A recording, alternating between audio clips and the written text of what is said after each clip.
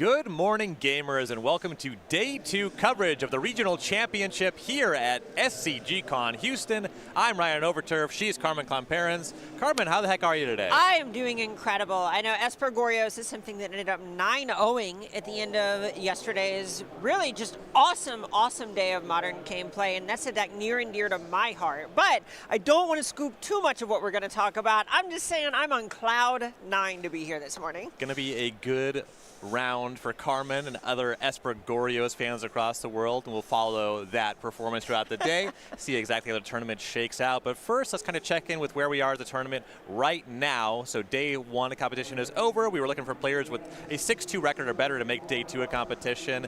Our standing slide here, it's a little scuffed. This is actually at round 8 standings. We're missing round 9. So these are going to be players that are all in day 2, but we know that Noe Leal Jr., Esper Goryos, as you said, that's going to be our sole undefeated player starting day 2 here. Right, and on the other side of things, it's actually going to be JT, who I believe is at 8-0-1 with Boros Energy. So it is going to be a little bit of a rematch, but Boros Energy had a pretty good day yesterday from what I hear. Yeah, Boros Energy being a deck that we talked about kind of going into previous big, large-scale modern events, certainly the Modern Pro Tour, feels kind of down and out. Right. It's something that in a lot of ways I kind of think a lot of players did a good job of adjusting to what we saw at the back half of last year, earlier parts of this year when it was kind of trying to hang with the Underworld Breach deck and putting up similar numbers. You had to have a plan in order to check this deck. And as the format has evolved, people have started thinking more about Mono Blue Belcher, about Esper Goryos, about Blink being the new kid on the block with Quantum Riddler. And that is a great time for the sort of all-in creature, small ball zoo little kid aggro deck to be strong again. Right. Yeah, creatures that just ask different questions. You have things that are way more efficient. The way you approach answering something like a turn 1 Guide of Souls is very different from how you approach interacting with Quantum Riddler, I think is what you're getting at. Right, exactly. And in a lot of ways, I think that's kind of one of the cool things about Modern, at least for me, and I think a bunch of the old heads who played really far back in the day when you had Splinter Twin and Birthing Pod and Affinity and Scape Shift and all these decks that operated on really different axes, asked you to have different kinds of sideboard cards. And honestly, in my case at least, I know I change deck to deck pretty frequently to just go, I think it's Affinity's weekend, I really want to be on that, or something to that effect. The format historically has a bunch of churn on a macro level that I really appreciate. Well, regarding churn in the format, let's go ahead and take a look at our Day 2 metagame breakdown, see exactly what archetypes are doing well, what the Day 2 conversions are. And at the top of the list here, the most represented deck in Day 2 here, 41 copies of Amulet Titan. I never thought I would see the day, not because it is too weak. Amulet Titan has remained tier 0 or 1 through an entire undying joke of metas, but it's something that I think people have been scared of putting the work into for a really long time. It's very complex. It's a very unique experience to play it in Magic, where I would say it's almost dredge levels of exists within the confines of Magic's rule set, but is playing a very atypical game. So developing the skills to actually pilot it this successfully is hard, and having enough people do that same thing means that it felt almost like impossible for it to be the #1 most played deck. A very good position for Amulet Titan this weekend. Those players doing very well in aggregate, 16.7% Day 2 conversion. Blink variants you were talking about, those are the second most represented deck in Day 2. There's going to be some color breakdown there. Blue-White X Blink variants. We're going to put them together because it's Solitude, Quantum Riddler. You can get into those differences, but a lot of Blink in the field. Is it Affinity? That's a deck to watch this weekend. That's one that kind of came a little short at the Pro Tour. Right, both the Blink variants and Is It Affinity are things that haven't settled on sort of a solved end state. Pinnacle Emissary is what's giving Is It Affinity new legs, weapons manufacturing as well, both out of Edge of Eternity's Quantum Riddler breathing new life in all of these Blink variants, which previously really leaned into cards like Overlord of the Baelmerk, now hanging their hat on Quantum Riddler, where we see 14 Esper, 13 Jeskai, and 6 Azorius versions, where people are kind of saying, do I want good mana, do I want to apply pressure, or do I want to go over the top and stay true to Overlord of the Baelmerk? Is it Prowess? Just under 10%. You love to see it out in the field. Very close conversion to Boros Energy, which we'll be watching this weekend, of course. You love to see it. Very, very divorcing your own ego from who loves to see that up there. Yeah, I assume everybody loves to see it. Who wouldn't? Who wouldn't? Why, I can't understand why you would not. Domain Zoo, your pick here, Esper Goryo's favorite deck of yours, as we've been talking about. Eldrazi Tron, that's one we got the opportunity to cover yesterday, one that I was not necessarily expecting, but we have 16 of those in day 2. Yeah, in a lot of ways. I think whenever the format is in a place where you can leverage Karn the Great Creator successfully, this is a deck that kind of just comes back as not being necessarily as all in or folding to Blood Moon in ways that the really committal Tron decks of the past did, and say, no, I'm happy to play a more normal 3-4 drop curve of Thought-Knot Seer, Glaring Fleshraker, etc. And Karn the Great Creator looked incredible yesterday. Yes, it certainly did. And here's two decks that are kind of interesting. We talked about going into the weekend, Mono Blue Belcher. It just won the Pro Tour, but there's a lot of tools to beat it in the field. I'm not surprised, though some players might be surprised to only see 6 copies in day 2. The one that stands out a little bit more, if you followed last weekend, only 12 copies of Broodscale. That seemed like a really well-positioned deck to me going into this weekend. Right, so that one's really interesting, where it did not do a ton at the Pro Tour. I think people wanted to lean into other kinds of more disruptive combo decks, but one of the beauties of Modern is whenever people aren't expecting something, that is when it can be the strongest, and it's no surprise to me to see it on this page. All right, so our matchup here, we are going to be watching our last undefeated player in the tournament. Noe Liel is going to be playing against JT, so this is Goryo's Vengeance, Esper Goryo's against Boros Energy. I'm sure this is a matchup that you've played plenty of times, so talk me through this. So a lot of what you're trying to do is more or less establish a large lifelinker and get through the early turns with some of your almost textbook at this point Solitude Ephemerate plays. This is something where just controlling the battlefield and what the actual ceiling of damage the Boros Energy deck can deal is what you want to be doing from the side of Esper Goryo's. There are some cards that are just able to completely solo your opponent. I think Goblin Bombardment is something that's really frightening. Sure, makes sense. Well, our players are ready, so let's find out exactly what these textures of draws are going to be. Are we making Atraxas, or are we making Goblin Bombardments? Let's find out. All right, welcome to day 2 of competition here at the Regional Championship in Houston, Texas. Our last remaining undefeated player, 9-0, Noe Liel Jr. on Esper Goryo's at the top of the screen, playing against JT on Boros Energy. And notably, Noe has a different build than the ones that we saw a lot last weekend, where we still see a copy of Gristlebrand in the main deck. We see a copy of Breeding Pool over Hedge Maze, when how big Surveil lands cannot be overstated are on the weekend. And it is a Surveil land on turn 1, Meticulous Archive for Noe. And sigh of relief on the Boros side, every time you play against a Goryo's deck, you're hoping, don't mill Atraxa. So far, so good. Noe keeps the card on top, and it's a turn 1 Ragavan for Jay. And, I mean, this is just sort of the chump check of Modern, right? In a lot of ways, we've seen a bunch of decks say, oh, I only need a couple of copies of Prismatic Ending early on. Otherwise, I hope to have this 3-card combo of Solitude, White Card, Ephemerate. Ragavan is really good at just saying, okay, well, you're not going to get a 2-for-1 with those here. Right. So we go to turn 2 for Noe. Floodistran going to crack that right away. Not uncommon for the first play from these Goryo's decks to happen on turn 2. Right, a lot of 2-drops in these decks. In general, you also see a bunch of multicolor cards because they're really good at being exiled to Solitude and Force of Negation, which I know is just in some ways reading the cards to people, but it does explain the card. Yeah, thank you.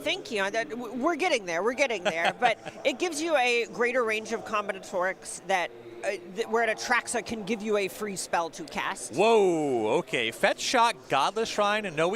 All Thoughtseize myself. Yes. Atraxa to the graveyard. You are dead. This is what it looks like. Here is the hand you will lose to. Leftovers, a second Atraxa, Force of Negation, Quantum Riddler, and Goryo's Vengeance, I do believe. Good belief. All right, here comes Ragavan. Jay has got some work to do here. Psychic Frog is milled, or exiled rather, excuse me. Here's a treasure token. Wow, if Jay were on the Mardu version, that would be castable.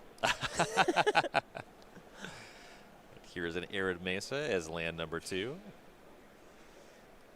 Psychic Frog, certainly a powerful turn-over-turn kind of value card. Same with Regavan. Both of them fall a bit shy of Atraxa's output, I would say. Yeah, that's one where I'm not a doctor, a mathematician, any of those things. 7/7 bigger than 2/1.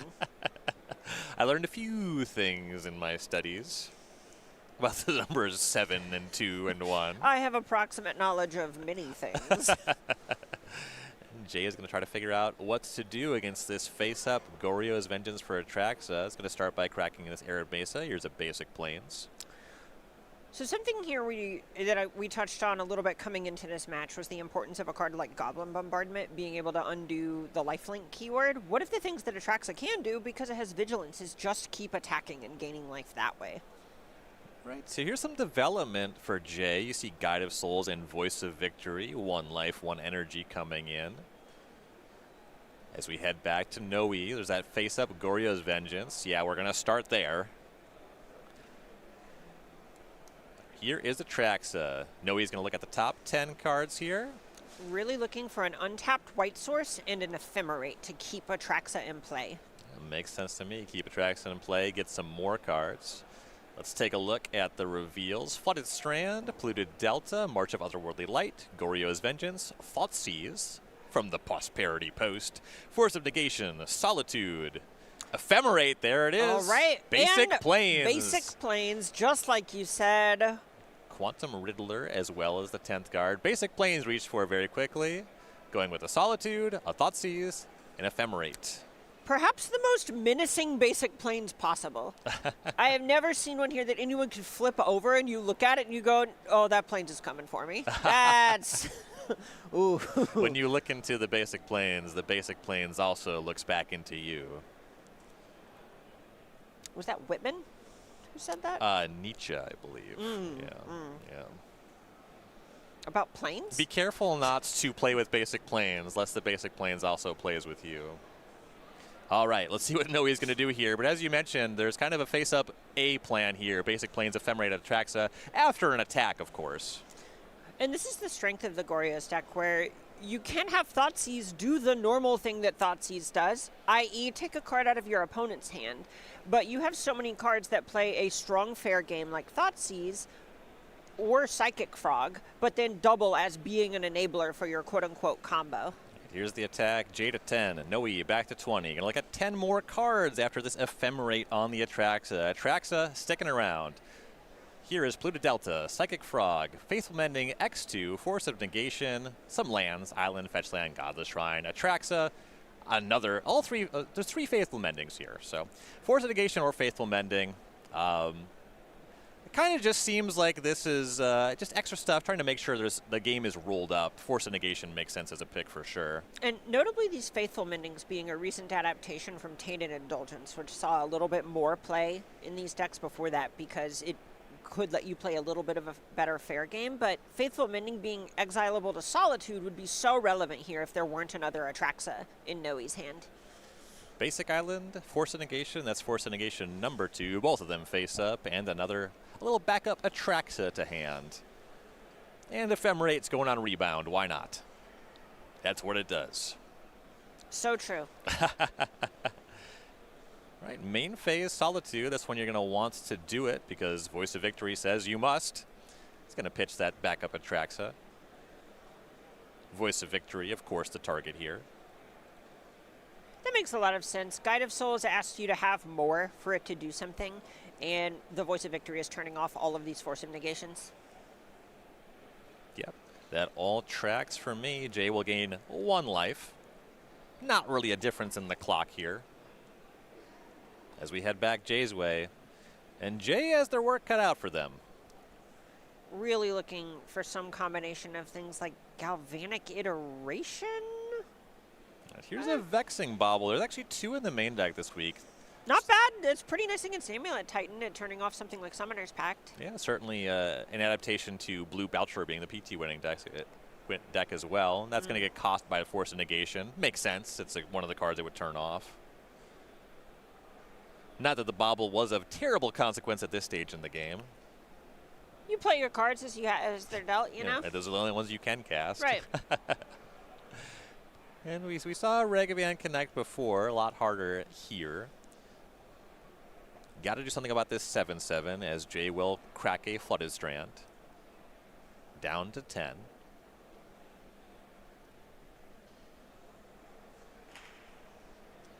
Basic planes, a lot more peaceful planes on Jay's side of the battlefield. One of the best arts for planes ever, right? The Avon, which set was that originally? Was that Onslaught? Yeah, it's Odyssey. Yeah, Odyssey or Onslaught. I'm hearing Odyssey from Jeremy Knoll, man in the chair. I must defer to Jeremy. That is my career, actually. So yeah, All right, a Johnny shows up, Nikadal Pariah. That's going to bring a cat token, 2 life, and 2 energy, but no good attacks as we go back to Nui. Not even interested in trying to close the game. Yeah, let's go ahead and rebound this Ephemerate. Let's look at 10 more cards with our Atraxa. and so much of this is basically there isn't an onus of pressure on Noe yet.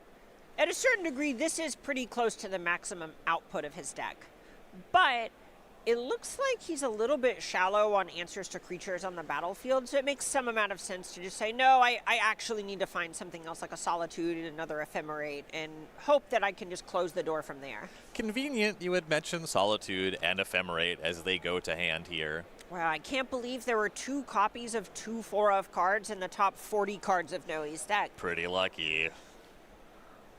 Yeah, this is business as usual for Noe. You have to imagine a lot of his games have looked like this as he's sitting at 9-0, the lone undefeated player in the field. And now, a draw for turn. 10 cards in hand. That's it. Not a big deal. I can't help but feel envious seeing a hand that large. And here's a Swamp and Thoughtseize. Take a look at what Jay is still holding. I believe that's Ocelot, Pride, and Goblin Bombardment? Yes.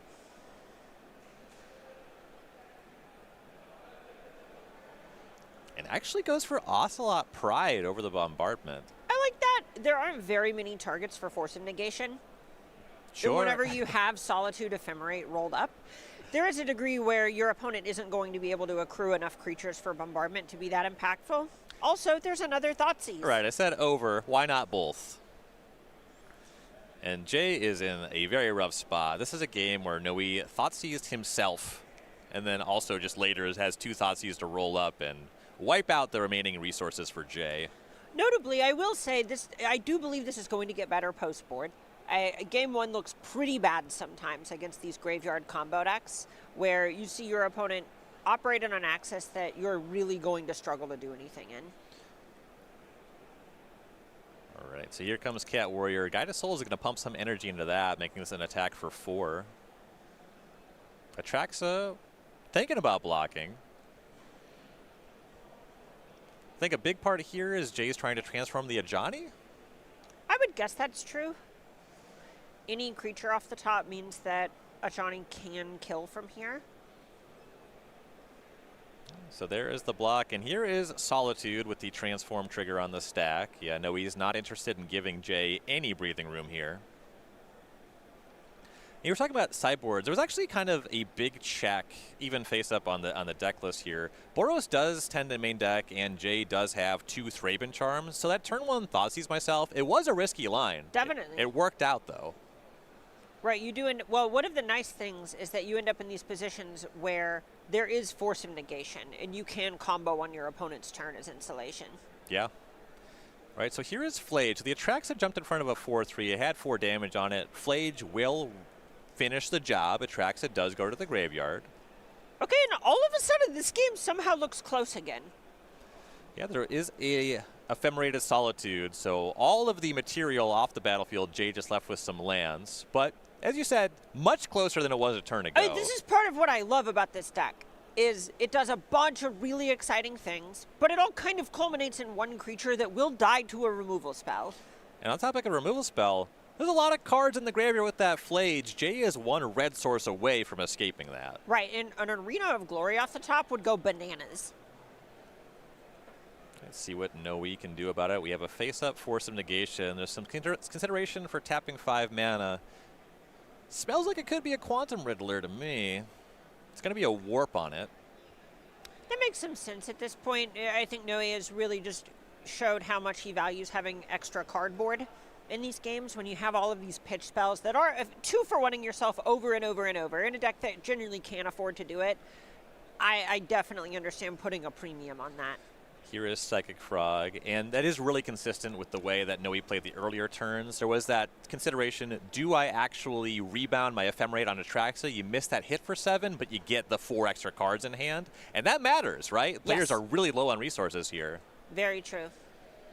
All right, we head back to Jay. Now facing down Psychic Frog, Solitude, and a Quantum Riddler waiting in the wings. Face up Force of Negation as well. There have been so many fireworks for the life totals this game to be 23-19. That's pretty outrageous, yeah. But as you've been saying, the games are about cards in hand. They are about position on the battlefield. The life totals will dwindle down once the dust settles there. Here is a fetch of Polluted Delta for Noe, down to 22. I guess we're going to see him go down to 20 here.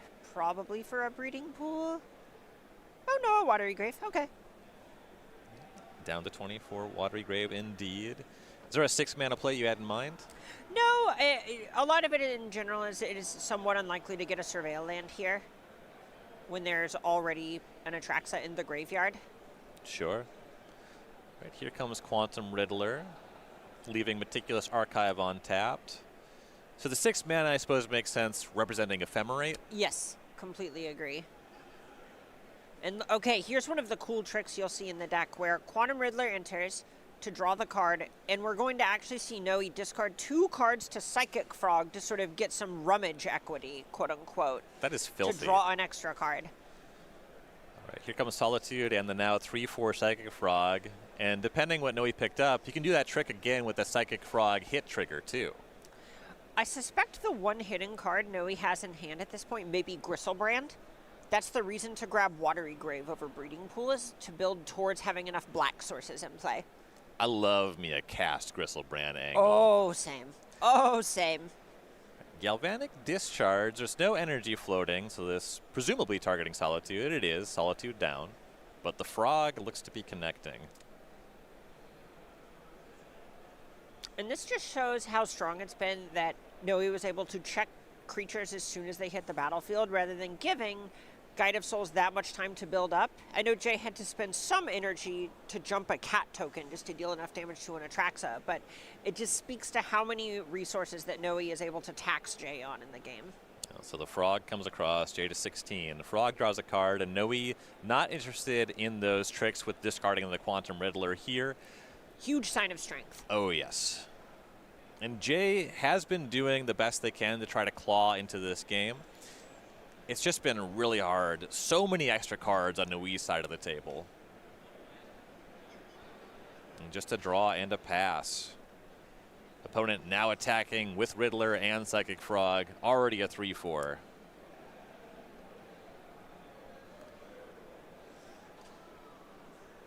Right, Noe's going to discard a land.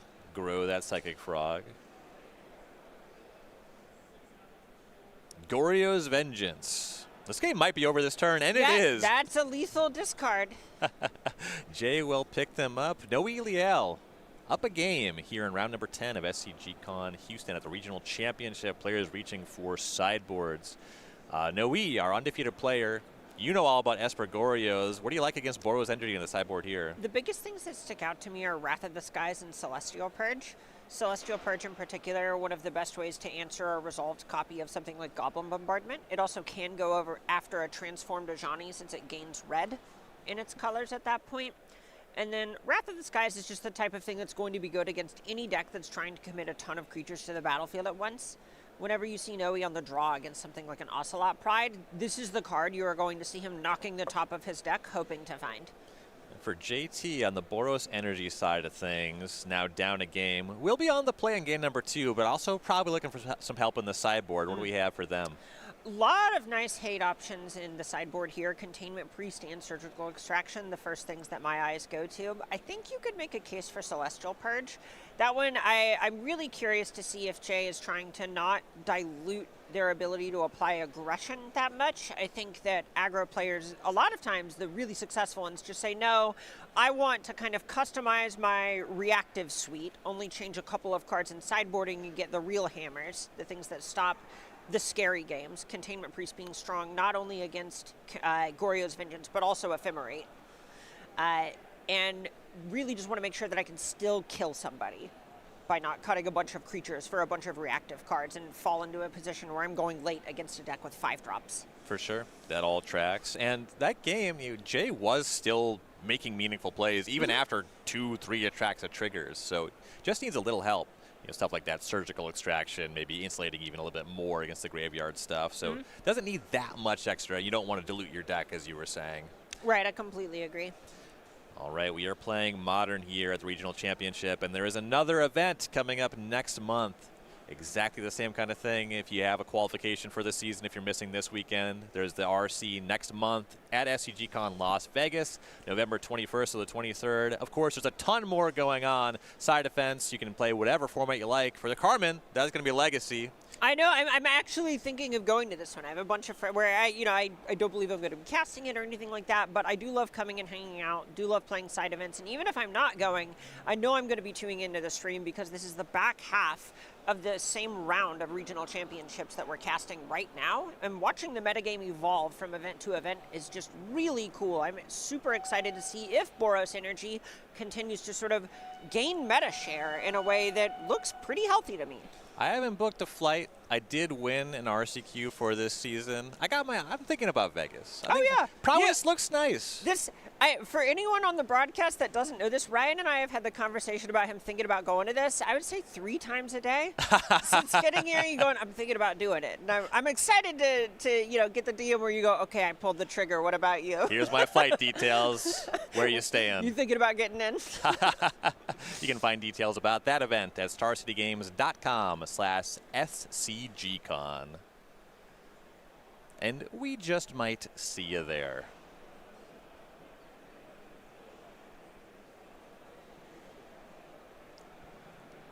Players taking some time to review the deck lists. You get to do this at these open deck list tournaments at the beginning of the round and between games. Oh, and to show a bit of humility, Jeremy mentioned, a little bit after we were talking about that Plains admiring the Avon art, that was Invasion. Invasion Plains in JT's deck, great choice. I think that's that they have the Dominaria remastered ones, but I just love how clean that art looks. It's aged magnificently. Yes. I didn't appreciate a lot of them at the time in the 2000s, but all of the blocks, Invasion, Odyssey, Onslaught, just those older frame, the foils, where it's just the border with the shooting star. If you have a copy that's still in good condition, the borders can wear, but if you took care of your cards, just a near mint copy of those lands, beautiful. The art just pops. That's something I really admire about the retro frame. I know I'm one of the sickos who really cares a lot about about which copies of cards they play with. I love the expressive element that Magic offers, and retro frame in particular just kind of says, hey, look at this art box. Yes. This is sick.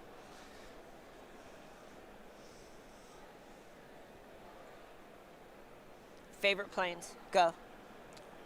So we're talking about like Orbolder foils, of course. Or whatever you want. Well, I know you're a Grixis guy, but you have to like some planes. Well, I can't help but think about the Lightning Bolt planes from Odyssey. Ooh. That is an immaculate foil. You said Lightning, and my brain immediately thought of, I think it was the Mirage one. Is it Mirage where it has the storm cloud in the background? Mirage has a couple great options. The one that comes to mind for me there is the Zebra planes. Oh, gorgeous. Gorgeous. But also, when it comes to competitive tournaments, I try to play as many unhinged basics as I can. If I have all unhinged, that's usually my go-to for all 5 basic lands. You are what you play. Yes. It's kind of reciprocal. It goes both directions. Yeah, no, for sure. It's a sort of chicken and egg situation. What's your pick? Favorite planes? Favorite planes? That's actually a tough one. I'll say one of the cards that got me to fall in love with Magic, truly, was the Needle planes from Mirrodin. That was just one that I remember. I'm not going to say my age, not quite a teenager yet. Maybe a teenager, something in that space. I just remember like laying on the floor in my room, just like with a foil one, just kind of watching the light hit it in different ways. It was like, I didn't know a trading card could look this cool. I was a huge fan of the artifact lands from Ritual Mirrodin. Oh. So those kind of stole Avons. the show. Those stole the show for me Yeah. for lands in that set. All right, it looks like Jay's happy with their opening 7. Neil going to 6. I think we're going to see this game slow down a little bit as players kind of tune the reactive cards that they have. And Jay, certainly someone who knows how to play against a sweeper, making an 8-0 run in this type of field. Certainly. I would have to imagine on the Esper Goryo side of things, you're priced into mulliganing more in the average game. Just in terms of a functional hand, you can get flooded on Atraxas, flooded on Goryo's Vengeance. And for the Boros Energy side of things, or anybody playing against Goryos in the sideboard games, there's kind of a high bar for what you can keep. You want either kind of your best aggressive draws and or some actual disruption. So an opponent keeping on 7 on the play is probably kind of scary on Nui's side of things. I actually also really like Jay having Containment Priest. That is a really hard card to play against right now, as people are opting for cards like Prismatic Ending, which are really versatile, but also playing at sorcery speed. That kind of implies that Containment Priest is always going to get its man at least once, which can be devastating. Yeah, that makes sense. It is turn 1 Sacred Foundry for Vexing Bauble, so a hate piece of sorts. Turn 2 is going to be Guide of Souls and Ocelot Pride. Gain a life, make an energy. Bread and butter. This is what this deck wants to do every single game. All right. Can I get a cat token is the question. Nui's going to crack Polluted Delta here. Looking like it's going to be for a Surveil land. It often is. Nothing like Fatal Push in the deck list to check the Ocelot Pride in main phase 2 or anything like that. And because of this Vexing Bauble, Solitude not on the menu. Right.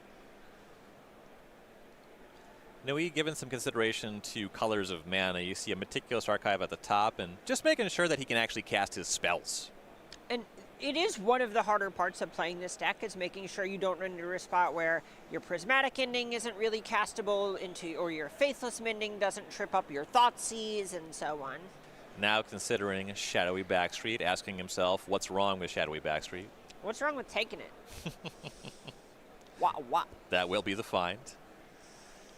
Quick shuffle before a Surveil.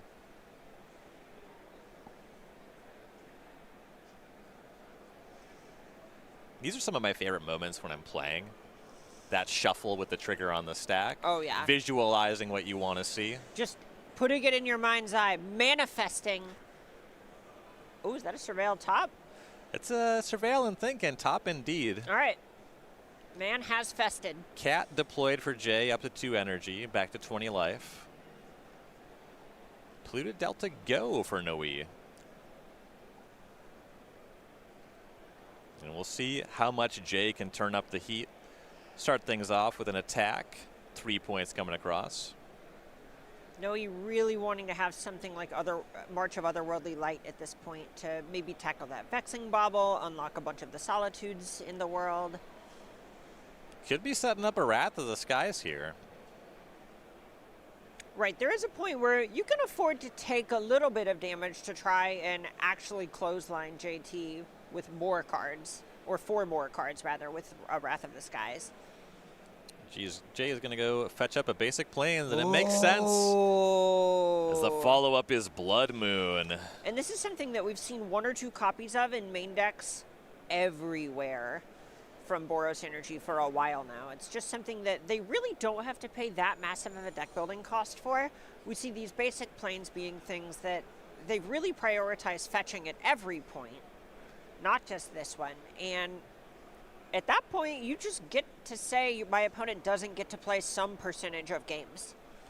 And the combination with the Vexing Bauble, it turns out some things that Nui would normally be able to do. Now, so much of the mana is just not going to work. Solitude would be countered if it was pitch cast. Pretty tough for Nui if that Blood Moon's on the battlefield.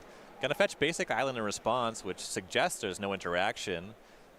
It's going to be Faithful Mending, a desperation Faithful Mending, but you can't even force a negation through the bobble. Ooh, yeah, this is the point where I think we're going to see Noe hoping to find basic planes and prismatic ending, which is a pretty tall order. Yes. And in game one, this is an Esper deck. I remember you were talking about the potential to fetch a Breeding Pool, which is another 4th color of lands, so really high density of non-basic lands in the Esper deck. Pretty tough to slog through a Blood Moon. None of those colors are red. All right, so a cat's going to show up for Jay. 3rd energy off of the Guide of Souls. Noe has his work cut out for him here. Yeah, Jay is in the driver's seat. Right, Noe draws for turn. Basic Plains. Oh! Okay. Prismatic Ending. Okay, that was step 1. We play on. All right, so even though Shadowy Backstreet can't tap for black, it now has to tap for red, which is just what Noe ordered. But Jay has a lot of damage coming across now and hasn't really had to commit more in the way of threats to the table. Right, so Blood Moon down, but here comes the squad. Guide of Souls now ready to pump up that Ocelot Pride, so 3, 4, 5, 6 damage. Jay just needs one more permanent to have the City's Blessing as well. Counting the cat that is presumably coming at the end step. Right, right. Not very far off of being able to deal lethal damage. So all the cats and the guide connect. Players confirming life totals. They seem to believe Noe going to 9 here. That's not much more than 6. No, absolutely not. Jay currently with 8 permanents, 1 cat. So any additional permanent would get the City's Blessing this turn. Land drop would be wonderful here. So the big thing is that Jay doesn't want to cast another creature into something like Wrath of the Skies, now that Wrath of the Skies is online. Previously, because there aren't other energy outputs, Noe actually has to pay for the X portion of Wrath of the Skies the old-fashioned way. So there hasn't been a window for that to really get much more than a cat token just yet this game. So now that Jay knows the floodgates for that are open, you really don't want to cast, say, a Ragavan or something onto the battlefield. Players reconfirming life totals. Noe actually at 11, which is the number that I had thought. So that makes sense to me. And as you were saying, Jay not really interested in committing more into a Wrath of the Skies. Just going to pass here, make some cats. Well, 1 cat. We're shy of the City's Blessing. And energy is where that die is going. 9 permanents. Energy counter, not counting. And here is Wrath of the Skies for Noe. X equals 1. Whoa, what's okay, Vexing Bauble crack. And that makes sense just so you get the card. Yep. And then the Wrath of the Skies will sweep up everything else. Yep, very true.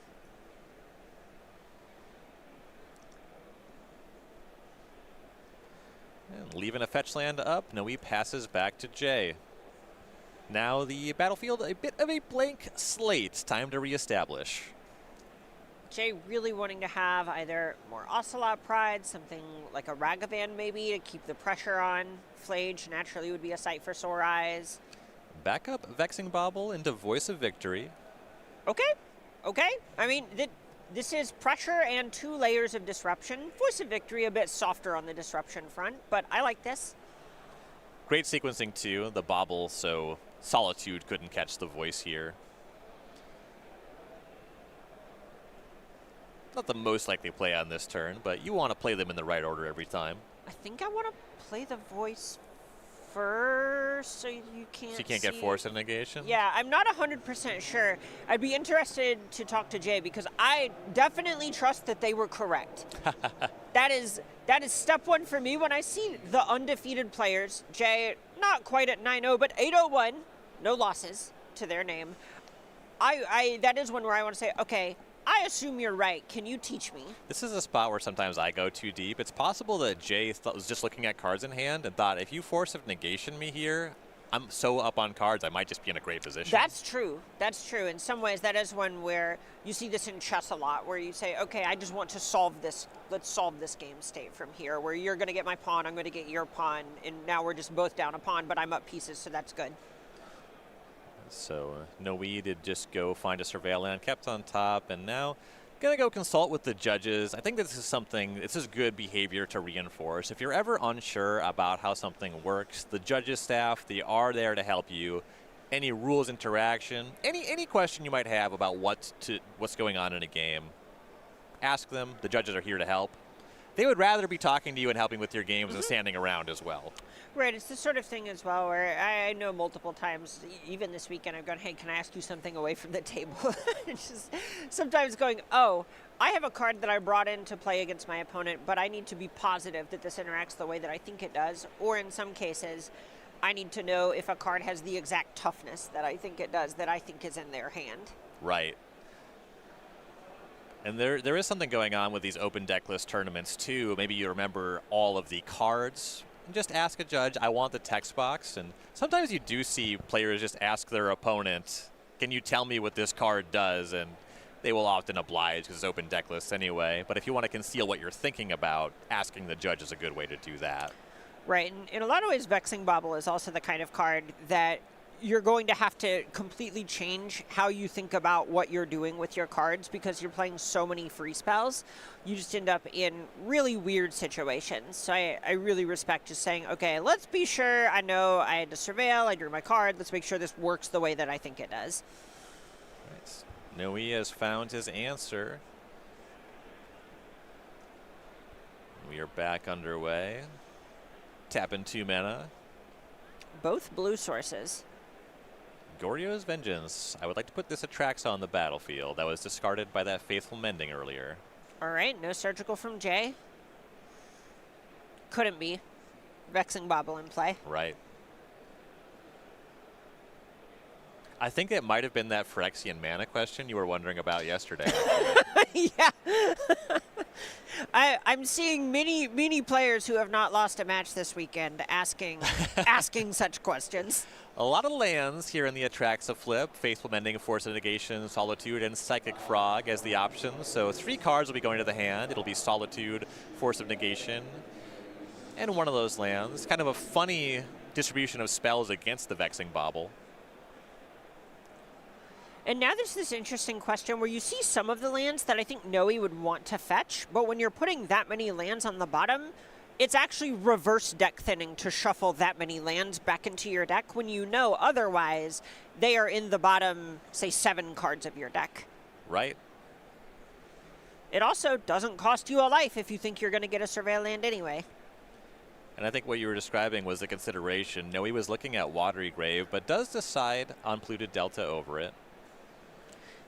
I suspect it's because he might want to grab either Meticulous Archive or Breeding Pool. Yeah, just not blue and black mana. Right, exactly. All right, Atraxa does attack. Noe's back to 17, Jay down to 18.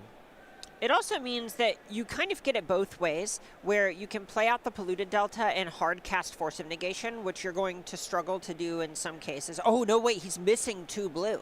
Yeah, the tap of the double blue sources, as you called. That will not be an option this turn. I have to imagine Noe was expecting / hoping / manifesting an Ephemerate from that Atraxa trigger. Right, of course, of course. Oh, no.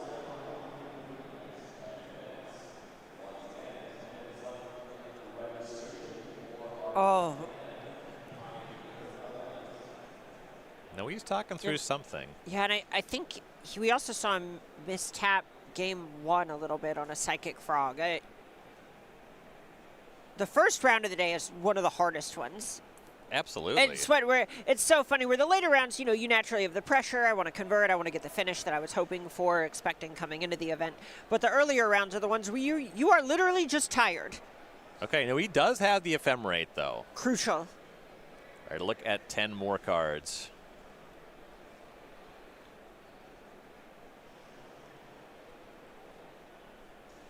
Won't be able to rebound that one through the Vexing Bauble, but does get this Atraxa look here. See a couple fetch lands, Goryo's Vengeance, 2 Quantum Riddlers, Psychic Frog, a 3rd Quantum Riddler, a 2nd Psychic Frog, a Hallowed Fountain. So Goryo's Vengeance, that's easy. That's the lone instant. That's going to hand. Quantum Riddler versus Psychic Frog. That one's kind of a close one. I do like the Riddler, I think.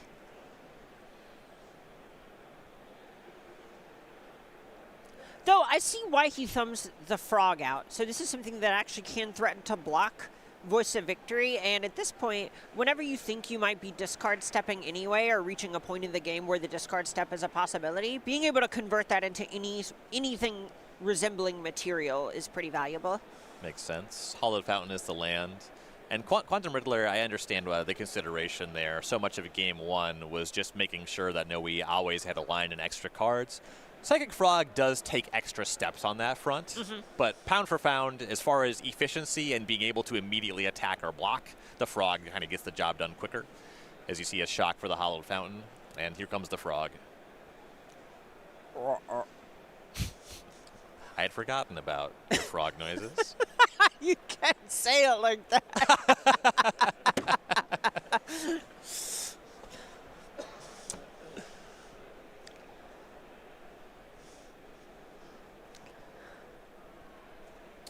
Okay, now he goes for a pitch cast on Solitude because Voice of Victory is in play. Couldn't do it on the opponent's turn. A little vexing bobble check.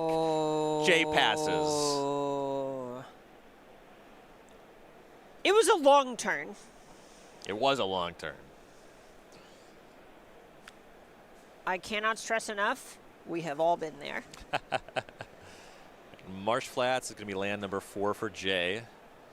Voice of Victory does not have particularly good attacks into Psychic Frog or Atraxa. Right. Part of the nice thing about developing Psychic Frog is if it turned out that Jay brought in something like Celestial Purge, that this voice is not clear for takeoff. There's Celestial Purge. There goes Atraxa. Here's an Ocelot Pride. The Frog does remain as a problem. Yeah, my intuition is Jay doesn't want to trade this Voice of Victory for a Force of Negation and a Polluted Delta to put 2 counters on Psychic Frog. Frog also can just block and take 2 if it turns out that Noe wants to keep his cards. And I'm really liking the Psychic Frog take over the Quantum Riddler on the previous turn, the way that played out with the Atraxa answered. Now Noe just immediately does have this creature on the battlefield. Yes. So Noe draws. Here's that Polluted Delta that was picked up last turn. We're starting to see Noe approach the phase of the game where he can just start hard casting Atraxa. Can also still cheat, as here's Goryo's Vengeance. Cheat in the not cheat in the fair playing Magic sense of the word. Ooh, is that Gristlebrand? Sure looks like it. All right, and it looks like Jay has seen enough. Hand across the table. Noe advances to 10 wins, 0 losses. Whew. Whew. Great stuff for Noeliel Jr. continuing that undefeated run here at the regional championship at SCG Con Houston. A deck you're a fan of. I know you're more into the Atraxa side. For me, I don't play Gristlebrand. I play against it, but it does warm my heart to still see that being part of a format so many years later. I have a lot of great memories playing against Gristlebrand. No, I think Gristlebrand is really cool. It's really exciting, very high tension. The games that it's a part of have a ton of drama. Yes. Right? Lots of huge life swings, lots of cards being drawn. Something I really appreciate about this version of Goryo's Vengeance that is a bit different than the old sort of all-in combo Nourishing Shoal, Fury of the Horde ones we saw in the past, is that it does actually plan to pass the turn more often, which, you know, not to get too game designer hat on about things. It's hard for me to not geek out a little bit about a combo deck where you just go, I'm gonna make a big, dare I say, doofus and draw 4 cards, and I think that's better than anything you can do. I think that is a lot of fun, and that has its own sort of tension to just go, okay, we're playing more game from here. Game 1 was emblematic of that. The reason I'm less about that is because drawing 4 extra cards usually is good enough to beat me. So I would rather they just actually had the combo. Anyway, good stuff for Noeliel Jr. Best of luck continuing the tournament here. And we have some more Magic to bring you here in round number 10. We have a match already in progress. Let's go ahead and jump down. We have Jesse Hampton playing Jeskai Blink against Daniel Miller on Mono Green Brood Scale. Jesse Hampton, absolute killer. Very strong Magic player. And we're coming in here. We'll get an update on the match score. It's going to be Dan Miller on Mono Green Brood Scale on the top of the screen. We have the wrong Deck and player name, we'll get that corrected. Jesse Hampton on the bottom on Jeskai Blink. Ah, I've been given the wrong deck list. That's our problem. Those look like Amulet cards, don't they? You can tell because they're full art ultimate frames and no Amulet player plays with anything else. All right.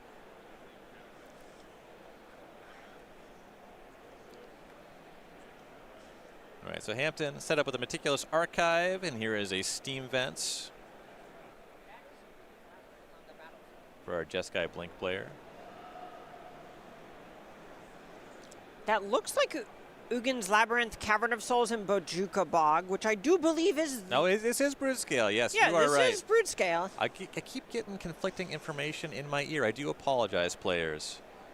So here, we're actually going to bring things back to the booth. We got to get this correct. We want to actually display the right names, get the right deck list for the players, both for you, the viewers at home, and we want to be respectful of our players, make sure that we have things displayed correctly. And it was post-board, and I'm seeing Bojuka Bog in Miller's sideboard, which does make some sense to me. Looking over the sideboard a little bit, I would guess that's a response to Flage in particular, where that is something where it is just a land drop a bunch of the time, and whenever you do have cards like Sowing Mycospawn in your deck, just kind of expanding the range of cards that it's going to be able to grab is the type of thing that, as games slow down, as you get into more reactive sideboard situations, is something that you need to be able to do when you're playing at this level. And that's what I was looking for. That's a really good call there. Bojuka Bog is a fine piece of graveyard hate. It makes sense when you're in an Urza Saga deck to reach for things like Tormod's Crypt, Nihil Spellbomb. I'm used to seeing crop rotation for Bojuka Bog in Legacy. Of course, I know you like to see the Legacy cards. So what's going to tutor for that? Sowing Mycospawn. And the games can go long enough where that comes up. Yeah, and a lot of times the mono-green Brood Scale deck is a flavor of Eldrazi that is trying to use Ugin's Labyrinth to actually cast smaller creatures, which sounds a little bit weird, but Modern is kind of defined by a lot of 1 and 2 mana spells in a bunch of ways. This deck instead is saying, no, I want to be able to hang and play 3s and 4s on time. So we're seeing Glaring Fleshraker and cards like that. It's also just quite nice with Basking Brood Scale itself, of course. But whenever your Mycospawn doesn't need to be getting you up to the stratosphere of 7, 8, 9, 10 mana, you are able to just say, okay, instead of getting something like an Eldrazi Temple and having a bunch of mana, I can instead have that card invest in utility. So this is something that actually jumps out at me on the deck list. We see a number of different builds of the Brood Scale combo deck, different color combinations, different A plans, well, same A plan, different B plans, C plans. Of course. Big Eldrazi here, the Sowing Mycospawn, Devourer of Destiny. Pretty common to see Emrakul the Promised End at the high end just because you so naturally get card types in the graveyard. What's interesting to me is that there's only 3 copies of Blade of the Blood Chief in this AB combo deck. Trimming that to really lean into the games where you won't be able to combo. Yeah, I think something that we saw a lot of at Spotlight Secret Lair earlier in this year was just how good the Brood Scale deck is able to just kind of threaten this plan and then to say, oh no, you're actually dead to Glaring Fleshraker the whole time. Like, sorry, you held up too much mana, almost Splinter Twin style. You get to kind of force them into this winning a false tempo game where they have to play something reactive the whole time because they either see the Brood Scale or they just see a Blade of the Blood Chief on the table. It's not very good in multiples, so I understand trimming a little bit. But pound for pound, all of the Eldrazi creatures, Devourer of Destiny, Glaring Fleshraker, Sowing Mycospawn, Emrakul the Promised End, very high impact cards that can just deal 20 points on their own fairly reliably. Yes, and this is one when we're looking at the metagame breakdown. We have the different flavors of Brood Scale. We have a split because they do play meaningfully differently. Mono Green Brood Scale, Gruul Brood Scale. We did see Gruul Brood Scale was the deck that did win the Spotlight in Indianapolis earlier this year. So we see these different flavors and the decks approach games in different ways. And this is a deck that I think once you group together the different flavors, is actually about what I expect this weekend. You see the Brood Scale there, 12 combined copies. This is a deck that I'm expecting to see make a deep run in the tournament. Yeah, completely agree. This is something that I think does a really good job of towing the line between being a deck that can play something pretty fair and also does threaten this sort of combo kill very early in the game. And there is a completely even split between 6 mono green and 6 Gruul Eldrazi players among these people. And we also sometimes see online out this weekend Golgari. There's a lot to explore in this deck here, so I'm interested to see which version outperforms as we progress through day 2 as well. Right, as someone who has spent, I would say, a lot of time on Magic Online being a Yawgmoth girly, it's something where you kind of see her go in and out of a lot of the Brood-scale decks, Yawgmoth the card, that is. But looking a little bit further down our graphic, Birthing Ritual is something that has kind of adopted the 2 or 3 color creature combo mantra. Yeah, it's really interesting as well that those are just completely different archetypes. You have creature combo deck, and a lot of it has to do with the way that you are priced into constructing your brood scale deck. A big part of the strength is that customizability, but of course you're going to play Urza's Saga. It finds one of your combo pieces. It naturally makes sense to supplement with more of an Eldrazi plan, just because you already have an Eldrazi to start things off. Urza's Saga also naturally plays really well with Emrakul. And then with the Birthing Ritual deck, you get a lot more free reign to play all kinds of weirdo creatures to go and drum up with your Court of Calling and your Birthing Ritual. Right, and we were perusing the deck list going into this round. There are some that are even just doing a fair thing. I saw people playing the Fibblethip from War of the Spark, where you just put it in, you draw 2 of them. That text matters. It has Coiling Oracle in 2025, the year of our Lord. A veritable Quantum Riddler. One of the most all-timer cards to ever be an all-timer. Coiling Oracle is so cool. Masterpiece. I try not to play it lest I be disappointed, but it's so cool. Hey, it doesn't trigger Orcish Bowmasters. It dies to it, but it doesn't trigger it, you know? I dream of hitting the bounce land with the Oracle every time. Ooh. Better times. Yes. But a lot of the decks that are actually playing Birthing Ritual are playing a combo, with a lot of them even leaning into being a little bit of a Yawgmoth deck that can threaten that sort of combo, but then also have something that's just like a recursive beatdown playing with cards like Young Wolf, like Cauldron Familiar, Carrion Feeder, Be Still My Beating Heart. That was my first FNM promo. Wow, okay. That's a sick one. Oh, it looked so cool. I didn't know what FNM even meant.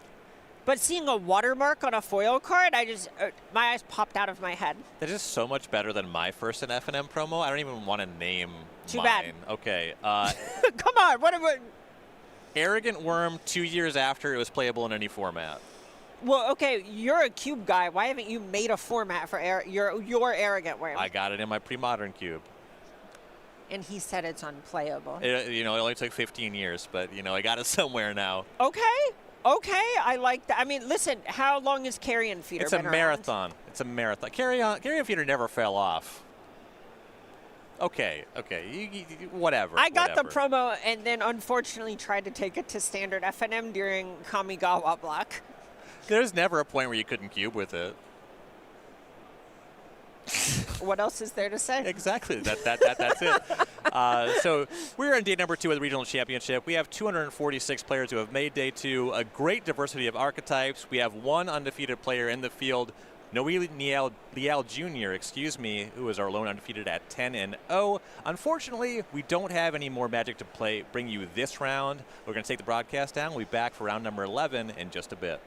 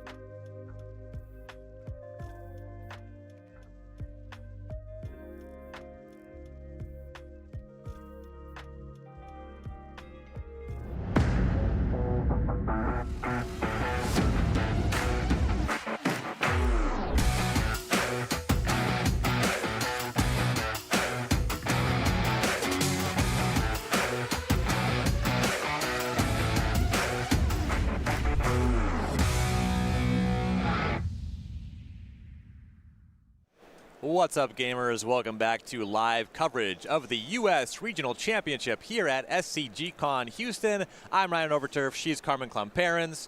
We just watched a deck that you're certainly a fan of, maybe a player that you're becoming a fan of. Noe Liel Jr. on Esper Goryos, advancing, continuing to be our sole undefeated player in this tournament. Not losing any matches yet. Making Atraxa look great, closing it out with Gristlebrand. Be still my beating heart. Definitely some powerful stuff there. A 2-0 win over Boros Energy in round number 10. Let's check in with our standings, see how everybody else is doing. There you go. That clean 10-0, sole possession of first place for Noe Liel Jr. Gage Hergart. Is it Prowess at 9-1? Is it Prowess in the house tonight? It is. both of our favorite decks, top of the standings. You know we're going to have a great lunch break. Yes. But look at this, Ruby Storm in 4th place. Ooh. That's one that's kind of fallen off a little bit lately, but as the format trends towards more, I'll say, dedicated combo, this is the type of deck that can really shine. I'm a little bit worried about how it's going to fare in a sea of things with main deck consigned to memory, but 9-1, really saying that there's more to play to this than one might think. There's a lot of what's happening in Modern is decks with an outside shot of turn 3 wins, and you mentioned Disruption for that kind of thing. Ruby Storm has an outside shot of turn 2 wins. Yeah, no, you're totally right. A lot of consistency on turn 3. Well, I say consistency, there's all those bottling draws, and it feels consistent, I guess. It wins 90% of its matches. Yeah, 9-1. Yeah, right there. So far, so good there. A good diversity of decks here, continuing late into the tournament. Gruul Broodescale, Jeskai Blink, plenty of Amulet Titan. We're going to be watching some of that this round, but something that's a little more obscure. We'll get to that, though. Let's check in with more players. We have 2 slides of standings here. Bunch of players at 8-2, very much still in top 8 contention. Kamari Bulger, who will be watching this round, so I was getting at Simic Birthing Ritual. Ooh, really excited to look at this one. I'm hearing that we're going to have deck lists up here in a second. So let's go a little bit further down the standings. We also have Abzan Birthing Ritual, which is a bit different. Simic Birthing Ritual, fair game, lots of creatures that put you up a card, some counter magic. Abzan Birthing Ritual, kind of this weekend's version of deck that's taking on the creature combat with mediocre creature beatdown combo backup plan. I'm really, really excited to see this deck doing well. Yeah, Birthing Ritual, definitely one that was not on my radar coming into the weekend, but some well-positioned players in the field to be sure. Ryan Brozovic, an Is It Prowess player we watched yesterday, holding strong at 8-2 with some rounds left to play, but certainly some shots there. Domain Zoo in the spread, a little bit of mono blue Boucher, Jackson Knorr holding on at 8-2. And Knorr is someone that we've actually covered on the regional championship circuit, making deep runs before. Extremely unsurprised to see them being successful on the deck. Yeah, certainly makes sense. And so for our round, Kamari Bulger, this Simic Birthing Ritual deck. This is something you're really excited about. Fibblethip. Fibblethip the lot. Like, come on, how can you not think that is cool? When I said you're excited, I didn't mean I'm not. But like, kind of what I was getting from that is like, it wasn't like a Royal you were excited. It's just like you are excited. Only Carmen is going to care about this one. No, I think there's a lot of cool stuff going on in the deck list. Let's take a look at Kamari Bulger's deck, see what else is going on here with the Fibblethip package. Love these graphics. So a card I'm actually excited about. 2 main deck Harbinger of the Seas. Those are going to matter here. We'll talk about the matchup in a bit, but some other good tools.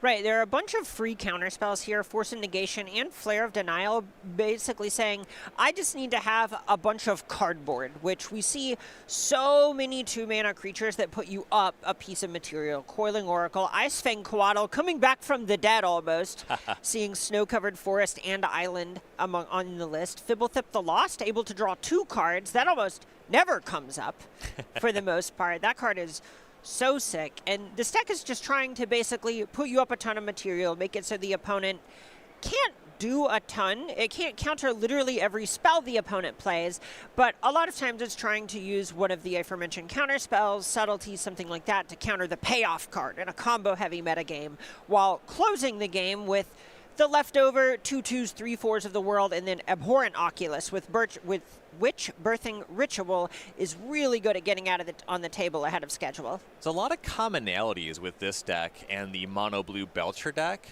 Free blue counter spells, a big difference here. This is not so much a combo deck. This deck is trying to establish an engine, and that kind of pivot makes sense. You know, I'm speaking, I don't know what Kamari Bolger was playing 2 weeks ago, but if you're approaching the modern format and you want these free counter spells, Flare Denial, Force of Negation, but you don't want anybody with a target on your deck, yes, this makes sense as a good list to facilitate that interactive package. Yep, I completely agree with you. But moving on to the next deck, we're going to have the most represented deck in Day 2, Amulet Titan. You had mentioned being excited about the Harbinger of the Seas coming into the match. Walk me through it. Yeah, so there's a lot of non-basic lands here. I would love it if they were all turned into islands. Of course, Matt McCullough is trying to make 6 mana as quickly as possible, or some Amulet of Vigor, 4-land, Scape Shift, go find my Lotus Field, go crazy, loof my Aftermath Analyst package. Actually, 2 copies of the Analyst here. We often only see 1. And I love that Harbinger of the Seas, unlike Blood Moon, isn't something you can tag with Boseiju, which normally Amulet is able to do fairly reliably, but there's only 1 copy of Otawara, so I'm excited to see how this plays out.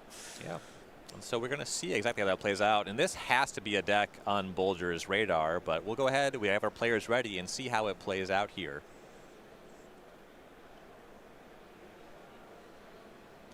If you're just joining us, welcome here to round number 11 on Day 2 of the U.S. Regional Championship at SCG Con Houston. Players are underway. We have Kamari Bolger at the top of the screen playing Simic Bruthscale and hitting off of Coiling Oracle.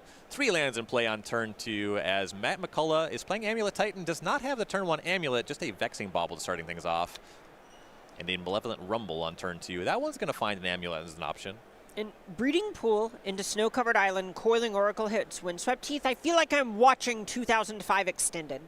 This is clean living. Holy. McCullough will pick up that Amulet, make an Eldrazi spawn off of the Rumble.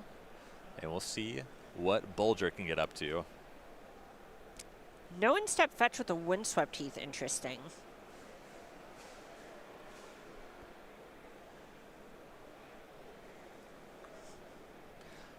I imagine it's the kind of thing where sometimes you want to hold on to a fetch land as long as possible in case you draw or find Harbinger of the Seas. Maybe you want to dual land, but you'd find a forest if it was going to be an island. Yeah, right. That's when my intuition was to say, oh, Hedge Maze is probably the get here. But no, you're totally right. You find Harbinger of the Seas. You do need green to function.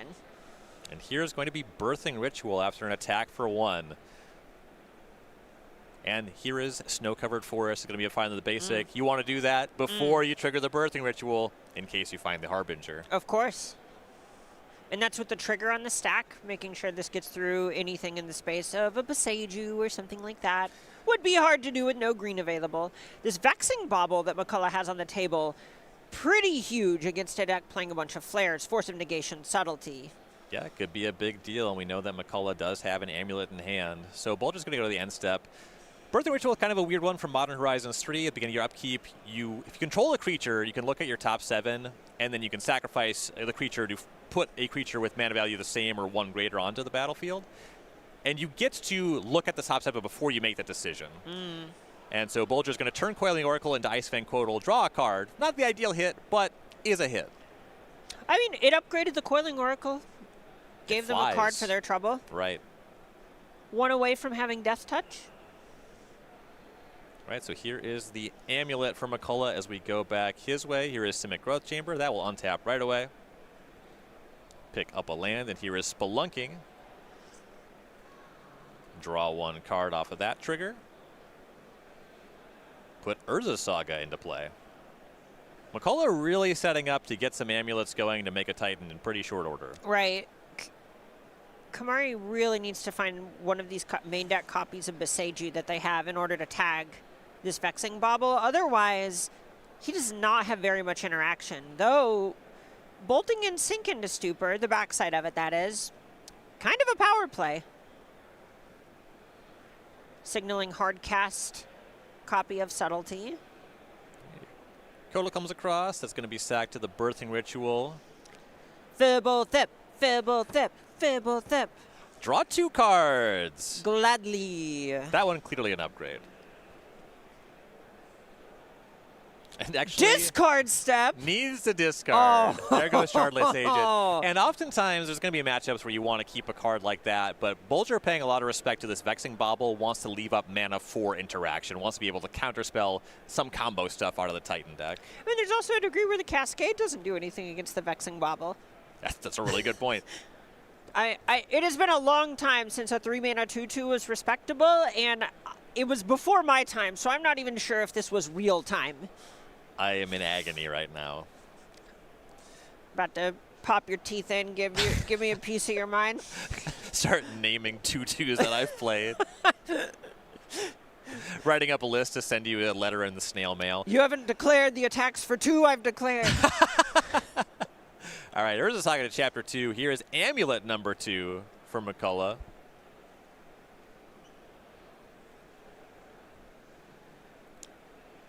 I believe is that Echoing Deeps is the land? On a forest, yes. That'll untap. Nowhere to go with the mana just yet. But tons of mana at the ready, representing a potentially very explosive next turn. So we see Bolger flash in an Ice Fang Quotal at the end step. Snake. Draw 1 card and draw for turn. I love Ice Fang Quaddle, man. This is just such a fun card. I don't know. It's rad. Here's an attack for 2. A lot of work to do on the life total. What do you mean 21? Let's call it 19. No. All right, so Bolger would like to trigger that Birthing Ritual, but a Beseiju is going to take care of that.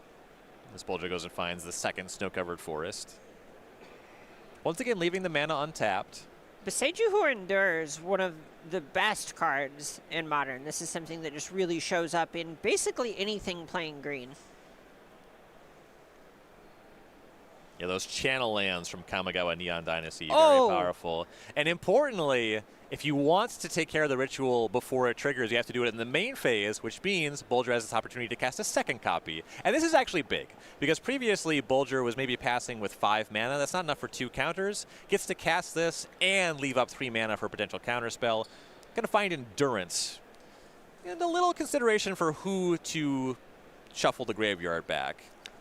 I like targeting the opponent here. Whenever your opponent is doing something like Aftermath Analyst or shifting Woodland Loops, actually taking a bunch of things like artifacts that might be hard to otherwise get into the graveyard makes a lot of sense to me. Yeah, Bolger agrees, as McCullough's graveyard is going to be put on the bottom. I think there is some amount of temptation to say, well, I don't want to give them their Besejus back, but they're doing more for McCullough in the graveyard than on the bottom of the library. Yeah, with this Aftermath Analyst package, that makes sense. As McCullough draws, Urza Saga to Chapter 3. Going to give this one a think. Decides to float a colorless. With that many artifacts already in play, I do think there is some consideration to creating a construct just to stand in front of Endurance.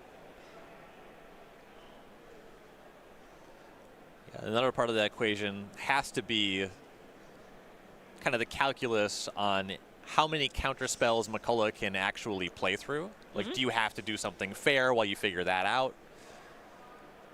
And something I appreciate is that we see Bolger not immediately prioritizing going after this Bauble and just saying, no, all of those free counter spells I have do have normal mana costs. I can play a flash game. This has been really cool to watch. So I know I'm a creature deck, but it's almost like Simic Flash with this low opportunity cost engine piece. Yeah, definitely. Little card for card, draw 1 extra card at a time value, sometimes 2, sculpt the hand, find some counter spells, try to keep your opponent off plan, and McCullough is going to give this one a think. This is something you're going to see from a lot of Amulet Titan players. You have to really consider what lands you're going to find when you start going off on these multiple Amulet turns. Your output is so high, but the wrinkle here, I have to imagine McCullough is actually thinking about what happens when my first spell gets canceled. All right, well, 3, 4. We know there's 1 mana in the pool from that Urza Saga from earlier, so 5. You can see 5 fingers on the table. Scape Shift with 1 floating.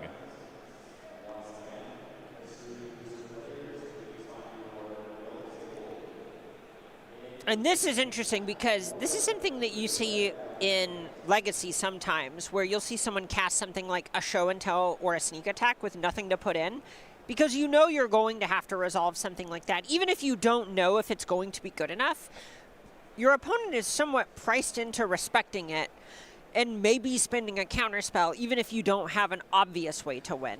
And this is really interesting because there's the question on Bulger's side, is Scapeshift the payoff? Is this something that's going to be able to convert into a game win, or is this a test spell? Yes, exactly. And I think it's resolving, given 2 lands are being flicked. Yeah, and this is Bulger has to think, okay, that Vexing Bauble means I only get 1 counterspell. I know 4 lands Scapeshift is lethal, but maybe I can beat only 3 lands. I mean, 3 amulets is a lot. It's a lot. I know it's 4 lands, 2 amulets. I'm not going to feign enlightenment on the 3 amulet spelunking Vexing Bauble games. We're going to find out together, friend. 1 green in the pool. McCullough does sacrifice all 3 lands.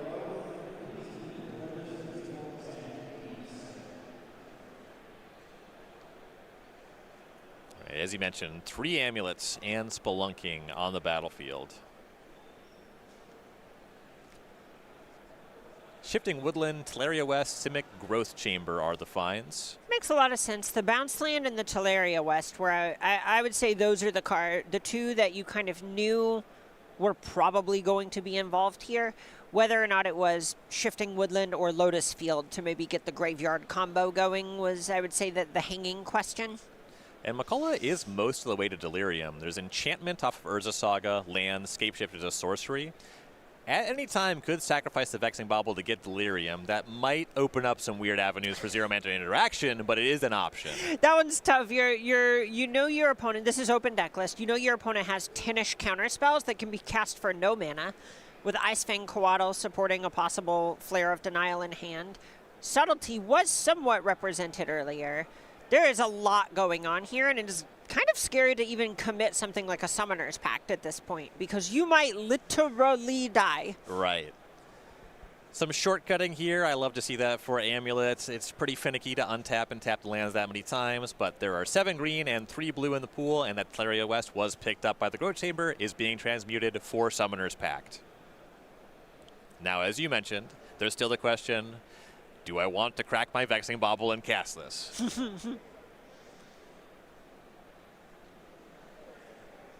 3 other cards in hand.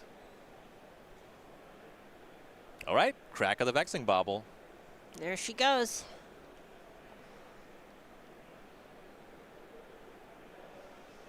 Oh, 2 Summoner's Pacts in hand.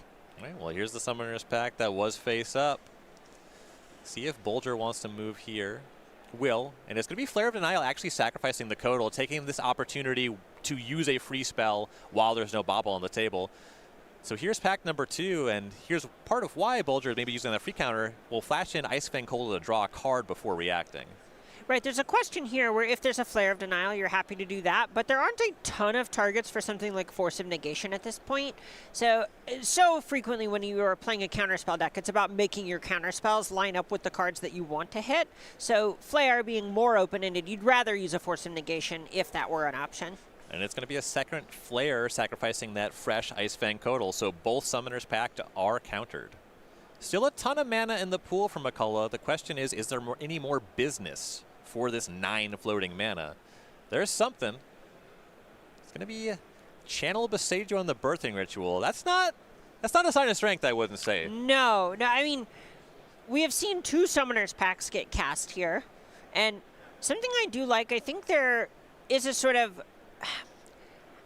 I don't know, there's something where you feel like you maybe want to go after the Primeval Titan with a counterspell or something like that and make them pay for pact, but when there's a Shifting Woodland on the battlefield, you just want Primeval Titans to be in the library rather than in the graveyard.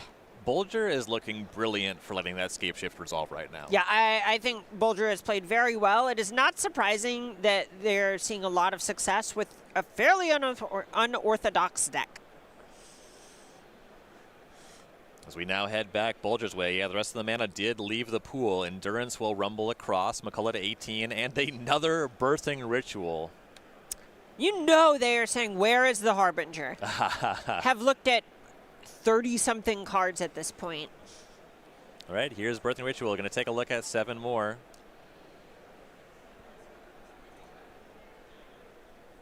All right. It's going to be Abhorrent Oculus. And this one's really nice because it also, so obviously Abhorrent Oculus is a strong card in its own right, but it gives you food for Birthing Ritual. It also looks at Harbinger, right? Yes, exactly. All right, back to McCullough. Here is a Spelunking to start things off. With so many amulets on the battlefield, one bounce land can go berserk from here, but you have to have it and something to do with the mana. Kind of a question on both fronts last turn, but there is Simic Growth Chamber. It's going to pick up Shifting Woodlands, but just redeploy that, and I want to say that was a pass. It was. Bolger also wanted to say that was a pass. And here comes the Oculus and the token. This is real damage. That's 7 coming across. I think there's been some life total updates that have been missed. 21 is not the correct number. We'll see if we can get that confirmed, but Bolger firmly in the driver's seat no matter what the life totals are, as here comes Coiling Oracle. Fibble Thip, Fibble Thip. Just drawing 1 card this time. Fibble Thip. And here is the trigger on Birthing Ritual.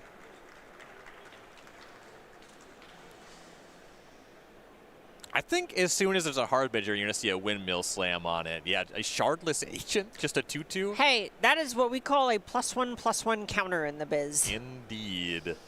Right, the Oculus going to manifest red once again on McCullough's upkeep. See what McCullough can do. Draw and head in the hands.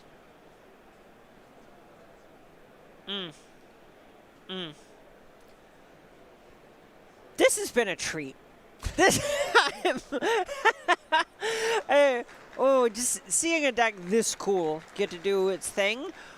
Uh-oh. This is a real test spell, but that Aftermath Analyst is going to meet a subtlety, and Kamari Bolger up a convincing game 1 against Amulet Titan here. Oh, that looked nice. Great navigation on Bolger's side of the table, and has brought a lot of tools, and this was not even a game that involved Harbinger of the Seas at all. And I'm not sure things get that much better post-sideboard. Yeah, we'll take a look here. Let's start on Bolger's side of things on the top of the screen. For our Simic Birthing Ritual player, there's at least 1 additional tool on the sideboard. Oh, Harbinger of the Seas? Oh, I sees that coming in. This old thing? Oh, yeah. This old thing? Oh, and it's so funny because we were talking up these main deck copies that they've brought on the weekend, and he didn't even need them. No. No, it was just good enough to have a wall of counter spells and kind of... we always joke about the mediocre beatdown plan because it isn't doing anything as explosive as Boros Energy, but the beatdown plan, what that actually means is you do have this consistent wave of pressure that is able to push the game towards a conclusion. And there's a lot of options here for Bolger, too. You have some additional 0-mana stuff. I'm interested in how much you want Force of Negation and Force of Vigor against Vexing Bauble. Probably at least some amount. And Consign to Memory plays here, too, right? Yeah, so I think Force of Negation is one I'm not 100% you want to bring in another copy of. That's one that isn't going to hit all of the cards you're the most afraid of a bunch of the time, and I think you can trip over it a little bit. Force of Vigor, on the other hand, that's one that being able to hit the amulets or able to hit Urza's Saga with the trigger on the stack on turn 1 can actually just take your opponent out at the ankles before the game is even started.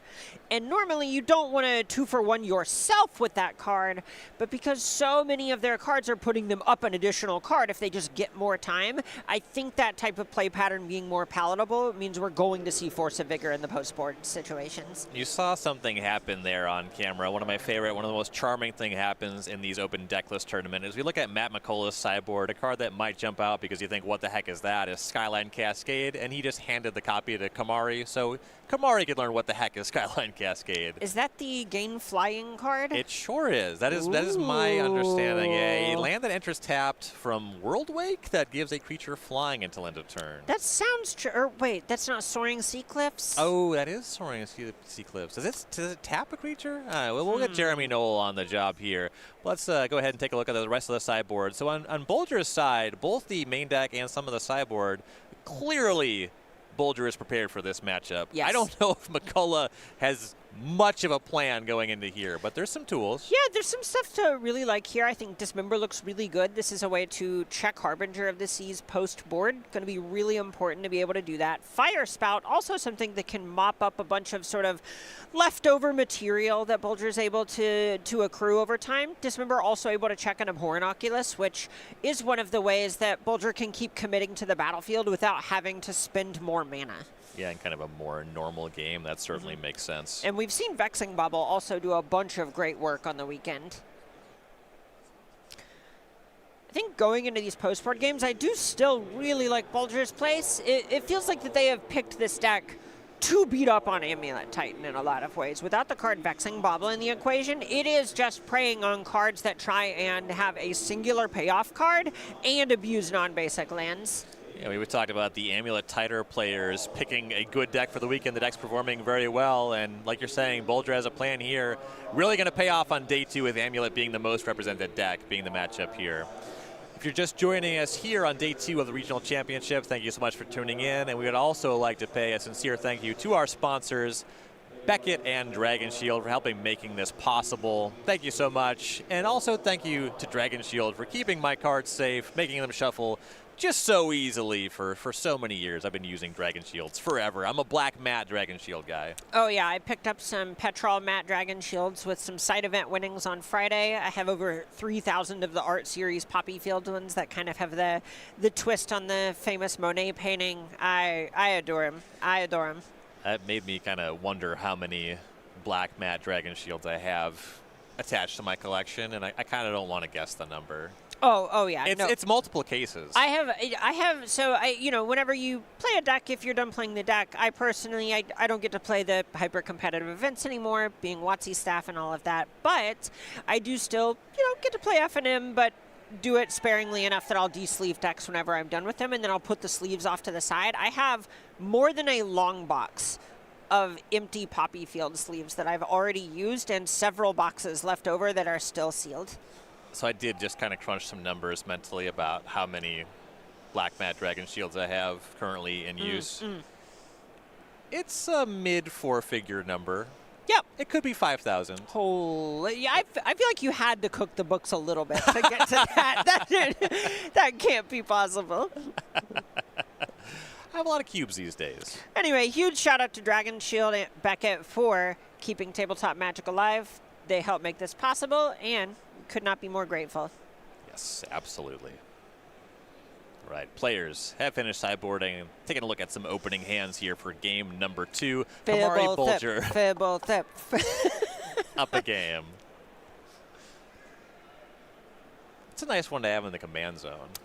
No Fibblethip among the holdings. For Bulger, this might be a mulligan. Snap mulligan. Yeah, I think you want to get a 6. Yeah, why would you only play 2 copies? Yeah, I know. Both players actually mulliganing.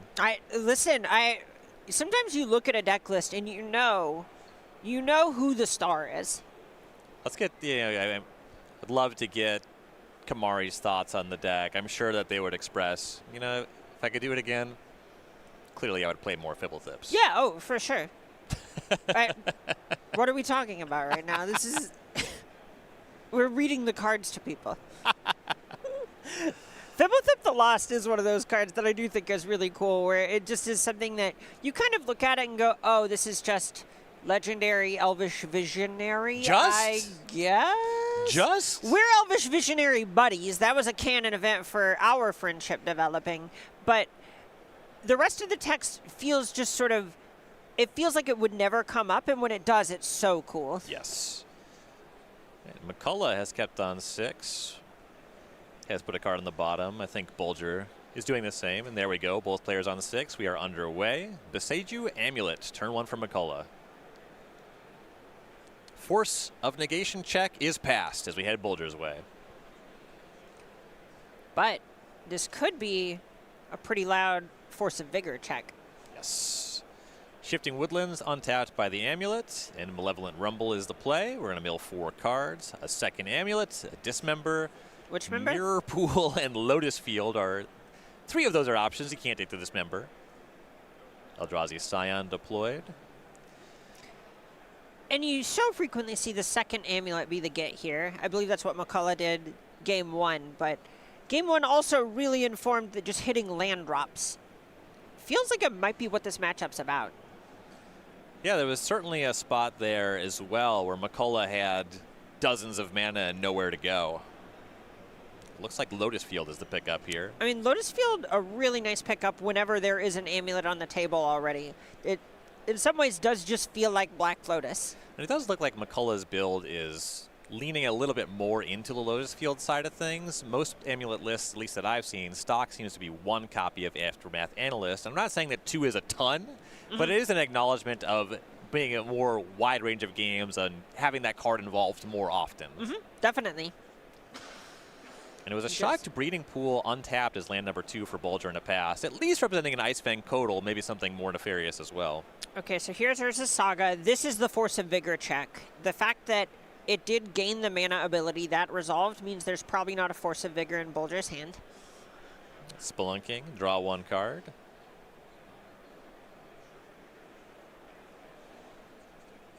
A land enters, will be a Crumbling Vestige and just a pass. And here is the Ice Fang Codal. Yes. Pretty well telegraphed. Oh, yeah. I mean, it's one also where this is the sort of matchup where it's hard to tell sometimes how precious you really need to be with your life total, even if you have nothing. Shock Breeding Pool Go can make your opponent play differently. Yes. Right. Codal will draw a card. A lot of draw 1 card game actions in this matchup, as Bulger will also draw for turn. Drawing 1 card, I think, might be the most fun game action you can possibly take. Huge fan. 7, it's like a little tedious with a Gristlebrand or something, but drawing 1, you just go, oh, okay, all right, right now. Speaking of right now, hello. A fetch shock for Harbinger of the Sea, so there's a forest already there. A green fetch is going to have to find a breeding pool, but here is Harbinger. All right, which member check? There was a 1 Dismember milled, but there are 3 copies in the sideboard for McCullough. As you mentioned, big check on that. And if you haven't played Modern in a few months, something worth pointing out, there was a recent rules change. Harbinger of the Sea's Blood Moon's effects, they used to just destroy Urza's Saga just on site. That one's going to stick around with the counter here, though. Luckily, it did not hit Chapter 2. That's one where it can actually be a little bit of a drawback because of how layers work, where it would gain the construct ability, then become an island. But because of how layers work, if anyone ever wants to talk about it, I know too much about them. It ends up becoming an island that has been through the experience of gaining that ability, so it keeps it. All right, there was an attempt at Dismember. Flare of Denial! I'll counter that. Yeah. Protect the Queen at work. Yeah, that was not Dismember on Ice Fang Codal. No. Harbinger sticking around here. What can McCullough do with 4 islands? Urza's Saga notably not getting a counter because it is but a humble island. Lotus Field does get to enter on tap, but it's just an island. If you can answer the Harbinger, then you kind of just have this 3-mana land waiting in the wings as the Harbinger does rumble across. Hedge Maze really leaning into its island roots. Bulger passing with 4 mana up. McCullough back against the wall. Gruul Island pass. Ice Fang Codal shows up to turn up the heat. McCullough is at 13 already.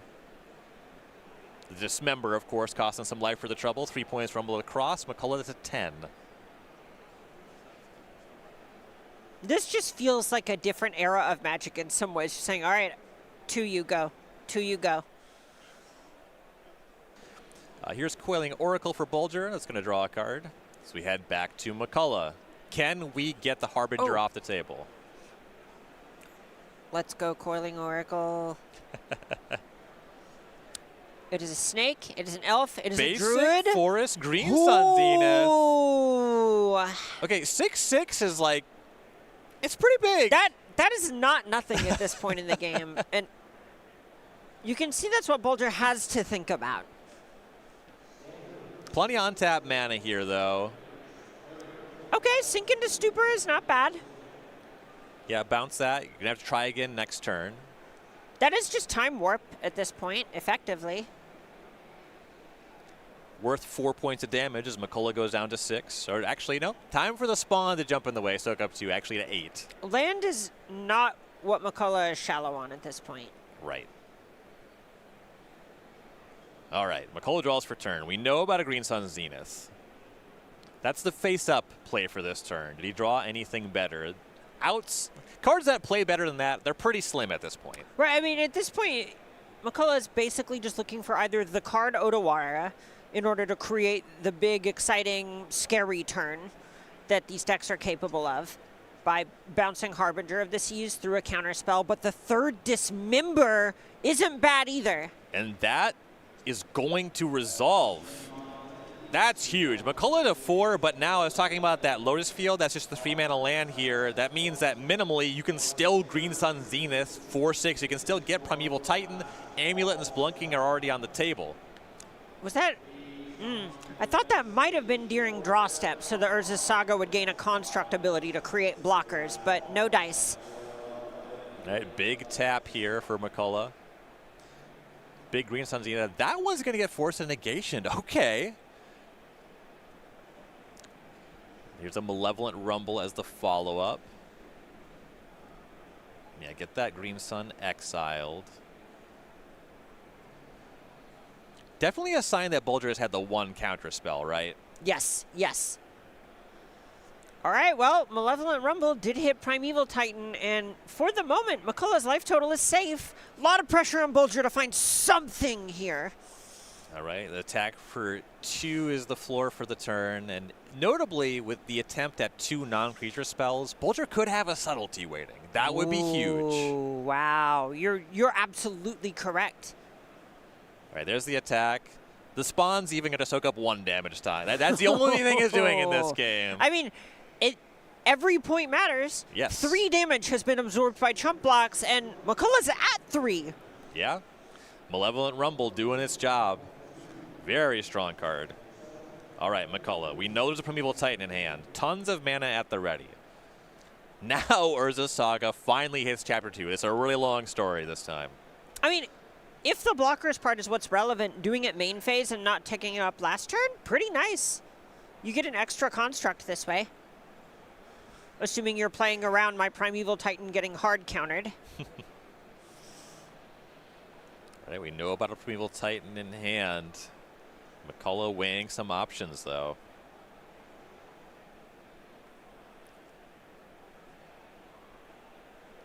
Gotta have the possibility for subtlety on his radar. Right, this is the spot where you think, okay, what can I beat? What can I not beat?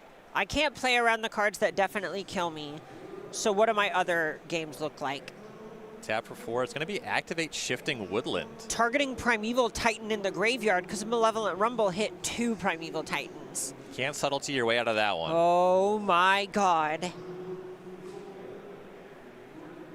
Oh my god. No. Besage you! Yeah, destroy your Shifting Woodland in response. But McCullough can respond and activate again. Wow, yeah, that's just a creature now. Oh! Oh, wow. Titan attacks. Force of Vigor destroys both the Spelunking and the Amulet. So these lands are just going to enter tapped off the Titan trigger. And I think I'm seeing Bulger folding their arms. Those are the last 2 cards in hand. Was that every card perfectly used? Come on, man. You were talking about McCullough being at 3 life, though. Bulger does still only have 2 points on the battlefield. Those Malevolent Rumbles really paying off here. Oh. Oh, my God. And McCullough also does get to find 2 lands. Going to give this a think. What can he find to give himself the best shot over a game that lasts another turn or 2?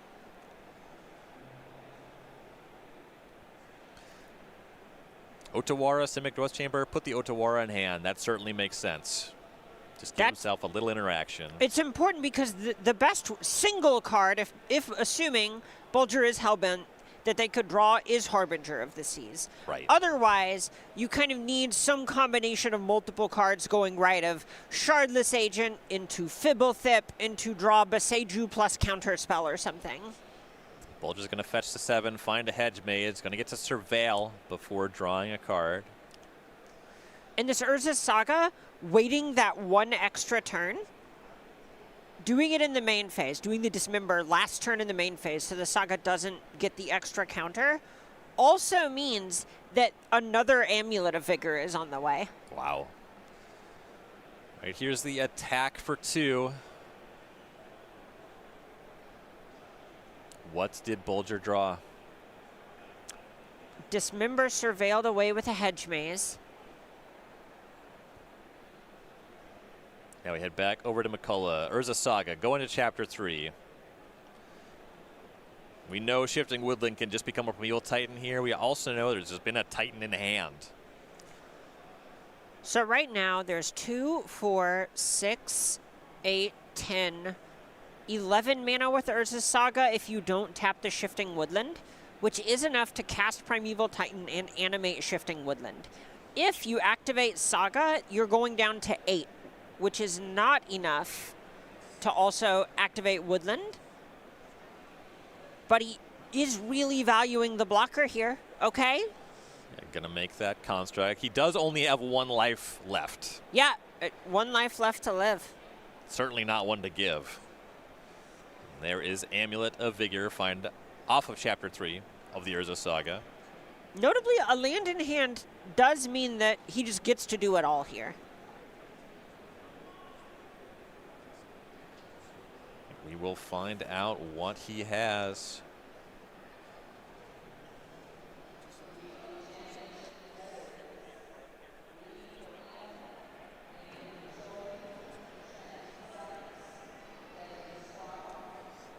Here's the activation on Shifting Woodland. All right. Bulger with 1 card. We do not know what it is. Giving it a think in response to this activation. It's another Boseiju. That's something.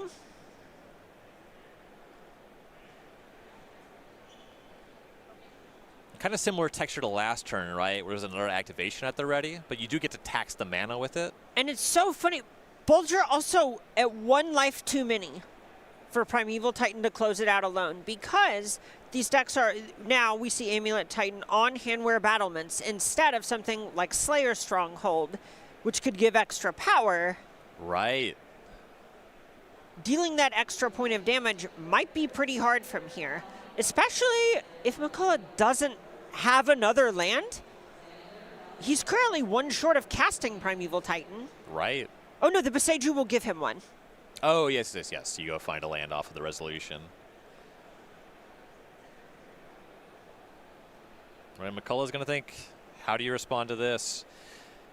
And the whole aspect that's lumbering here, that Ice Fang Quotal, that's a lethal attacker. Mm-hmm. And there only being 1 amulet in play is a lot of what makes this so difficult. If there were 2, you have a bunch of the mirror pool lines to kind of make multiple hasty Primeval Titans.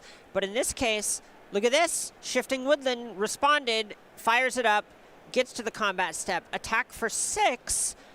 And McCullough says, all right, whatever is good for me, it's in my library. Let's find out what it is. I'd rather get an attack in with a Primeval Titan than not. Let's take a look. And we've been talking about the history of this deck, a card that they used to play, Radiant Fountain, gain 2 life. That's not an option this weekend. Oh my God, that would have been amazing here. And McCullough's looking the deck over. I'm looking the deck over, brother. 2 Simic Growth Chambers. Gonna pick up Simic Growth Chamber Boseiju. Okay. 6 connects, Bulger's to 1. What are we doing with the mana? So the Simic Growth Chambers represent Otawara bouncing the Coatl. Oh. We know there's an Otawara. Oh, Green Sun Zenith. X = 1 Arboreal Grazer. Reach up. You know what we call, okay, so before I worked for Wizards, I always called that card Blocks Diamond. And it is really, really putting the blocks into that right now. Blocks Diamond indeed. And then it puts in the Growth Chamber, so it's kind of a ritual. Yeah, so Odawara mana at the ready as well. McCullough has the total checked in multiple ways. Oh my god.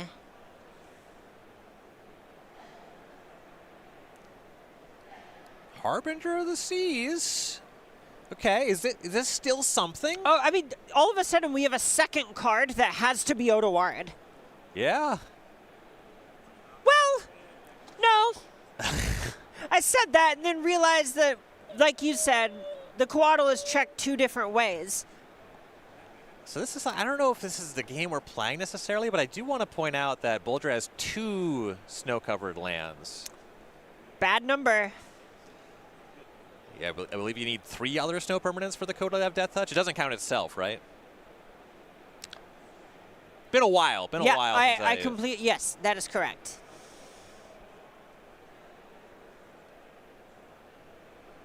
Right. Harbinger, go. Can't even attack with the Coatl. Yeah, the Grazer just blocks it. There's no Death Touch. It wouldn't gain you anything. Right, back over to McCullough. All the lands are islands now, save for the basic forest.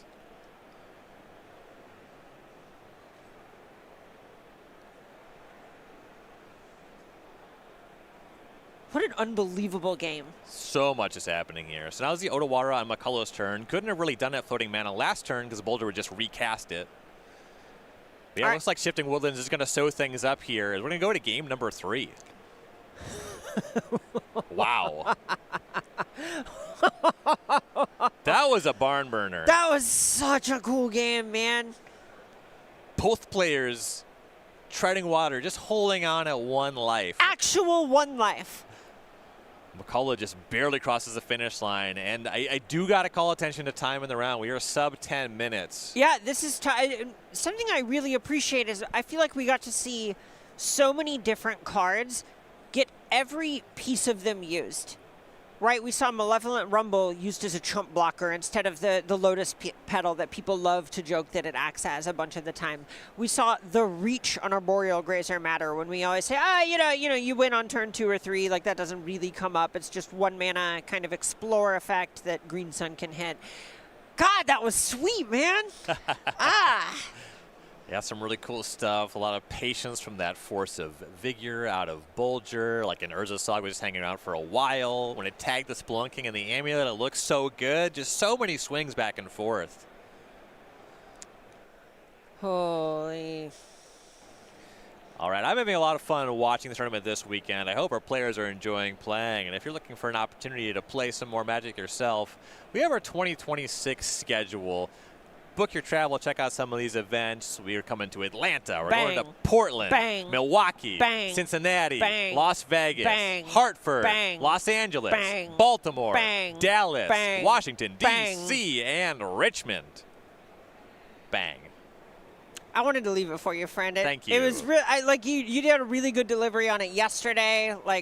These sound awesome. We've already been to a bunch of these cities this year. It was a great time. Portland was a huge highlight for me earlier this year. Been to Atlanta. A lot of great cities on that map. All right, our players are underway here. Bulger playing a couple lands to McCullough's Urza Saga. No turn 1 Amulet. But here's Basic Forest and Malevolent Rumble. It's been doing a pretty good job at finding the Amulet so far this match. Gonna look at 4 cards. Likely to that end here. Urza Saga is on Chapter 2. There's a spawn. Here's a Gruul Turf, a Boseiju, a second Boseiju, and Shifting Woodland. One of the Boseijus is picked up. You can see the pace of play. Yes, both players very aware that they have sub 8 minutes now. Right, another fetch land for Bulger. They notably did not fetch on end step. We called this out in the first game as well, but kind of trying to figure out what land does my Windswept Heath actually want to get. The answer is Basic Forest, Snow-Covered Forest. Right. Snow-Covered Island as well. Shortcutting here. You would hate to waste time shuffling twice. And you can see a lot of times in these events, people will kind of actually shuffle the opponent's deck instead of just a simple cut, but they say, no, I need to win. Birthing Ritual deployed, and Consign to Memory is going to take care of that Urza Saga. That one's not going to find an amulet. That basically means Consign to Memory blew up an amulet. Yes. And Or countered it. And McCullough down a land. Yeah. Uh-oh. All right, there was a floating mana, though. Here's Aftermath Analyst. It's going to mill 3 cards. 3 Primeval Titans! Ooh. There's still one in the deck. There's still one in the deck. Oh, there's one. There's one. There's one. We'll have to remember that. That could come up. That is a big deal. And McCullough's thinking, is he missing a land? Oh, no. Or I would He's guess... He's Seiju at least. I would guess there's like one land. Right. Or maybe West. a bounce land. Right. Teleria West is going to be the land for turn. And now we're back Bulger's way. And here's Harbinger of the Seas. Ooh. Birthing Ritual. I don't think there's anything you would turn the Harbinger into, is there?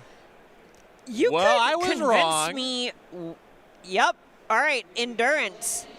Okay. Get the lands out for the Aftermath Analyst. Yeah, this is one where you see your opponent has a way to recur the graveyard on the battlefield, and we also saw that Bulger lost to Primeval Titan in the graveyard last game. That is true. Yeah, you're turning off Shifting Woodlands. This is also the type of thing where you can play differently because of the clock, where if you think a draw is what could end up happening this game, just having a 3-power creature is your route to getting 3 match points in 5 minutes. Sure. Here's Crumbling Vestige. There's Vexing Bauble, and 6 deployed. 1, 2, 3, 4, 5. 6. That's a good reason to get rid of a graveyard, too. Holy. Backup Harbinger. Okay. Things are making a lot of sense now. These are what we call the tools. Birthing Ritual going to go to work again. Bulger looking at the top 7. It looks like there's a consideration. Sack the Endurance, get a Coiling Oracle. Bulger just trying to get the wheels spinning. Wheel the top card. Mr. Rainforest will go to the battlefield. Kind of a nice find. Pretty good island. Very handsome island. All right, here comes 6. It's going to attack and mill 3 cards. Picks up a land, is Splunking and Dismember milled to the graveyard. 6 connects 4/2. I feel like that was just a palindrome. 2-4 named 6. 6 connects 4/2. Lotus Island for McCullough. Once again, you have that Lotus Field on the table, not needing to sacrifice anything because it's an island now, but it could be a 3-mana source later. And this is a nerve-wracking spot if you're in Bulger's seat, because my read is that they may have boarded out some number of Amoran Oculus to be better at playing an early reactive game, but they need pressure. Right. Birthing Ritual is going to take a look again. Coiling Oracle is going to turn into another Coiling Oracle. That is Simic engineering. Demonstrated a loop. All right, so we have a Snake Elf Druid that turned into an Elf Druid Snake. That one's just going to pick up a card to hand. Go back to McCullough. 6 will attack again, mill 3. Another basic forest. Arboreal Grazer and an Amulet now in the graveyard. Seems like a nice one to retrace. There's Gruul Island rather. And Sinking the Stuber is going to bounce the 6. On instep, that says to me there's something like a subtlety in hand. Yeah, makes sense. All right, land number 5 for Bulger. Still has a lot of work to do. McCullough just comfortably sitting at 20. That 1-3. Right. Really clocking in today. All right, 3-mana Oculus. This is crucial. This is actually quite important. Bulger needs to start attacking, and this is something that can win the game in a turn or two. Birthing Ritual meets a Boseiju.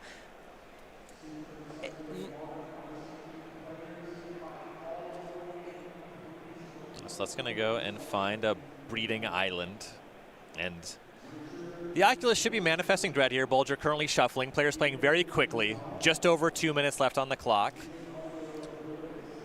McCullough's going to hard cast Primeval Titan. That's going to get hit by a hard cast Flare Denial. I think Bulger realizes that they missed their Aborn Oculus trigger on the upkeep, is just trying to play fast. All right, here's an attack. The Oculus, though, it only takes 4 hits from that one. Correct. All right, go. Upkeep. Manifest Dread. Birthing Ritual goes to the yard. Right, what can McCullough do? Last turn, there was an attempt at a Colossal Dreadmaw. That didn't work out. 6 redeployed. That one doesn't do anything about the Oculus and doesn't do anything at all. That's going to meet another Flare of Denial. Here is Spelunking for McCullough. Draw 1 card. Puts Urza's Cave on the battlefield, but it's an island. Ooh! Abhorrent Oculus manifested. Another loop has been demonstrated. All right, 10 in the air. I love the dramatic tapping there. That's a big swing. Oh, yeah. That's Manifest Dread twice. Sink into Stupor, dismember the cards hitting the graveyard. McCullough at 5. What can he do? Malevolent Rumble, probably looks. how this starts, but not through a Force of Negation, the hand! Kamari Bulger. Simic Birthing Ritual. Team Fibblethip. Let's go. Fibblethip. God, that was sweet, man. Kamari Bulger advances to 9-2 here at day number 2 of the U.S. Regional Championship at SCG Con Houston. That's a sick deck. I hope we get to see it more this That weekend. was so cool. We were looking at that this morning. I think overnight, I think Kamari was 31st-ish or something like that. We were going, oh, well, that's pretty cool. Hard to say, if we're going to see a deeper run than that. 2 more wins on the day so far, and the deck looks good. It's kind of deckless where you look at it, and I was talking going into the matchup, we were discussing you have a very similar counter suite to Mono Blue Belcher. Yes. But you don't have the vulnerabilities that deck has. You have a lot of cool cards, but that's exactly what I was thinking looking at the deck at a glance. I wish I could play all those cool cards. I don't know how competitive it is. Right. Kamari Bulger knows, and he just showed us a thing or two. Right. It's so sweet where you almost see something like this, and it's hard to let yourself dare to dream that this could be cool. You go, okay, I want every day I wake up in the morning and I think, wow, what if I could register Coiling Oracle and qualify for the Pro Tour? And they're just a couple of matches away from doing just that. Yeah, so close. Come on. Really Come cool. on. Really cool story to watch. Very excited to see that unfold. And there's a lot more modern action to watch this weekend. That match, it was so close to going to time. We're not going to have a backup this round. Oh, we are going to have a backup this round? How dare you insinuate More that we magic? don't have modern? No, we got the modern. We're going to go. Fibblethip giveth. We're going to go to a match in progress. I don't know what we're watching. We'll find out together. Oh, let's head on down. I want to see some see magic. it. Let's see Let some the magic. cards do the talking. Yeah. I got deckless. Oh, yeah. I got deckless. What do we got? We got Valerie Jade on Azorius Control with the Kahira Companion against Jeskai Karthik on Ruby Storm. Oh, okay. I mean, this is a pretty scary one because you are playing against a deck with not only main deck Spell Snares, historically one of the best cards against Storm variants, but also the current version of Azorius Control that Valerie's brought this weekend is one that is main decking a bunch of Orem's Chants. Orem's Chant seems pretty good against Ruby Storm. It punches above its weight class, and it is a heavyweight. It's like a counterspell in some regards, but also even stronger. I was going to say, it's like a counter 5 spell. Wait, we are looking at opening hands for game number 2. We'll try to get an update here on the game store, and I have that right now. Valerie Jade up a game. You're kind of describing some things that are advantage Jade here, so that makes sense. Ooh, and I love, so a lot of the things that Jade is doing this weekend are similar to what we saw at the Pro Tour. We see the Days Undoing Narset package, the singular Isochron Scepter with cards like Orem's Chant, but there are some twists here. We see Brain Surge, we see Jace the Mind Sculptor, we see Teferi, Hero of Dominaria, Celestial Colonnade.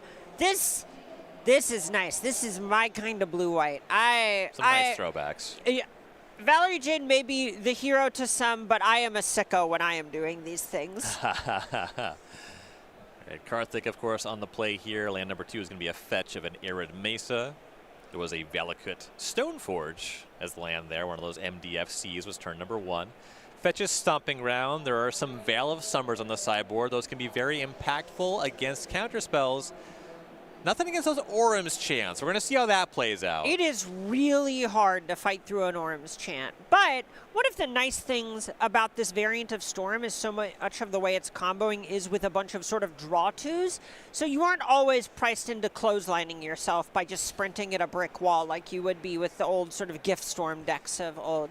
Really excellent use of metaphor there. I have to commend that. Thank you. Ren's Resolve is going to find Manamorphose and Elegant Parlor.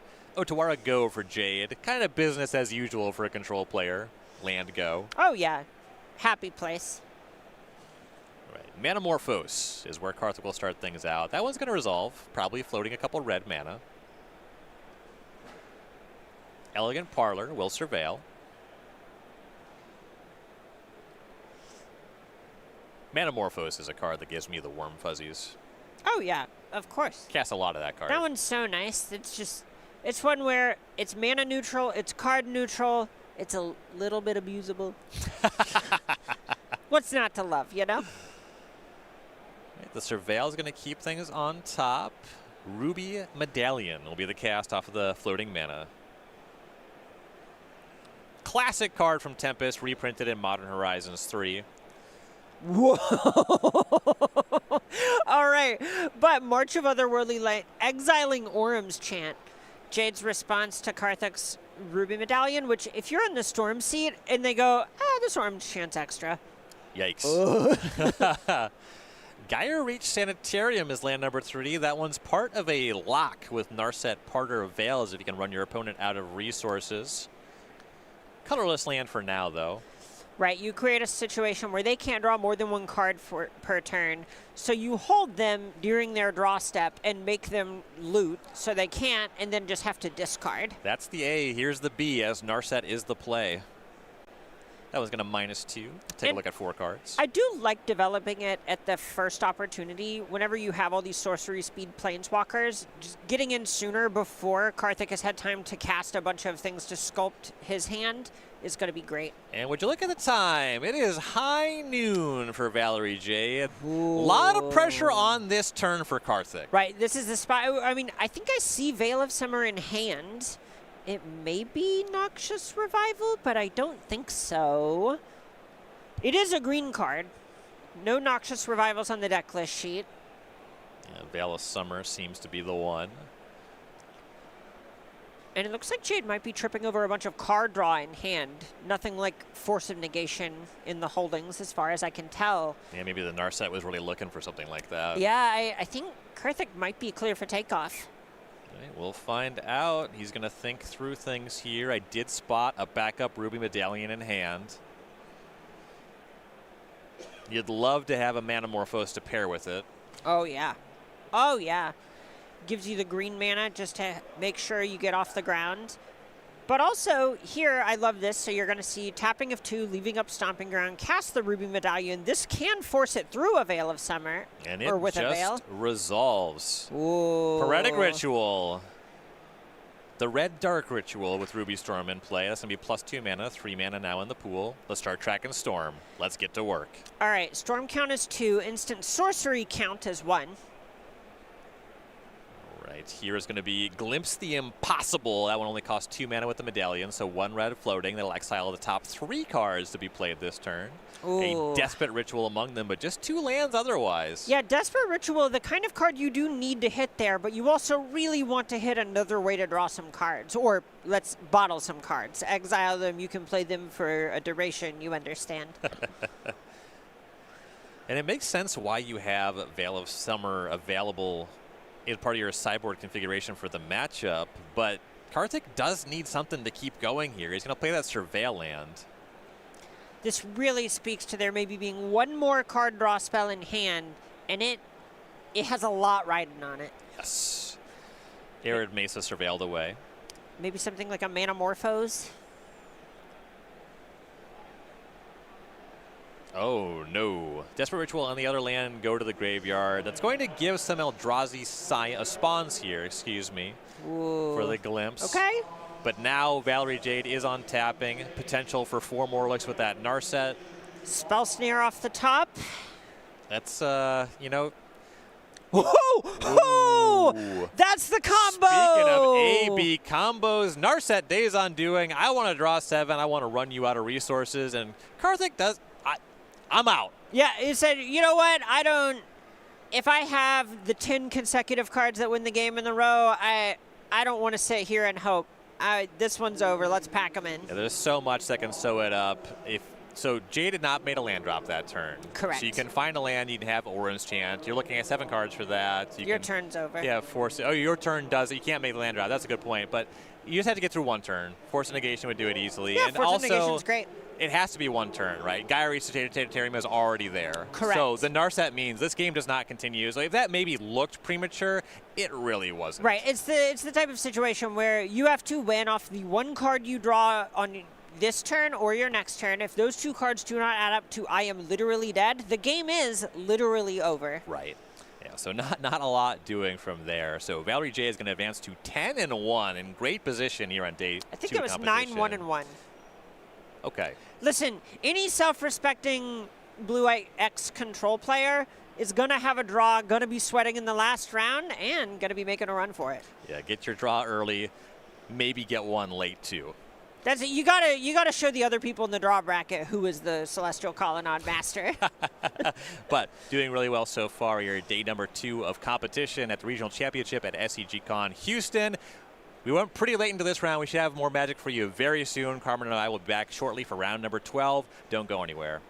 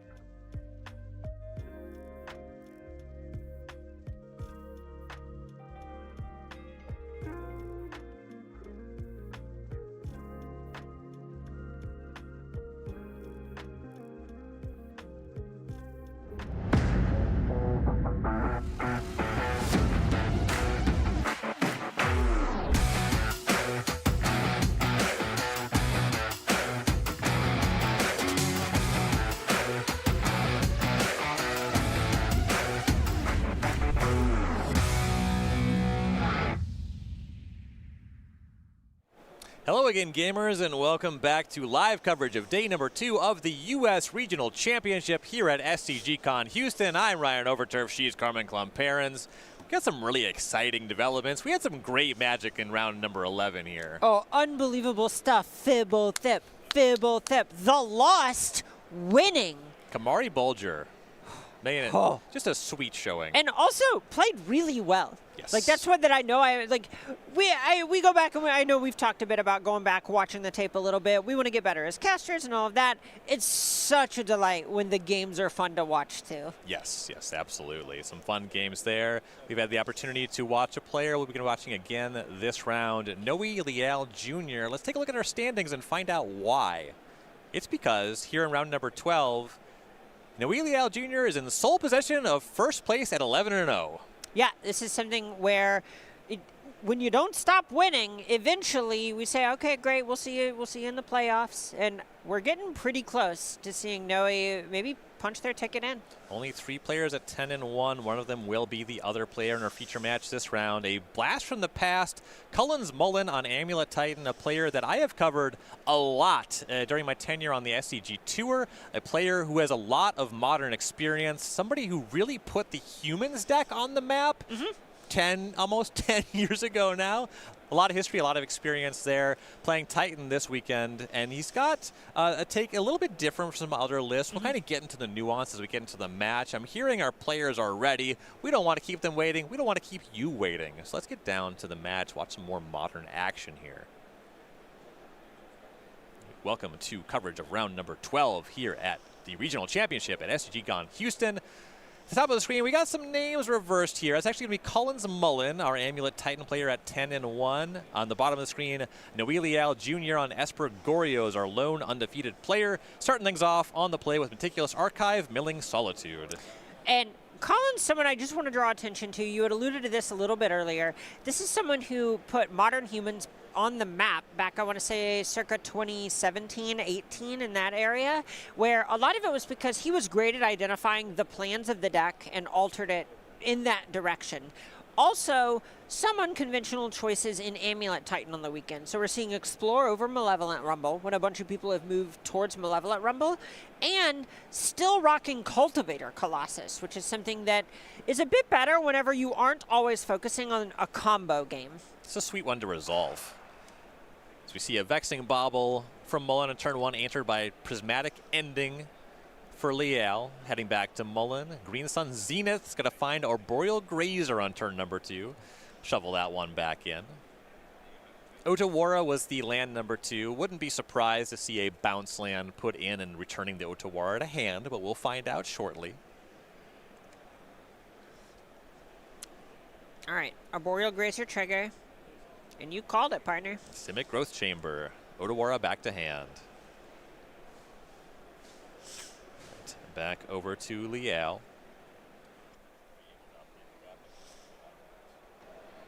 Quantum Riddler is going to warp. That'll draw 1 card. Shadowy Backstreet's the land for turn. Going to surveil. Give that one a think. Some matchups never having to crack a fetch and pay life would be pretty good. This is not one of the ones where that is true. Yeah, you wouldn't really mind one way or the other. Undercity Sewers surveilled away. We head back to Mullins. It's an interesting matchup that can feel like combo versus combo, but Mullins I would say is an actual true combo deck where if Amulet Titan is able to get off the ground and implement its quote-unquote combo, the game is over, the opponent has dead and ostensibly taken infinite damage from infinite copies of Primeval Titan. Noe Leal is actually trying to pass the turn after comboing a lot of the time, and that is why we saw that you had to get a Vexing Bauble off of the table. Pretty big turn for Mullen here in terms of development. Spelunking puts in another Growth Chamber untapped because of Spelunking, gives the mana to cast a second Spelunking, shifting Woodland, now 6 mana worth of lands on the battlefield. Now, what can Noe Leal Jr. do to answer? Really needs to start getting this game towards a conclusion. A Psychic Frog here would be great. There isn't anything in the graveyard to get back with a Goryo's Vengeance yet. I suspect that he might have been digging for an untapped white source to ephemerate the Sphinx last turn, but Psychic Frog hitting the table now, that is step 1. No fourth land after surveilling away Undercity sewers. It tells something. What are your insights on that? I mean, in general, something that's nice about this, missing the land drop, that is a lot of what we're going to see Liel trying to do is exile cards from hand to pitch cast cards like Force of Negation. Having the ability to do that by missing land drops by virtue of having extra spells in hand, not as bad as one would think at first blush when they see Quantum Riddler off in the exile zone. Yeah, I think a lot of players' intuition would be just make land drops, get up to 5, but what you're saying makes a lot of sense. Prioritize being able to pitch cast your interaction, and here's a big check. Primeval Titan is the cast for Mullen.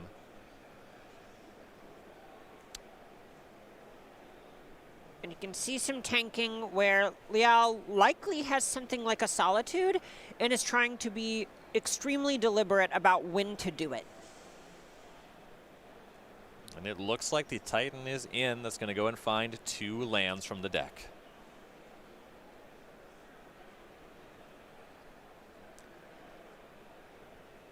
And here's where we see Amulet players have to go into the playbook and say, if my opponent has a Solitude, is that something I can play around? If the answer is yes, what does that look like?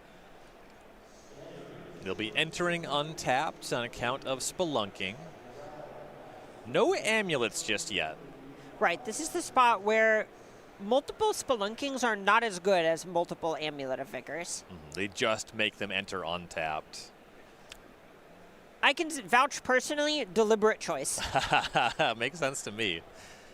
Simic Growth Chamber, Talaria West, going to be the find. Going to float 3 mana, return Talaria West to hand. So blue, blue, green in the mana pool. Going to transmute that one right away. I believe Summoner's Pact put into hand. And what this communicates to me in general is that Mullen also recognizes that because he's not under threat of dying out of nowhere, he's pretty comfortable playing a classic Titan game. And saying, you know what, my Titan is going to get another Titan. I know you're a little light on actual counter magic, so this is the kind of game where if Mullen has a bunch of lands in hand, Cultivator Colossus, for example, would be the stones. Yeah, we've covered Amulet Titan a few times this weekend. I'm sure we'll be seeing it even more as the tournament progresses. We watched a lot of games that were about what you were saying, making millions of mana, doing the big combo turn. This is something you used to see a lot in older, dare I say, more modest builds of the deck. I want to make a Titan, get a backup Titan. Okay, well, you know, we're talking about modest builds. Instep, discard, Atraxa a Psychic Frog to grow it. Could be time for a Goryo's Vengeance. I know how much you like to see that one as we head back to Liel. Here is land number 4 now. Going to fetch with a Polluted Delta. Don't threaten me with a good time.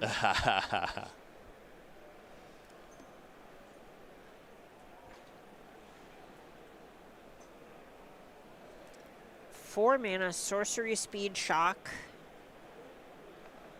Well, I'll say the Sorcery Speed Shock to get up to the 4th mana. Right, Watery Grave is the find. And this is something you'll also see whenever the Vengeance is coming, because you don't want to run into a spot where the only shock land that you maybe needed to fetch is revealed off Atraxa. Sometimes you do run into a spot where if you know you are going to get the Watery Grave no matter what, you should just do it first, because you can end up in an awkward spot where if you do get unlucky and have, say, a bunch of creatures instance and 1 Watery Grave get flipped, it can just actually KO your turn. You would hate to give a card away.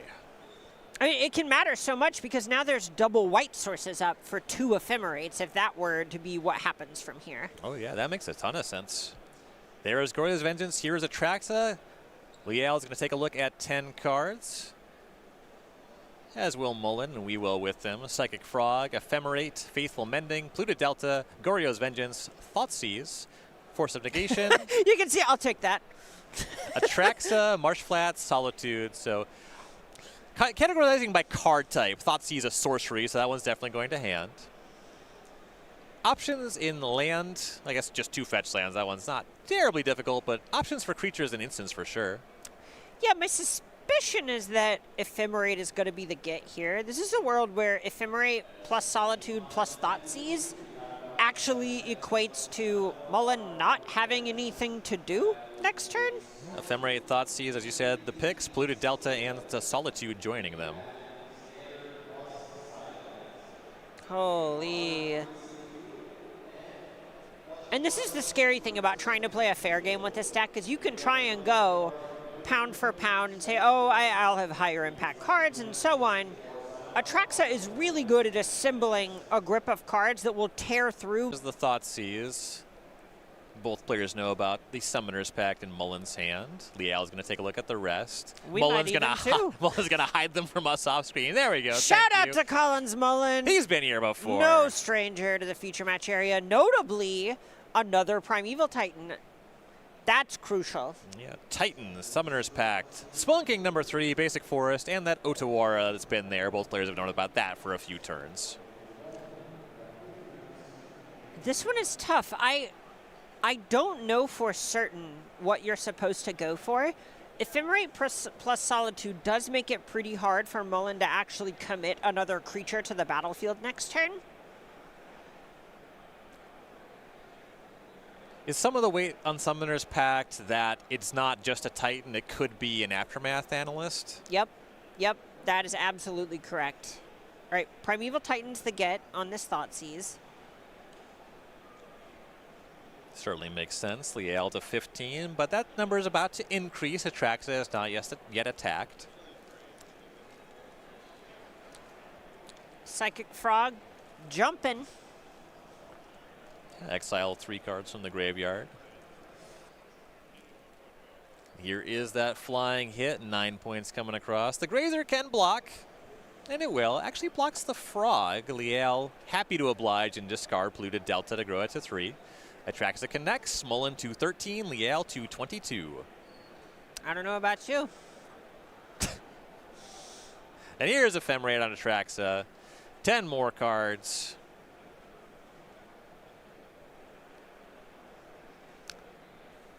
Appreciate keeping the hand pile separate. Pretty important to do, yes. Of course, of course. All right, what do we have? Running out of space on the table. An embarrassment of riches. Where am I going to put these? I need to move into a bigger battlefield.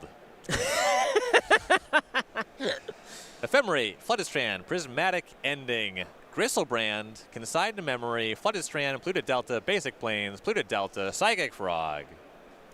Notably, Liel has already played a land this turn. It's the 5th turn, but did miss land drop number 4.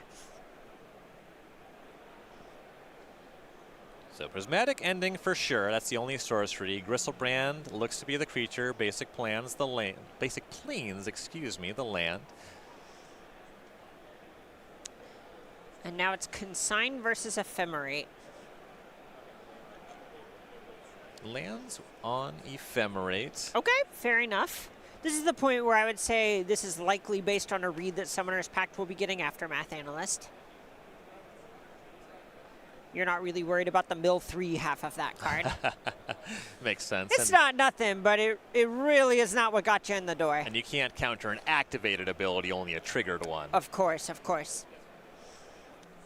All right, so a large holding here, but Liel won't go to cleanup. It's just going to grow the Frog, I imagine. Finish getting those cards on the bottom. Yeah, Frog will discard Gristlebrand, grows up to a 4/5.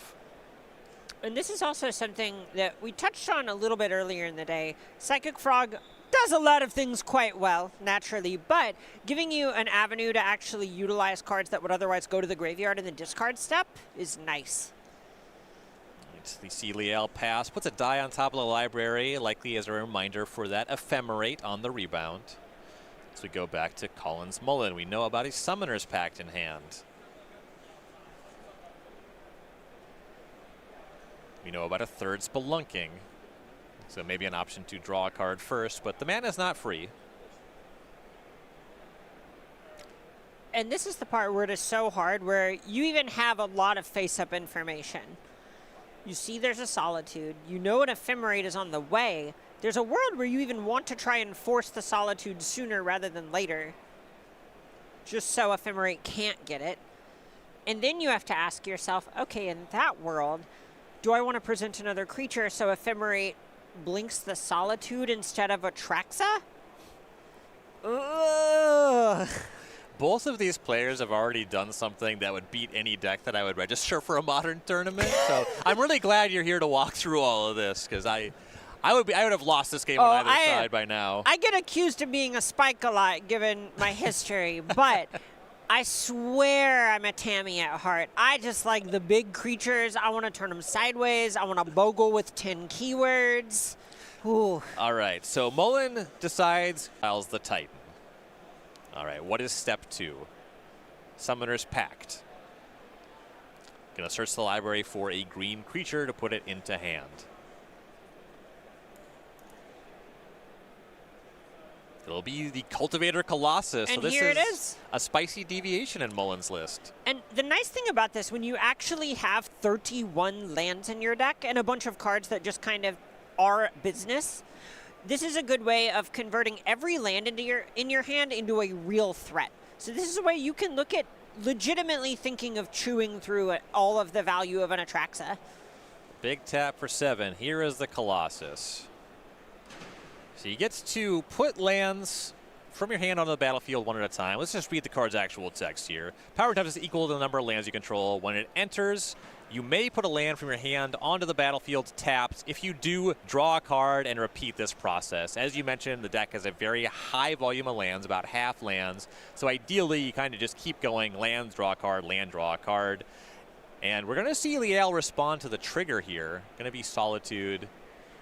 Concerned about the amount of life gained, maybe? Right, this is one where you are having to attack and kill your opponent the normal way. Right, this is a spot where Atraxa, Psychic Frog, and so on are having to deal in chunks of damage.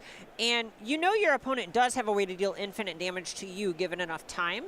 So if this were to, say, gain 20 life or something like that, that could equate to 2 extra turns for Mullen to just take Liel out. Yeah, so he's going to cap it at 5, Mullen to 17, and now to resolve that trigger, here is Crumbling Vestige. That's going to enter untapped because of Spelunking, as Liel does point out. Mullen draws Urza's Saga, that'll draw a card. Basic Forest, that'll draw a card. We know at least Otawara is still there, but Boseiju is going to enter and draw a card. And we're going to finish the resolution of the Colossus. Then you're going to see things like Chapter 1 of the Urza Saga, things like the mana added off the Crumbling Vestige. There's some thinking to be had. I question if Mullen may have drawn, if he wants to put the Otawara we know about into play. Ooh, Echoing Deeps, also a get. Copying Teleria West. Urza Saga, draw a card. A mere draw 6 so far. I think that one is going to be Crumbling Vestige. I think we're naturally going to need dice for sagas as well. Yeah, lining up the Urza Sagas here.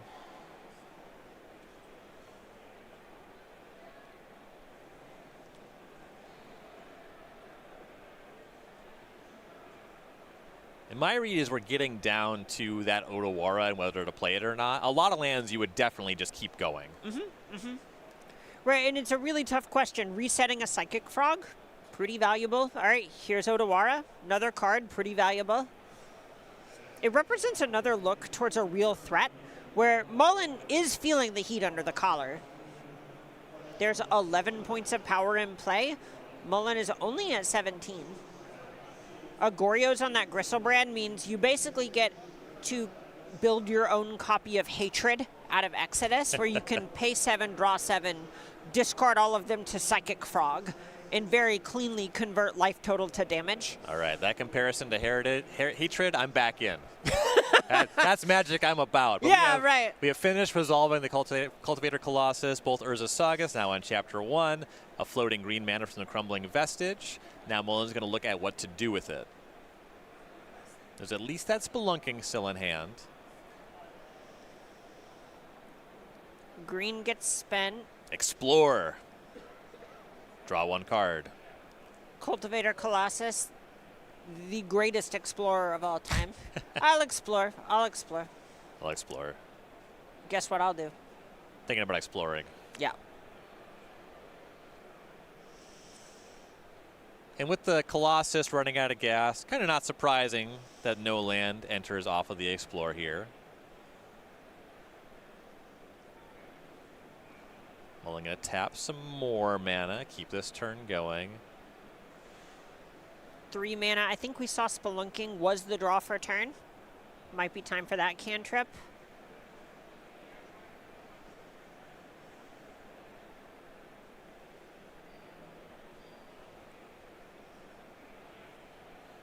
Spelunking that is. Draw a card. Explore, explore, explore. Urza's Cave, gain 4 life. Let's go. Mullen to 21. Not often in game design you actually get to name cards. But, you know, the type line and the name have to match. Urza's Cave, Urza's Saga, some really nice designs on that front. Great aesthetic principles. I was not involved. Urza's Saga was before my time. It came out after I got hired, but it was locked down before then. One of my favorite cards, just aesthetically.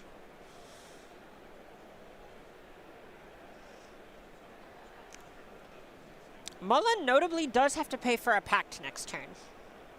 That is true. You do have to... Easily doable, but you have to remember, and it is 4 mana minus, you know, this huge threshold on the following turn. All right, 3 mana getting tapped. CCU.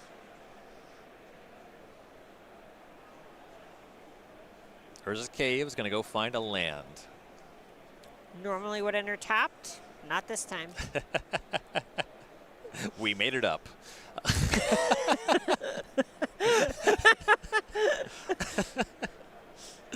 All right, Gruul Turf. Bounce land's going to enable Mullen to pick up a land. Yeah, we're actually reaching the point in the game where the toolbox of things that a Primeval Titan can get is shrinking. So even though there is a 4th Simic Growth Chamber in the library, you kind of want to leave it there just in case you end up wanting to grab a Teleria West later if you have a way to put it back in your deck, or just need access to blue mana on the back of a Primeval Titan when you say pick up Otawara. And I believe Simic Growth Chamber was picked up, just bounce land for bounce land. And here's a couple amulets. And Arboreal Grazer. We're still going. Ritual mode. Simic Growth Chamber. Here's 6 mana.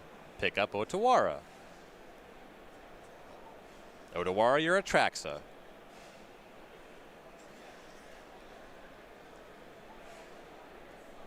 All right, Mullen has dramatically advanced his battlefield. Okay, but that is the strength of Cultivator Colossus, right? Is you don't have to go infinite, you just have to go big enough. Yes, draw a bunch, ton of material on the battlefield. So that was cool. Land, creature, instant sorcery. So Delirium is online, and Shifting Woodlands is among the spread. So huge turn for Mullen. Also 2 Urza Sagas hanging out. Yeah, I'm over here seeing, okay, 22 is almost certainly too high, but I did have that sort of moment of pause where I had to ask myself, is getting Cultivator Colossus and just attacking lethal? All right, we're heading back to Liel. That Ephemerate still on rebound. Psychic Frog, not a great one to Ephemerate. Yeah, I have a feeling that Ephemerate will remain in exile for the foreseeable future. Seems like everybody agrees. Mullen just going to take the opportunity to review the exiled cards. Face up Atraxa and Basic Plains remain in Liel's hand.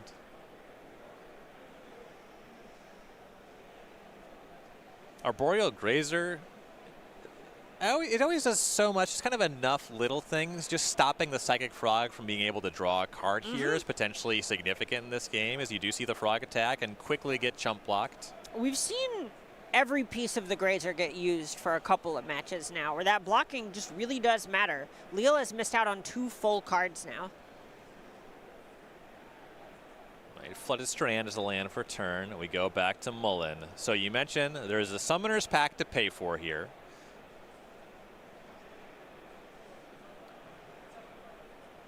Slowly untap. Got a lot of work to do here. Whoa, whoa, whoa, whoa, whoa, whoa, whoa. Uh-oh.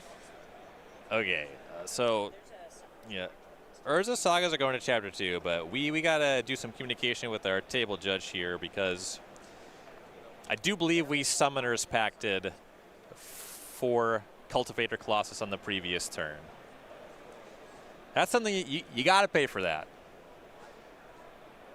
I understand why this could have been lost track of. A lot of things happened on the previous turn, plenty of things to track, but you got to pay for that.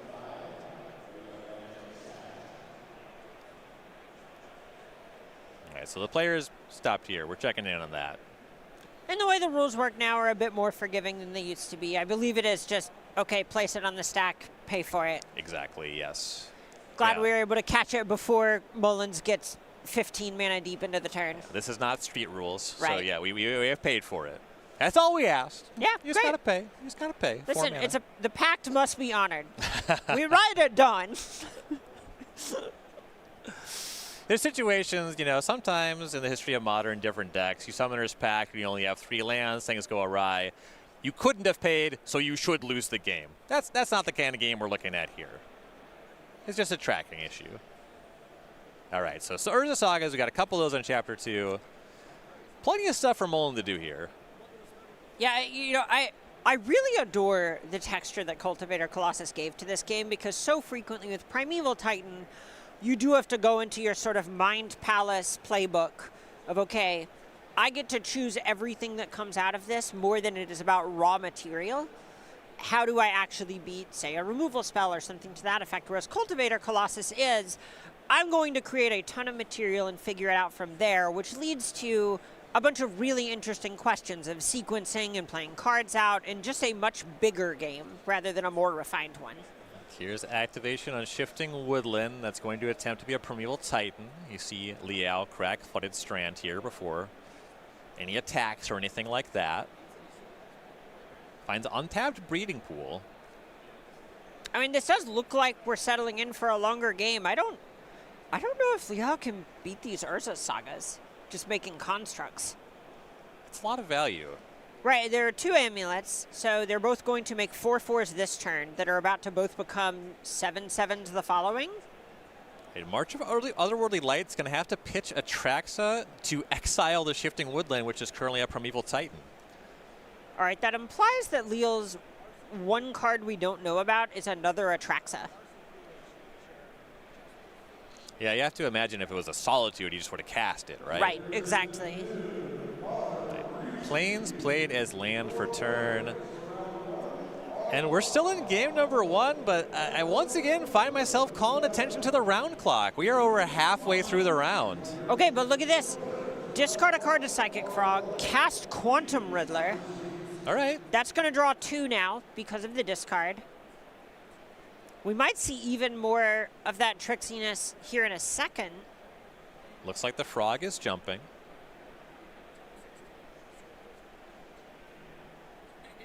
Attack for 5. No Grazer to soak it up this time.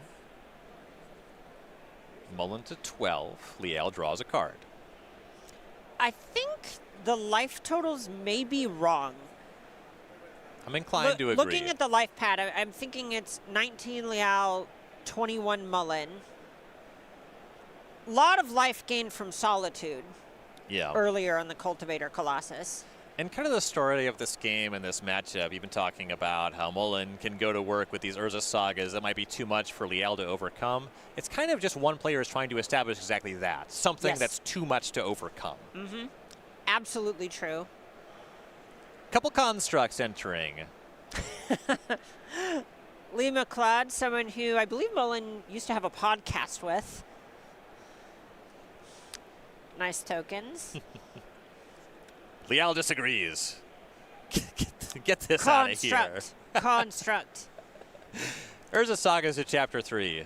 Let's make some more constructs. Humans, not good representations of constructs. No. That theory is far too deep for us to get into. That was both of our old colleague, broadcast partner, Matthias Hunt, the Matthias Hunt construct token. Very true. Now Liam McLeod's going to re-enter. There's not enough pieces of paper with the word construct written on them. I literally I'm going to run you out. I'm going to run you out of your paper. All right, all right. All right, four construct. Holy. All right. 6/6 robots, 7/7 robots, 8/8 robots. 4 amulets, 4 constructs, 1 dream. No more Vexing Bauble to grab. That was checked earlier on in the game. I don't think there are any more targets for Urza's Saga if Mullen were to recur them with something like Aftermath Analyst. But here's a serve for 16. A mere 16. A working person 16. There's a lot of creatures that can't make good attacks into Quantum Riddler. These ones can. At 4/6, not quite large enough for the job here. All right, Liel considering the options. Drew several cards last turn. Right, this is a spot where drew a bunch of cards, decided not to rummage any of them away for extra damage on Psychic Frog either. So you have to imagine there's something. No blocks have been declared. Liel drops 2-3. Let's see what else Mullen can add to the spread here. Crumbling, a Vestige, and a pass. What more do you need? I mean, this is the interesting spot where being able to Goryo's Vengeance something like a Gristlebrand could just be a bunch of damage in the air. Back to Liel. Draws for turn.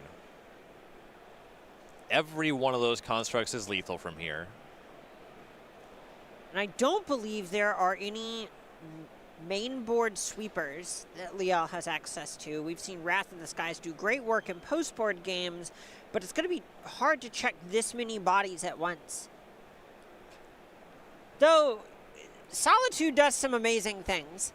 Solitude, Ephemerate could really go to work here if those options were available, but just a pass. The Frog is staying home. I think that's a little telling. This is one of the tough ones. This Psychic Frog is one that reminds me very much of Dragonlord Ajutai back in Standard, where the heuristic was, if you think you have to block with this, it's time to attack. Yes, yeah. Go find some help. Right, it's just like, okay, well, this is not getting better for you. That used to be one of my catchphrases here in the booth. Your opponent is not going to block you to death. Very true. Oh, wow. I always say you're not winning the declare block step. That's a good one.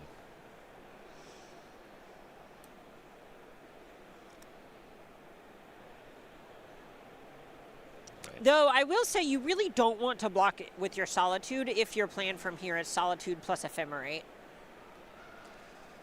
It's an attempt of something just off screen, getting caught by Force of Negation. It's actually going to pitch a Consigned Memory. Okay, big mana play on the horizon from the looks of things. And the spell, it makes sense. It was Green Sun Zenith for 2. Got to counter that one, and now the constructs will rumble across. And here is Solitude. Really important for Liel to have this. Exile a construct. Mullen gains 8. The construct's now just 7/7s. Okay, and you get to block all 3, and then blink your Solitude in Perfect World. It's Liel considering the blocks.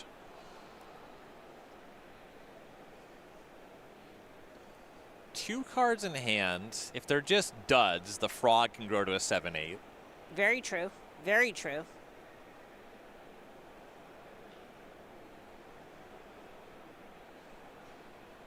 Yeah, as you said, every construct gets blocked here.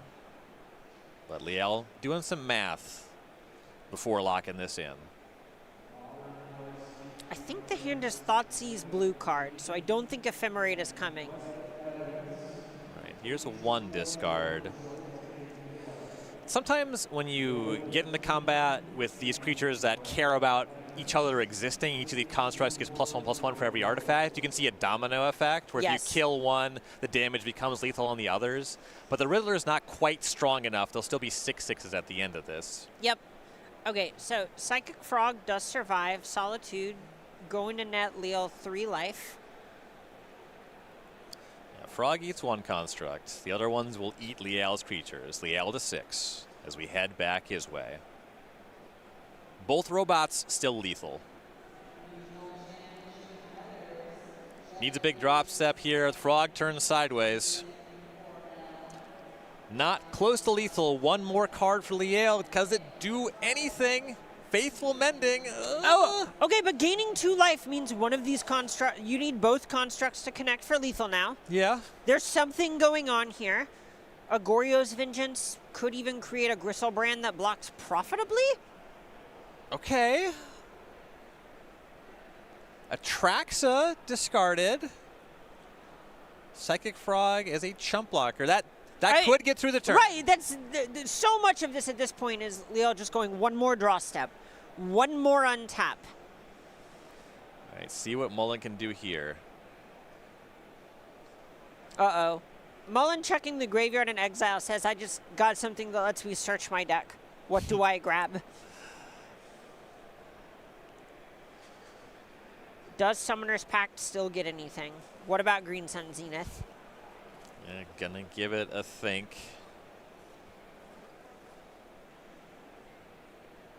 This is not like any other Amulet Titan game we've watched this weekend. No, I mean, this is what, in a lot of ways, I think this is what Cultivator Colossus does. Right? This is something where it is not clear to me how this game would have gone if it were just Primeval Titan. Right. There's so much going on here with the Cultivator Colossus gaining a ton of life, putting that many resources into play, making it so you can pay for Pact and 2 Urza's Sagas that it also grabbed for you was huge. Here's a tap and some spell on the stack. Kind of the, as you were suggesting, the surveying. Feels like a Green Sun Zenith. We'll get confirmation as soon as we get the card on screen. Ooh, oh, actually Scape Shift. Yeah, Shift. Yeah. You have to look at, yeah, that makes sense. You want to know, you can find a lot of lands with this one. Very true. Knowing how many to sacrifice is going to be a big part of your decision making. Yeah, so a floating of a mana. As Mullen's going to sacrifice some lands. Search his library for that number of lands. I want to say it was 4. Could be wrong. Oh, Mirror Pool Handwear Battlements. Oh. I think you can copy the Construct token. Yeah, and Liel agrees. Yeah. And yeah, Liel's got to concede now. It starts picking up the cards because there's only 15 minutes left in the round. That was game 1. Collins Mullen. Now up a game in this match. Coming for our low on undefeated player. Oh my God, that was that's the way that one card being in your deck can change the texture of a whole matchup. Really good stuff. God, shout out Collins Mullen, man, that was awesome. Players going to sideboard. Mullen now up a game. And this is actually a point in the round where maybe even sideboard differently because you want to close the game quickly. And for Mullen, maybe he's fine game 2 taking as long as it takes. What do you think the approach is going to be on that side of the table? I think Mullen is actually not going to deviate very much, with the big reason being that Amulet Titan is so good at threatening to win via combo pretty early. Not all games are going to look like that last one that go on for a 9 or 10 turn slugfest. You can just win in the 3-ish turns you may be allotted in overtime. So I would think that maybe a little bit more redundancy in cards like Green Sun Zenith to fight through a Thoughtseize Force of Negation deck. That's one of the first things that sticks out to me. Soul Guide Lantern is a good card to grab off of an Urza's Saga. Vexing Bubble, great against the Oops All free spells deck in Ephemerate Force of Negation Solitude. Other than that, I think that Mullen really just wants to try and stay the course and have the second verse be the same as the first. Yeah. If it ain't broke, don't fix it. As we look at Liel's side of the table, our Esper Goryo's player now down a game. Definitely has some help in the sideboard here, though. Right. Thoughtseize, the first thing that comes to mind here, where Mullen going to be trying to insulate a little bit better against Thoughtseize just means you'll want it even more. Consigned to Memory, great card against the Urza's Saga plan and the Primeval Titan plan, and could even, quote-unquote, stifle that enters trigger from Cultivator Colossus. Expect that one to do good work post-board. And then Wrath of the Skies is a card I don't know how many of those Liel is going to end up wanting, but this is a great card at checking Amulet and Urza's Saga plus all of the material that Urza's Saga accrues from Mullen. Yeah, multiple phases in that first game. It would have been very useful to have Wrath of the Skies. Unbelievable. Yeah, so many points where even doing it on 0, you get to just 2 mana, mop up your land and a token you could hope to make in response is a great exchange if you're in Liel's seat. Liel, one of many players this weekend, registering 4 copies of Quantum Riddler, kind of the breakout card from Edge of Eternities. We've seen this card a lot in Standard. We're seeing it a lot in Modern. Edge of Eternity is just a really popular and impactful set. Yeah, a lot of awesome stuff coming out of the set that is impacting Modern in a big way. I know we saw some Ice Till Explorer in Amulet lists at the Pro Tour. Less prevalent on this weekend, but there are still Eldrazi ramp decks also playing that card. We've seen Pinnacle Emissary kind of putting Izzet Affinity back on the deck. That's been pretty sweet. Weapons manufacturing from the set also showing up there from time to time. Just super high impact set, a lot of cool stuff, and honestly, the lore on it is miles deep. The lore on the edge. Light years deep. God, sorry, I was a second late. You'll get them next time. All right, well, head on over to starcitygames.com/MTG-EOE. Nailed it. Thanks. I'm very online. You could say I'm a .com kid. Players still shuffling up here, consulting those deck lists in this open deck list tournament for game number 2. We are inching so close to just 10 minutes in the round. 11. We are ticking towards 11 minutes. Gonna need to see some turbo. We're gonna speed run this one. Yeah, that's one I can see going either way, where I think Mullen is someone who has a very measured approach and always plays at the same rate no matter what, in a way where I do not mean that in a way to throw shade about stalling or anything like that. I definitely do not think that is what is going on, but he is someone where he does what is correct every time and wants to make sure he is making the right play. And I think it's also... I've even seen him do it to his own detriment before. Again, no shade. Yeah. I don't think anyone's going to accuse you of being malicious. It's just a fact about the player. Right. Liel also being deliberate here. He's undefeated, and a draw or even a loss is not going to be the end of his tournament, not even close. He doesn't want to make any mistakes from playing too quickly either. Well, both players go into 6 pretty quickly. Mullen's someone I've actually gotten to play a lot with even outside of the various tours just because we were both in North Carolina coming up a long time. He's from the Tri-City area. I was on the other side of the state coming out of Asheville, but you still end up in a bunch of the same 1, 2, and 5Ks. I'm going to ask an ignorant question. Okay. What are the Tri-Cities? Oh, no. Raleigh is the important one. Durham and Greensboro are the other two. Not Charlotte. I think that's Not the one. Charlotte. Charlotte's the one that everyone thinks of when they think of North Carolina. Okay. Raleigh's the capital. Greensboro and Durham, bunch of colleges or universities sprinkled throughout those cities. So they end up kind of being close enough together that they end up kind of cross-pollinating a lot. But they are very distinct from one another in their own ways. I personally love going to Greensboro for a couple of specialized movie theaters they had there for me to go see anime movies in theaters with my sisters when I was younger. Cool. Yeah, I've played in Charlotte. I've done coverage in Charlotte. I've been to none of the Tri-Cities. Oh, Charlotte, great town. I would passionately defend Charlotte to my last breath. Yeah. Love that town. It's great. Right, players taking a look at 6 cards here. We are sub 9 minutes. Collins Mullen up a game. Looking to even the match score in the tournament. Trying to get up to 11-1. All right, Mullen putting a card on bottom.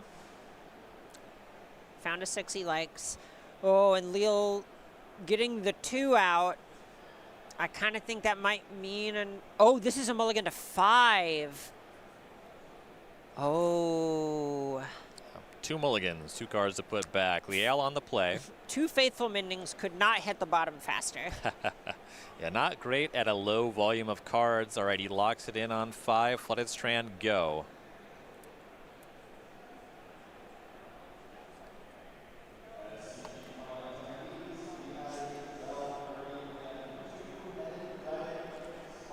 Mirror Pool go for Mullen. We're going to see a crack of that Flooded Strand. The land drops in Amulet Titan are so hard where you think, okay, yeah, you're just going to play a tap land on 1. Let's figure this out. But you go, okay.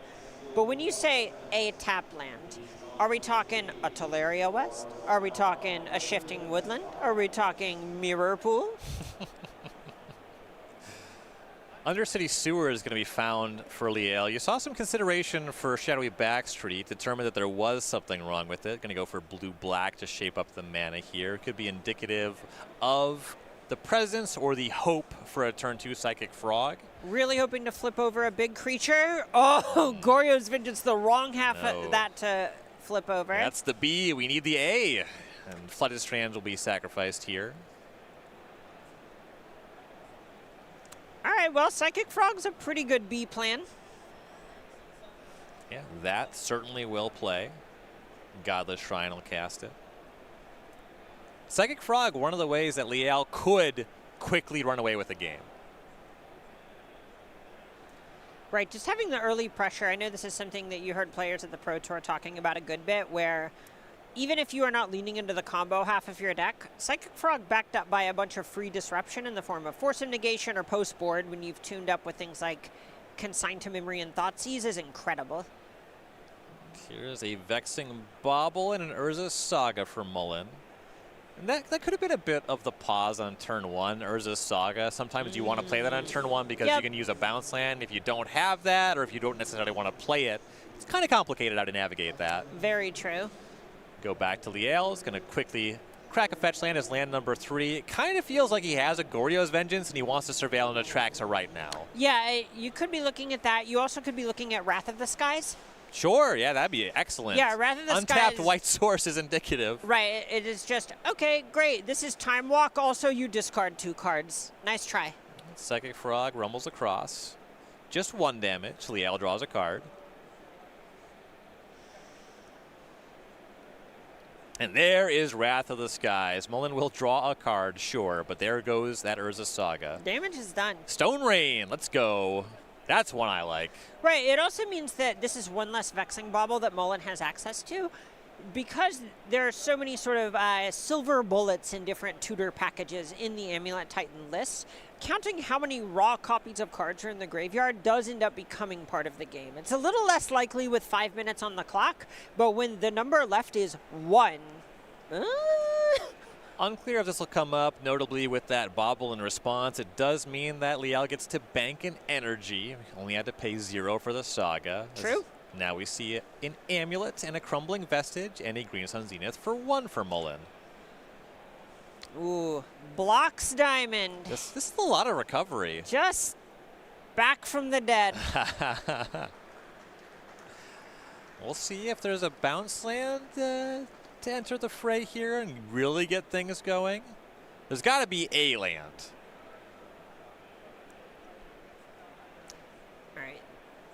The presentation after shuffling with Green Sun. Handweir Battlements. A lot of colorless sources for Mullen. This might be tough, though 1 bounce land does kind of fix everything. Yes. But only kind of. That was a load-bearing kind of.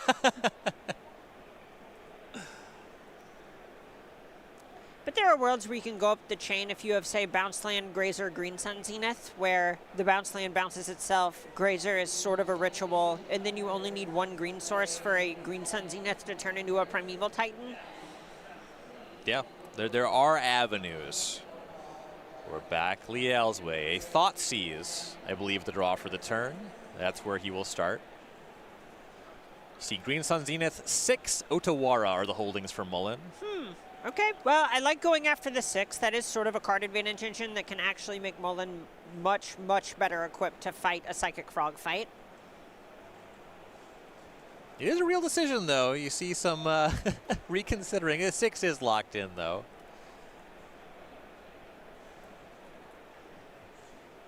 You're getting down to 3 minutes remaining in the round. Liel putting a lot of faith in this Psychic Frog, as it will rumble across. Grazer gets in the way. Quick discard of 2 cards. Eat that Grazer. Faithful Mending discarded. That's a nice one to discard. Yeah, that's kind of where you want it anyway. And Mullen's holding are stinky. There's no colored mana currently on the battlefield. Right, there's an Otawara in hand, but that's a blue source. It really is a question of if Liel can end the game fast enough.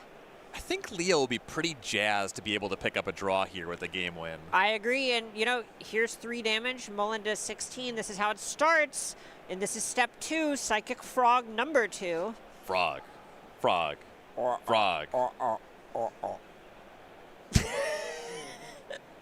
I was trying to do like a Mighty Ducks thing, but you need 1 syllable. Like Ribbit, Ribbit doesn't work the way Quack, Quack does. I'm going to have that theme song stuck in my head all day. I love it. Basic Forest picked up from Mullen. Green Sun Zenith is still in the hand, but the mana, he's wanting for more mana. Right, back to Liel. Now 2 Psychic Frogs. Discards a Faithful Mending. Now has 5 power of Frog. Discards Solitude. 6 power of Frog. Ooh, all right. Eggs in their respective baskets. Here's an attack for 6. Mullen to 10. Draws 2 cards. Not hard to get lethal next turn with that much No. damage. Really looking for something like a Quantum Riddler, because then you can really start supercharging the size of these. All right, back to Mullen. Nothing doing. Okay, now the pressure is really on Mullen to try to get a game win here. Of course, either player would love a match win. Right. I don't know if Noe can win in, let's say breakneck speed, shuffle, draw, keep, 45 seconds. I really would not expect players to sideboard again. Mullen is already presented. They're giggling. They're looking up. They know. Yeah, they got to go. All right. Mullen saying, okay, well, hope I can turn 2 you, turn 3 you. Leo's saying, I hope I don't get turn 2 or turn 3. Right. For Leal, you would love to get as many turns as possible in 1 minute before we start doing into extra turns. We'll go over end around procedure as we get there. Players looking at opening hands. We'll see if there's any mulligans here. And interesting enough, this is actually the position where a draw is better for Leal than it is for Mullen. Yes, and quick mulligan there for Leal. Definitely the player that wants to get as many turns as quickly as possible, but not much time to do there.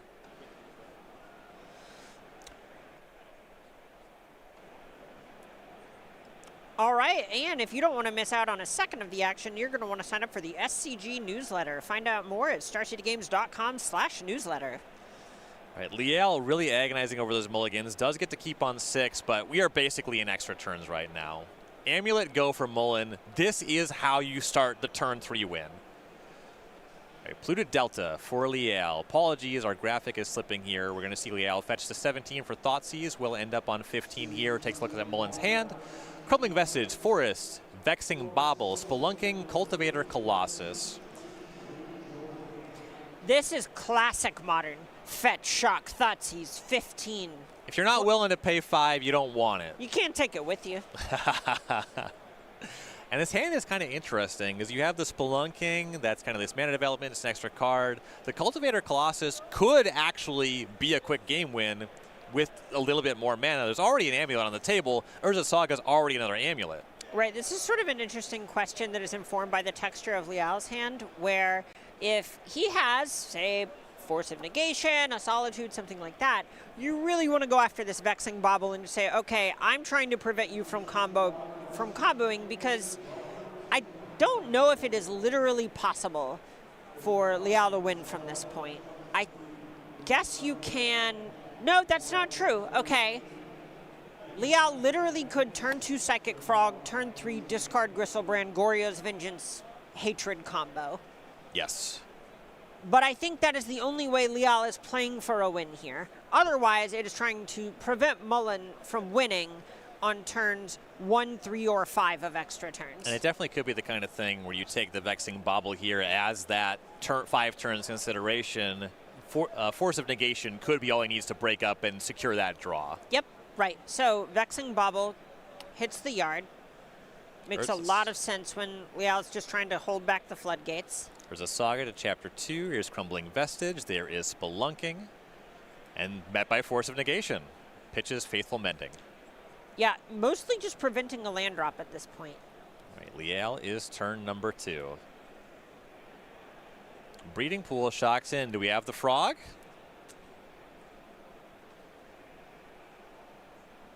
It would be so sick to see a win on turn 4. You will. I'm going to pop up. You're going to see me do TikTok dances here in the booth. They'll be dated. I'll be flossing, but if this happens. Is Psychic Frog. Turn number 3 for Collins Mullen. Urza Saga to Chapter 3. Flow to colorless mana. Haven't gotten a look at the draw. Forest, Cultivator, Colossus are the known quantities in the hand. Oh, wait, actually, because Leal had to pay too much life, being right before the threshold for the second Gristlebrand draw means that Leal cannot win from here, even with the Gristlebrand Goryo's Vengeance as the remaining holdings. Is there like a... I don't know if there's like a way to like somehow have the right combination to Solitude and gain life in the middle of it, but it's really crunchy. Right. It's really crunchy. Yeah. But then you have to pitch cards to do that. Right. Oh yeah, you do need to be able to discard. Right. Yeah, it kind of just runs you out of the same resource. That makes sense. Okay, so Urza's Saga has floated a mana, picked up an amulet. God, a bounce land gets you so close. Right. And just has to pass turn number 4 for Liel. Discards Atraxa. Well?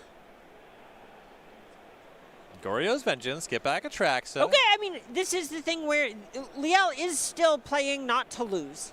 Yes. Looking for some free interaction. Solitude would be excellent. There's a Solitude. There's a Force of Negation. All right.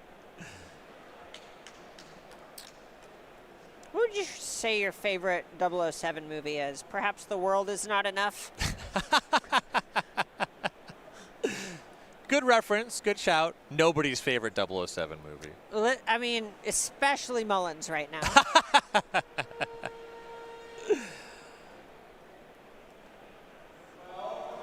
Is that Marsh Flats? I believe that to be a special guest. That's cool. Nice. All right, Force of Negation, one of the gets.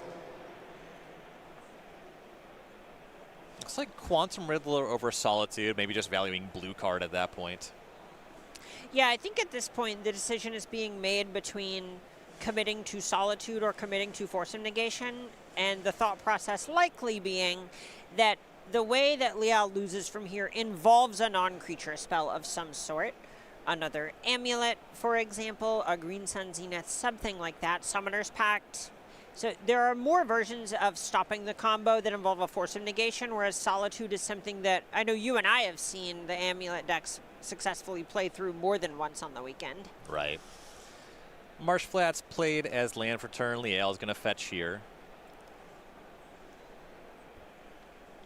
This is his last turn of the game before we go to turn number 5, which is the last turn in the end of round procedure. You get 5 turns between both players to conclude things.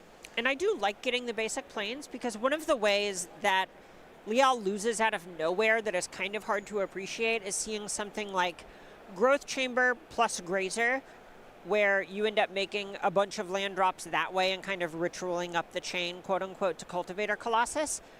And then Cultivator Colossus spiking enough lands to one-shot Liel with a Handwear Battlements without even comboing. So I do like really going, no, I need to preserve my life total. I really do not want to draw this plains. Here's an attack for 9. Psychic Frog will draw a card. Liel to 19, Ephemerates Atraxa. 10 more looks to kind of sew that up. So you see Force Negation blue card face up. Liel's going to get 10 more looks for some free interaction here to prevent that win on turn 5 from Mullen, to the extent that there's even an avenue for it. Right, of course, of course. You see a couple Goryo's Vengeance. Those aren't going to do anything here.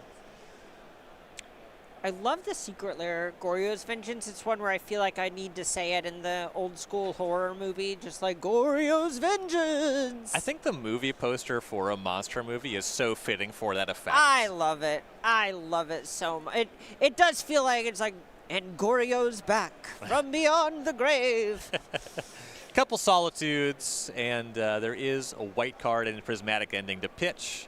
So now the Solitude and the Force of Negation, 2 pieces of meaningful free interaction for Liel. Watery Grave, Goryo's Vengeance, sure.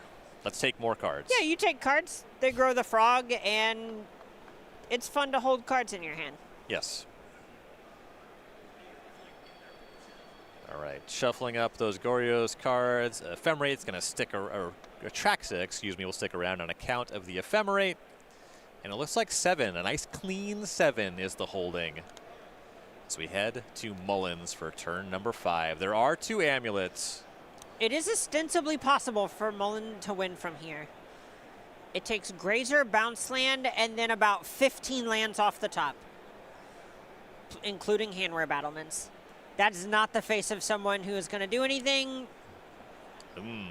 So we'll get confirmation on what the outcome there. It looks like Mullen can't win. It might have been a draw. I saw some shaking of heads before some shaking of hands. I think that's going to be a draw. Mullen moving to 10-1-1. Noe Liel Jr.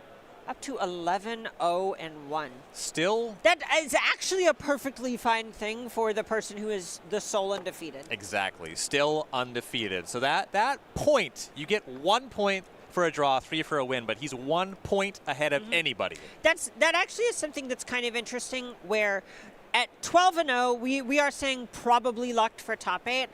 I believe 12-1 or 12-2-1 is locked for top 8. I believe being 37 points is probably safe. Not, you know, I've seen some crazy stuff happen on a standings board in my life, but previously 12-3 was one where we can say, well, we think some 36 match point gamers are going to get into top 8, but there's a tiebreaker sweat. I would guess that draw was actually was part of the quest that Liao was on. Yeah, that definitely makes sense. But for Nui Liao Jr. in great position, Collins Mullen, that draw is meaningful.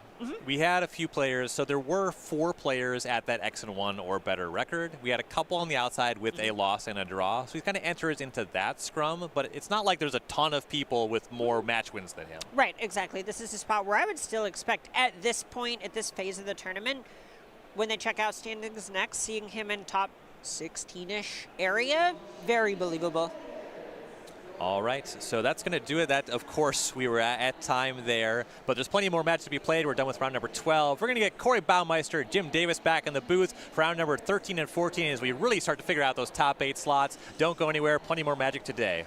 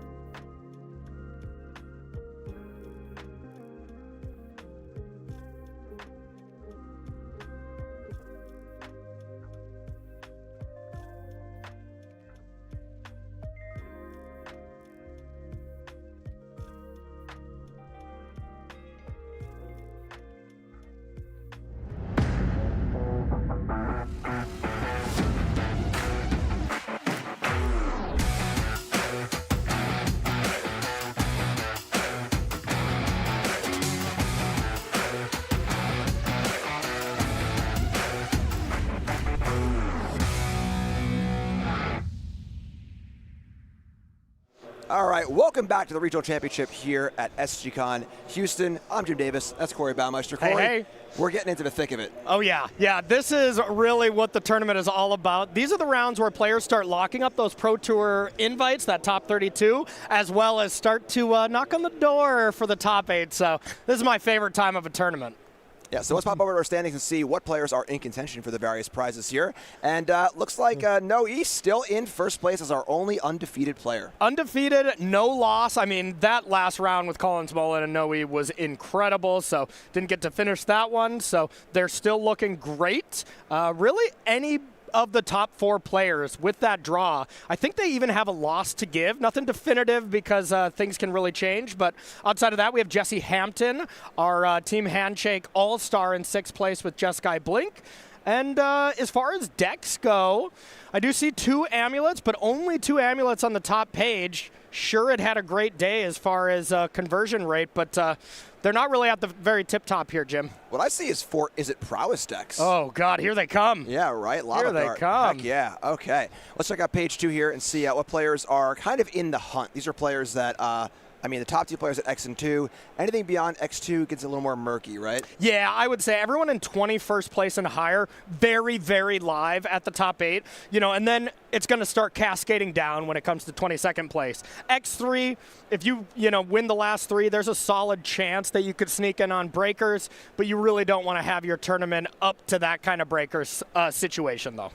Yeah, and then, of course, our players are playing for a lot of the goalposts here. Of course, yeah. You want to keep with the Pro Tour. It's top 32. Yeah. You want to make top 8. That's where all the money is. And, of course, top 2 is the world's invite. So lots to play Yeah. for here, even for players who aren't necessarily in contention for top 8. So we're going to pop right down to our match here. Our players are all ready to go. We got Nate Green on Mono Green Brood Scale. All right. We got Sebastian Puklis on Zoo, Domain Zoo. Which is pretty exciting to see. So let's pop down and check it out.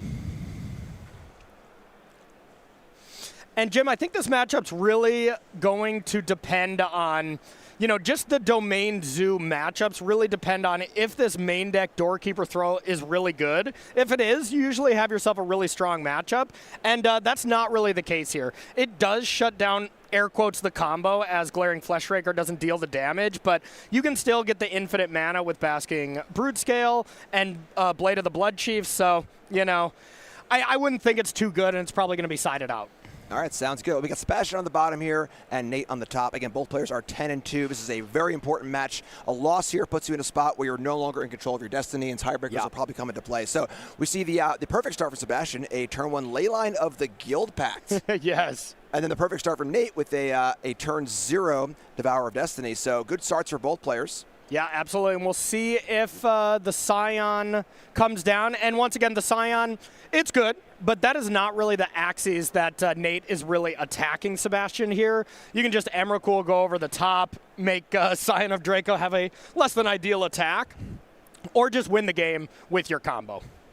All right, so here is that Scion. Basic Plains. That's not a Basic Plains. That's for all the colors, right? Yes, yes. So all the land types are here. Scion is here. It's going to have a lot of abilities. Too many to name at present, but it's good. It's hexproof. That's the main one. There is no destroying that creature ever, and it really makes interacting very difficult. And I will say, Scion of Draco with your powerful hate piece of Doorkeeper Throw, that does stop the combo, just because it didn't stop the combo because you could get infinite mana, and then you could Kozilek's Command for your whole deck and get, the ability to deal with the Doorkeeper Throw. When you can't target it, you can't win the game via that damage. You can still find Emrakul and that kind of stuff, but. All right, so we'll see a Rumble here from Nate, very popular card this weekend, Malevolent Rumble.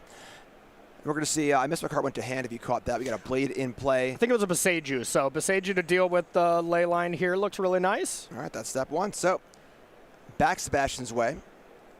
Or Scion of Draco, a very fast clock. And clock, who's the beatdown here? Definitely the Zoo deck, yep. Yep, definitely the Zoo deck trying to get this done, and this really isn't your granddad Zoo deck, though, No Wild Nakados in sight. No Kurdaves, no Kurdaves. Loam Lion? Yes, there's Loam Lions, yes. 4 of. All right, let's go Loam Lion. Okay, so going to get in the red zone. A little Vigilance action, 4 damage and 4 life. Again, life might not be a factor for Sebastian if the combos kind of go off. We see a big Emrakul. Yeah, totally true. And I will say Domain Zoo had a pretty solid day. You know, it put a lot of players into our top 2 pages of the standings and, you know, has 19 decks into day 2, has skyrocketed into the 5th most played deck. So pretty strong stuff here from Domain. All right, Territorial Kavu comes down, flexible creature, and back Nate's way. We see Ugin's, is that Labyrinth, right? Yeah, Ugin's Labyrinth, yep. Ugin's Labyrinth, the imprints, Devour Destiny goes down. A temple hiding there under that Carposian forest. So a lot of mana available for Nate. And now it's on Nate to see what the next step is, because there is a lot of power on the board for Sebastian. There really is, and Sebastian has to be a little careful here about the mana base that he fetches up, because sure, you have Leyline, you can just say I don't care about anything, but that's not the case when Boseju's there. So if Sebastian just say, I don't know, got a Jeskai Triumph, not, you know, probably not in the deck here, but got a land that didn't give you other card types here, this could be a problem, as the Kavu would shrink and you'll lose some of those abilities. Now that being said, when the Leyline does get destroyed, you get to search up another land, which is a big deal. So there's a Lush Portico, maybe not, just in kidding. So Lush Portico goes back into the deck, looking to possibly surveil here. We're going to see a Indrith Triumph, the Jund Triumph, I believe. I'm sorry, the Abzan Triumph, I apologize. Yep. Idatha, I believe. That's not even like an altar, and I can't even pass the buck on that one. Yeah. That's just a real card. Love the land choices here. Old border shock lands and a sweet-looking beta basic, and there it goes. So Boseju hits the Leyline, gets search up another land with a land type. It's going to be a Thundering Falls. It gets surveil on anyway. So good setup here from Sebastian. Yeah, and now we have kind of all the types here. So it didn't really do a lot to be able to deal with this Leyline, but it does unlock, let's say, future Bosejus to like deal with Scion of Draco and interact with Sebastian's permanents profitably in any way. All right, so Sebastian's going to scry. Going to take a little look. The Thunder rolls. What's it going to be? Either way, a solid clock here, so 9 damage going to be coming in and really putting Nate to the test. Now, Territorial Kavu does still have Trample, just because of the Scion of Draco, the fact that it is green and red, it has Trample and First Strike. Had Trample. Well, it still does, but it's just gone. Trampling in the Exile Zone, a little less valuable. A lot less. So we see a K command here, another popular card this weekend, and Kavu is out of here. I think we're looking at a little scry action, so scry 2, and then draw a card. And really good discipline there from Nate. Not doing that first and then Bosejuing, making sure Sebastian didn't get any extra information and then has that surveil. Like, might want to put a Kavu to the bottom saying, hey, I have enough pressure, if Nate were to do that in the opposite order. All right, so Scion comes back in. And now what is the next step for Sebastian? How about Scion number 2? Okay, so Sebastian also has a Flage hanging out there too, so this is a lethal turn next turn from Sebastian, and Nate Green has to very much try to do the thing now. And that looks like a Leyline binding as well, so Sebastian has lethal next turn and has interaction right now, so woo!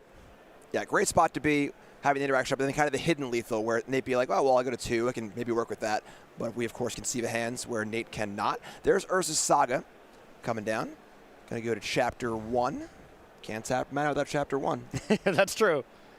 Be a rough one to miss that trigger, I guess. Yep. And we've got a good amount of mana available for Nate, but a lot to work through. And, of course, Nate doesn't know about either the Leyline or the Flage. This is where the bird's eye view of coverage, you might go, oh, well, you could do this or that, but it's hard to know. Yeah, it's hard to know for sure.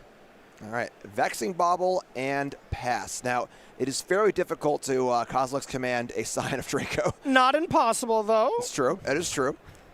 But not very likely here. So with the life total going down, you got to think that there's really no way to do anything here. And a little risky way to tap there if there was a way to gain life, as you didn't leave white mana open with Leyline. But whatever, it worked. Upstairs, scoreboard. All right, Sebastian takes down game number 1 here in pretty dominating fashion, honestly. Yeah, that was nice. All right, so let's pop at Nate's sideboard here. We see 2 Damping Sphere, 2 Fire Spout, 2 Nature's Claim, 1 Soul Guide Lantern, 1 Spider Punk, hello, 2 Thief of Existence, 2 Unholy Heat, 2 Vexing Bauble, and 1 Wastescape Battle Mage. What's Nate going to do to stop the zoo from rumbling on in here? Let's see. I don't love too many of these cards here. Thief of Existence looks decent if you want to blow up some permanent. Damping Sphere, no, you don't really want that. Yeah, I really don't like a lot of these cards, and what that really tells me is Nate has a pretty solid matchup here.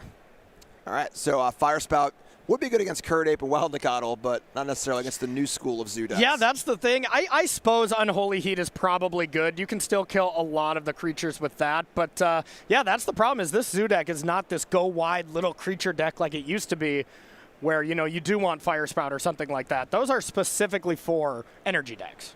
Sounds good. On Sebastian's side, we see 1 Clarion Conqueror, 2 Consign of Memory, 1 Damping Sphere, 2 Mystical Dispute, 3 Obsidian Charmaw, 2 Surgical, 2 Wear Tear, and 2 Wrath of the Skies. Where's Sebastian at? Ooh, okay, so this one is pretty nice for this matchup. When you have this many cards, I would say that kind of screams out, hey, I don't have the best matchup. I like the Wear Tears, I like the Damping Spheres, I like the Obsidian Charmaws, I like the Clarion Conqueror, and the 2 more Consigned. So we're bringing in a lot of cards here. And yeah, it'll be tough to see what you take out. I bet those Doorkeeper Thralls do end up coming out. And honestly, maybe even like Flage. Flage is not necessarily what you need to be doing against the Eldrazi deck, so you got plenty of stuff that you can take out in this matchup. Yeah, it's unfortunate that Doorkeeper Thrall is really good against a lot of decks in the metagame, but when you find a spot where it's not that good, it's kind of a 1-2 or a flyer, not doing too much. So, exactly. So we'll let these players get all set as they sideboard up. Of course, open deck list. They have a lot to look at and a lot to go over. And we're going to remind you, we're going to be here next week to do it all over again. And You're coming back to Houston? No. Oh, wait. Oh, I booked the wrong flight. Oh, no. We got Magic Spotlight Spider-Man. You're going to be in at SGCon Baltimore next weekend, the 24th to 26th. It's going to be a blast. We're playing Standard. This is an open tournament, so not like a regional championship. You can come, you show up, and you're ready to play, you're in. All right, get in there. We got 4 Pro Tour slots, the top 8, a bunch of great prizes, and a bunch of great other events, too. Great side events, all sorts of awesome things happening. And you've already put out the call for Spider-Man costumes, all right? Yes. Me and Corey giving out high fives to anyone in a Spider-Man costume, so hope to see you there. Spider-Man, Spider-Gwen, whatever Spider you got, Spider-Punk. If you got a pig, Spider-Pig, why not? 2 high fives, 2 high hoops. 2 high hoops. For the Spider Pig. And so StarCityGames.com/SGCon for all your information. Hope to see you there. Yeah, that'll be fun. 10K up top for that tournament as well. So you could just shuffle up your deck and walk out with $10,000 and a Pro Tour invite to Pro Tour Lorwyn in Richmond. So that's going to be a really fun event. Yeah, these qualifying events are excellent, you know, Pro Tour, regional championships, but there's something special about the open door events. Yes. Where you can just walk in and anyone can walk it up the street and they could win the whole tournament. Yeah. You know, you could go from being, it's the moneymaker effect for all you poker fans out there. There where you go. go From, a relative unknown to being, I'm on the Pro Tour now, I've won a major event, I'm on coverage. So that dream is very, very real, and I hope to see you take a shot at it. Yeah, amen. Those open events are, how I got my start back in the day. Those kind of style of events definitely catapulted my career. So, yeah, come on in. Win the event. Then what happened? I mean, then it all went downhill, Jim. All right, let's take a peek here. Get a little picture and see what's going on the other tables. We got real fast. We're looking at some Amulet Titan stuff is going off. I'm sorry, it's not just we milling here. Are these cards being milled or cards in play? We got a Rune Crab, a little Demir Mill. That's a nice dark horse contender. It really is. But hey, I mean, it seems like it could have a decent matchup against Amulet. If you mill all those lands that they need to bring in, you could really get them. But at the same time, Haven, it looks like she's popping off. Yeah, it looks like those lands are in play, unfortunately, for a mill player. So let's get back to our main match here. We see turn 1, Grove of the Burn Willows. That's a classic, the original Future Sight art. I'm Nate. Thank you. Yes. Ancient Stirrings, Gain of Life for Sebastian. Going to look at the top 5, find a colorless card, put that one in hand. I can't wait to reveal a different Grove of the Burn Willows right now. Come on. I think Nate's got me. I think so, too. Yeah, I'm seeing these old border. These are nice cards on both players' sides. So yes. Big props to both Nate and Sebastian. No Leyline this time around, and there's a possibility that Leylines were taken out as well. This isn't necessarily the matchup where it's amazing. Leyline of the Guild Pack, I should say. All right, so just a fetch line and pass for Sebastian, back Nate's way. We're going to see a rumble. Let's get ready to rumble. Yep. Hasn't been the first time I said it, not going to be the last. What an incredible card. It's just been popping up in so many decks. And that is quite the selection. 2 Urza Saga, Blade of the Blood Chief, and Haywire Might. You see Sebastian there with Wear Tear in hand, so was really hoping that Saga was going to be the land into Rumble, as that was going to be a bit of a blowout here. And Saga's picked up, and now Sebastian's in this kind of weird squeeze, because I also saw a Territorial Kavu where you want to get a threat on the battlefield, especially a card like Territorial Kavu that can either start munching away on your opponent's Delirium count or just start looting away to find yourself profitable interaction. But you also want to leave up Wear Tear to blow up Urza Saga, so it's a tough spot. I would assume Sebastian still leans with getting a threat in play and maybe blowing up the land later, but we shall see. Yeah, with no Curd Apes and Wild Nicodles, we see a lot of 2-mana threats in this deck. Yeah. Aside from Ragavan, turn 1 is mostly a time to get your Triome, get your mana set up, and so on and so forth. So, you know, it's fast in the sense that you're playing really, really powerful cards, but not fast in the sense that you're just blitzing 1-drops. Yeah, no Bloodbraid Elves either. Ooh. I'm just getting Jim jealous of the good old Zoo days. All right, so see a Triome. Back Sebastian's way, going to draw. Fetch land number 2. Fetch lands, of course, are the most important part of this deck by far. The ability to get these Triomes, the proper shock lands. You know, it's kind of that math problem. I need all 5 types. What's my Triome? What's my shock land? And most of the time it is Abzan Triome and Steam Vents. That's kind of your perfect combination. And looks like what we went for now. So there's Scion. There's also Kavu. So next turn being able to have Kavu plus wear away the land is very excellent. Or tear away the land, I guess. All right, so step 1, Scion of Draco in play. Back Nate's way. Nate plays the Saga that was revealed. And what is Nate up to here? How about good old Sowing Myco spawn? So no kick. Just going to go find a land off the cast trigger. Feels like you're either going to want your best land, a.k.a. Eldrazi Temple, or maybe another Saga. Saga probably doesn't seem great here, but there is a Temple. And does some nice job ramping. And Blade is a good start. So 1/2 of the combo here, ready to threaten a blowout at any point. But to be fair, Sebastian could take his whole turn and wear End Tear. I love fusing that card. Yeah, it does feel good when you fuse that one. Oh, yeah. All right, so Temple's in. The land coming in untapped off Myco Spawn is so potent. So yeah, that card, come on, it could have came into play tapped. That card was good enough. Yeah. So back Sebastian's way. Has a clock. Now needs to decide, want to add more clock, want to interact.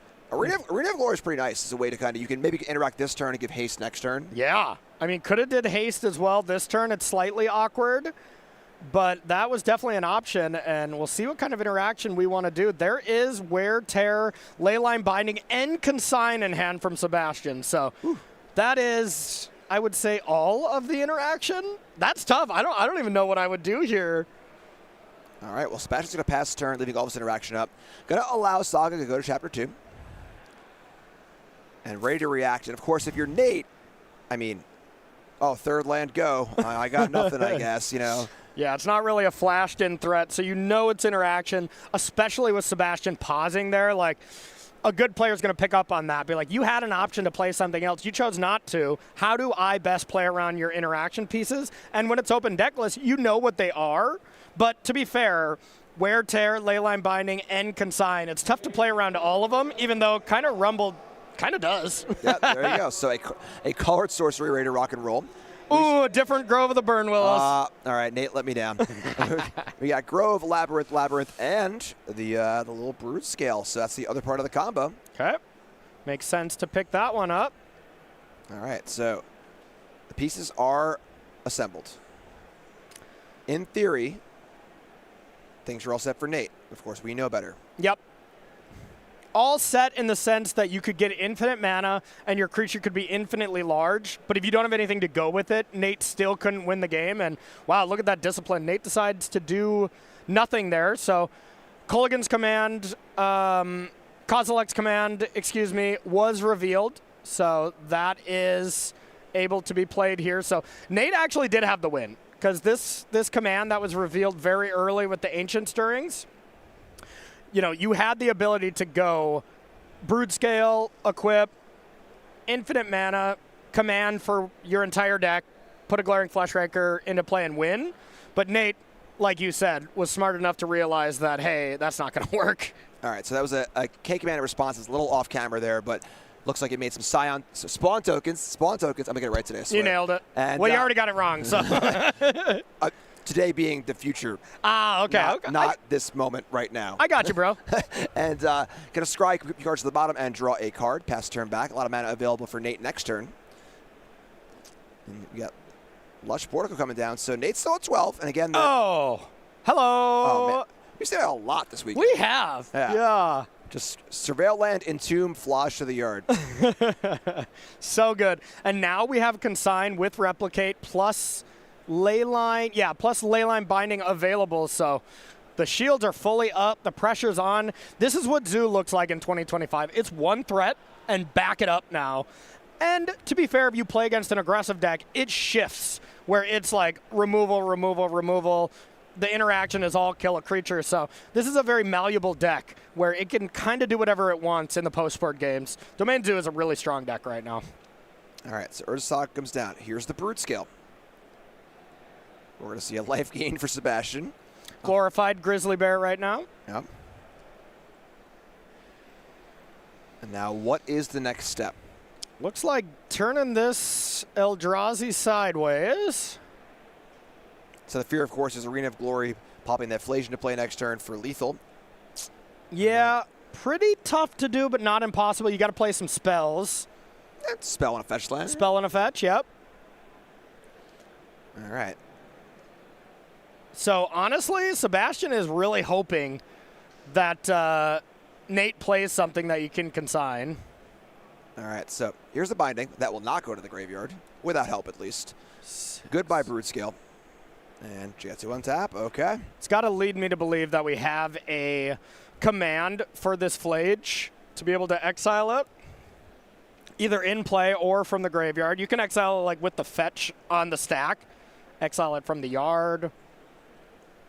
And that's the nice thing about Nate. Nate doesn't have to be reactive against that Flage to just like wait till it comes into play and Lightning Helixes him. Can just be like, in response to that fetch, exile it from the yard and draw cards or put some Scions into play. Yeah, the flexibility of Kozilek's command is quite wild. Yeah. It's no Kolaghan's command, but it's still pretty good. It is no Kolaghan's command, you're correct. You're right, it's playable. All right, so Sebastian working it through here. Just going to go for an attack. So attack for 4. And there is Unholy Heat. Delirium looks pretty on to me. Yeah, pretty free there, and that's big. Those Unholy Heats are excellent. That's one of the few ways you can deal with Scion of Draco. With that 12 mana value, it's a tricky card to actually get off the battlefield. All right, so there's the Kavu. No end step command. Saga goes to 2. And again, it's important for Sebastian to be able to finish this game. You know, like, they're still at 12. Okay, so that's 10 mana and Cavern on Eldrazi. This looks to be like a sowing. Oh, wow. Okay, excellent. So it can't be countered, but you can counter the ability with this Consign. And I like that. Trying to get your Flage count up is what I'm all about. So I would like to see a Consign on that and then bring Flage back. And that's at least decent. It's still not even amazing, but... Yeah, it is a 6/6, so it can be taken down by a Flage, ETB trigger, and then attack trigger. So, wow. Gonna let it happen, though. So, goodbye, Territorial Kavu. Hello, Soy Myco Spawn, in for 3. I'm very surprised with that. What do you think Sebastian's planning? Yeah, I don't know. I guess, so we have Leyline of the Guild Pack, Consign, and Lightning Bolt. So I guess Bolt upstairs to 9. But then Flage is only 6 damage because there's so many blockers. So I would think Consign that trigger, leave yourself with a 5/5. I mean, I guess your 5/5 doesn't really look too great against the Devourer anyways. And Sebastian is just trying to protect against an Emrakul, I suppose. So I think that's the plan for Sebastian. All right, so a reminder, of course, that is 2 spawn tokens in play. That's not 1 token with 2 counters on it. Just an easy way to keep track of multiple spawns. All right, and now thinking it through, Sebastian is definitely up against it this game. Threats have been answered. And we see end step ley line binding. Okay. Gonna bind up a 6/6. Wow, if we had that too, binding the Devourer and consigning the trigger to destroy Kavu looked amazing. That is true. Because now we bring back Flage. Yeah, because now you bring back Flage, you could aim the damage at a spawn. Nate would make a construct in response. Then Flage attacks, kills the construct, and Nate would take 11. Ouch. All right, so Sebastian going to work through it. Here we see Ragavan was the draw, it looks like. Bolt, Ragavan, Consign, and a ley line. Yeah, now you don't even have the extra card in the graveyard to be able to bring back Flage. All right, so here is Ragavan. It's turn 6 or 7, not necessarily the best turn for Ragavan. A couple spawns in the way also. Active Urza Saga. A lot going on for Nate here. All right, end step, 2 spawns, sack for mana. That's actually probably a good sign for Sebastian. That's probably saying, hey, I don't have an Emrakul immediately coming, and you could consign the trigger that would take your turn, but the 13/13 would stay, and you know that's a tricky one to deal with. All right, so going to stack the Urza Saga. You're going to make a construct. That's 2. I think you have to consign this because it's that Urza Saga. It's a Haywire Might. Flexibility of Saga not to be denied. In his combo decks, it's trying to search your blade most of the time, just like Amulet and Amulet, but the flexibility of having all these unique answers is very, very potent. Yeah. All right, so that's going to go off. It's going to go get a look. Is it combo time or interaction time? Exactly. Or your Flage is gone time. All right, Soul Guide Lantern. Goodbye, Flage. Yeah, and that's brutal because sure you can consign that, but then you can just sack the Lantern, so. All right. I think Sebastian is maybe playing this a little too conservatively. All right, so we got 2 3/3 constructs now and a 3/3. Just an army of 3/3s. A little bigger than Ragavan. There's a bolt in hand for Sebastian. They are coming in. With being at 13, I would still probably just take this and then bolt the untapped construct, connect with the Ragavan, try to get something off my opponent's deck, but that doesn't look great either. Your Flage plan was really it. You know, that was your whole plan, and now that that's gone, this game is going to look a lot tougher. Also the option to bolt the untapped token right now, take 1 less damage, so it's a little bit defensive too. Good point. Yep. You know, but yeah. Or this works too. So Ragavan defense, going to go for the bolt and then shrink on the construct. Also, not the order you should do. If there was a command or an unholy heat, you kind of get wrecked. You always let damage resolve and then end step bolt the construct or in response to an artifact. Just ways to insulate yourself against troublesome things. All right, draw looked like it was stubborn denial, so. Force spike. A lot of interaction, but not a lot to do. You know when you're casting a ley line, things aren't so great. Yeah, not great, not great. This, of course, also taps out of the consign in hand, so gonna sack that Lantern and draw a card, and Nate knows it's go time. Oh, yeah.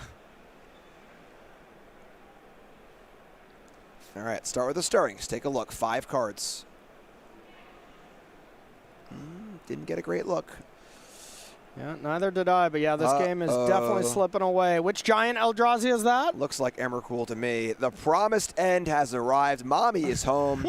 Let's count up these up. That's never mind. That's not counting anything at all here. Let's go to game 3. Emrakul, as she often does, ends the game. We're going to a decider. Yep, and I think Nate played that game masterfully.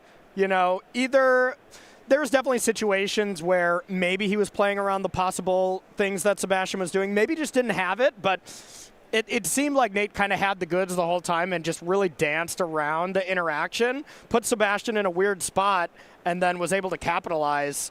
So really nice job there from Nate. Yeah, when you're not able to do something on the turns you leave interaction up. Yes. And your opponent's able to just say, okay, your go. I'm going to keep crafting really, really tough. So that's just a good lesson in Magic in general, not even modern Magic. Taxing your opponent's mana is going to lead to a lot of victories. Mana efficiency is great, but if you can make your opponent not efficient, that's even better. Yeah, one of the funnest parts of Magic for me is playing around your opponent's interaction, making them play it at times they don't want to play it, making things as awkward as possible for them. That was really a great lesson in that. So pop back to our sideboards here, of course, open deck list. Any changes for game 3?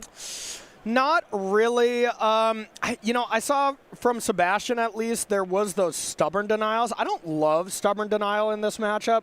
When you have 4 consigns already, like, we saw that we were definitely threat light.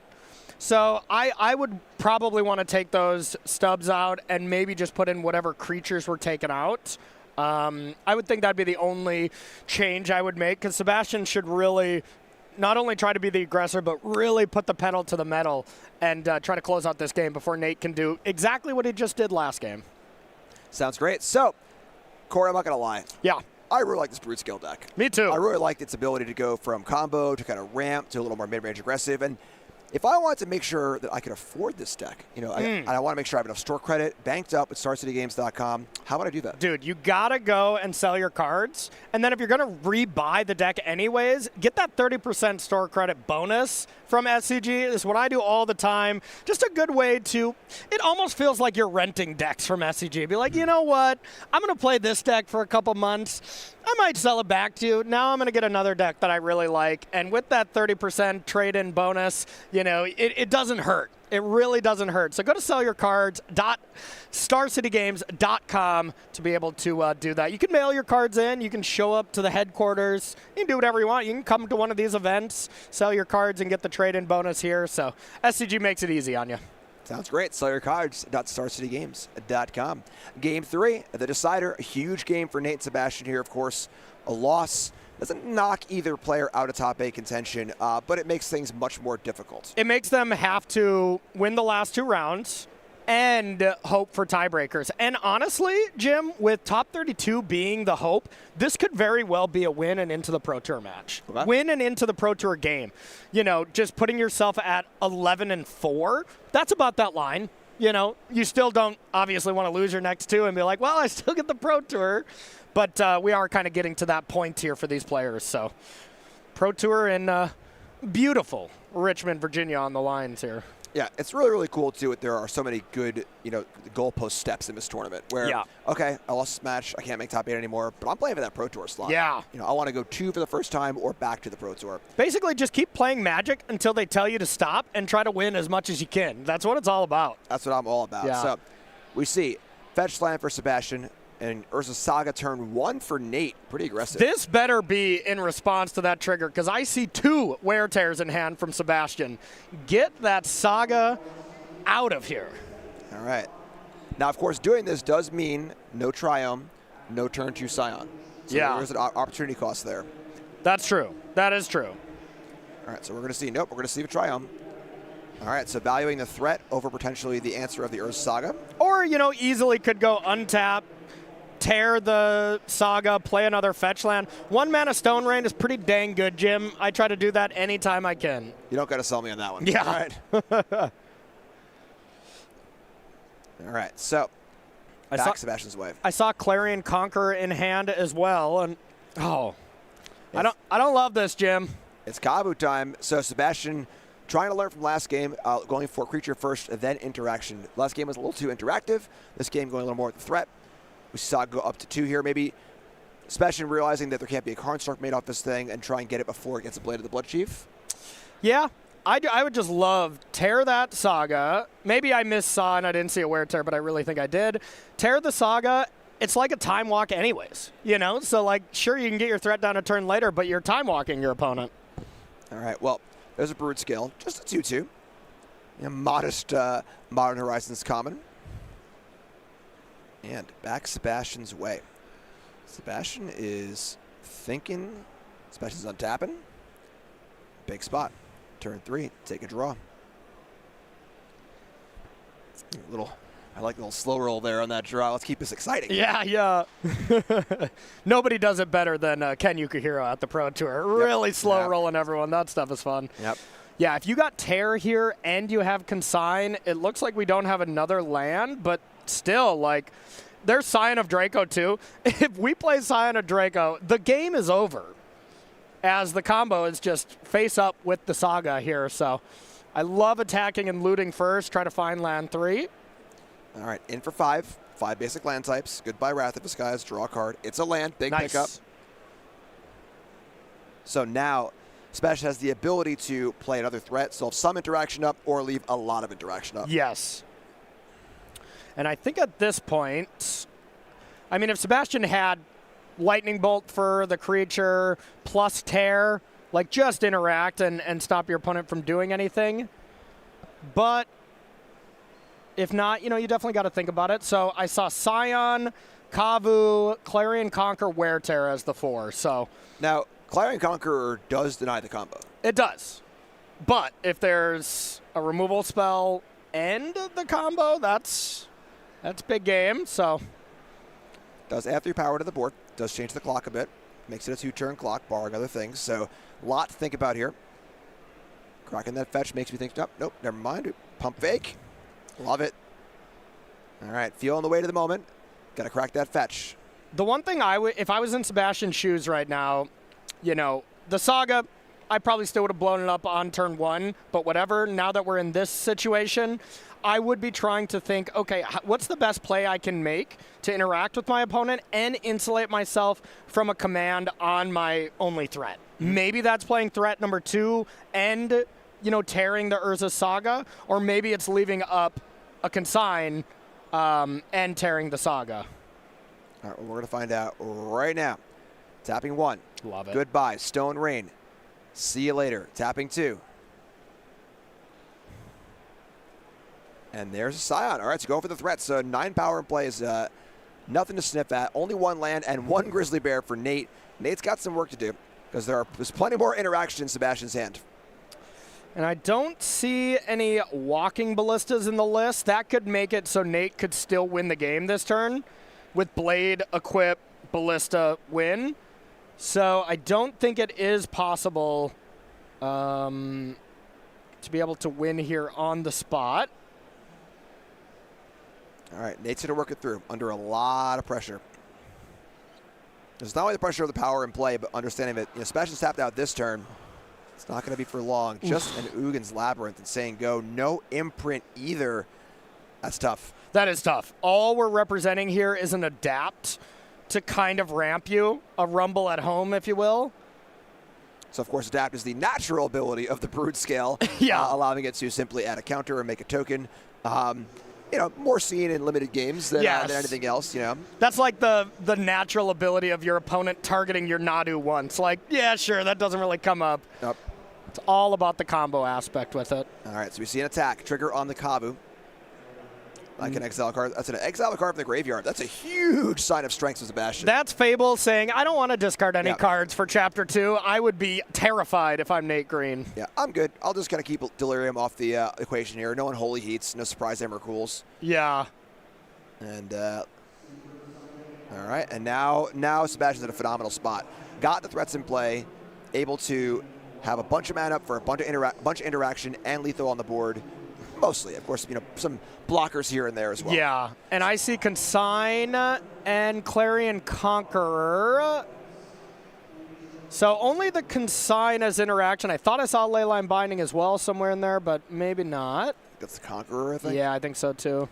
Sebastian making it extra hard, just going as fast as humanly possible. Yes. Kibler style. Yeah, I was going to say, that's the Kibler. I see 2 blue cards. Oh, that might be double Consign. That's pretty good. All right, going to say go again. And Nate is really patient here. Or really dead. Take a look at Nate, and I'm not sure either way. I mean, great poker face here. He's not dead right now. Now he's dead to a Consign because the other creature had to block, and yep, GG. All right, wow. Sebastian takes down the win, moving to 11-2. Nate still in the running. Yep. Not dead yet. Played very well that match, but just Sebastian just had too much stuff, and then Nate's draw in that game 3 was not great. Yeah, it's pretty frustrating when you're playing against the Zoo deck and they have that good draw. Like, if you're playing against a deck where the Leyline Scion thing affects you, of course that's the most frustrating. But in a matchup like this where you can just get down a good 2-drop and then just interact and you can never deal with that 2-drop, those are the games it feels like, well, I had no chance. Yep, so great stuff to see. We got more Magic for you. Let's see if we get down to a backup match and see some more players and to try and figure out who's going to make top 8 of his tournament, who's going to the Pro Tour, who's taking down how much money in first place? God, just all the money. 20K up top. Just all of it. All of it. You get all of it in the city of Houston. Yeah, 20,000 up top, 10,000 for second. And remember, if you make it to the finals, you go to the World Championship. So, I mean, that's like minimum 4K or so. You know, the payouts change a little bit each year. But so that's like 14K for second and 24K min for first. Like, it's pretty nice. Playing in Worlds is also a priceless experience if you haven't done it before. Oh, so. yeah. All right, so we're going to get to our backup match here. We're going to see Jacob playing Is It Prowess? Kind of our surprise deck we saw in the standings. 4 players in top 16 currently with that deck. Yeah. Against John Pugsley Clark playing Boros Energy. Okay. Kind of the fallen soldier here, you know. A little bit. Drop down a little bit. So top down and see what's going on. And this matchup's pretty close. Both of these decks have some decent amount of interaction. I will say Lava Dart from the Is It Prowess side lines up pretty well against like the Ocelot Prides and, you know, maybe some of the 2/1 cats and stuff like that. You don't got to convince me.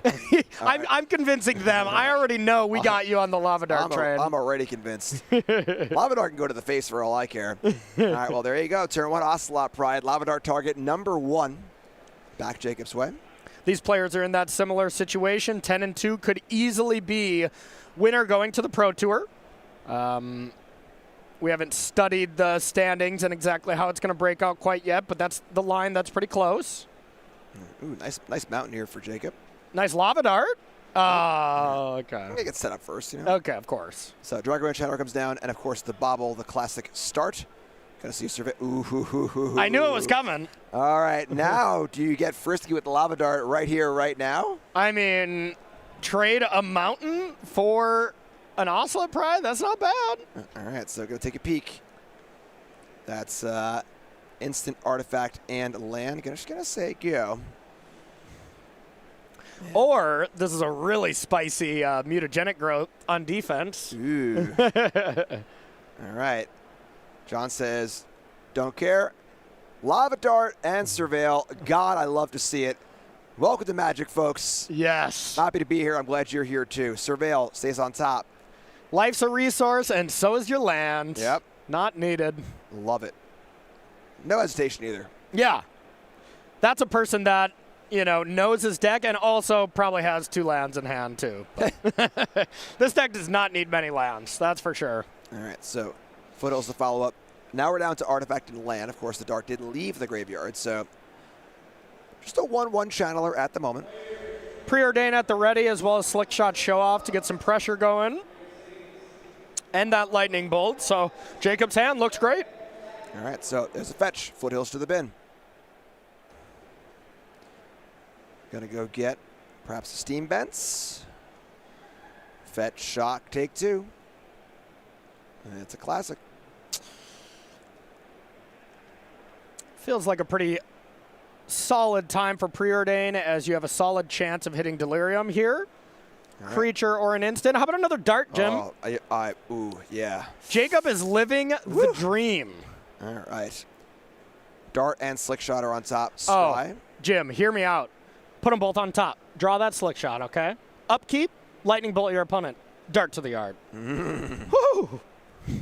All right, so we got Sorcery, we got Instant, we got Land, we got Artifact. That's Delirium. 3 damage, must attack, not an option. Yeah, I think that might have been the choice anyways, but yeah, you're right. Jacob did not have that choice. All right, so crack a fetch. John currently not on the board here. So we did see a Surveil there earlier. We were so wrapped up in Lava Dart, we missed that a Seasoned Pyromancer got milled off of the Elegant Parlor, which is relevant potentially. We recognize the important Surveil, though, that's for sure. Yep. All right, so here's a cut. Ooh, okay. Now this is the killer for any deck wanting to attack. Yeah. So this matchup, I think, is very close, and you know, whoever's on the play, I would say slightly advantaged. But when Flayed shows up, it changes everything here. Like, imagine if we just, I guess we're 1 card short, but like just an Arena Glory next turn to be able to give it haste. But even just a fetch land with Flayed here, you got to think we're just done. There's the fetch. Yep. All right. So tough for Jacob. Gonna get a red source. 5 cards in the bin aside from Flage. Looking to possibly escape. And then once that bad boy's in play, it's pretty tough. You can have all the darts you want, Jacob. Here's a Flage. All right, so Channeler to the bin. 3 more life. I do think Jacob, that play was a little rough. He has a slick shot show off, so plotting that in the face of Flage, that seemed like a safer play, and who knows? I mean, yeah, sure, John's had a lot of life. Slick shot show off, I've seen it deal more damage. You got a couple darts in the yard, maybe you top deck a mutagenic growth, and you can kind of get it going there. So I would have loved to see a plot there instead of that DRC. All right, so Jacob takes the risk. John responds to the fetch land. Here comes the Titan.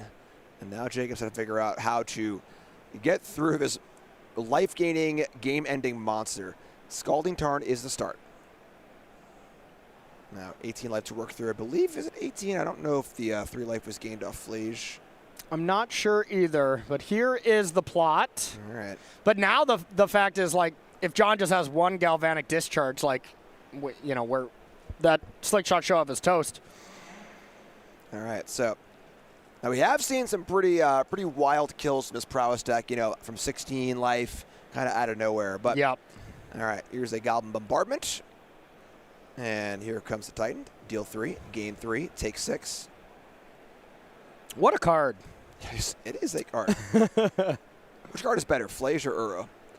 One's banned. I mean, but the question stands. If you make me answer that, I don't know if we can be buds anymore. It's Uro, baby. I mean, come on. I don't know if Flage is pretty good. They haven't lived in the same world before, but man, Uro was something else. Don't get me wrong, Uro's very good. Yeah. But, Modern's about the board these days, and Flage affects the board. Agree to disagree. Okay. Respectfully. Okay. We should unban it, see what happens. Yeah, okay. We can do that. We can do that, right? I think we can. Yeah. Okay, Yep. okay. If we just say it, it happens. All right. So, discard 2 spells, Blood Moon and Pyromancer. Make 2 tokens. Of course, these tokens quite good with the bombardment in play. Yeah. They can check this slick shot show off. And I think that's that locks this up. The fact that you have 4 damage that you can aim at this slick shot, so that you can say deal 1. Does it resolve? Yes. Deal 1, and then let's say you have a mutagenic growth. You're like, okay, in response, deal 1 again. And if Jacob were to have 2 mutagenic growths, he's like, okay, deal 1 again. You lose your Flage, which is a little unfortunate, but having that locked down no matter what, so you beat slick shot show off and double mutagenic growth.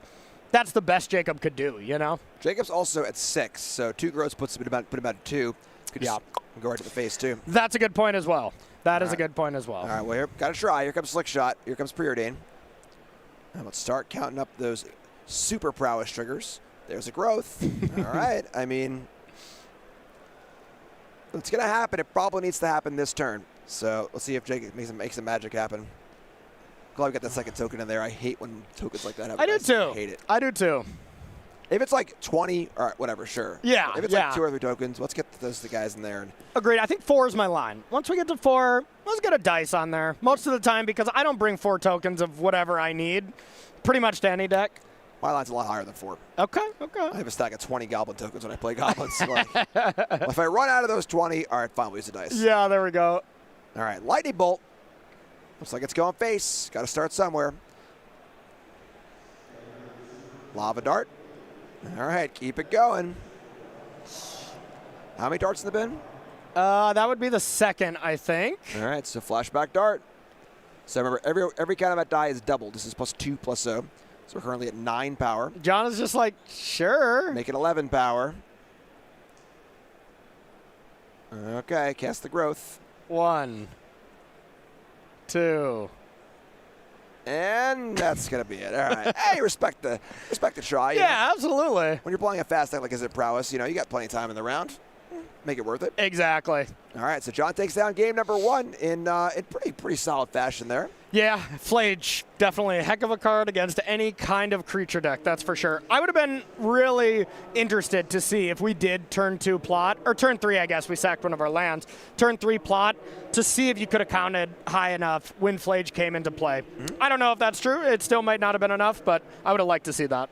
All right, so on Jacob's side, I was looking at a sideboard of 4 Consign of Memory, 1 into the Flood Maw, 2 Murktide Region, 2 Spell Pierce, 1 Spell Snare, 2 Surgical, and 3 Unholy Heat. What's Jacob doing here? So I think when Is It Prowess is on the play, I want to just try to be as proactive as possible and just bring in the cards that kill creatures. And Spell Snare is just one of the best cards against Boros Energy. So I'm bringing in Spell Snare and Unholy Heat, and I think you can have a very reasonable case for one or maybe both Surgicals. I'm more interested on the draw because I think you have to interact with Flage at that point. But, you know, on the play, I just want to kind of interact with Flage by removing my opponent. All right. Any Murktides here, or? I don't think so.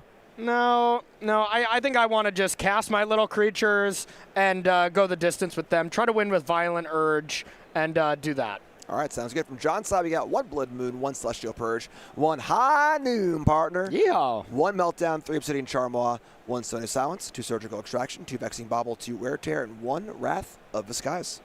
I like Wrath of the Skies. High Noon is okay. The thing is, when you're on the draw and your opponent just went Swift Spear into, like, you know, a Slick Shot Show Up and you play High Noon and your opponent just goes, okay, untap, Lightning Bolt you, attack for what, you know, take 8. Like, even if you're just playing stuff one at a turn, on your opponent's turn, you Lightning Bolt them as well. And that can be rough. You're still probably bringing it in because we don't have a lot of cards here, but I'm not in love with it. I love it on the play. All right, sounds good. So these players will get all sideboarded up for game number 2. Again, big match here, both players 10-2. But we got a big sale to tell you about here. StarCityGames.com. Corey, I know your house isn't that far from Star City, but mine is, all right? Yes. So if I put in an order for $100 more in singles, I can get free shipping. Yeah, I'm sick of picking up your orders, Jim, just so you can, you know, save money on shipping. Now you don't have to hit me up, man. You can just get this shipped to your house right away, okay? I'm done with those favors. I might just do it anyway. It's fun making you dance, puppet dance. Yeah, you can put a note in when you order cards, be like, this person can pick up these cards. You just put Corey will be picking up this order. So, yeah. That's great. So if you don't got a friend like Corey, you go to StarCityGames.com, get your free shipping, and buy those cards you want. All right, back down. Game 3. Again, big match. We are now deep in the tournament. Players looking for that Pro Tour bid, looking for that top 8 bid, looking for a World Championship bid, a lot of money. Yeah, John could easily be 1 game away from heading to first, second, third, maybe his 4th Pro Tour, but either way, heading to Richmond here for a really awesome looking event. You know, Lorwyn's a set that I just loved going to, so I'm excited to go back to that play. And how about you? I'm very excited also. So unfortunately, we saw this yesterday. Turn 1 Preordain is not what the Prowess deck wants to do. No. Prowess deck wants to cast Preordain and get multiple triggers off of that to get some extra value. But I got to set up here. That being said, Jacob has a nice little cute hand. This is brutal because that looks like it's going to connect based on his hand. But there is a bolt if you want to interact, as Jacob just top decked that. But I like just plotting Slick Shot Show Off here, not giving John the time because, well, let's get real. John's going to want to cast like a Johnny or something next turn. But if you attack with Slick Shot Show Off, maybe John goes kill the creature, play another 1-drop or something. All right, so there's a fetch. It's just a mountain, so looks like something's happening here. Mana to be used. And there's a lot of deciding, you know, how to pace yourself with this Prowess deck. Yeah. And just whether to plot or not is a really tough choice. I feel like every time I make the choice, I'm like, I chose wrong. You know, like. Yeah, I found in Standard, I think players plot too often. Yeah. They default to plotting when there's times where just take that damage. You Yeah. know? But here we go. The safe bet is the plot. And now we're going John's way with a Goblin Bombardment. Cat gets in, gonna make a token. That's 2 power, or 2 damage on the board. Yeah. So now if Jacob wants to make sure that this Slick Shot can like connect for some damage, you got to bolt and then play Slick Shot and then play your spells, which sucks. Put succinctly, yes. Yes. That's the expert analysis we record in the booth for. All right. Rest of iteration, this is without the Slick Shot in play. So perhaps setting up once again for next turn. See Channeler, and a Corey Steel Cutter. Yeah, that hurts because you don't want to play that. Yep. You know, like, so that is Expressive Iterations, one of my favorite cards, but getting into this spot where you just like, you only looked at the top 3 and put 1 into your hand, it's not very good. And like now, I would much rather Lightning Bolt this Ocelot Pride than play this 1/1 that dies to the token that the Ocelot Pride is going to make. Yeah, it's a tough squeeze to be in. I mean, it's not even tough. You just cannot play that DRC unless you have mutagenic growth, and then still it's pretty rough. All right, so DRC goes to exile. Going to pass the turn back. There's actually a monster truck rally happening next door at the NRG stadium. Yeah. And me and Corey were walking back last night, and Corey wanted to be a monster truck driver, and I was like, you should name your car Corey Steelcutter. Absolutely. And he was like, well, that's it. I guess I'm going to quit Magic and be a monster truck driver. I applied last night at the hotel. I was denied, so I'm back here in the booth with you. Oh, man. But there was a chance that y'all weren't going to see me today. And right. I was going to start my monster truck driving career.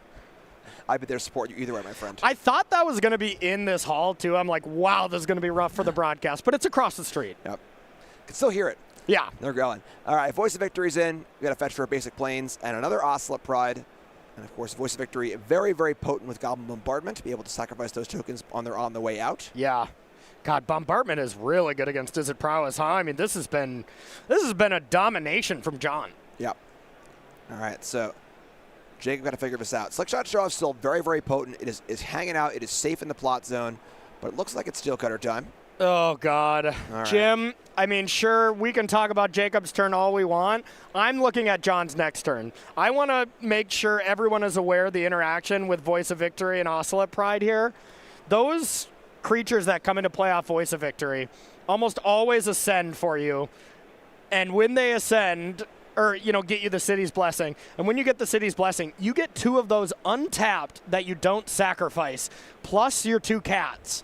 So this interaction from John next turn, John's going to be able to add 6 creatures to the battlefield, and 2 of them are going to attack, and that's already 6 damage you can throw upstairs. So I think John has the game next turn. All right, yeah, Jacob at 10 looking kind of precarious here. Bombardment, of course, a great defensive measure as well as an offensive measure for finishing the game. Land goes to exile.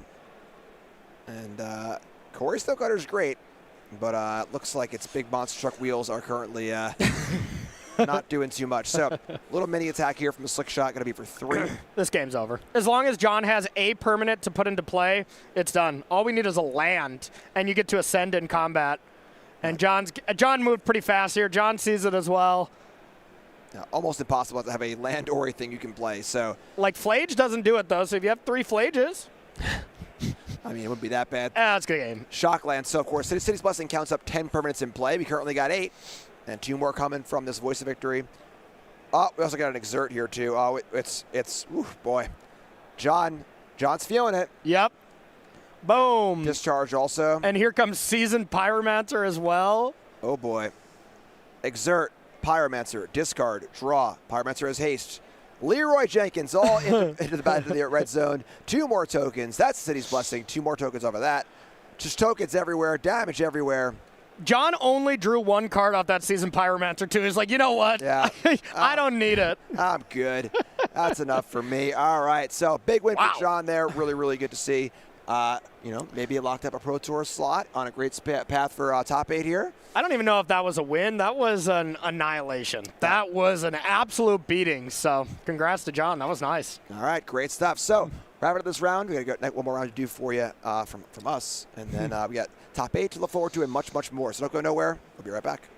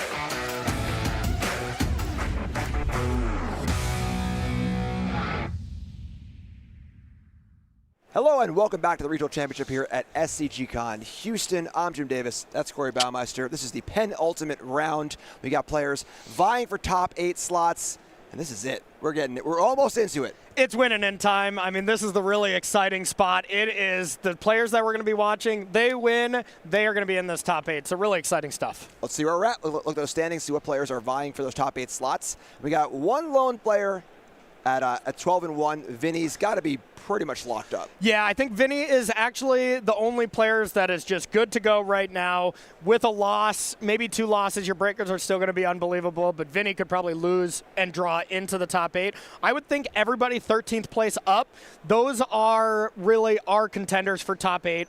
14th place, 15th place, 16th place. They need to win 2 in a row and then just really hope the tiebreaker sweat holds up. So that top 13, there's our top 8 within that. So really exciting stuff.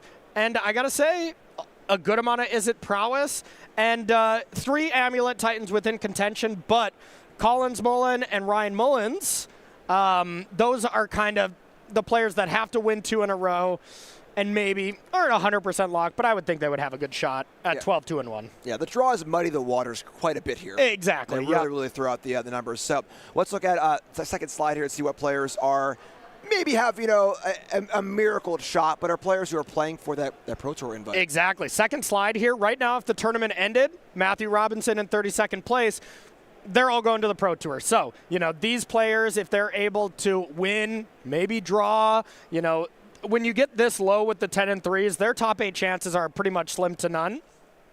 So, these players really want to just be looking at the Pro Tour as kind of their main goal right now, as, top 8, not as likely anymore.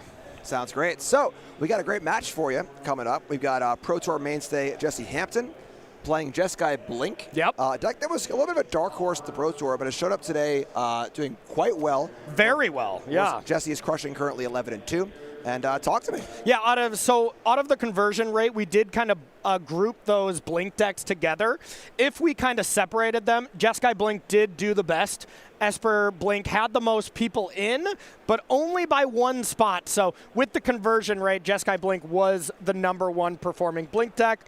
This deck's awesome. You are trying to use these 4 consign to memories in the main deck to either consign the warp ability from Quantum Riddler, consign the escape ability from Flage, or, of course, consign something from your opponent. So it's able to utilize consign as a proactive card, and it's also one of the best reactive cards, depending on what matchup you're playing against. I think this deck's awesome. I would have been either playing this or Esper mid-range with the subtleties in the main. So really strong decks. Yeah, we've been seeing decks able to main deck consign memory in a positive way. Yes. Really, really good. So opponent here is Andrew, who's playing Affinity, a deck that had a lot of hype coming into this event. It was the most played deck on Frank Carson's most recent metagame report. Yep. We haven't seen it like a ton, so talk me through this. Yeah, this is King Kappa here trying to do its best job to win the game, Kappa Cannoneer. And this is really, looks almost identical to Shuhei Nakamura's list here from Pro Tour Edge of Eternity, which was one of the better performing decks. He was just outside of the top 8, but still had a great record with this deck. You are just trying to get a turn 1 or a turn 2 Kappa Cannoneer, and if you're able to do that against Jeskai Blink, especially if Andrew wins the die roll, that clock is just going to be far too fast, and Jesse is going to have a really tough time dealing with that. So that's going to be the main thing to look out for, is how fast is Kappa down, because the value from Jesse Hampton is going to really outweigh whatever you're doing from the Affinity side, except Kappa Cannoneer, as that card is just so hard to deal with. Yeah, Ward 4? Is that a typo? It's hexproof. Come on. That's supposed to be on there? Okay, so very, very exciting. We're looking for an almost probable winning in. We can't say definitively, but most likely a winning in. So yes. Let's pop down to the match and let's see sends a player to the top 8. All right, we got Jesse Hampton on top. Jeskai Blink. You see that Team Handshake hoodie repping the team. On the bottom, you got Andrew playing Is It Affinity. Ready to rock and roll. Huge match here. And then Andrew on the play. That's a huge deal. Yeah. It really is. Let's see, what Andrew has here for the turn 1 play. If it's just Spellbomb, that's a little sad. You don't see, okay. All right, now we're coming. This is not sad. Mox Opal being turned on for turn number 1 is really, really nice. And still no Kappa or anything yet, but we're ready to go pretty soon. I see Rebuke, I think Thoughtcast and Kappa, so. Yeah, the ability to have turn 1 Rebuke up on the play is pretty cool. It is really cool. All right, so back Jesse's way. Jesse's deck is very, very powerful, but it is kind of, mid-rangey and plotting. Just take a little bit time to kind of get the ball rolling. So, yep. And I will say, out of all our players here in that top 13 that we were kind of talking about, this is our most established player. He's one of the most established players going into the event. Team Handshake, one of the best teams here, really doing it. I would say his team and the team that you're on, Team TCG, have been kind of the most dominant team over the last couple years on the pro circuit. All right, so we got a Thoughtcast here for 2 mana, which is double 1 mana. Yes. So a little less efficient than you might like here. And but hey, you need the land, so. Yeah, it's Andrew. I see an Urza Saga there on the window. So Urza Saga's ready to go. I think I saw Pithing Needle as well. Saga going to be a pretty important card as far as kind of grinding through the removal spells if the game does go long. Yep. So as far as Pithing Needle things to name here, you can name Teferi. Man, just missed that Flooded Strand. Yeah. Actually, I named it before you sacked your Flooded Strand. Yeah, sorry. Yeah. No, I mean, outside of that, it's the 2 Teferis. Otherwise, you just blind name a fetch land. And since you just had Flooded Strand go to the yard, your 2 names are either Teferi or Arid Mesa. All right, we'll get confirmation of what that name is. And honestly, there's a big desire for this Affinity deck to have junk in play. Just random artifacts, up that artifact count. So even though Needle doesn't look particularly impressive here, it's still almost like a mana rock for Kappa Cannoneer, Improvise, Affinity, and so on. Yeah, and we see an interesting choice there from Andrew. We have a Bobble in play and decided not to play it. All right. I love that. Honestly, Teferi's not even a good card against you, so I absolutely love that. That could win you the game. If Jesse just has 2 Arid Mesas and didn't think about a turn 2 Pithing Needle to play around, it could really get him. It probably won't, but... Yeah, very, very low opportunity cost for a very high potential payoff. Exactly. Andrew did have Bobble, Rebuke, and Kappa in hand, so... Really, really nice play. If Andrew's able to top deck a land or a 0-drop, I think you're able to have Kappa plus Rebuke available, and that seems incredible. All right, so Saga goes up. Got to work it through. Jesse has interaction and stuff, but again, it's a little, spell snare here, prismatic ending there. It's not a ton. There's no, Shatterstorm-esque Wrath of the Skies big-time mop-up here. Yeah. Ooh, I think that was an EE. So if that's the case, 1, 2, 3, 4, 5, 6 with the EE, and then Kappa is an artifact where you can turn that sideways for Rebuke. So I think we are able to have Kappa this turn with a Rebuke, but with a Rebuke once it's in play, for what it's worth. And make sure we don't tap that Arid Mesa token for Improvise here. So tapping 4 artifacts and 2 lands. I think I would have liked to tap that Memnite. That's one way to interact with a Rebuke, is Jesse is like, okay, you could have a Rebuke if I just kill the Memnite, or, blink it out with Philia or something, then you could play and resolve a spell. It's minor, but... Yeah, you can't attack here into possible Philia. Yeah. So Philia, of course, very, very powerful card. It's also just a flash 2/2. It can rumble into combat and block as necessary. So we're going to see a basic Plains. That does speak to possibly having the good doggo. Me and Corey in the booth, bringing all the action here at the Regional Championship. Here comes Philia, good doggo. The best dog. And this is where things can go wild for Jesse's deck. Yeah. This repeatable blink chain. Now, as far as toys for Philia to chew on, Kappa is not an easy bone to devour, let's say. The Ward 4 really shuts that down. So, all the tricks that Philia can do are negated for this turn. Now, Jesse is not cold to this Kappa. Next turn, if Jesse can play a land this turn, play a land next turn, Solitude, pay Ward 4, that's what we're looking for. But this Spellbomb in play is actually kind of insulating it a bit. And man, Andrew just got so unlucky. Named Arid Mesa, Flooded Strand, and Scalding Tarn get cracked. Come on, never lucky. I don't wish Jesse any ill will, but I kind of hope there's 2 Arid Mesas in his hand. Yeah. Oh, too funny. All right, well, there is Teferi. Okay. That could have been the name. But we're going to see that Rebuke come down, because if it doesn't come down now, it's not coming down at all. Yep. But that does tap Cannoneer. So the good dog can come in, but, you know, what is it doing here? It's blinking out something, and that doesn't really do anything. It's actually a net negative for Jesse if Jesse targets anything of Andrew, because it'll grill the Kappa. All right, yep. Okay, so looks like we're going back Andrew's way. Jesse thinking it through. This is a tough spot here for Jesse. I don't really know how he gets out of this, because normally the thing to do is that Solitude play. Solitude pay ward, but if Jesse or Andrew gets to connect here for minimum 6, because we got Saga that's going to put an artifact into play, and then you have the Spellbomb to bounce it after the ward gets paid, you can still replay it, and we do see the Solitude there and an Arid Mesa from Jesse. Amazing. Always a little, friendly competition between teams. We see the Handshake is kind of like the rival team to the TCG teams. Yeah. So now back at the Pro Tour, I can care again. So yeah, now you got to really you got to scout these other teams, huh? Yep. Congrats, by the way, making it back to the Pro Tour. You did that 2 weekends ago? Yep, Atlanta. Thank you. Impressive. All right, so we're going to see tap, make a Saga token. There's a construct, and things getting a little out of hand here on Andrew's side. We're doing a count. It's a lot. Yeah, big. Yeah. Now, the count may be to be, hey, do we got the boots? I mean, Lava Spore Boots is one of the sickest cards to be able to play here, and it looks like we wouldn't have another land available, because if you would, boots up that construct, you almost assuredly force the chump block from the good dog. All right, so second Mox Opal, Legend Rule untaps it. A little more mana boost.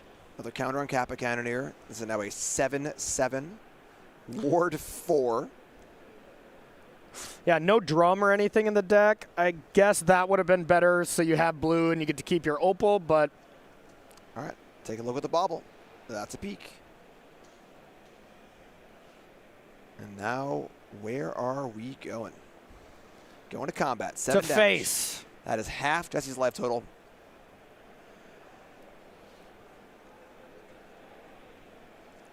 All right. So the one thing here is this construct is not great, because the dog can clean up the construct, and the Solitude here, I saw an Arena of Glory, so Jesse has land 4 to pay the 4 ward. This is actually looking okay for Jesse, because Jesse can wait until upkeep and tax the mana of Andrew a little bit here. Solitude pay 4 on the ward, then Andrew can bounce it, recast it. But the good dog also can kill the construct here with no repercussions. You're not getting a block with 2 Mem Knights to kill the dog or anything. So Jesse's able to deal with the 2 threats right now, which is huge. Thoughts on spellbombing just the dog before combat? If you recognize that Solitude is the only way out of this, definitely reasonable. All right, so both players thinking it through. Currently, Jesse's in the squeeze. Right now he's really got to figure out how to get out of a situation. Andrew fully in the driver's seat, but there's a lot of power in Jesse's deck and able to kind of swing the tides very quickly. Yep. All right. You're right. Going to go to combat. Going to spellbomb that doggo back to hand. So now the door is open for Solitude, pay the 4 ward, deal with Kappa, and then we do an artifact count. We have a 5/5 construct, so if Andrew can produce 2 artifacts, the game's over, pending second Solitude from Jesse. All right, doggo back in hand. If that was the white card we needed for Solitude, that would be pretty funny. That would be pretty funny. All right, so there are a lot of lethal things happening on Andrew's side. Like you said, it doesn't take much to get this construct all the way up to 7. Yeah. And then the Kappa is already there, so. Because Andrew did draw a card out the bauble too, so has some fresh ones. All right, just thinking it through. A lot of pressure here. But I mean, if there's only one artifact, a Hasty Philia, for instance, deals with the construct right away. But actually, now that I say it, we only need one artifact because we have the Mem Knight attacking as well. Ah, yes. Yep. It's mostly been hiding down there as a piece of junk. Yes. It is still a creature. Yeah, it sure is. Mem Knights are people too. All right, so tap 2, tap 3. I mean, are they? They look like robots. Something. Wow. All right. Flage targeting the Construct. And ephemerating it, I guess, huh? All right, so going to use the Flage and the Ephemerate both as Lightning Helixes. Okay.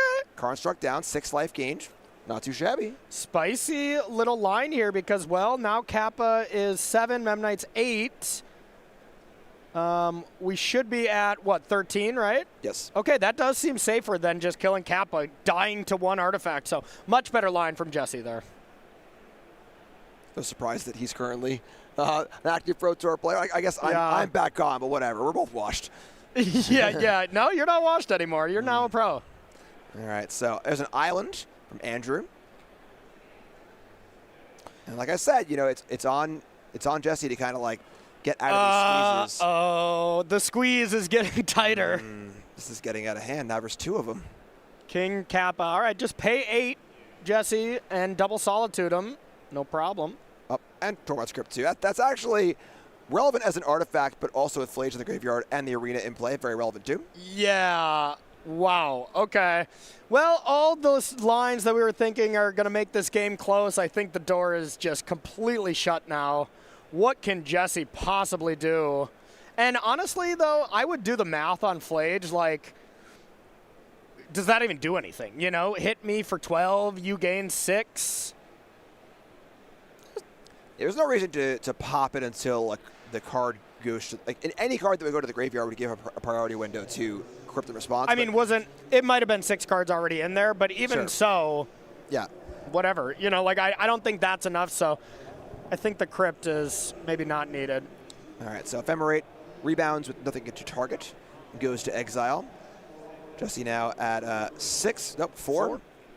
All right. And those Kappas are large.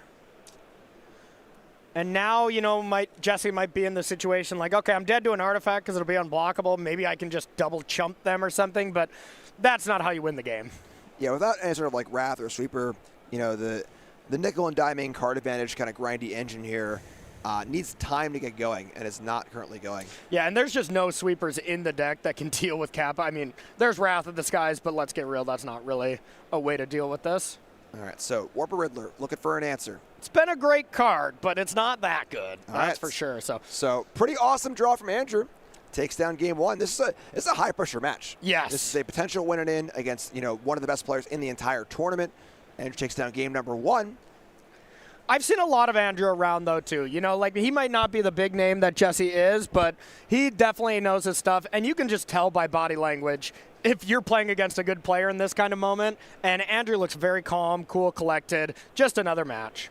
Sounds good. All right, so on Jesse's side, we got 1 Celestial Purge, 1 Force Negation, 3 Mystical Dispute, 4 Obsidian Charmaw, 1 Subtlety, 2 Surgical Extraction, and 3 Wrath of the Skies. So I like Wrath of the Skies. I like the Disputes. Disputes counter a lot of things here in the deck. Yeah, especially being on the play, you can counter a turn 1 Kappa even if that was the actually going to happen. Subtlety is also pretty nice. One of the other clean ways to deal with Kappa. Basically, I think Jesse's deck is advantaged in this matchup if you took Kappa Cannoneer out of Andrew's deck, which, I mean, it's the payoff, so that's never going to happen. But so you're saying board and Surgical Extraction? No, I am not saying that at all. But I'm saying Jesse needs to do anything he can to answer Kappa because that's where he's weak. All right, and then on Andrew's side, we see 2 Ashiok Dream Render, 2 Blood Moon, 3 Consigned to Memory, 2 Force Negation, 2 Galvanic Blast, awesome. Yes. 1 Mystical Dispute, 1 Vandal Blast, 1 Void Mirror, and 1 Whip Flare. I don't really like many of these cards. I mean, maybe you could bring in Consign to back up your own Kappas, you know, consign your opponent's Solitude trigger, stuff like that. So that could easily come in. You know, most of the time we see Consign against the Eldrazi decks, but if you're ever going to bring it in against a value deck, in this matchup is kind of where you would want it, a Solitude deck. So I could see maybe bringing in that, but and possibly Disputes to fight a Counterspore, the 1 dispute here. But the thing about Affinity is you cannot change your deck too much because then you really take away from the core of what you're doing. So when Affinity sideboards, it like has 2 or 3 cards that's coming in, and it doesn't go crazy because otherwise you're turning yourself into just a bad Izzet control deck where you need to still be this Izzet Affinity deck that has a bunch of 0 mana artifacts and stuff like that. Yeah, it's amusing because most of the artifact sideboard cards they could be in the sideboard or in the main deck. Tormod's Crypt, Pithing Needle. Because of that. So definitely agree on that. I think that you only have so many non-artifact slots, and they are certainly at a premium. So these players are going to sideboard, of course, open deck list. They have a full look at all these cards, a lot to work through in a very, very big match. But for the moment, Corey. Yeah. Viva Las Vegas. Woohoo! What's going on in Las Vegas next month? Yeah, what month is it? I don't know what day it is. Yeah, I don't know. Time's an illusion here. But regardless, Vegas is going to be awesome. We're going to be there. We're going to be in the booth together once again having a blast. So we would love for you to come out and join us. And if you're not qualified for this regional championship, but you've been watching Modern all weekend and you're like, dang, that looks like fun. Well, Vegas is also pretty fun, so you can go there, enjoy Vegas with your friends. You can come in and LCQ into this regional championship. And let's say you got a pulse on this Modern metagame and you're like, you know what? All these players are playing X, Y, and Z. If I brought this deck, I could really, really win this tournament, and I could really put my money where my mouth is. Well, show up. Let's see it. Let's see you in this event. Come on, qualify. It's November 21st through the 23rd. Hashtag SCG Vegas if you are interested in checking out all the updates on this, as well as StarCityGames.com/SCGCon to sign up for some events. I'm going to be in that mystery sealed booster event on Friday once again. I'll tell you that. It's a pretty good event to LCQ for, too, because if things go wrong, you don't make it in. There are a bunch of great Magic events to play, too, but you're also just in Vegas. Yeah. There's some stuff to do in Vegas. Absolutely. One or two activities you could do, shows to see and so on and so forth. So, great stuff. So, I want to go to the Sphere, actually. I do, too. Yeah, I've not been in the Sphere yet. I know. I checked while we're there, and it's all Wizards of Oz, showings of the movie so far. I want to see a concert there. I want to go for the first time and see some music there. So maybe something will get added as we go. Hopefully, yeah. It was right outside my window last time I was in Vegas, and it was like, that thing is ridiculous. Yes, and yes. My son was like 1.5. He was like, wow. What is that? Yeah, yeah. So, we're going to take a live look in here, but every time I go down there for the Pro Tour, too, the hotel that we're always at is right outside of the Sphere as well. So, I always wake up to that, yellow blob staring in my window. It's like, it's kind of scary. So, yeah, while these players get ready to go, we'll do a live look in here. We won't do a live look in. They're good to go. Wow, they're efficient. Yeah. Quick judge call. Get things all ready to rock and roll. All right. So, might have a mulligan here from Jesse. Looks like Andrew's good to go. I think that this is a matchup where opening hands in the first 2 turns are really, really important. Yes. And I will say, Izzet Affinity does not mulligan very well, so keeping an opening hand is very important for him. Jesse Hampton, sometimes it's an advantage. Mulligan, your Quantum Riddlers draw 2 even faster. Yeah, you should just naturally mull to 3 every time. Okay, let's not do that, but... I mean, if you can guarantee that turn 2 Riddler draws 2 cards. I think you would have to go lower than that to guarantee it, though. Why doesn't Affinity play Quantum Riddler? That's a good point. Dump all your zeros, have an empty hand, draw 2. Hey, I mean... It does kind of seem like Thoughtcast is kind of an afterthought. If you got some Quantum Riddlers, I don't honestly think that sounds bad at all. Yeah, maybe I'll just skip doing commentary in Vegas, and I'll just grind in with my new Riddler Affinity deck. Yeah, okay, give it a shot, buddy. Sounds good. We'll be here when you when you learn some harsh lessons, okay? All right. Breaking the format, live on the broadcast, round 14, regional championship. Don't give away that hot tech to everyone, man, you know? I just, it's off the dome. It just came out. All right, Scalding turn for Jesse. Let's get things started. And again, this is the turn for Andrew. Turn 1, the most important turn in this deck. Land go. All righty then. Exciting. All right. That's the thing is that doesn't really say, hey, my draw is extremely slow. It just says, hey, I can't do anything. Busted on turn 1. I don't have 2 0-mana artifacts to turn on Metallic Rebuke or whatever. So he could have some 0 drops ready to go. They're just not needed to be played right away. All right, well, that gives Jesse time, which Jesse desperately needs in a matchup like this. Thundering Falls, going to go for a little Surveil. I did see weapons manufacturing in hand from Andrew, so playing that on 2 and starting to get those, what are they called? Munitions. Munition tokens into play. And then, hey, if those are the sagas that he has in hand, can find Claws of Gix, Modern All-Star. You can start paying 1 mana to shock and gain a life. Woo! I played Claws of Dix in Standard 20 years ago with hatching plans. You know, I did too. Yeah? Oh, All I right, love dude. that deck. Yeah. Awesome. My brother won regionals with it, and I lost in the top 8. But we loved that deck. It was so fun. We got hatching plans on the screen here. Yeah, let's see. That's got to still be modern legal, right? Yeah, sure. All right. What is it? You'd sack it and draw 3, right? Yep. Two mana man. enchantment, sack, draw 3. Broken. All right. So you see, it looks like our Wrath of the Skies went to the bin. Here's the Riddler. That's hatching plans in 2025. Riddler, I asked for hatching plans. Yeah, come on. What are we doing here? That's hatching plans at home. All right. So into the warp zone, the cat warp zone. I like it. Okay. And that's a cat. All right, this is the turn. Now, Jesse also is tapped out here, so no spell snares, anything like that. So now it's time to put a whole bunch of stuff in play. I would think so. So there are force of negations. There's one force of negation from Jesse's side that can interact with this. If not, here comes the munitions. All right, so munitions is an enchantment where you play a non-token artifact, you get a token artifact. It's called the munitions. Doesn't actually do anything, but when it dies, you shock. And of course, Affinity's a deck that wants to put a lot of junk in play, and this is a junk machine. I agree with everything you said, except it's not an enchantment, it's an artifact. What? You said it creates enchantments. It is an enchantment. What I don't know what I said. Yeah, all right. You know what?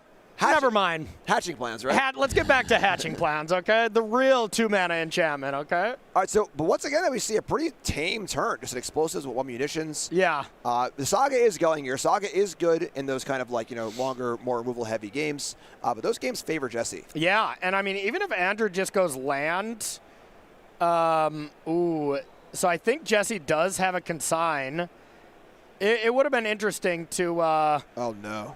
Yeah, but it's actually not going to work if Jesse goes for this. This would kind of be a nightmare because Andrew does have the Mox Opal to punish him there. Wow. So looks like Jesse had the heads-up play of letting that resolve. We don't know what's being said between players. It could still be on the stack. It feels like it's on the stack. That would be incredible, yeah, to go for that. Because trying to deny this Urza Saga from making a token here is a huge payoff. Because it wouldn't just deny 1 token. It would deny 2. So it's very tempting and juicy from Jesse. And there it is. All right. Consigning the mana ability trigger on the Urza Saga number 2. Now it no longer taps for mana. Yeah, it will still have a counter on it. That's probably what they're asking. Like, does it, Right. I mean, this is an interaction that's kind of weird, but it will result in, yes, it has a counter. It'll never add mana, Right. and next turn it will just be a construct-making machine, and Chapter 3, it'll still do Chapter 3 things. Now, of course, this turns off the Saga, but for the Mox Opal in hand. So, Exactly. So Jesse's going to need a little more than this. If this did turn off the construct, it would be a huge swing. But Yeah, you're skipping Chapter 1 of this book. Not the best way to read, just in general. You should probably start by reading the first chapter, but whatever. Chapter 2 is usually more interesting anyway. There's Mox Opal. Here's the munitions. It's funny. If I didn't know Jesse, I would think he was a little upset about this, but he just usually looks like that. Very, very serious player. Always has that stone face on. Yeah, if he just drew 6 cards with Quantum Riddler, that's exactly what he would look like as well. All right, so Mox Opal's in play. Saga's now activatable, and Wow, I'm just surprised we're tapping that to not make a construct. the boots. Wow. I'm a little stunned. I'm stunned as well. There's probably a different play here ready to go, but I want to make a bajillion construct there all day. All right, make well, Jesse deal with it. We see a Kappa in hand. That's we also pretty good. Saga getting Claws of Gix now. When you pile all these munitions up, that's a lot of damage. So Yeah. we're seeing huge pile of munitions. So, and here's a fun story from the Pro Tour is there was a feature match with Johnny Gutman and Shuhei Nakamura, and Shuhei ended up winning, basically doing exactly this. Had a bunch of munitions, and he had Wrath of the Skies, he had Pest Control, but he's like, if I do that, I take 10 or whatever. So he was just sitting at the table like, how am I supposed to beat this deck? And I just walked up to him, and he's just head in hand, and it's just like, Shuei's deck's insane. How do I beat this? And that's kind of the spot. You think, like, what's the best thing that Jesse can do? And it would be Wrath of the Skies, but if he does that, he's taking a bajillion. Yeah, and honestly, pretty heads up. One construct is beatable with Solitude or whatever else, but this is a clear understanding of the matchup and knowing, okay, I'm just going to build towards this game state because this is the game state that I win in. Yes. And now this Kappa's going to get a counter, get 2 counters, counts itself, and now we strap the boots onto it. And now it has Ward 5, Jim. Well, that's not true. Ward 4 and Ward 1. Right. Yeah. Let's keep it straight here in the booth, Corey. Okay, sorry. Do not confuse our viewers. Sorry. Let's get back to hatching plans. All right, so Jesse's in a world of hurt here. Yeah, I mean, how do you beat this? How on earth do you beat this? All right.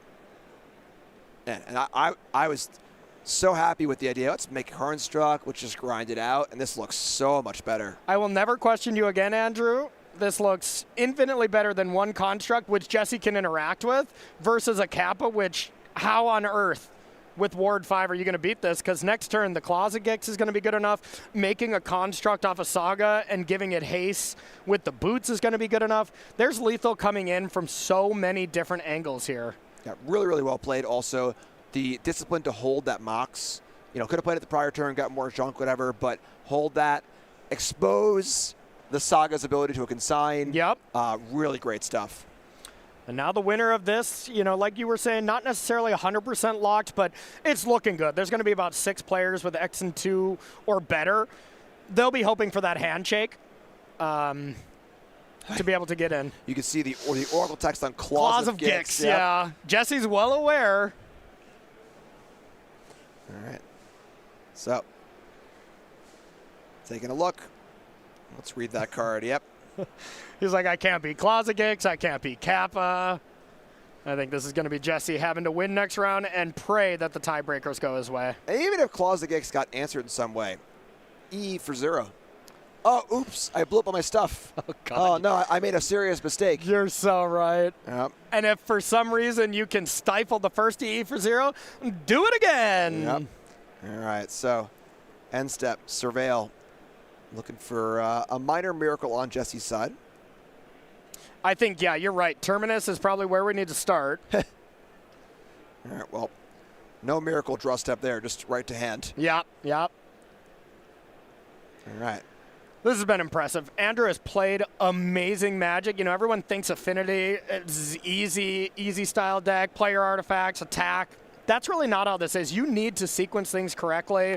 You need to know how to sideboard with this deck, and you got to make sure you keep hands that do something. Yeah, the 20 years Affinity's been around, and things haven't changed. Affinity was always a deck that was pretty easy to pick up and really, really hard to master. Yes.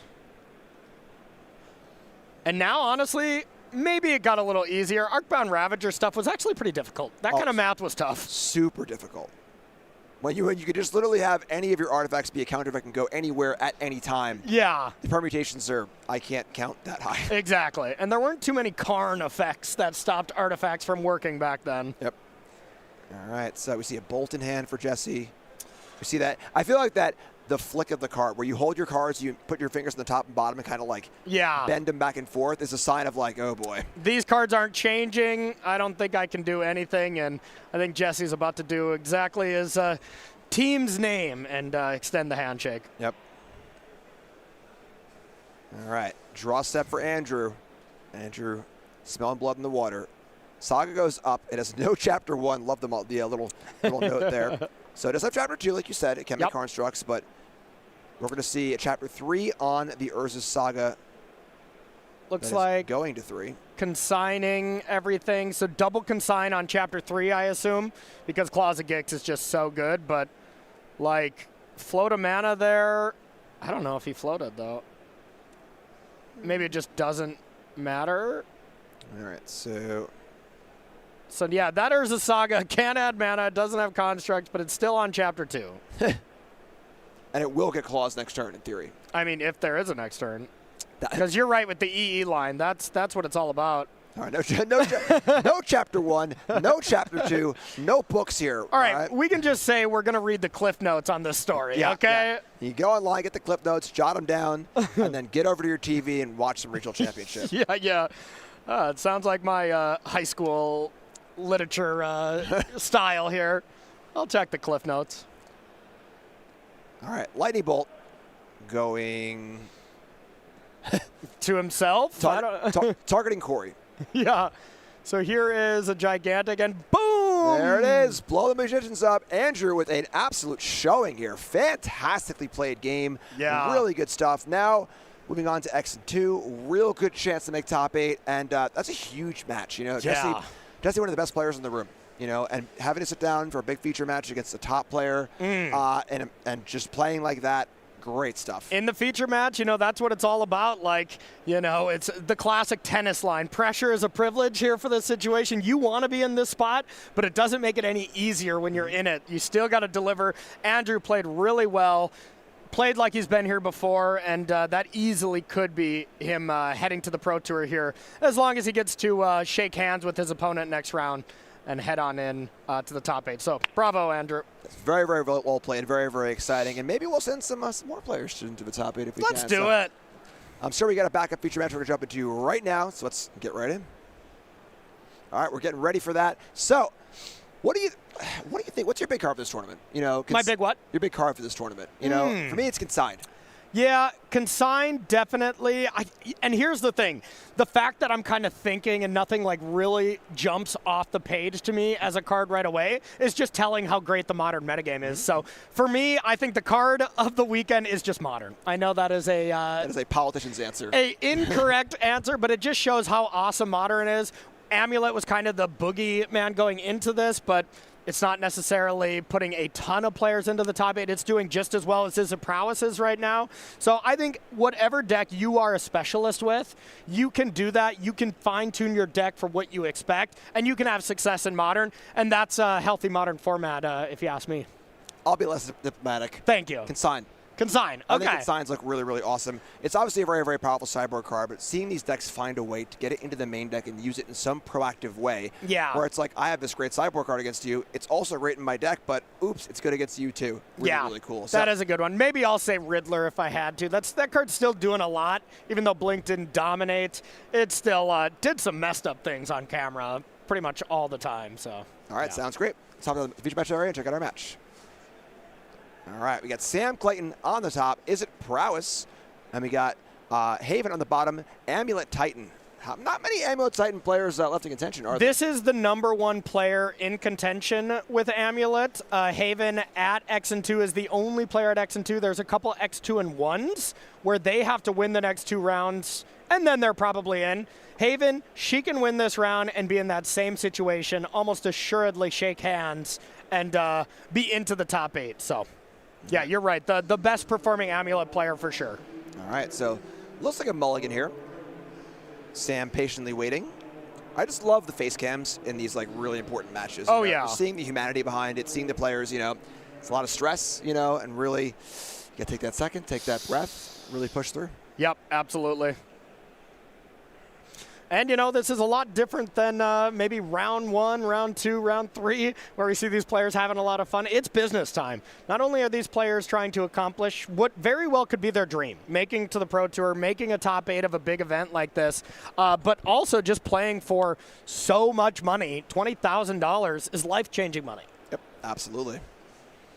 All right, see, we're seeing it again. You see that? We hold the hand, you have your thumb on the bottom, your finger on the top, kind of just flick. Yeah. That's kind of a tell for, you know, it's like in poker when a player like picks up their 2 hands and just cards and just holds them. Yeah. You know they're not happy with their hand. Or they don't know, they don't play a lot of poker. You always got to leave those cards on the table, Jim. Come on. That is true, but, you know, there's just these little things that players just tend to do. I do it too. You know? Yeah, absolutely. All right, well, the read is correct. The hand's going back, going to 5. This is a deck that can easily win on 5, though. Amulet mulligans quite well. This is also a matchup where it's more about the right cards and card quantity, right? Not a lot of interaction on Sam's side. No, not really any at all. You know, Lava Dart to prime time 6 times? Probably not. That's something to look forward to. Yeah. Dart, flashback. Honestly, I'd love to see it. All right, so 5 cards for Haven. She's looking for a good one.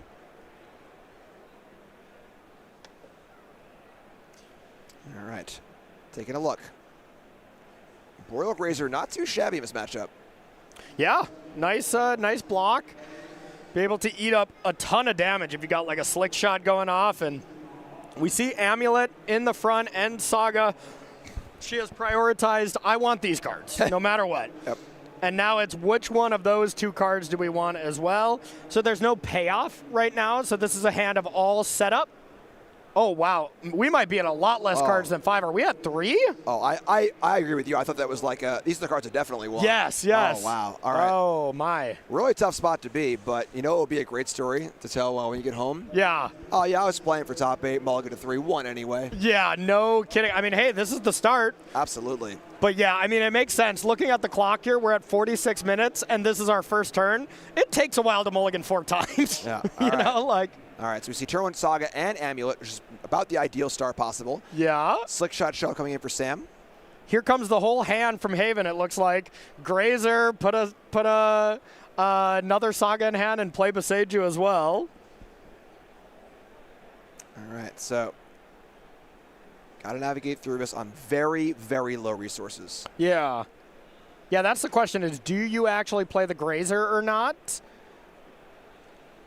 So why would you play it or not play it? What's the consideration? Just waiting until you have a bounce land. You know, you might need that extra net 1 mana, or if you do have Amulet, a Grazer is net 3 with a bounce land. So with how little resources that Haven has, she might have to hold back here to hope to draw in her next 2 draw steps. Bounce land and Titan, and go from there. It's unlikely either way, but, you know, play to your outs. Love it. Haven agrees. She passes the turn over Sam's way. Slick Shot Show Off can do a lot of damage in 1 turn, as you've seen in this tournament. And Sam's gonna got that thinking face on, do a little math. All right, the dart, this, and that, the Prowess. Yes. And normally I would say, especially with Haven being on the play, Amulet would be a little favored here. This is one of those matchups where it's kind of 2 ships passing in the night. Both of them are turn 3 combo decks essentially. But when you mull to 3, I mean, you're never really going to be favored. All right, so attack, Lightning Bolt, 1 Prowess Sugar. How about another? Let's see Lava Dart. Now that's the Lava Dart I want to see. I agree. That's the art right there. All right, and immediately, it doesn't even go to the graveyard to get flashback. You got to flash it back from the graveyard, all right, not from a stack. So we got 3 spells cast. That's 6 damage, extra damage on a Slick Shot, 3 on the Swift Spear. That's 9, 10, 11 damage. 15, right? 15 in total?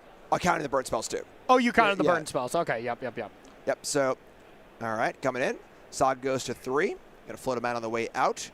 Get another Amulet, and chip in a chair, looking for a prayer here for Haven. Yeah, even with a bounce land, you just don't have the payoff, and if you draw the payoff, you don't have the bounce land. So I don't think there's one draw that gets you there, and there's not much card advantage you can get. I don't know. I guess it starts with Rumble, and you got to hit the 4 most ideal cards, and even that, I don't think there's a way.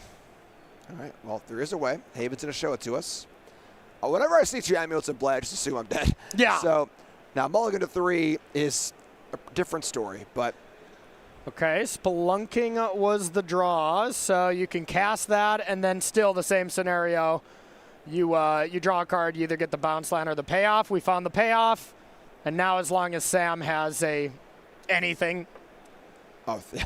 Okay. That'll do it. That is anything. All right, so tough game for Haven. A mulligan to 3 is the lowest mulligan we've seen in this tournament by a wide margin on camera. Yeah. I don't even recall a 4, at this point. So no. Haven's got some work to do. She's going to go to the sideboard, and let's take a look at what she's got. All right, so we see 1 Bajuka Bog, 1 Collector Oof, 3 Force of Vigor, 1 Vexing Bauble, and help me out here. yeah. Now we're testing your memory there. There you go. All right, 2 Dismember, 1 Reclaimer, 1 Fire Spout, 2 Green Sun Zenith, 1 Ice Tail Explorer, 1 6, 1 Skyline Cascade. I'll look that one up. And 1 Vexing Bauble. Corey, is Skyline Cascade coming in? Yes or no? Right now, tell me. Yes, it is absolutely coming in. All right, it ices down a creature. That's actually kind of sweet. This is the first time I am seeing this card ever, but, enters, tap, target creature an opponent controls doesn't untap during its controller's untap step. That's kind of cool. I don't know if it's coming in, if I'm being honest, but I'm bringing in Fire Sprout. I'm bringing in Dismember. Even though it deals you a lot of damage, it's still good enough. And with Haven being on the play, I think you can probably bring in a Vexing Bauble as well. Counter any baubles or flashback darts. That seems okay. Outside of that, you don't want to change too much. She just really wants to do proactive things on the play and not mulligan to 3. Oh yes. Yes, that's the ideal part. That would probably help too. On Sam's side, we got 4 Consigned to Memory, 2 Murktide Region, 1 Spell Pierce, 2 Spell Snare, 1 Surgical, 4 Unholy Heat, and 1 Violent Urge. I think I like Violent Urge, and the Consigns definitely have some text. They're pretty good. Unholy Heat used to be an answer against Amulet Titan that was pretty good, like kill the Titan in response to them giving it haste.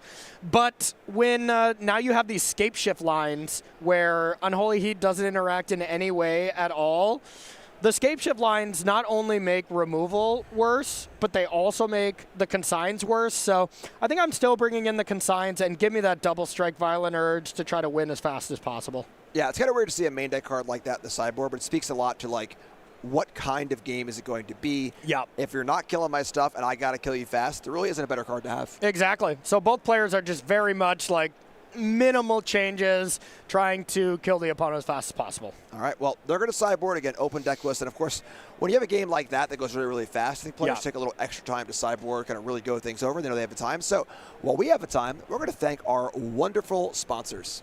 Yeah, absolutely. Wouldn't be able to do it without our fantastic sponsors here. Beckett, Dragon Shields, really supporting Paper Magic. That's what it's all about. So if you want your cards graded by Beckett, they're the best in the biz.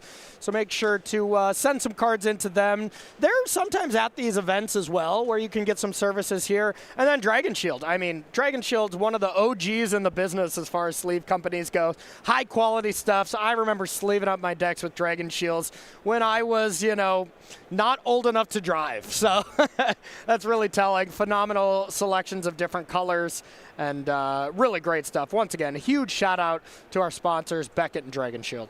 There's a good chance my hatching plans were in Dragon Shield sleeves. Yeah, a very good chance. I went unsleeved for mine. No, I didn't. I'm just kidding. Mine were in Dragon Shields too, for sure. My respect level went up for you, and then it went back to where it was. At the floor, where it belongs. Wasn't gonna make it that clear, but you keep texting me and say, hey, just so you know, Corey, my respect level for you is still low. And I'd be like, thanks, Jim. Good morning to you, too. It's important to keep a constant tab, Yeah. All right, I think that was a double mulligan from Sam, though. So, hey, we're keeping it fair here. Sam still owes a few mulligans. Yeah, no kidding. All right, it's turn 1 Forest Amulet for Haven. Over Sam's way, we see turn 1 creature. Old classic Monastery Disappear. 19. Getting in for just 1. No bobbles, no mutagenic growths. And a sign of strength here from Haven. She's doing a mild flex here. You see the stamp on that forest? Oh, I saw it. Oh, yeah. And, Jim, what does the stamp mean for anyone who's not aware? So at all pro-level events, when there's a limited format, all the cards are stamped as a way to show, hey, these cards are from this draft. Extra level of protection against, cheating at high-level events to make sure things are always on the level. And for any Pro Tour player who's played a lot of Pro Tours or Day 2s of major events, that's a telltale sign of, like, oh, I know what that is. Yeah. I love stamped cards. It's a sign of I've been there before. Yep. All right, so we see a Rumble. I've been there before as well. Lots of Rumbles this weekend. Spelunking, Lotus Field, and Otawara are the options. There's your spawn token. So Lotus Field represents Titan next turn on turn 3 already. Ooh, I don't see a Titan in hand, so Spelunking to just kind of draw a card. It was all lands in hand from Haven, and most of the time you think, oh no, that's bad. She's horrifically flooded. The lands do a lot of work here, don't get me wrong. Yeah, you got Solaria West. You got Bajuka Bog, take care of that Lava Dart. So goodbye spawn, Floticolis. Gotta do a surveil there. All right. Goes to the bin, slick shot, show off. That's a pretty strong telling of Sam saying, I have enough threats, I want spells. Yep. I want lightning bolts. I maybe want consigns if you have that to be able to interact and stop her from doing as much as possible. All right. Back Haven's way. Get that dart out of there. All right. Smart place to start. Play the bog, comes in on tap thanks to Ammo to Vigor. And now it's a funny question. Sam, do you want to sack a land? You want to poke for 1 year? Sam says no. Wouldn't recommend. All right. Then we see Tolaria West coming in untapped. Okay. Just get a Sega. That is interesting because, well, that you don't have the Titan yet. You don't have that big point yet. So usually you want to keep that in hand to get the Summoner's Pack, to get the Titan, but you can always pick these lands back up. So it doesn't have any blue yet, but if we draw a Simic Growth Chamber, put that in, but vote to blow up the West, and then have double blue? Yeah, and we're about to get a second amulet. So, I mean, if we get a growth chamber, you're adding 4 mana from that bounce land alone. You can bounce the T-West. You have 1 floating, 2 floating with floating the T-West. And we would still be maybe a little short of Titan on this particular turn. But, yeah, the hand is not great there from Haven. All right, well, the question, of course, now Sam's trying to ask is, will Haven get another turn? Yeah. 17's a lot. We've seen how explosive this Prowess deck can be. Yeah, no kidding. All right, so Sam thinking it through, doing the math. Without Slick Shot, it's a little bit harder, but Double Strike is a very potent ability. Yeah, 17 without Slick Shot. This feels like Sam lining up. How do I get a 2-turn lethal going? All right, they're coming in. We got no Delirium. It's funny because the Lava Dart was Delirium too, so that was a pretty clutch Paducah Bog. It really was. You know, it counts for Delirium, and of course it would be multiple Prowess triggers on the turn. Yep, totally agree.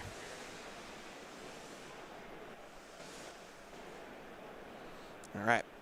Yuck, another land off the top. So chapter 3 on the stack, it's going to be a sad put a 2-2 into play and try to block Swiftspear, which doesn't look terrible with Sam not like completely popping off, you know? So are you thinking that Sam's got a handful of interaction perhaps?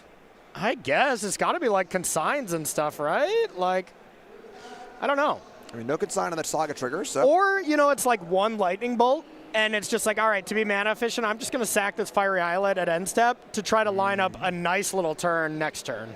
All right, so second amulet. Construct in. There is the growth chamber, so, I mean, the Simic growth chamber is 4. T-West makes it 5, so you can transmute the T-West to go get Summoner's Pact.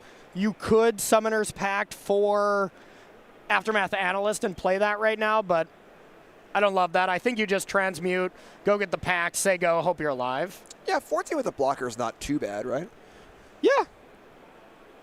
All right, so use a floating mana to layer West Coast into Transmute Zone. Gonna go find any 0 mana card. You can tell she is very fluent with her deck. Just the way she operates, very clean operating of all these untaps and taps. Looks like Summoner's Pact there, right just off the screen as the target. Yep. All right, so pack to hand. And now just gonna pass the turn back. Okay. Should be good to go next turn, depending on if we do have another bounce land. Or honestly, a tapped forest. A breeding pool, for instance. An actual forest, not good because it doesn't enter tapped. Yep. All right. Now, Sam, you didn't have it last turn. But what's going on this turn? Sack the Islet end step, drew a card. Could be all for mana efficiencies, but hey, 14 life is still a lot, especially when there's a blocker. Like, you start by bolting the construct, and then 2 more bolts to the face, let's say. Like, that's, you know, putting Haven down to 8. That's 3, 4, 5, 6, 7. Like, even that is not enough. So that's 3 lightning bolts, and that is not enough here. All right, so thinking it through. Bit of posturing here, too, I think, where, like, Haven has to think there's some interaction in Sam's hand. Has to, yeah. Sam didn't do anything last. He didn't even try to get Delirium, you know? So. Yep. Try. Players thinking it through. Gotta make sure that that Pro Tour stamped Forest on the top of the list. Yes, it's a flex. Yep, love that. Okay, there's a look at the hand. Ooh, I saw a V on a red card, so that's probably Violent Urge. That changes math. All right, so we have a 1/1 Dragon Wedge Channeler coming in. We're going to see a block on a Swiftspear. Okay, so DRC, if it is Violent Urge, 8 damage from DRC. Oh, it is to get rid of the construct? All right, so cast Surveil. That instant does give Delirium, so now the Channelers are 3. Yep. Not great. So +1/+0 and double strike. So goodbye Construct, take 3 damage, but that is not even close to lethal. No, so yeah, I'm thinking Sam should and better have some interaction here, but I don't even know for sure if she's got Titan lined up. That Simic Growth Chamber might have been the only bounce land. All right. No, there is a Crumbling Vestige. That'll do. That's a good one. All right, so now it's time to work it through. This is where Amulet players work their magic, and my brain turns off. But we also top decked the ultimate. Okay, maybe not. I thought that was an Aftermath Analyst, but it looks like just kind of a alt forest. All right. Thinking it through, doing the math. Sam's sitting back, a spectator at present. I did see a blue card in hand for Sam, though. Okay. So, I mean, it pretty much has to be consign. You would have preordained if you missed a land drop, so. All right, so mirror pool, tap, untap, tap, untap. Oh, that's sick. Oh, boy. Spell Pierce. Oh, man. It's so good. That may be the best Spell Pierce. I don't know if she can pay. So, Like, because if you pay, now you can't cast Titan this turn or next turn. all right, well, she's paying. So the question now is, what are you getting? Is there a chance that a Boreal Grazer, some sort of blocker action or something? Yeah, or Aftermath Analyst as a blocker and hope it lives and then activate. That is a huge, huge big brain Spell Pierce there. I do love a good Spell Pierce. I love it. Except, did we forget to surveil off DRC? Maybe, maybe not. I mean, the hype of a Spell Pierce is hard to overcome. Yeah, now we're looking between those two cards. It was not a choice between those two cards until Spell Pierce went on the stack. Yeah, so Spell Pierce denying it 2 mana, needed to cast Titan. Putting Gaven in a real pickle here. Wow.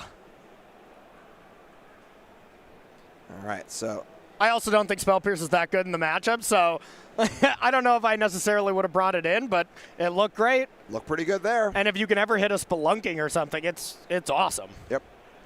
All right, so is it Analyst? Looks like Analyst to the front. Taking a look. Anything else in there that's good? I think it's that, Grazer or Titan. Those are the only options. Maybe there's some Ice Till Explorers. That would probably be pretty nice, actually. Ooh, Explorer would be very nice, yeah. Yeah. Must not be in. With a lot of lands in the graveyard. Yeah, there's one in the board. There's 1/6 in the board, but otherwise the main deck creatures are just the 3 that I mentioned. All right, so here's the Analyst. So ETB mills some cards. There are already a lot of good lands in the graveyard, and now there are some more. Yep. Just an Echoing Deep. But again, can't forget your Pact. So Haven is taking the free spell now. Got to pay the credit card bill next turn. Yep, yep. 4 mana, which is a lot. Yeah, it's a harsh price, and that's the thing is Haven does not have the Titan in hand or the bounce land, so you can't top deck both of them. If Aftermath Analyst lives, you know, there's enough that can be done that I think that Aftermath Analyst wins the game straight up because there is Teleria West in the yard, so all you got to do is be able to bounce that, then you Titan, so. All right, the darts have begun and will continue until morale improves. All right, so I don't know if those darts were targeted. Was life going down or was it the Analyst? It was upstairs, yep. Okay. So, and here's Bobble. Now the creature's flying, so if we can get this Analyst out of the way, are we doing it? Because now this Swift Spear is 4 power. That's a 3 power flyer. And I think a Lightning Bolt was surveilled to the yard, so that's telling. Maybe we just need a land to win. Who knows? All right. Sam working it through. Don't think there's much by way of interaction on Haven's side. Yeah, Beseiju is like the only thing. Could be Dismember. She could just be bluffing. She could just be trying to prevent him from doing I think it's just a bluff. I don't think she has anything. All right, let's take a look at the bobble. A little bit of a wry smile there. And here they come. So the spot is this lethal damage? No, I think this is 7. So this is Haven's like, okay, if I don't block and Sam does not have a way to kill me right now, Analyst wins the game. So the question is, without this Analyst, is the game winnable? Having to tap 4 mana to pay for the Pact and then go into a turn, you know, low life total and not much going on. Yeah, that's what she has to figure out, because that's the thing is, like, you could do the Analyst, you could sack it, like, you know, I guess with Pact Trigger on the stack, float a bunch of mana and pay that way, and then have a bunch of untapped land. Says no, and there it is. Wow. There's an Urge. That's the win. Sam takes it down. That's a tough match for Haven. That is tough. Definitely, you know, mulligan to 3. You feel for it. And that's the thing is, the Urge would have been put on the DRC. That would have been 8 damage, and you blocked the Swift Spear. So that would have been Haven going to 1, no creatures in play, having to pay 4 out of her 5 mana. So even a bounce slam wouldn't get you to Titan, and she didn't have Titan. So that block may look like, well, of course the Prowess player has it, but no, she was playing to win instead of playing not to lose. That's a big difference. Yeah, huge. You know, and it's a tough thing to do too, where like, you know, you're on camera playing for top 8, and you know 90% of the time or more, you're going to just die here. Yeah. But if you're going to lose anyway, you got to find the line. Exactly. There's a reason why good players look like they get lucky more often, because they put themselves in spots to get lucky. Yes. So, bummer. She's not dead yet. Yep. You know, X and 3 now, still has a chance. And of course, Pro Tour slots are in there as well. So pretty exciting stuff. So that's one of our Is It Prowess players that's looking like they're in. Is it Affinity? And we'll see if there was other Prowess decks. There were 3 in contention in total. So, hey, this might be Is It decks doing a lot better than Titan. So, you know, everyone kind of calls for Titan's the deck. Titan is the one that's public enemy #1. Well, that was our #1 Titan player, more than likely not in the top 8, but not for sure. There's only 2 more out there. So at the very most, we're going to have 2 Titan players in the top 8 if they both win both of their rounds. So Titan didn't even do that great. Quantum Riddler, Amulet of Vigor, Lava Dart, Spell Pierce. What more can you say? We know which one Ryan's choosing. Oh, I know. Ryan back in real soon. I'm sure Ryan is stoked for this this Is It Prowess resurgence. So Ryan and Carl will be back in the booth in a little bit. We'll see you shortly. See you. Stay tuned.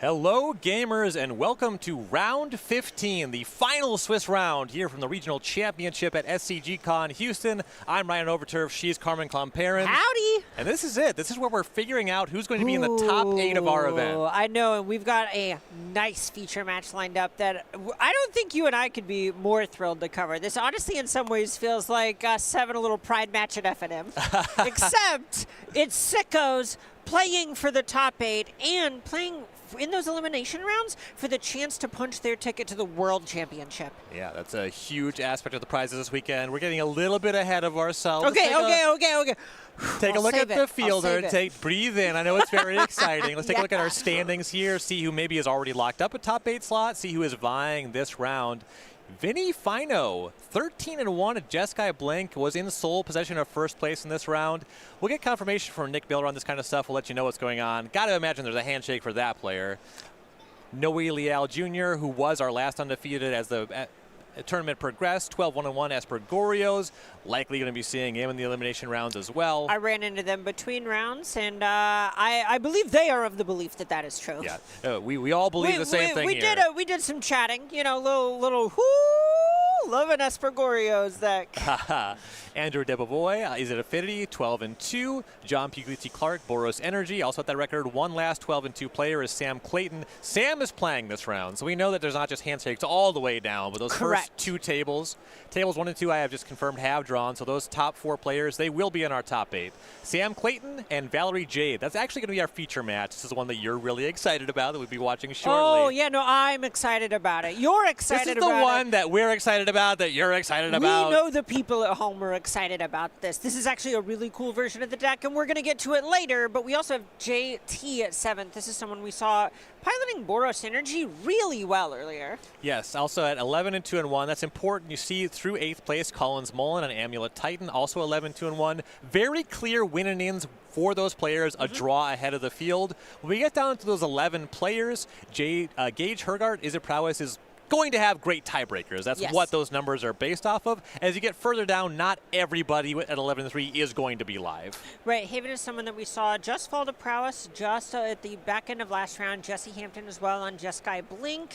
These are 2 people who are naturally going to have great breakers, picking up their 3rd loss in round 14. Jeskai Blink looking really good this weekend. Yeah, we've seen a few different shades of Blink, different color combinations there. Quantum Riddler, Ephemerate, Solitude being the core package. The Jeskai build, Phlages, Ragavans, has looked really strong. It isn't lost on me that Is It Prowess? Most present deck on this slide. Not lost on me either. Ooh, well, hold on. I'm counting the Amulet Titans. We have 8, we have 2, we have 3. Yeah, Is It Prowess? Maybe making a comeback, bud. Don't call it a comeback. Well, okay, maybe making a return. it did top 8 the Pro Tour, but maybe lock up some Worlds invites, maybe lock up a regional championship this weekend. Big hurdle here for Sam Clayton. So we have the Is It Prowess deck. Let's take a look at the deck list here that Clayton will be piloting in this win and in for the top 8. This Is It Prowess deck, this list is pretty stock these days. You see 4 of a lot of cards, 2 copies of Violent Urge. That's kind of the combo finish aspect of the deck, but really clean up and down otherwise. Right, this is something where I think the main deck is fairly stock for where the metagame has landed at this point. The sideboard looks pretty interesting. I like this 3rd copy of Violent Urge. We're seeing 2 Murktide Regents out of the side.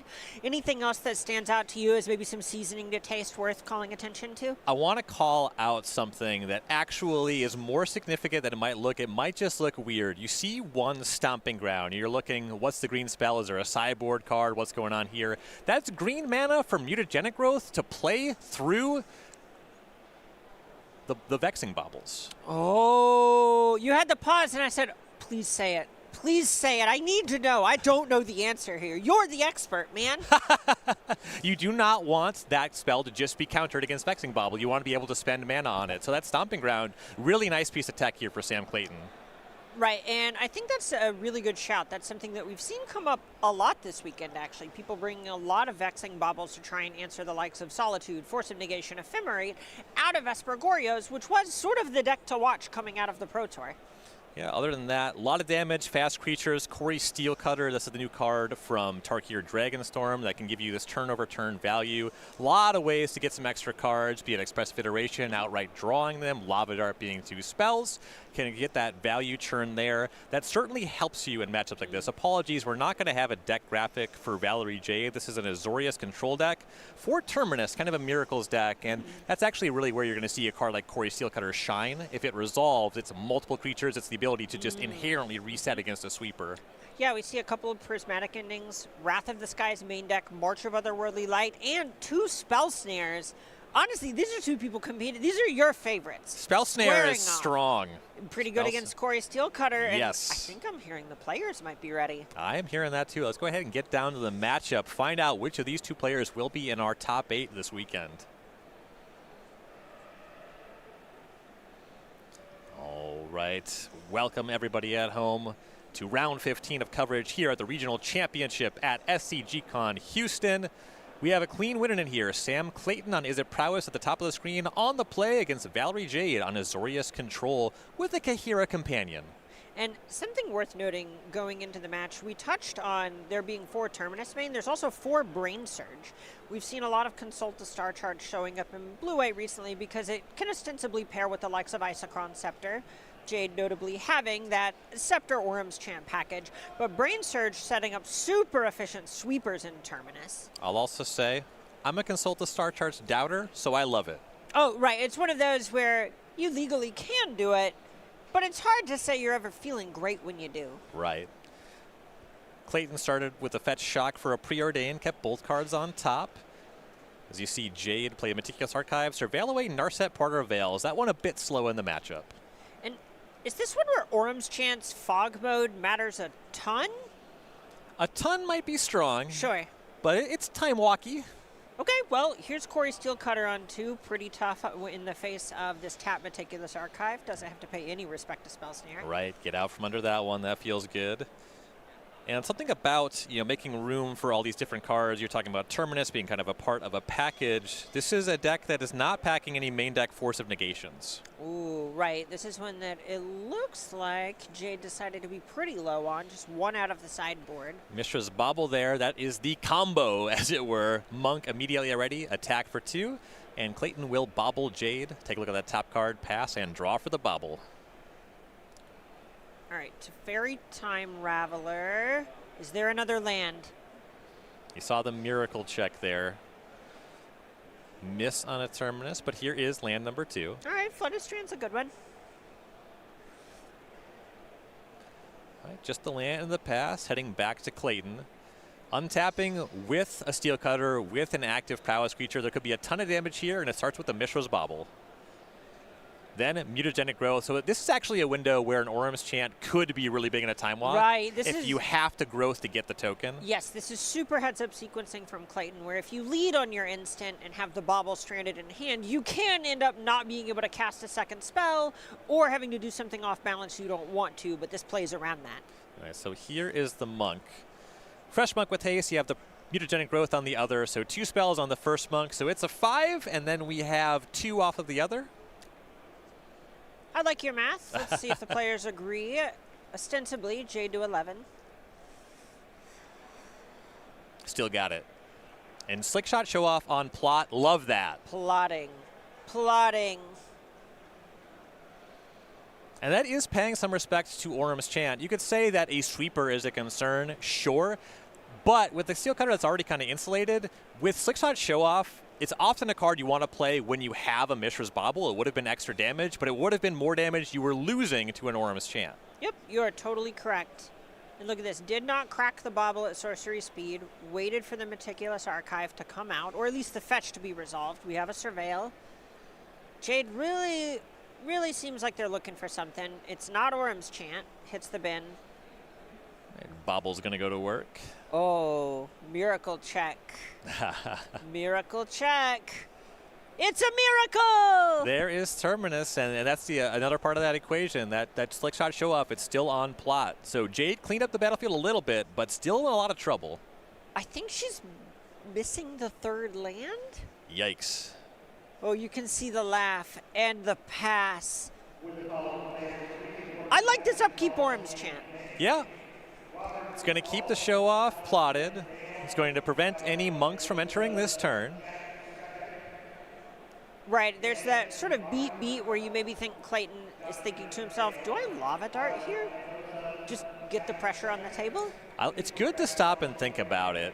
Something that's really interesting about that is with the Corey Steelcutter, you can get the token on your opponent's turn. So sometimes you just dart, flash it back on their turn to get a monk. Okay, sure. I like holding it as well when you have the slick shot show off to the side. For sure. There's land number 3. All right, that is the stay in this game check. All right, but what does Valerie Jade have to pair with it? Right, Clayton will sacrifice a land, not in the Lava Dart way, just going to use that islet to draw a card. How many fiery islets are usually in these decks? You usually see 1 or 2. It is a mana-fixing land. Oh, it's super nice. Yeah, it's going to be 2 copies for Clayton this weekend. All right, Corey Steelcutter, number 2. No land drop yet for Clayton. And that's a scary proposition. The first Steelcutter is already applying a ton of pressure to Jade. And there's this slick shot show off in exile. Mm-hmm. Oof.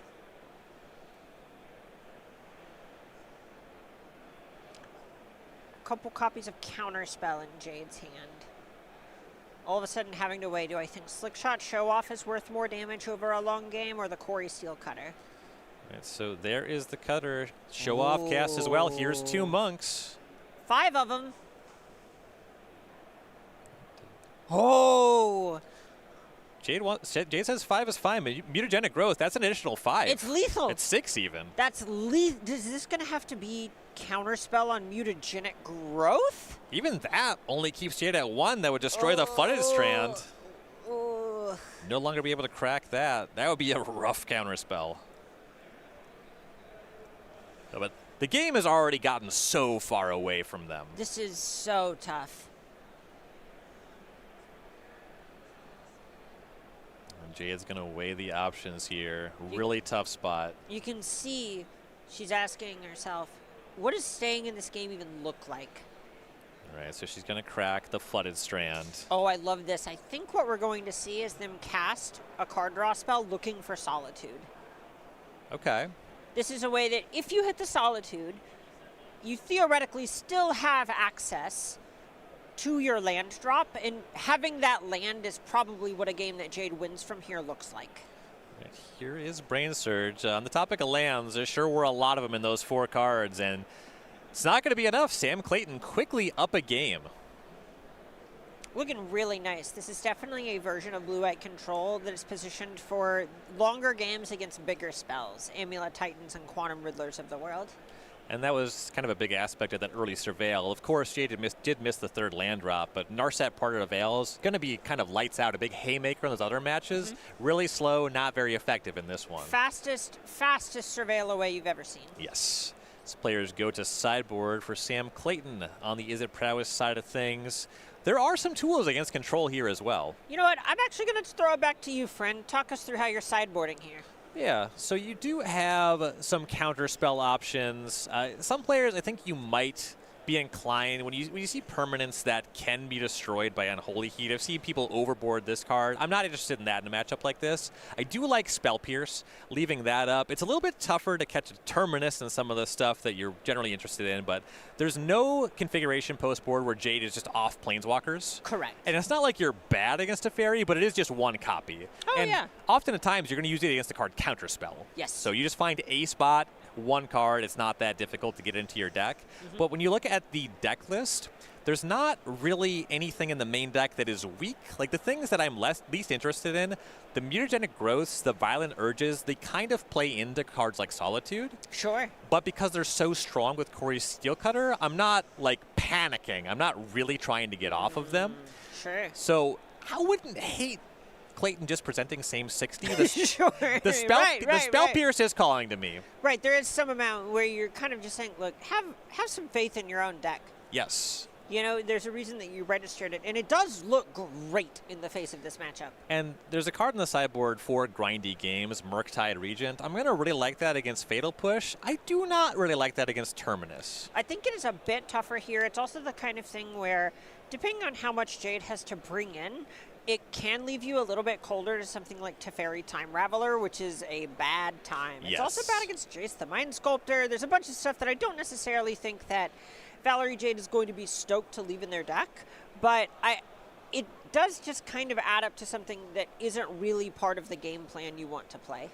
It's not out of the question to bring in vulnerable spell snares for Clayton. There's something like the Isochron Scepter that if it resolves and puts Chant under it, that might just get you. So Sure. I don't hate spell snare. If you're looking at trimming mutagenic growths and the violent urges, it makes sense to me. Yeah, at that point, I almost might look at something like Consign to Memory. Just like tag the Imprint trigger or the Miracle trigger.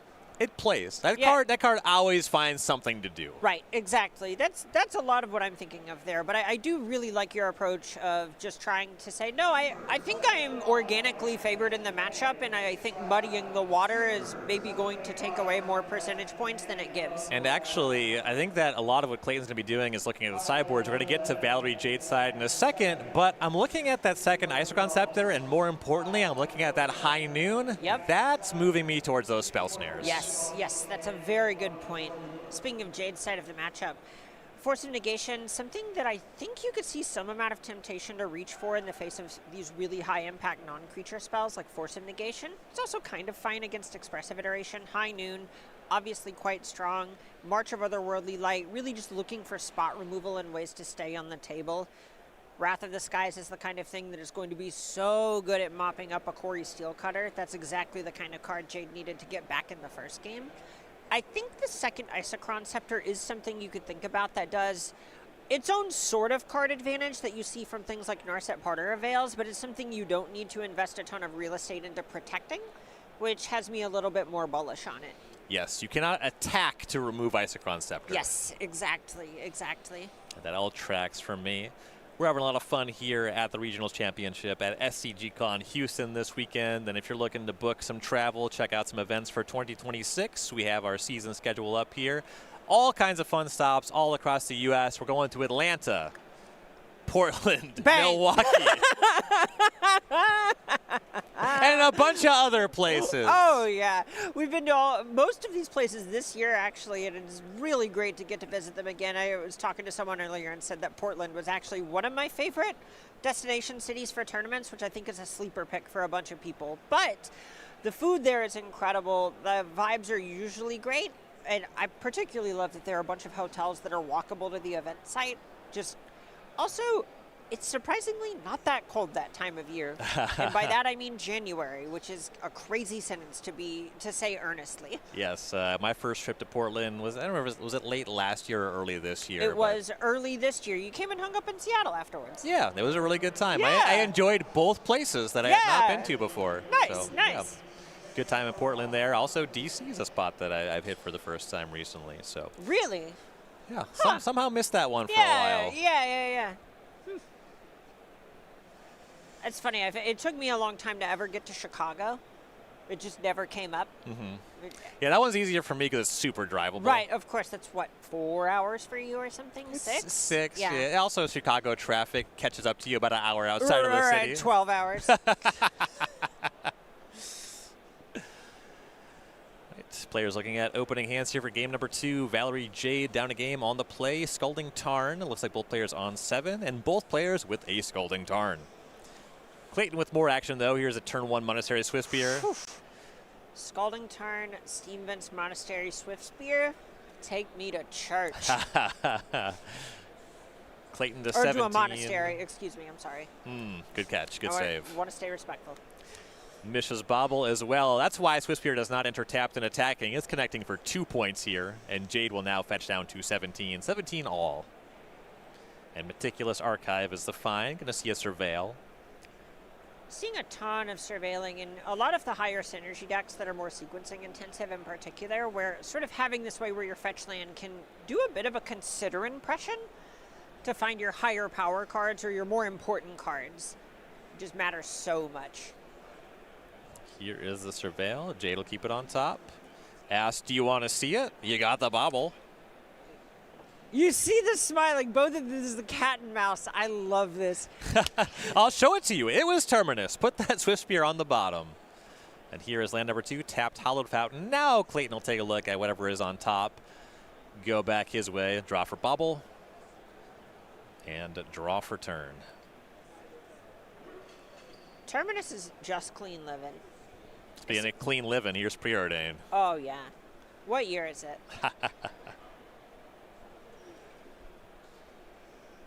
Clayton's going to consider, or rather Preordain, the Close. 2 cards. One top, both bottom, excuse me, and draw a card. All right, pondering this library.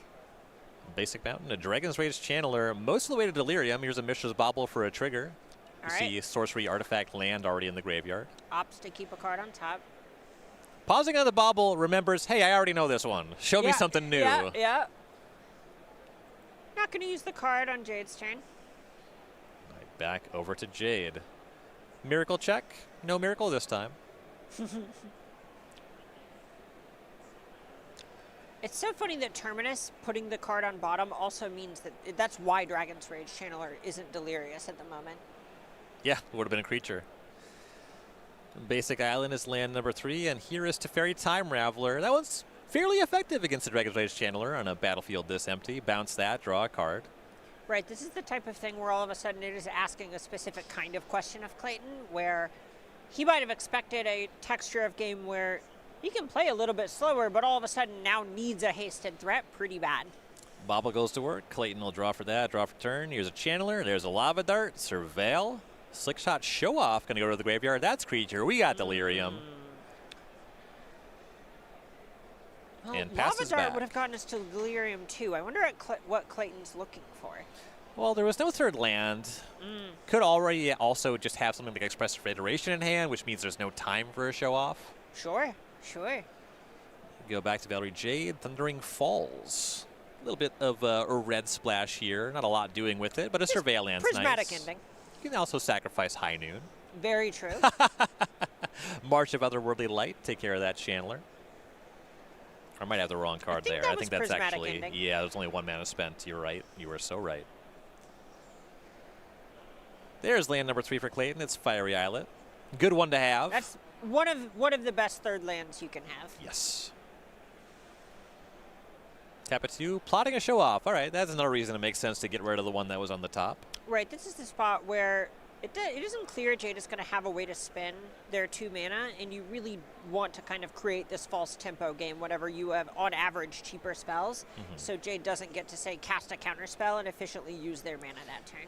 I also want to say I really like the surveilling from Clayton there, because this is a matchup where you just want to get 1 threat on the battlefield and it will eventually cross the finish line. Yep. Overcommitting a Terminus is a way you can lose the game. Yep, you're absolutely correct. It's so much about using damage as a source of inevitability rather than something like card advantage.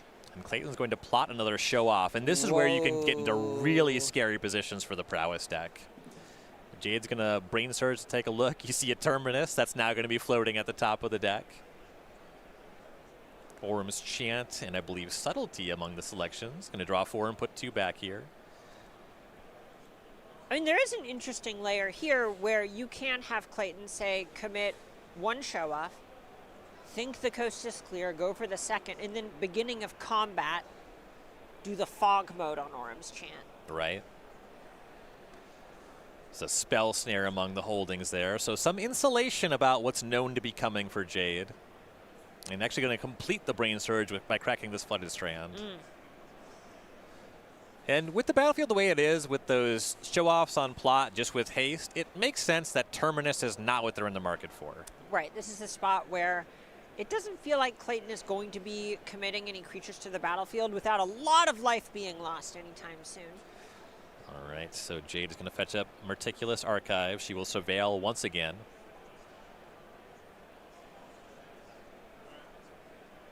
Ooh, was that? Okay, I thought it was the Terminus for a second. It was a Scalding Tarn that surveilled away. Jade will draw for turn. Force of Negation to get. Hard one to play around when it's the one of. And here's Narset Part of Veils, has Spell Pierce mana up ready. That one's just going to work, and it'll -2. Ooh, what time is it? Looks like it's high noon. Prime, high noon. And you see that Thundering Falls. It's waiting. Ba-dun. Ba-dun. Ba-dum, ba-dum, ba-dum. And this is kind of interesting because Jade is thinking about whether to cast that high noon. It's scary just with some stuff that's already there, because if you tap out for it and it's countered, be it Spell Pierce, be it Spell Snare, you're potentially in a lot of trouble. You might literally die. Okay, so here's an Orb's chance to force it through. Okay, I like that a lot. Yeah. Shocks for Hallowed Fountain, and now it is high noon. Oh, yeah. All right, so Jade's at 14, but those slick shot show-offs, now Clayton is not necessarily too thrilled to have them on plot. Orm's Tune is just so versatile, right? It's the type of thing that reads super cool, and you go, wow, I can make them skip their turn. But sometimes it feels like Veil of Summer. It's definitely a category of card that I really appreciate, where the text box is very simple. What does it do? It does this thing. It does what it says on the 10. Right, but it does that when you want to do it, and that adds that strategic depth to it, which is really cool. All right, so one show-off's going to come off the plot. It'll attack for 1, Jade to 13. Going to be some upkeep action here for Clayton. Looks like a lightning bolt on the Narset. It's going to be met by Force of Negation. Notably, I believe that is Jade's 1 spell for turn. Yes, that is absolutely true. Jade's going to -4 that Narset. You do see a Spell Snare among the holdings. A Terminus as well. Spell Snare will be the selection. And this is the spot where you start to see a control deck like this create a bunch of layered subgames, where all of a sudden there's a bunch of sort of face-up information, but you know whenever high noon is on the table, every turn that a spell is countered is basically saying nothing happened this turn. I spent my spell preventing your spell from doing anything, and that's that. So Clayton drew a card end step with Firely Islet. Going to cast the Corey Steelcutter. It's not going to be great against high noon, but it does pump the Slick Shot show off, which will now attack for 3. I mean, this is reaching the point where you can just equip Corey Steelcutter. Right. That is, I know saying it's not bad, it's not what you're really in the market for doing it, but it's doubling the clock. It may not surprise you when I say that I think I've made that play more than any other Magic player. Yeah. It comes up. This is one of those games. It's going to be a Surveil for Thundering Pulse for Clayton. Keeps it on top. Back to Jade. It's going to use another Prismatic Ending, going after that show-off. Spell Snare will catch that. Well, this is the counter spells going the other way. Right, and under high noon, Jade can't fight over this. Just the only spell for turn. All right, so Slick Shot's going to stick around.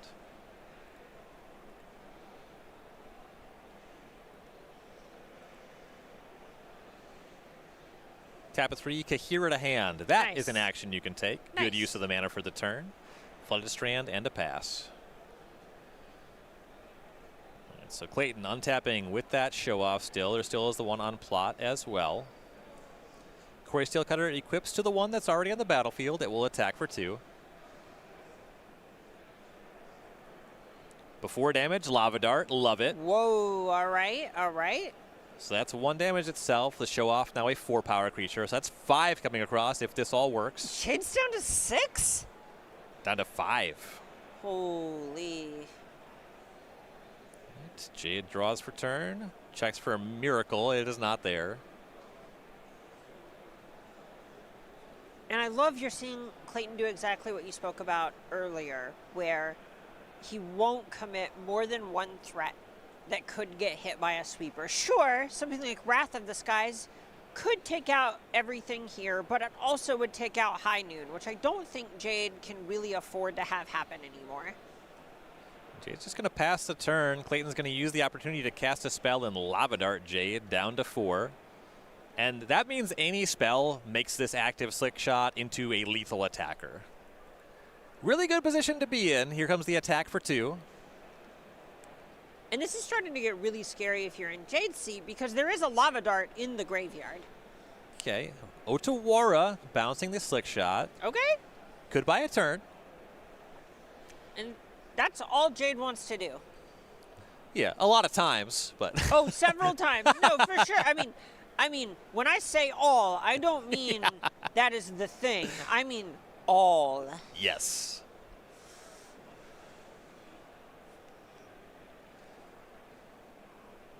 Here's Clayton's spell for turn. It's going to be a lightning bolt upstairs. Wow, and there's a lava dart in the graveyard. Oh, no. That one resolves.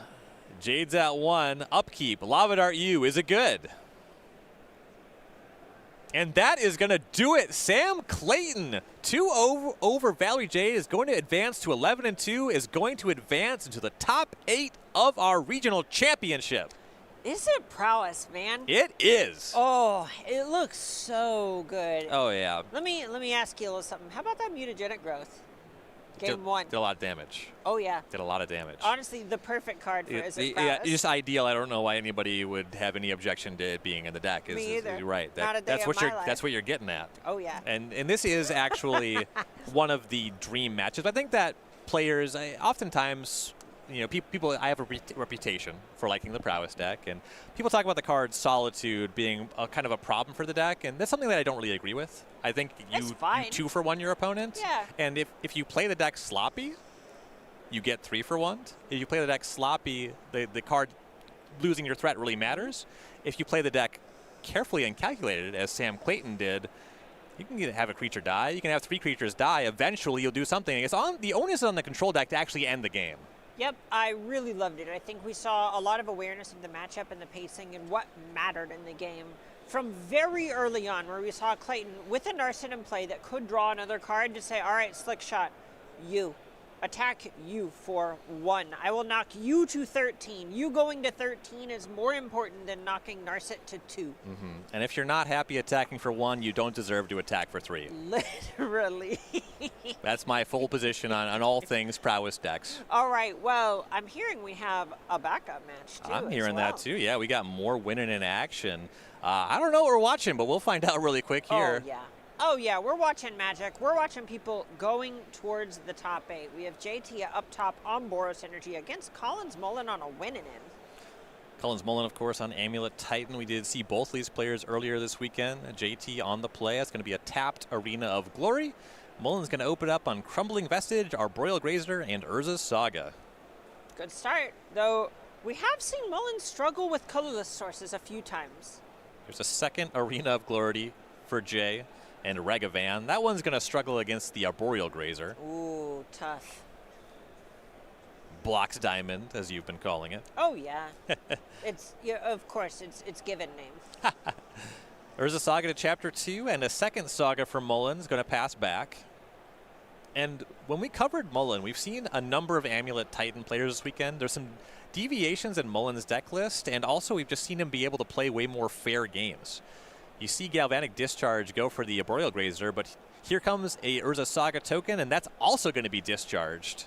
I mean, it's also netting a couple of points of energy for JT, where I think a lot of the time you end up wanting to just net some energy, so something like Guide of Souls is going to be just a touch better at jumping something. Yeah, definitely makes sense. So the Regavan does manage to connect.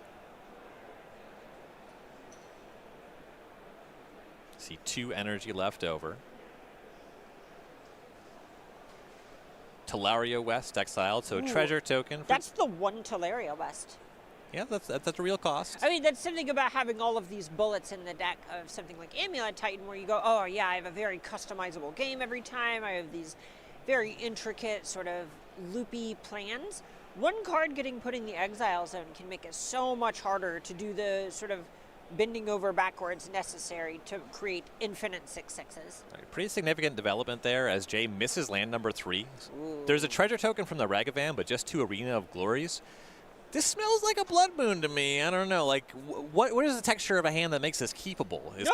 I completely agree with you. I think Blood Moon is a really good shout here. I think this is something where it could maybe even be that the plan was for treasure to start allowing for things like white spells to get cast a little bit more. I can imagine even just something like Voice of Victory and saying, all right, well, I've got pressure. If I can find a land, I think I just have to keep. You see Mullen is going to put that first Urza Saga to Chapter 3, floats a colorless, finds Amulet.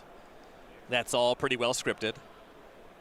Oh my, this looks like Mullen might be thinking of passing, Oh. if I'm reading the body language correctly, which, you know, I would not say I'm known for, but And that could mean a couple things. It could mean there's no land. I don't think that's what it means, because there's clearly something to think about, right? Sure. It could mean I have a bounce land and it's great next turn.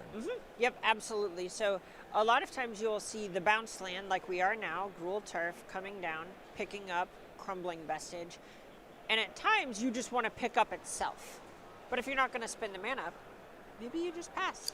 Yeah, just a pass. There is that Urza Saga in Chapter 2 as we head back to JT, who will draw for turn.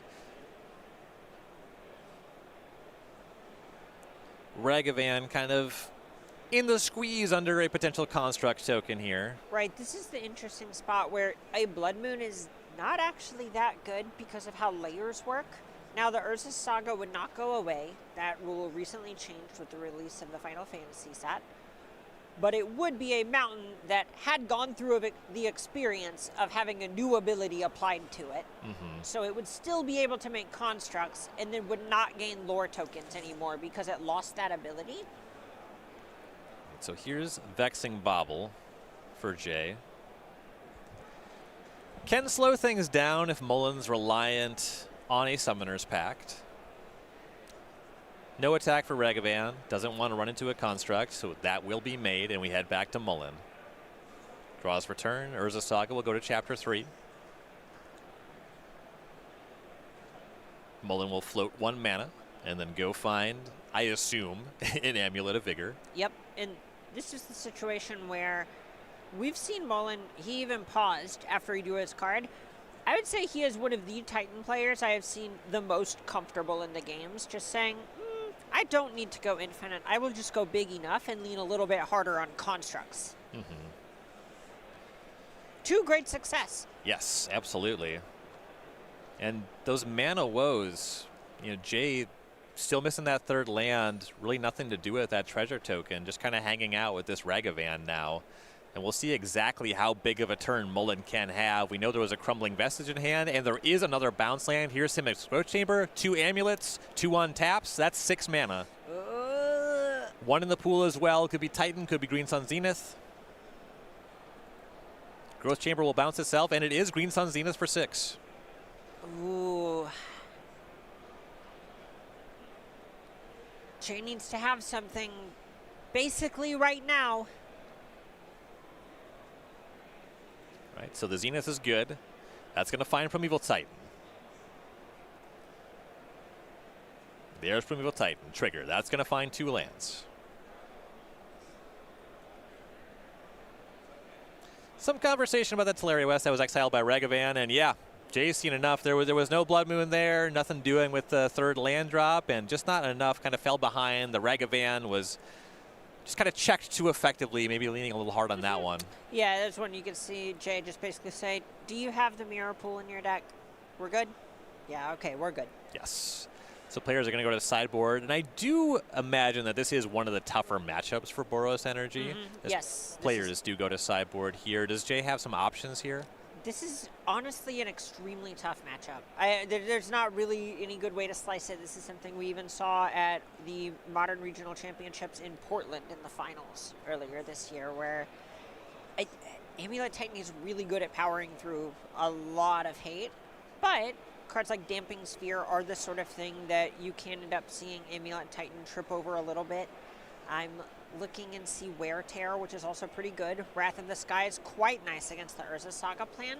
This isn't completely hopeless, but I would say this is the type of matchup where Jay really wants to have, honestly, about 2 pieces of interaction and a ton of pressure, which is a surprisingly tall order when the games can be as compressed as these ones are. Yeah, did not take a lot of turns there. You know, all these tools. If you have the Wear Tear against the Urza Saga, you can buy a lot of time. Yes. Combine that with some pressure, doesn't take too much extra, but you do need all of that stuff in a very small window. So that makes sense. That makes sense why it's such a difficult matchup.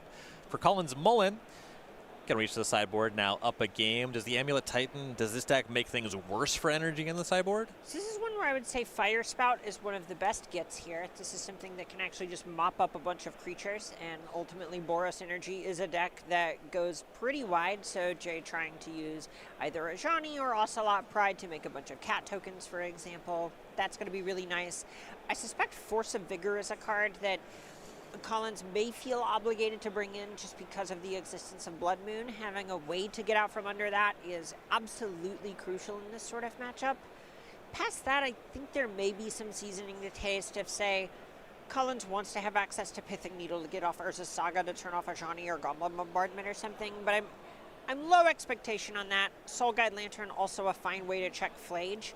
Collins is someone who I would say is one of the best I have seen ever do it in Modern at developing very specific plans of how he wants a match of Modern to play out or a matchup to play out. So I don't want to speculate too hard, but those are the standouts for me. And you have to know that Boros Energy is going to be an archetype that Mullen has a plan for. Yes, exactly.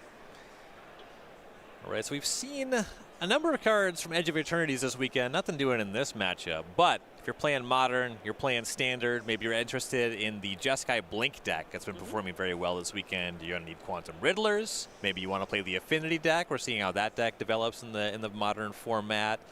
Pinnacle Emissary going to be important for you. Edge of Eternity is just some really nice hits. Right, there's a bunch of stuff in the last few Standard sets that have had some pretty unique card shapes and been great at actually trying to hit in Eternal formats, which has been particularly heartening on my end for somewhat self-serving reasons, but seeing the likes of Pinnacle Emissary, Ice Till Explorer, and so on making waves in Modern has been awesome.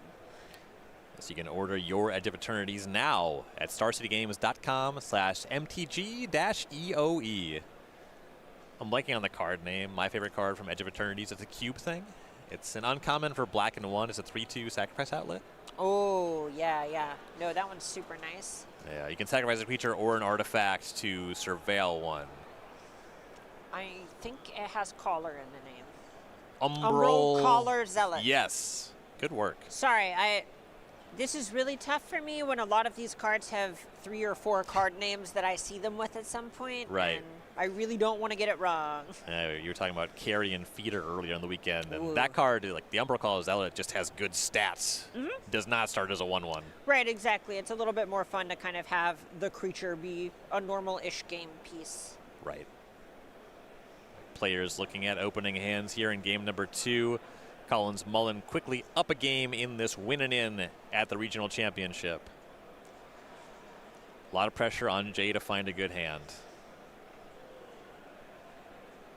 Both of these players starting off really strong today, so you can tell that there's some amount of pressure that they can feel and going, okay, I really just don't want such a strong start to slip away from me. I believe both of these players were 10-1-1 at one point. Yeah, definitely picked up a couple losses in day 2 here, looking to right the ship. Jay does keep on 7. Mullen will mulligan to 6.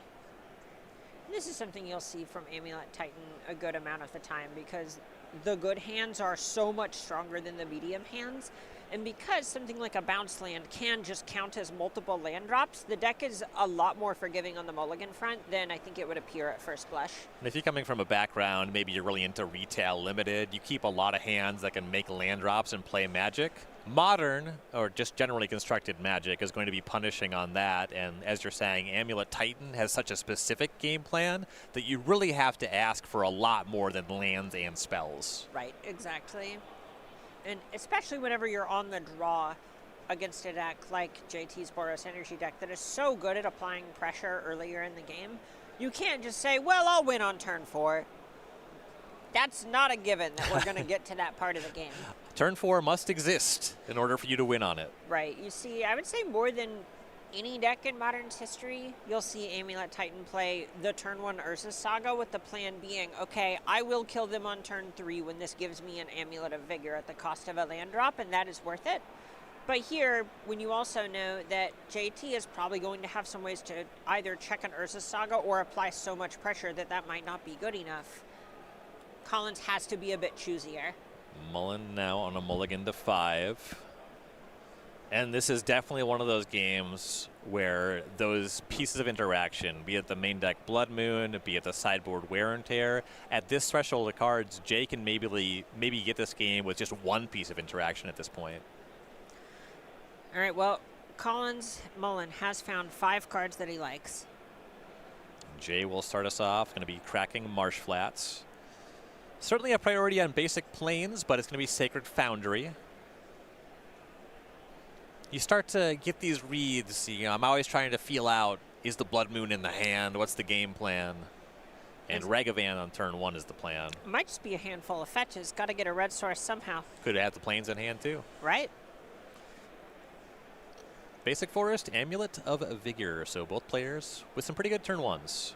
That's the start you want. Here comes Ragavan. Mullins to 18, Primeval Titan exiled. All right.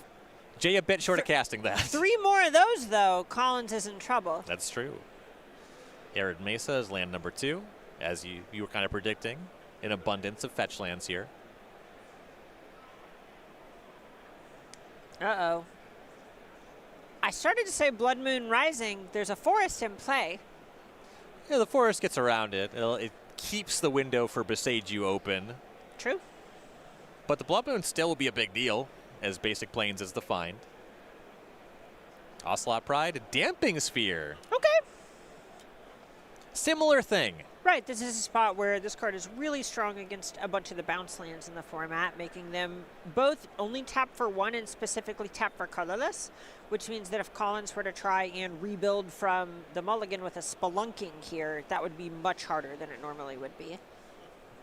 Mullen draws for turn. Land number 2 is Crumbling Vestige. Kind of a funny one that cheats the Damping Sphere a little. It does get 2 mana this turn. There's Damping Sphere, draw a card. Maybe another land coming into play. Spelunking, draw a card. And Urza's Cave, gain 4 life, the combo. Mullen to 22. Back to JT.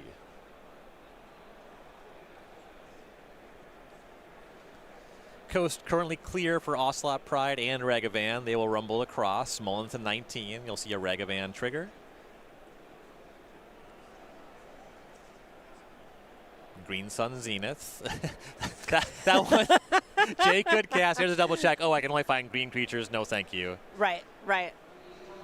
Flooded Strand, Vexing Bauble. Well, Tightening the screws. okay, so Summoner's Pact doesn't count as a card. Bounce lands are weaker. Jay has some pressure, only 1 card left back. Shifting Woodland is the land for Mullen. Here's Green Sun Zenith, X equals 3. Is this 6? That card's an okay blocker. Yeah, 2/4. Good at rebuilding from a mulligan. Definitely gets in front of these creatures. Yeah, 6 is the find. I also wouldn't expect Jay to have a lot of things that just cleanly answer a 6. Right. No, you're totally right. This is a spot where Galvanic Discharge, for example, is going to be a bit harder to justify keeping in post-board.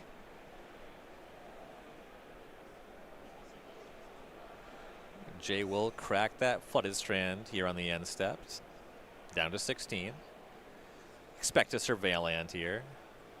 An acknowledgement of a missed cat from Ocelot Pride. Ooh, tough. Elegant Parlor is the find.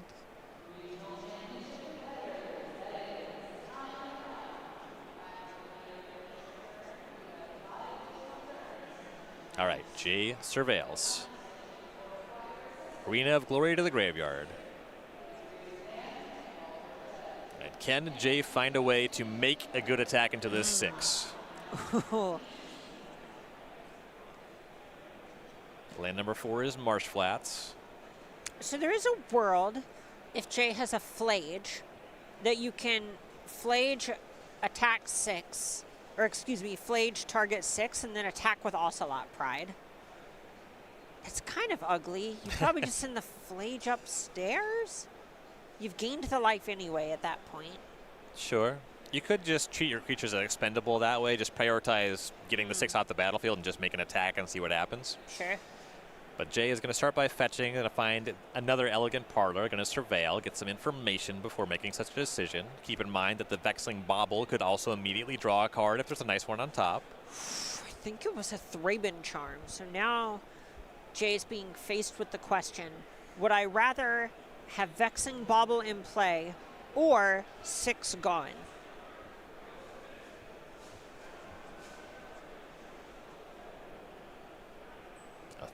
You're alluding to the Thraben Charm mode. I believe it deals double damage the number of creatures you control. Yes, that is correct.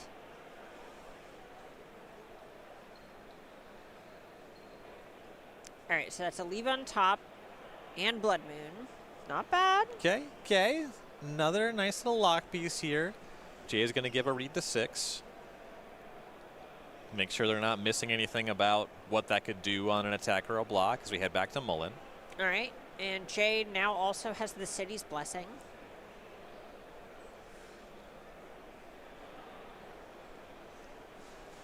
I appreciate there's a lot of patience being displayed here, where if you give up Vexing Bauble in Jay's seat in order to draw their Thraben Charm, assuming we saw correctly, you are saying, okay, this one turn of attacking is worth my Vexing Bauble. Because it isn't that you even have to trade Vexing Bauble for the Thraben Charm. It's that you have to make that exchange right now. Right. Simic Growth Mountain for Mullen will pass the turn. Now Jay draws the card that was surveilled to the top.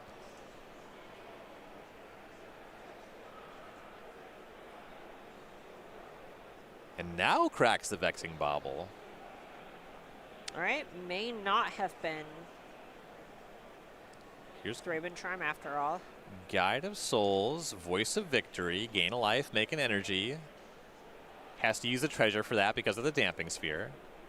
Okay, gaining the life, though, is going to accrue enough to start attacking soon, which I think is what Jay's real motive here is. Right, that life is going to make a cat off of the Pride, too, on account of the Blessing. Correct. 2 of them, in fact.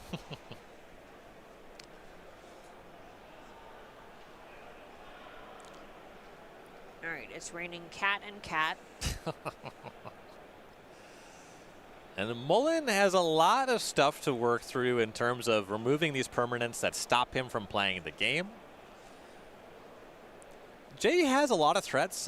They seem to be of generally less consequence, but a small range of things could make this lethal very quickly. Right, this is the spot where Jay has kind of recognized that, look, I have Blood Moon and Damping Sphere in play. I have lands checked 2 different ways in some respects. I just need the end of the game because given infinite time, Collins will find a way to break out of this.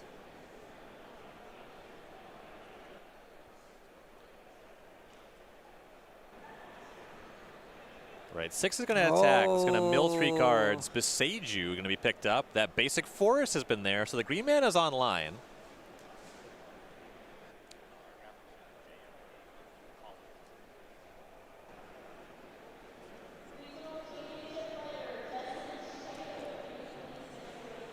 Jay thinking about lining up some blocks against that 6. Yeah, and I think you are priced into this triple block that we're seeing from Jay. It's not pretty, but you can't. The 6 will recur Beseiju again next turn. And at the moment, Collins is threatening to go after Blood Moon and then Damping Sphere, and then Collins is effectively free from all of it. Yeah, definitely makes sense. You see Ragavan and a cat biting the dust, trading with that 6.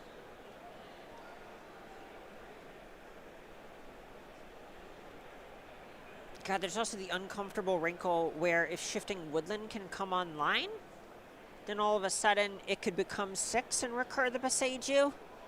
Okay. We're getting into some plays that could do something in a couple turns. Yes. But it's going to take some time. Right, and Ocelot Pride Voice of Victory, that interaction with the mobilized tokens works out quite well for Jay. So the Ocelot Pride doubles any tokens you still control at end of turn that you made this turn? You don't have to still control them, I believe. Just whatever you created this turn. Okay.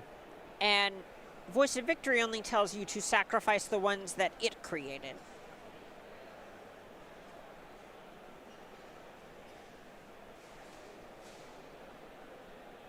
Mullen's giving this a deep think. This is a pretty important turn.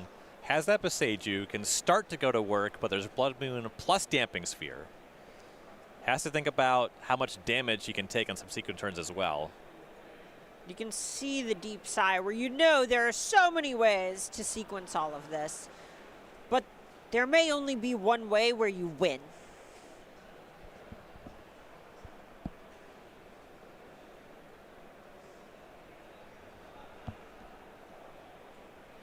And Mullen will pass, leaving up that Boseiju.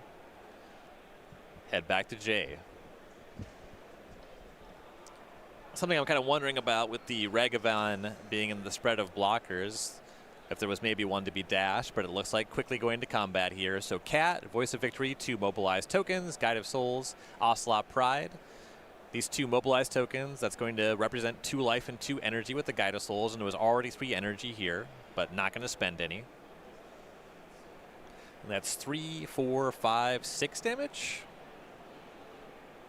I believe we are going to see the energy spent, and at this point, for posterity's sake, Jay is mostly just trying to do everything by the book. Sure. Yeah, so the energy spent, that is 8 damage. All right. So I think we're seeing Collins fall to 12? Checks out.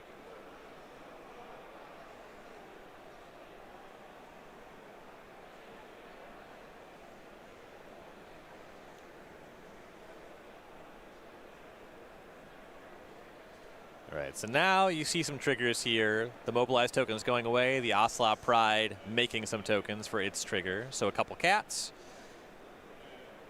Are these warriors? Yes. That's what you mobilize as warriors? Correct.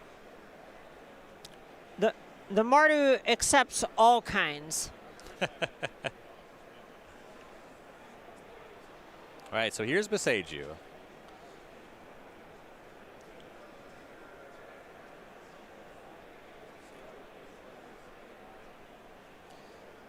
Okay, little judge call. I saw some gesturing at Voice of Victory.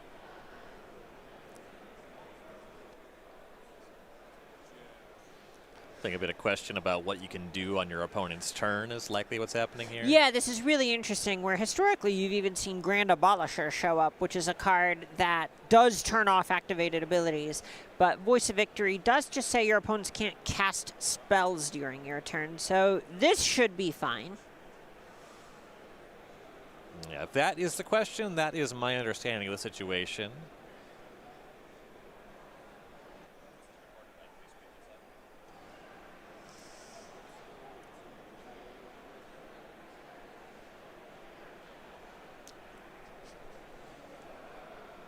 Okay, so it looks like what's happening is Jay wanted to see about priority in the end step with the card Surgical Extraction and is going after Boseiju who are indoors during the end step.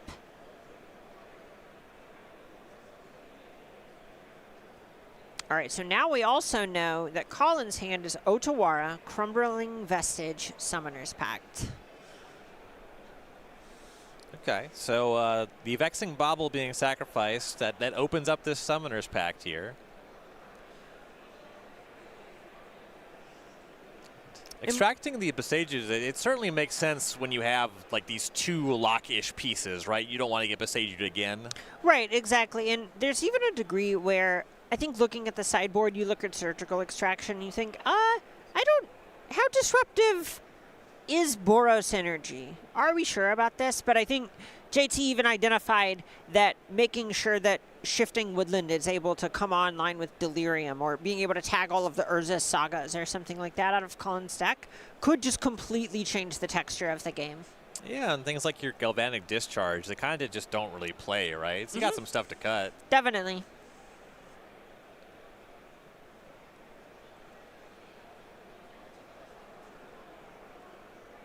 Jay is going to go find a basic Plains while the Blood Moon's not on the battlefield. Giving up Blood Moon for Plains just really feels like the selling your watch for a better watch band.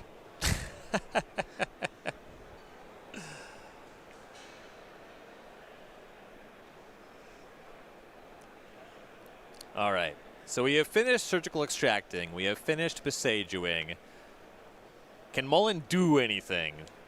We know about a Summoner's Pact in hand. Summoner's Pact implies a lot, though. Simic Growth Chamber only tapping for 1, and the Summoner's Pact being the first spell of the turn, which would then tax the Primeval Titan that comes on the back of it. It's a tall order. That is tough. Mullen on 12. Take a look at the other side of the battlefield. So Jay has 6 energy. Creatures at the sands. 1, 2, 3, 4, 5, 6, 7, 8, 9. It's already lethal. I believe by my math, assuming you count resolving a Guide of Souls jumping something, I believe this is 14 damage coming back Colin's way. We agree. Mullen checking out the situation as well.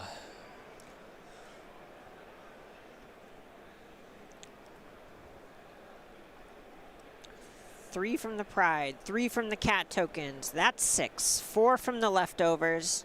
2 from the tokens that Voice of Victory mobilizes gets us up to 12. And then when you jump something with Guide of Souls, you're up to 14.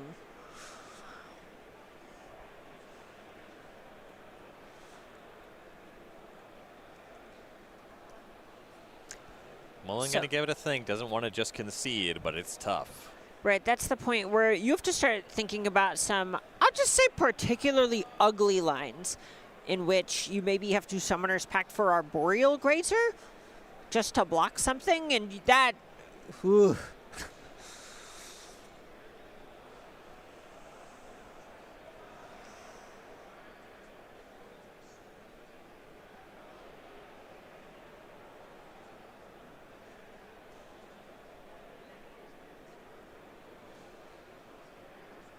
Yeah, you can see the frustration on Mullen's face. Yeah, you can see he's 1 resource short 3 different ways, and you just, whenever it's someone who's played a lot of combo, whenever you end up in that spot, you can't help but ask yourself, this can't be that barely off, right? All right, here's Aftermath Analyst, mill for 3. Oof.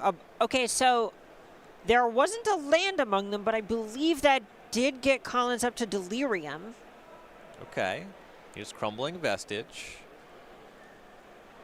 What can Shifting Woodland do?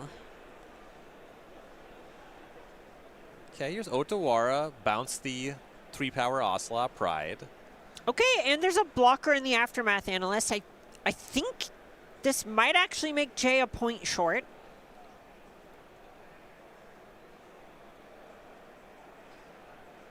Goblin Bombardment. That card's pretty good at finding a point. Yeah. That'll do it. Yeah. We're going to go to game number 3 here. Our graphic, I apologize. There's some stuff with the pre-recorded matches. It's displaying incorrectly, but this is a tied score now. Right, and this is the point. We have seen a draw come up earlier in the day where it was okay for both players. A draw would be devastating here. These players have more or less very likely locked up a Pro Tour invite, which is incredible. But if you're still playing, you're still hungry. This is the spot where you need the win to punch your ticket into top 8 and keep fighting for that World Championship invitation. Players going to recheck the sideboard guides, take the opportunity for this open deck list tournament. Meanwhile, maybe you can do some reading yourself. Check out the StarCityGames.com newsletter for all kinds of news. Keep up on what's happening in the world of Magic. You can find information about the event we're here at this weekend, SCG Con Houston. Check out sales. Check out Edge of Eternities. Check out pre-orders on Avatar: The Last Airbender. A bunch of cool new sets announced recently. SCG was right on top of all of it. And if you want to stay on top of it too, you can head on over to starcitygames.com/newsletter. It is free. You're hanging out. You're watching this. You got a minute. That's like one of my favorite prices. Like easy top free. It ranks so high. Easily.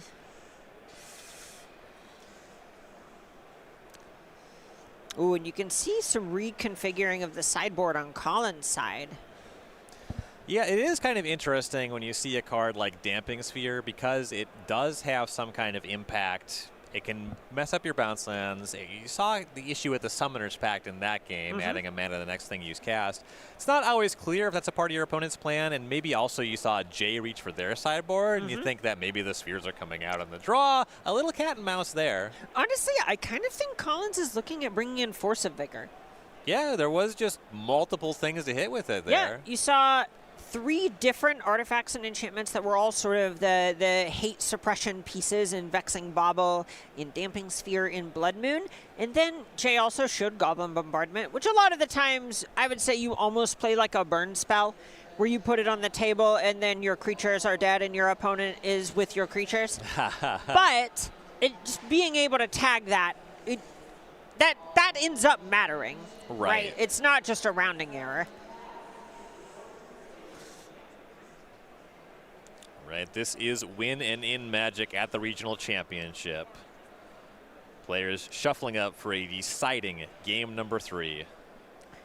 It's also the spot where I suspect that Collins really is to lean harder into being a legit combo deck rather than trying to be a fair deck. Yeah, the quote-unquote fair aspect is just checking those prison pieces to make sure the combo deck works. Right, I think there's this temptation to say, oh, you know, I can kind of hedge my bets a little and do a bit of both and try and be a little fair, have the ability to threaten this combo finish. But we saw there, I do think Boros Energy, and especially in the way that JT's been piling it, really puts you to the test and says, no, you need to pick a lane, and I know which one I hope you pick. Mullen's going to be on the play here for game number 3, really giving this 7-card hand a good think, and rightfully so. A lot of pressure on this game. This is the difference between a top 8 and just a cash finish. And a Pro Tour invite. Come on now. I know we have both fist pumped at that one, friend. It's a good weekend. Oh yeah. It's a good weekend. Oh yeah.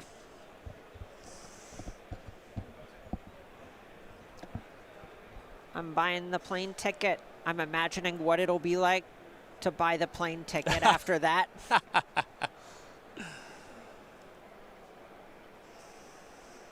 And Mullen really not sure about this hand. And ends up mulliganing. I think if you are that in the tank, this decision is probably right, to choosing the mulligan. Right, that's something we go, okay, no, this isn't a good hand. It might have been close, but especially whenever you're playing against an opponent that can put you to the test on a couple of different axes, it can feel so bad if you say, okay, great, this hand is close to really good, and your opponent plays a Vexing Bauble, and it turns out your whole hand was leaning on Summoner's Pact. And it looks like Jay actually has not yet locked in on the mulligan decision. Maybe he was just waiting, thinking 7 versus 6, how it could stack up. I think they have a 1-lander. And Jay keeps. All right, yeah, we saw them have some mana problems game 1, but this can be the one where if you have, say, a couple 1-drop creatures, a couple hate pieces, you kind of just have to say, okay, well, I hope my deck gives me a land or two. Especially if one of your 1-drops is Ragavan. Right. Mullen now looking at a 6-card hand. Will this one play?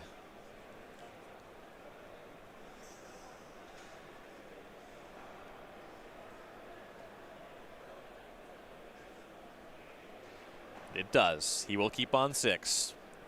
And he will start us off. Otawara, Amulet. So far, so good. Yeah, this is what you want to do if you're playing Amulet Titan. Step 1, Amulet. Step 2, Titan. Step 3, question marks. Step 4, question mark 4A. Step 5A, question marks again. Jay is going to find a basic plains. So Ocelot Pride or Guide of Souls. I don't know, maybe a Vexing Bauble. We'll find out. It's going to be Guide of Souls. And it's not clear that Jay had a Vexing Bauble, but generally speaking, this is something you learn over time whenever you're playing a sort of disruptive aggro deck. You want to actually deploy your pressure first, because that does take a turn in order to start moving the game towards a conclusion. Turn 2 for Mullen is going to be Amulet of Vigor and 6, a Brick Wall. Ooh. Really strong start from Collins. It isn't the fireworks lights out thing where Amulet can literally win on the first turn, or second turn rather. But this is something that Jade is going to need to chew through in order for them to win. And so in some respects, Collins is presenting multiple questions at the same time. Okay, second land drop. This is something that we thought they might not have had just yet. So we know there's a game ahead of us.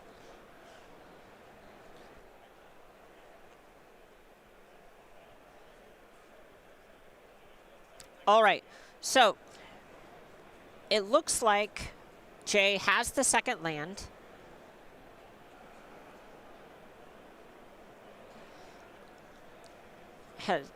Has to double check what 6 does from this point, and this is one of the more interesting spots where you are just basically having to thread the needle between if you want to be able to actually apply pressure or if Jay is going to value staying alive. Chooses to deploy Voice of Victory. Nets an energy and a life for their trouble. Not going to be able to declare an attack. Back over to Collins. Takes the untap. Really having to think through this. This is a spot you can see the deep breath. Just thinking, okay, I know my opponent is tapped out. We see an attack from 6, so Primeval Titans aren't going to be attacking this turn. Does find a Boseiju, one of the better pickups that you can find in this spot, because in some ways this is just insurance against future disruption that Jay could have. A lot of the ways that red and white in particular are going to be disrupting the opponent's game plan are through on the battlefield permanence, right? This isn't the type of thing where you see very much in the way of counter spells, which a lot of the format is kind of hanging its hat on in the way of Force of Negation, for example. Voice of Victory getting in the way. So no life loss, but Collins happy to draw the card, and with Collins at 20 life, happy to pay a little bit of life to draw that card. Notably also putting a sorcery and an enchantment into the graveyard, so a future shifting woodland is going to be a little bit closer to Delirium, which is one of the pieces of the puzzle of the Aftermath Analyst Make Infinite Primeval Titans flashy kill that we've come to expect from the deck over the weekend.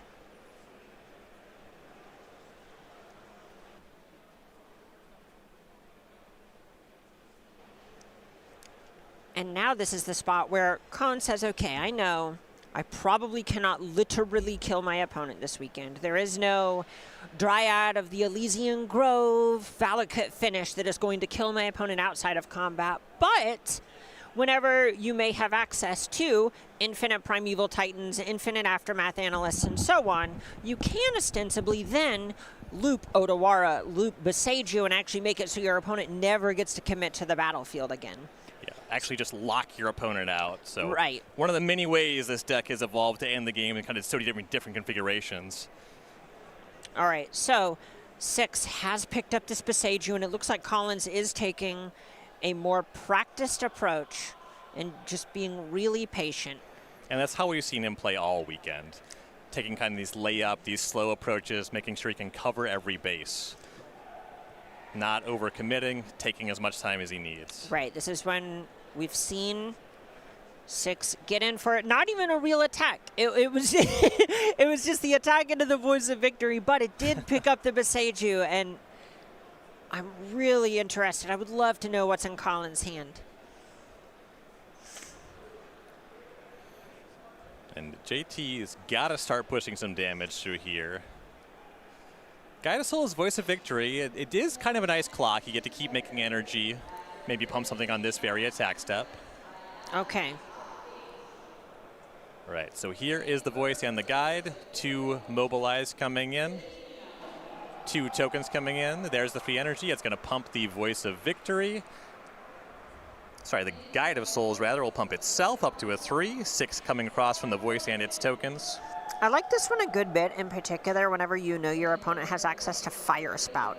This is the type of thing, especially if Jay maybe leaned into having something like Galvanic Discharge back in the deck post-board after seeing how hard it is to chew through 6. Having a way to get more energy turn over turn looks really nice. Yeah, that definitely makes sense, and 6 is currently an issue in the game. Here is a Johnny. Gonna bring its cat brother, gonna bring 2 energy and 2 life.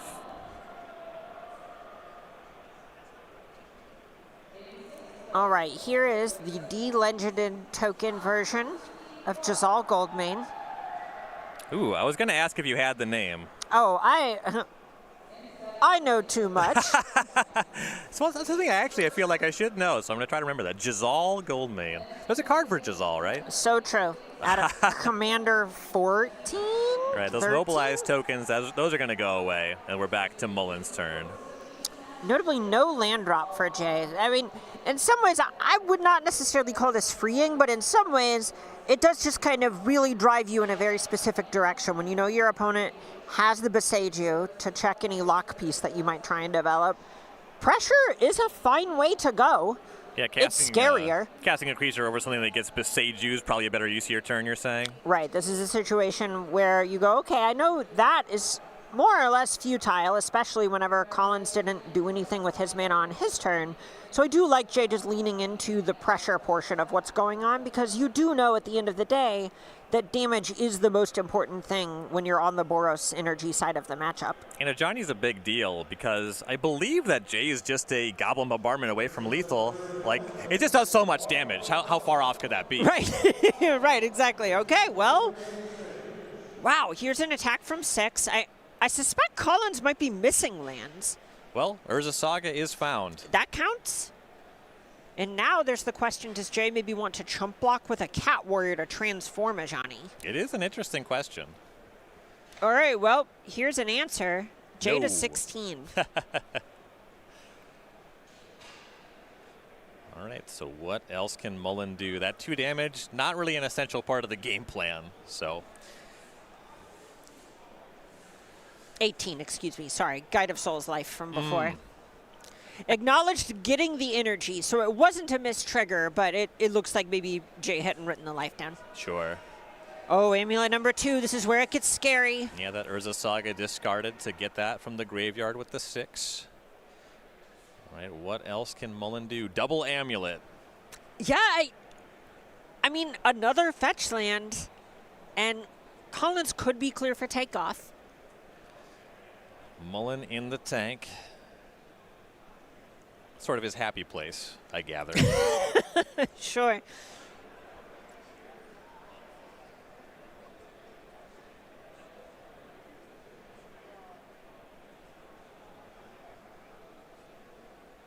Here is that bounce land. It is All right. Simic Growth Chamber. 2 untaps at the ready. All right, 1 untap utilized, 2 untaps picking itself up. That's loud. Right, tons of mana here. Gonna get out the trackers for a bunch of different colors. Green, blue, red, colorless. Speaking of signs of things to come. Oh, yeah. Okay. So we have 3 green, 2 blue, 1 red, and now what time is it? It's prime time. So that's going to use all of the mana, but that's going to mean Primeval Titan finds 2 lands with 2 amulets.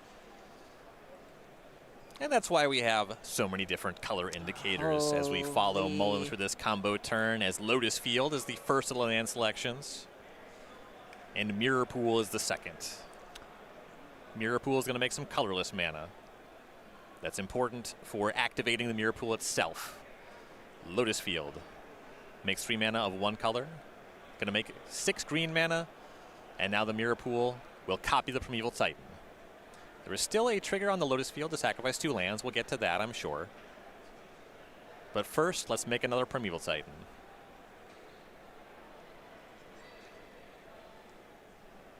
All right, Primeval Titan, trigger. Find 2 more lands.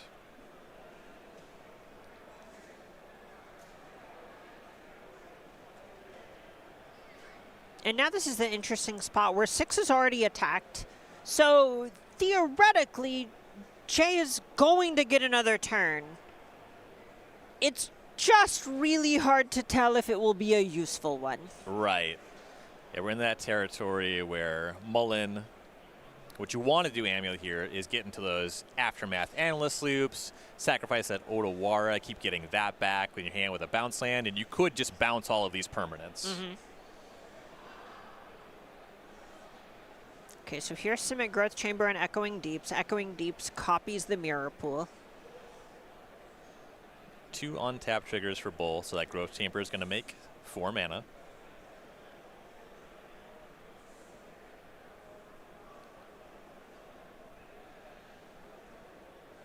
There you see 3 green and a blue.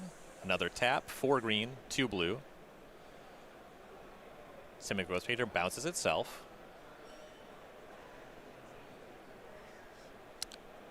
Collins puts the library down without shuffling, but I don't think that he's quite done with that this turn. No. And here is a fun wrinkle. We haven't seen a combo turn with 6 in the middle of it. Okay, I think we do have to resolve this Lotus field before we do anything like that, though. We have some stuff to resolve for sure. And there it goes. Sacrifice 2 lands. All right, so there are some sacrifices.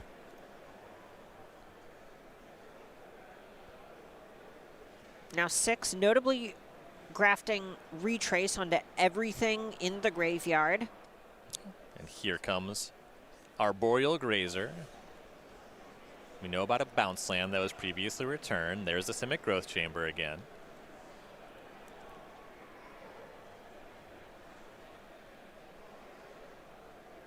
That's going to make 4 more mana, 5 green, 4 blue, and a colorless still in the pool.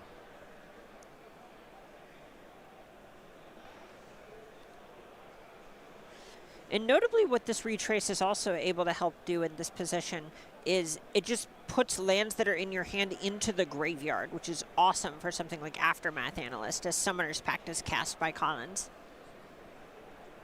Yeah, on the topic of Aftermath Analyst, I imagine that's where we are going from here. And there it is, Aftermath Analyst. This is the big, new, and different kind of combo piece for these Amulet Titan decks. This is the card that opens up those big loops. So when it enters, you mill 3 cards, and then you can sacrifice it to return all lands from your graveyard to the battlefield.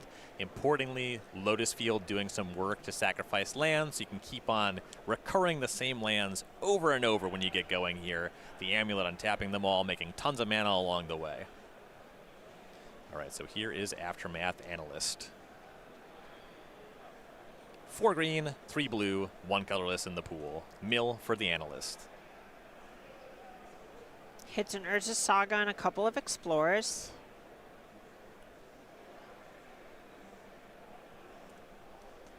Notably, doesn't actually need Shifting Woodland to go infinite here, because you can just copy the Aftermath Analyst with Mirror Pool over and over.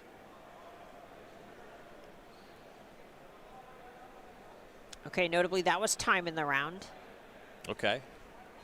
A spot that Mullins has found himself at least one other time in this tournament. But the setup here, it's not going to take more than 5 turns. No, no. All right, here's Green Sun Zenith. Spending 2 mana, so this is X equals 1.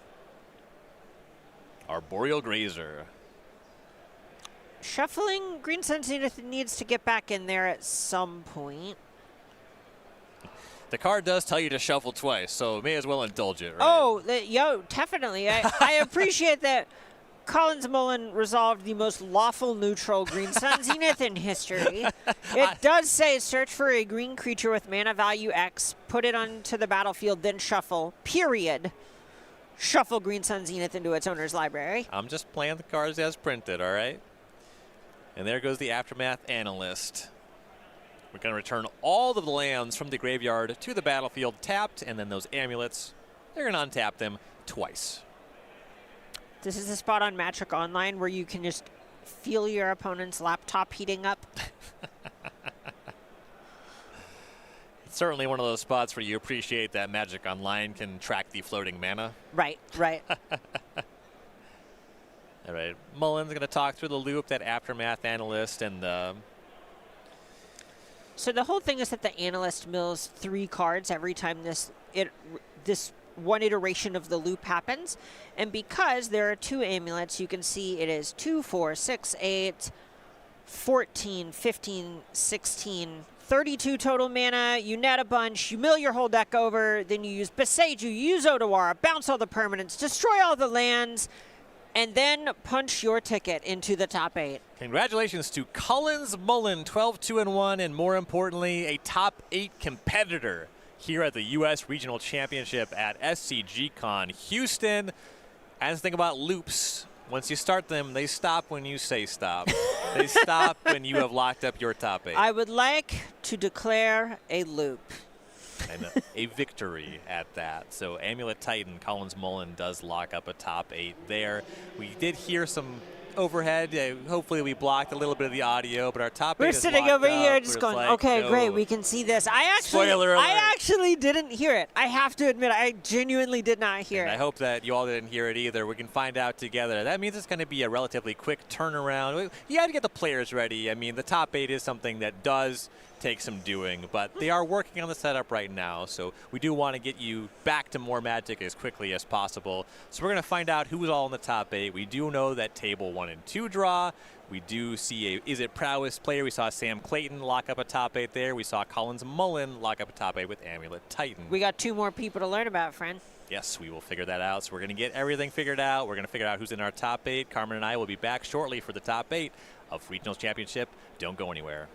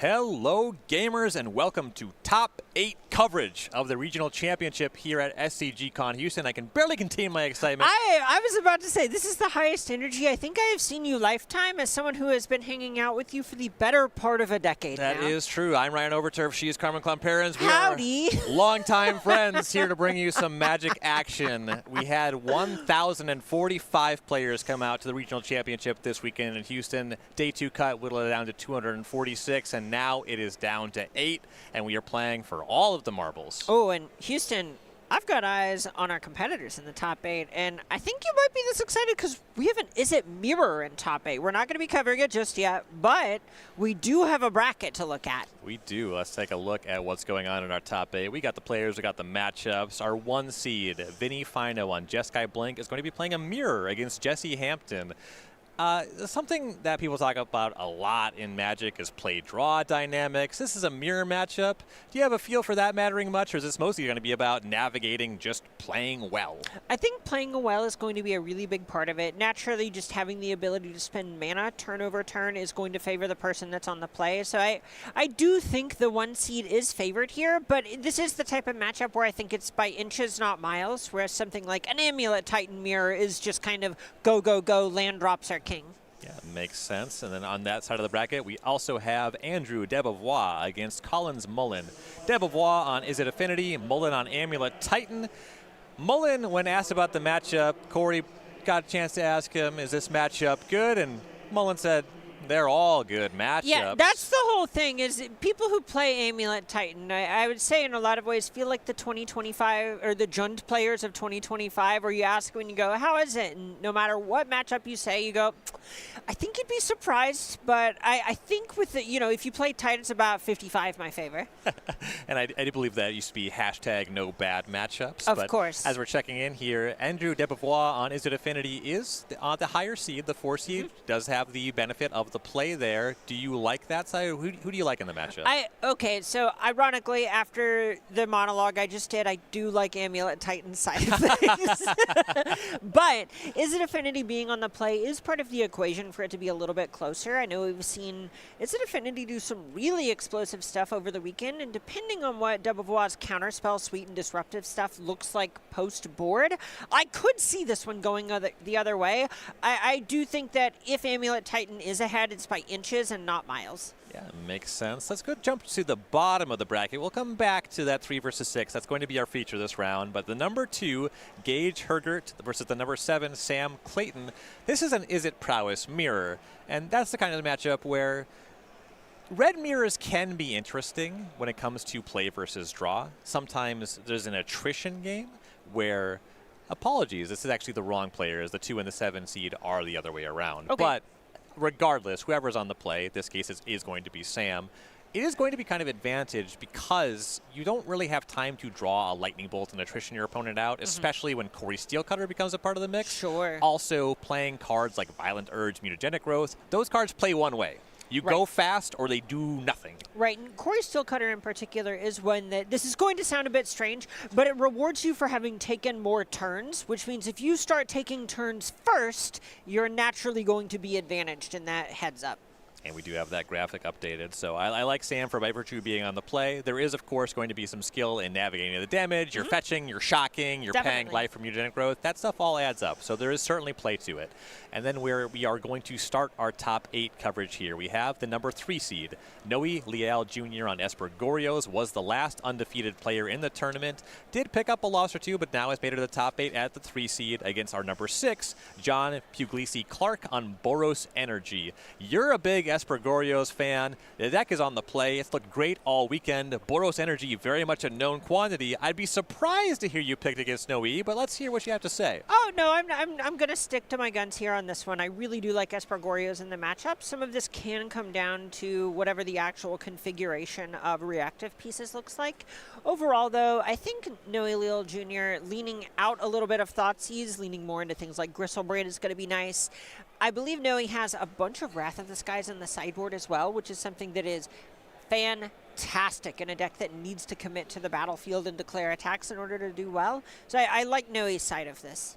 Like the deck and the matchup. like being on the play. Certainly some things to like about Nui. A local hero, as I understand it, here in Houston. A Texas native. I'm prepared to call Nui the hero here. Oh. I've been saying that about Esper Goryos for, I think, 3 modern events we've covered together in a row now. So why change my tune now? Well, our players are ready, so let's go ahead and see if Nui can pull it off. Esper Goryos versus Boros Energy. Let's get to this top 8 action. Thank you so much for joining us today. This is live coverage of the top 8 of the regional championship here at SCG Con Houston. At the top of your screen, it's our 3 seed. Going to have the benefit of the play by virtue of that seeding. It is Noe Leal Jr. on Esper Goryos. On the bottom of your screen, the opponent, John Puglisi Clark, our 6 seed on Boros Energy. Noe is going to kick us off with a Flooded Strand and a pass. Kind of business as usual for the Goryos deck, as Clark is going to crack a Flooded Strand. Who is Leal on 5? Didn't look like a lot of cards in hand. Oh, that could be problematic. This is a deck that some draws that it can have are very forgiving of a mulligan, right? Being able to say, get back on Atraxa very quickly or something like that is going to look great. But there are a bunch of other cards like Faithful Mending, like the Solitude Ephemerate sort of combo that it's able to put forth is something that does ask you to have a high number of raw pieces of cardboard in your hand. Turn 1's effect and a shock for an Ocelot Pride. So Clark is on the table here as Noe is going to crack that Flooded Strand.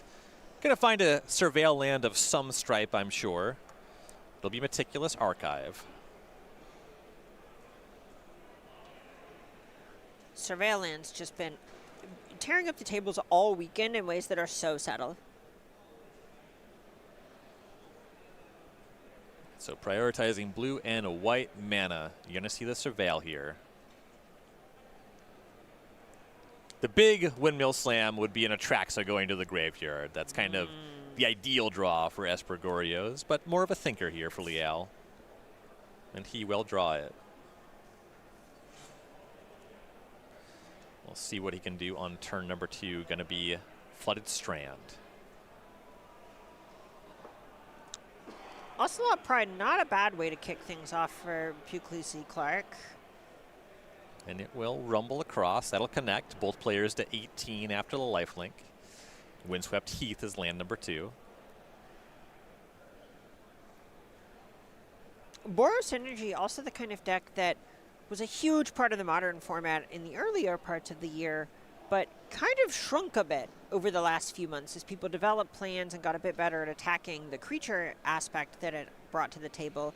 But now as people have moved on to trying to attack combo decks, we're in a position where this sort of zoo-esque deck where you're playing a bunch of small ball creature aggro has really done well on the weekend.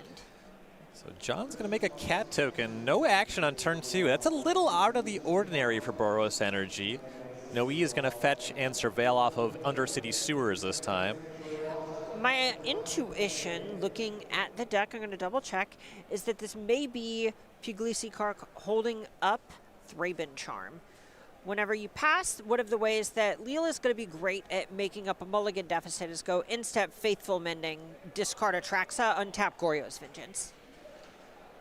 That tracks as Polluted Delta and a pass. It's going to be the play for Noe.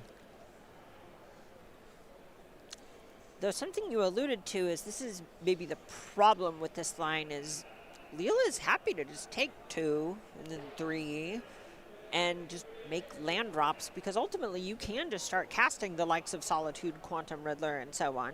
Yeah, we can hang out for a bit. This is interesting, the fetch for John. Going to find basic planes off of Windswept Heath. And this is when you do the Blood Moon check on the deck list. There are 2 copies for Puglisi Clark this weekend. As long as there's another red source in hand to be able to cast these 4 Seasoned Pyromancers that Puglisi Clark has in deck, that's not going to be a problem. Land number 3 is Marsh Flats. There's Basic Plains number 2. All right, well, I reckon we got a Blood Moon Rising. And there it is. The Dark All-Star Blood Moon, the Masters 25 printing there with the dark water symbol. Love that treatment. I really love that set. Of course, I mean, you know, nostalgic old heads, of course, going to go, you guys remember set symbols? I remember those things. Those are pretty cool. Noe's going to fetch up a basic island here, and it looks like a Force of Negation is about to be revealed. So Blood Moon answered. Tapping 3 mana for it. Good, honest day's work, as the Cats also will plunge in for the same. Liel down to 14. Puglisi Clark to 18. Here's another Cat. I suppose it will be 17. Apologies.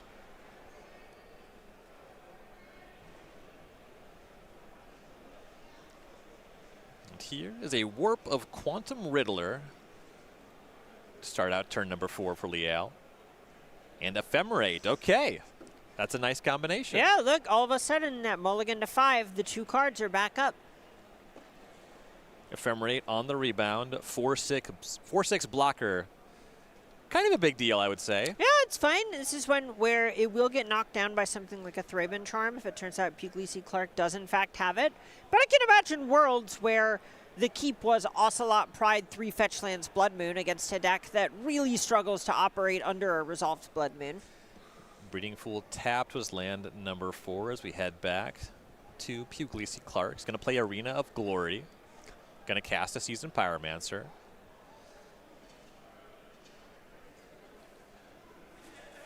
Giving a think to what to discard.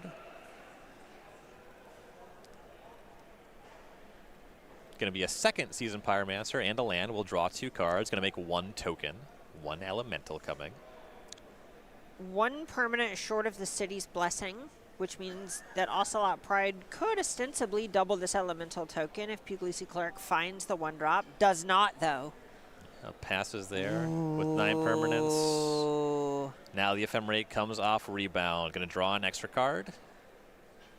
By blinking the Riddler, going to draw for turn.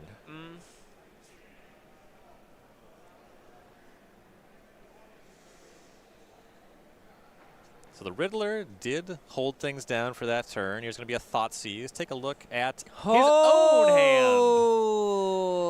You see Atraxa hitting the bin, Force of Negation, and 2 Goryo's Vengeance. But just 1 Black Source. Going to be a hold. Won't be able to Goryo's just yet. Right. This is a pretty scary position if you're on both sides of the table. It's just very high tension. Force of Negation is able to stop something like a Goblin Bombardment, which is the easiest way to go from a high life total to no life total. I hate it when my life total goes from high to no. I'm always saying this. See, thank you. Thank you. God. Finally, someone who gets it. I am among my people.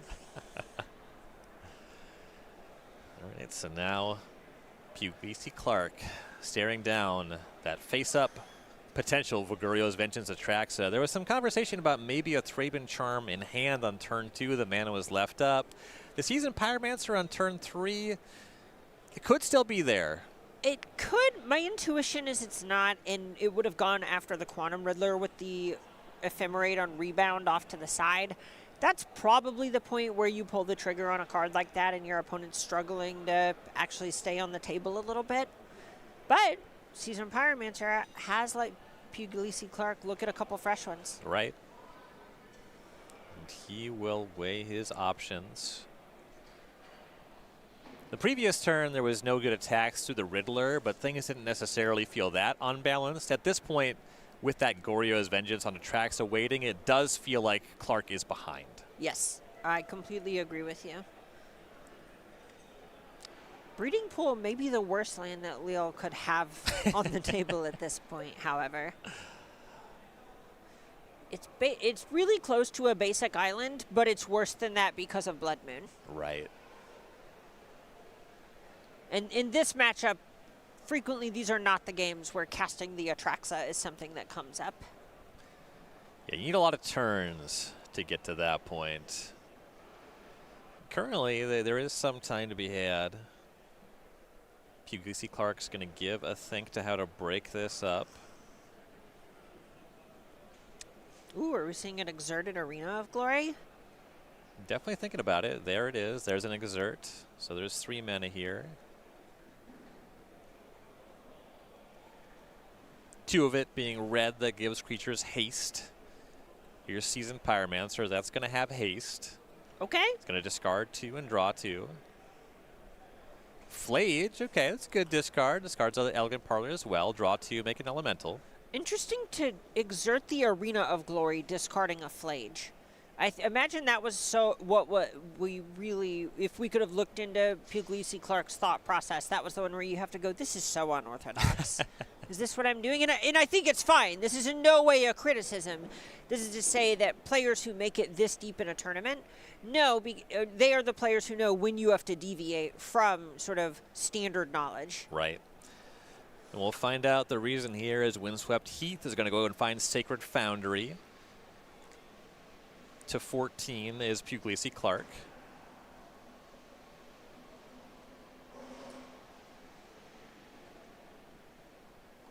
And here's a dashed Ragavan. Okay, so the plan, shove. Go real wide, do some damage. And this is a spot where Flage might even just be Lightning Helix from the graveyard, and that's good enough next turn. So here is the attack. 10 2 coming Pyromancers, across. Elemental, Ocelot Pride, 2 Cats, Ragavan. Yeah, so coming across for 10 is not necessarily even going to be good enough. Well, in both directions. If you block the Ocelot Pride, which you have to maybe feel priced into, you end up falling to 3, which forces Atraxa to hit Ephemerate for you to survive the following attack. Which isn't impossible. We've seen Liao do it multiple times. You get 10 looks. Right. Liel thinking about it. Yeah, Ocelot Pride or Ragavan. Those are the only 2 blocks that really make sense.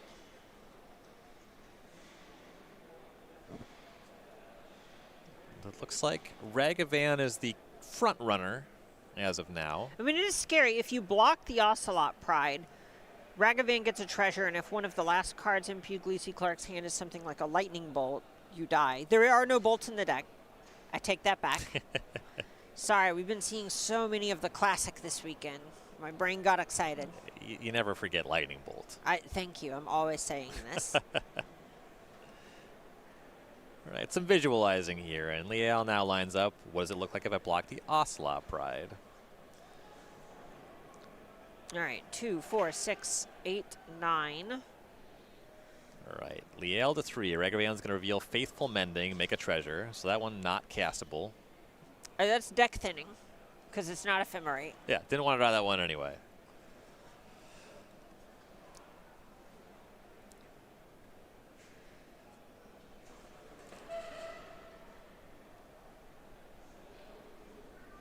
All right, so Puglisi Clark gained that life, but no cat as the Pride was blocked to death. Is there anything that can be done with this treasure mana? I suspect the answer is no outside of a Guide of Souls. Okay, Ragavan gets picked up. We're in the end step. Okay. Big turn here for Liel. Blue card drawn. Start things off. Goryo's Vengeance, Atraxa. Gonna see Liel count out the top 10 cards, gonna reveal those. Looking for 1 card of each card type revealed. Faithful Mending, X2, Consigned to Memory. Oh, consign counts. Oh, so does Ephemerate. Yeah, Ephemerate, yes, that is the prize. Couple fetch lands, Godless Shrine, Solitude, Psychic Frog. Some nice gets here. You definitely get to grab the Thoughtseize. I don't know how much the game is about that, but, you know, it's a sorcery and it's the only one. Love to get cards. Love cards. Ephemerate, gonna be the instant. Solitude, gonna be the creature.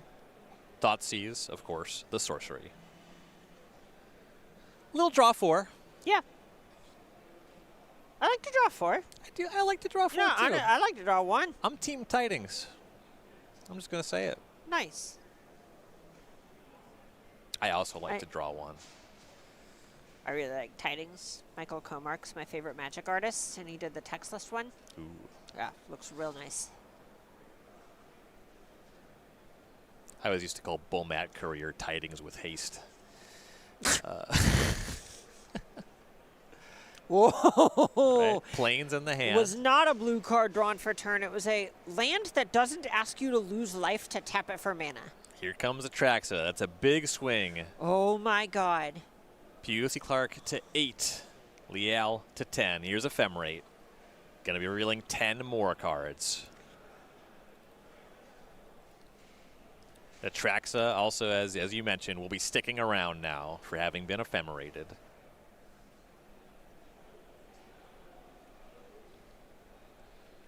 We're going to take a look at what is revealed. What are the options for our Atraxa? Do we have another draw 4, maybe a 5 this time? Hopefully not a 2 or a 3.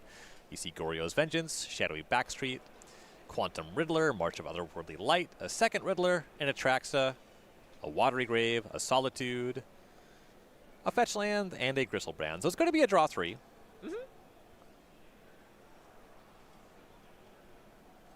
A humble having drawn 7 of the top 20 cards of your deck this turn. I also happen to be a Jace's Ingenuity enjoyer. And you know, that's your right. You could. I'm surprised we didn't go for Ancestral Recall. Well, everybody likes Ancestral Recall. Okay, Ideas Unbound. Yeah, my favorite movie, Star Wars. I like listening to the Beatles. Solitude, March of with Light, Meticulous. Holy. Gonna be the Shadowy Backstreet for the land. So much to do, so much to see. Smash Mouth. Now there's a band. Now there's a Hey, band. now. That's a band that you can like.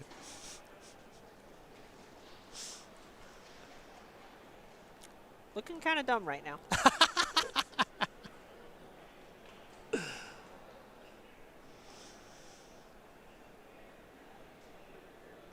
All right, some reconsideration.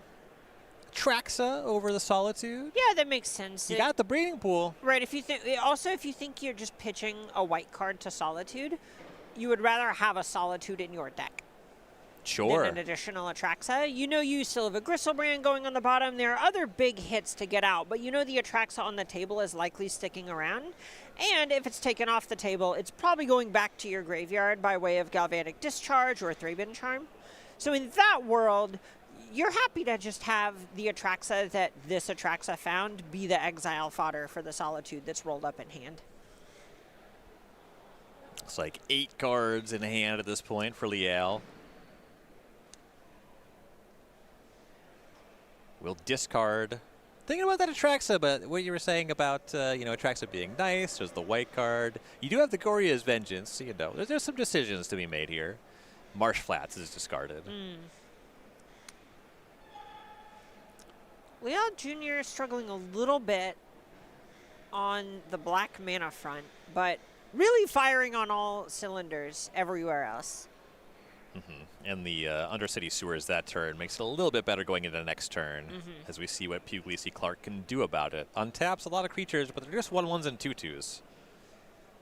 7/7 lifelinking blocker is a problem. Right, this is normally the spot where something like Goblin Bombardment isn't just throwing a bunch of creatures at the opponent's face. It's able to do the sort of sacrifice before combat damage trick that prevents Atraxa from ever dealing damage to anything, which then means that its lifelink, that her lifelink is not worth anything on blocks. And Bombardment's probably a big reason why that Atraxa wasn't discarded. Right now, it's blue card for Force of Negation. Yes. That's one of the strengths of Atraxa in general, is it does just give you a bunch for all of your pitch spells. This comes up a lot in other formats as well. We've seen it get pitched to Endurance. We've seen it get pitched to Grief. There's all kinds of things where it matters. It's fun to think about those being the dimensions of a quote-unquote modal spell. Right. Here's one of its abilities, is green. I mean, at the very first Modern Pro Tour in Philadelphia, we saw Summoner's Pact in a mono blue deck because it could get the green creature Progenitus to exile as a red card for Blazing Shoal. That is sick. That was grabbed by the blue Teleria West. So here is an Escape of Flage. This one will not have haste. That Arena of Glory was exerted on the previous turn. But it would like to show up and deal some damage. It's going to be a Lightning Helix upstairs. Liel to 7, Puglisi Clark to 11. I'm not confident if Puglisi Clark can't deal with what's on the table. I don't know how they're getting another turn. There are 11 points of flyers. Yeah, that's a problem.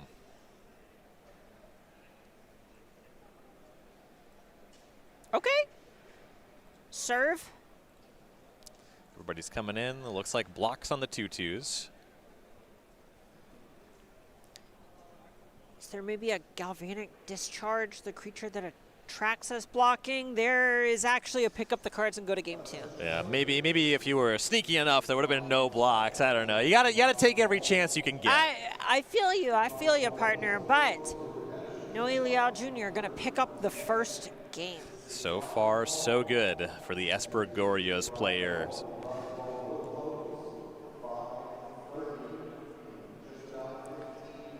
Players going to look at their sideboards here. You're a big Esper Goryo's fan.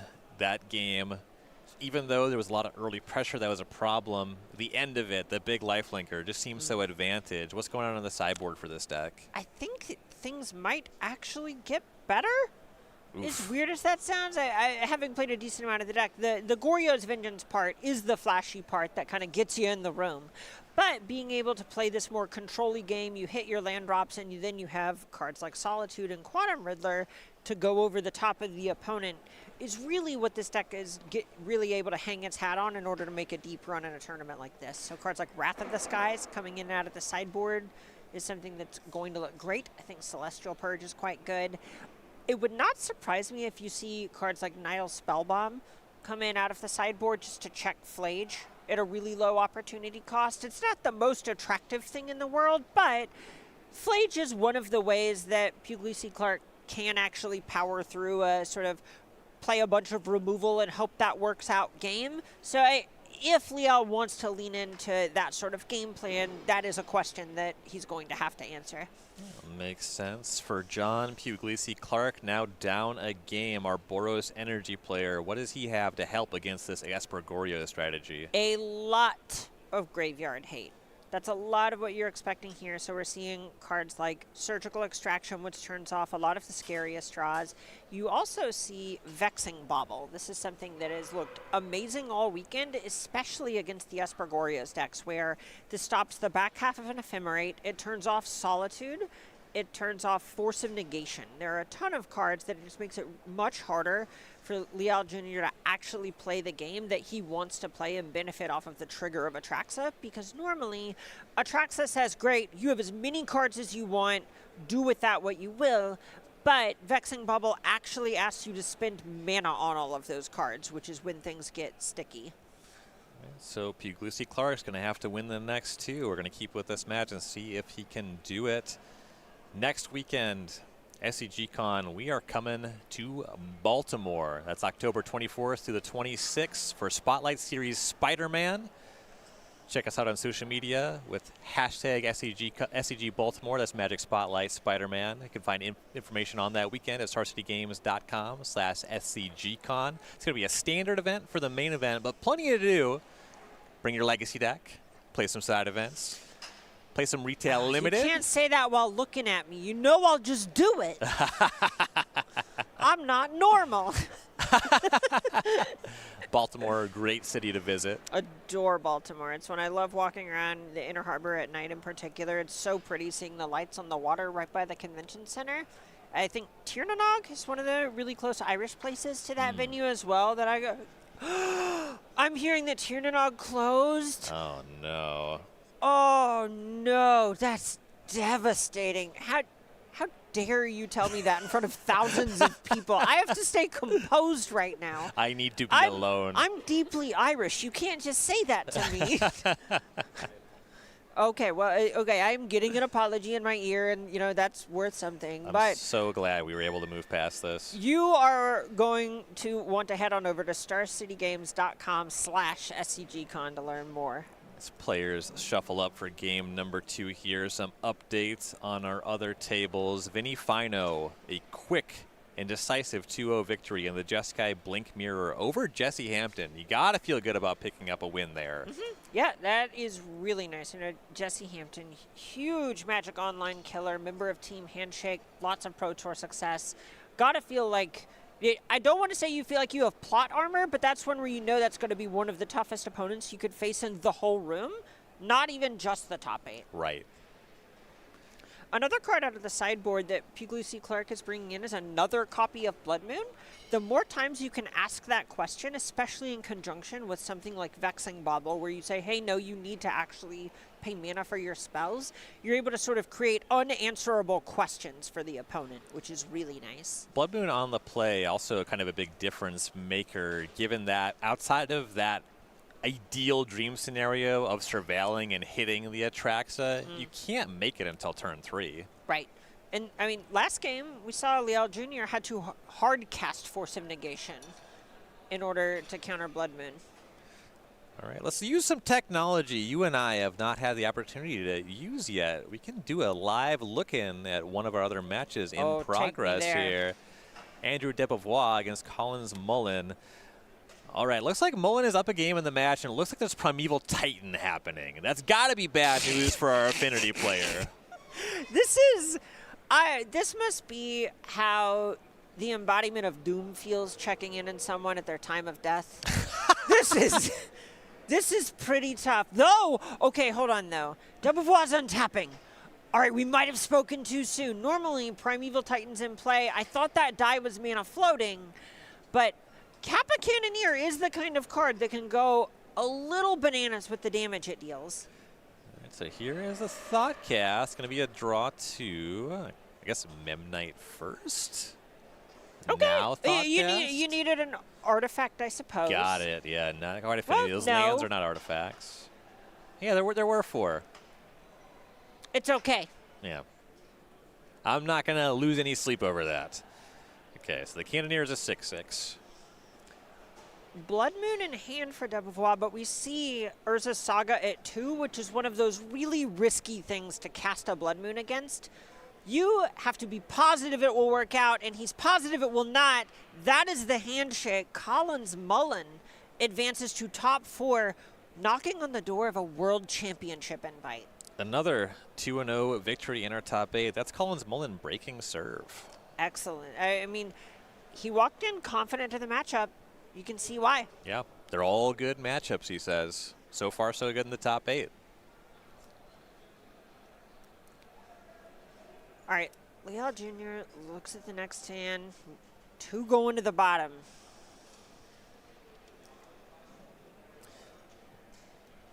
Hate to see it in the top 8, but Liel Jr. is the player up a game currently. Also, as you have stated, seems to be positioned well in the matchup as we see Puglisi Clark starting things off. Going to fetch and shock for Sacred Foundry down to 17. Okay, it looks like a few removal spells in Liel Jr.'s hand. Guide of Souls. Pretty good start, though. Get on the table early and often.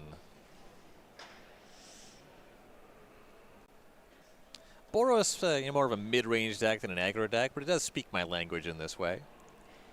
I would say it might just be that it's not a combo aggro deck, which is sort of what it feels like you need to be defined as a true aggro deck. Like, is it Affinity or is it Prowess in Modern? But this is one that does actually usually need to play 4 turns to kill you. Right. Pluto Delta and a pass for Liel. Basic Plains is land number 2. An Omen for Blood Moon. You always think it might be coming when you see the basics. Here comes Guide of Souls. Notably, it wasn't a fetched Plains, though. Just there. Even when it's just there, though, it's still menacing, you know? His voice of victory is deployed. Looking. Yeah, Menacing. merely by existing. You upset me, Basic Plains. That's a nice Plains, though. It is a nice Plains, absolutely. People honestly have brought their nicest basic planes to battle this weekend. I think this is the 4th time I've seen a pretty nice one. Well, you only need to get 2. You may as well. All right, so there was no fetch on the end step for Liel, which is interesting, but immediately plays land number 2. A second fetch land is going to shortcut. Let's find some basics. Yeah, that makes sense. You don't want to get a surveil land if you want to play around Blood Moon. Yeah, that speaks to me I think we saw Prismatic Ending in Leal Jr.'s hand. This means that as long as you have the white land as well as one other basic, you are going to be able to use whatever non-basic comes after that to cast Prismatic Ending on Blood Moon. So, basic island, basic plains. What do we have for 2 mana? It is Prismatic Ending on Voice of Victory. Get out of here. That'll slow down the Guide of Souls for sure. I mean, that attacks for a ton of damage with Guide of Souls. Right. Another update on our back tables, or is it Prowess Mirror has been decided. Sam Clayton advances to the top 4 in a 2-1 victory over Gage Hergert. That means that this is our last top 8 match remaining. Clayton playing really impressive like every time that we've seen him too. Yes. Right, so here is a Johnny Nakatl the Pariah. That's going to make this Guide of Souls able to attack for the 3. Ocelot Pride joining the table as well. We're a little off of the City's Blessing, but there's some life gain because of the guide. That means at least the 1/1 cat's going to be joining this battlefield too. Whew. Cat's the only cat that knows where it's at. Don't have that one?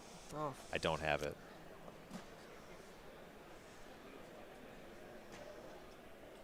Right, heading back to Noe Liel. Flooded Strand is land number 3. A tap of 2 for a warp on Quantum Riddler. Oh. I think the big thing that Puglisi Clark was looking to dodge this turn was Wrath of the Skies for 1, and Leal Jr. didn't have the Ephemerate either. No, just a warp and a pass. So currently 1, 2, 3, 4, 5, 6, 7 points. Just a 2-turn clock already on the table. Gotta feel good about being able to even things out here if you are Puglisi Clark, who plays a Windswept Heath as land for turn. And it feels this thinking is, do you exert Arena of Glory to put Leal Jr. at a very low life total? Maybe not dead, but very low.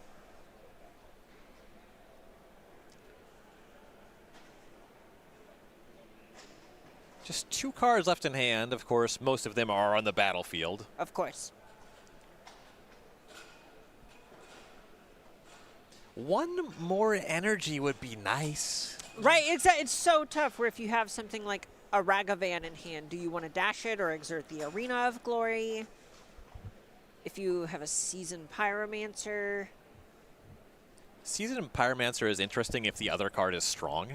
Yes. Because you don't want to discard it, and that is what he was thinking about. You see the Exert and Seasoned Pyromancer here. Ooh, discard a Blood Moon. I want to see Puglisi Clark decide this isn't a Blood Moon game. It's Flayage? Okay. I mean, not bad. All right, so there's going to be 1 Elemental joining the battlefield. Seasoned Pyromancer has haste, 2 energy. City is blessed. Oh, yes. So now you have 2, 3, 4, 5, 6, 7, 8, 9, and then you can use the Guide of Souls to make this attack for 11. That certainly could be an aspect of why it could be a pain point to discard Flayage. There's not material to escape it, not really close to that, and like a Wrath of the Skies exiles your creatures, you're so far off. But I believe Wrath destroys. Does it destroy? Okay. I believe it destroys, well, which would be pretty good, but it can make it hard to chew through something like an Atraxa. Sure. All right, so here's the attack. That guide's going to grow something.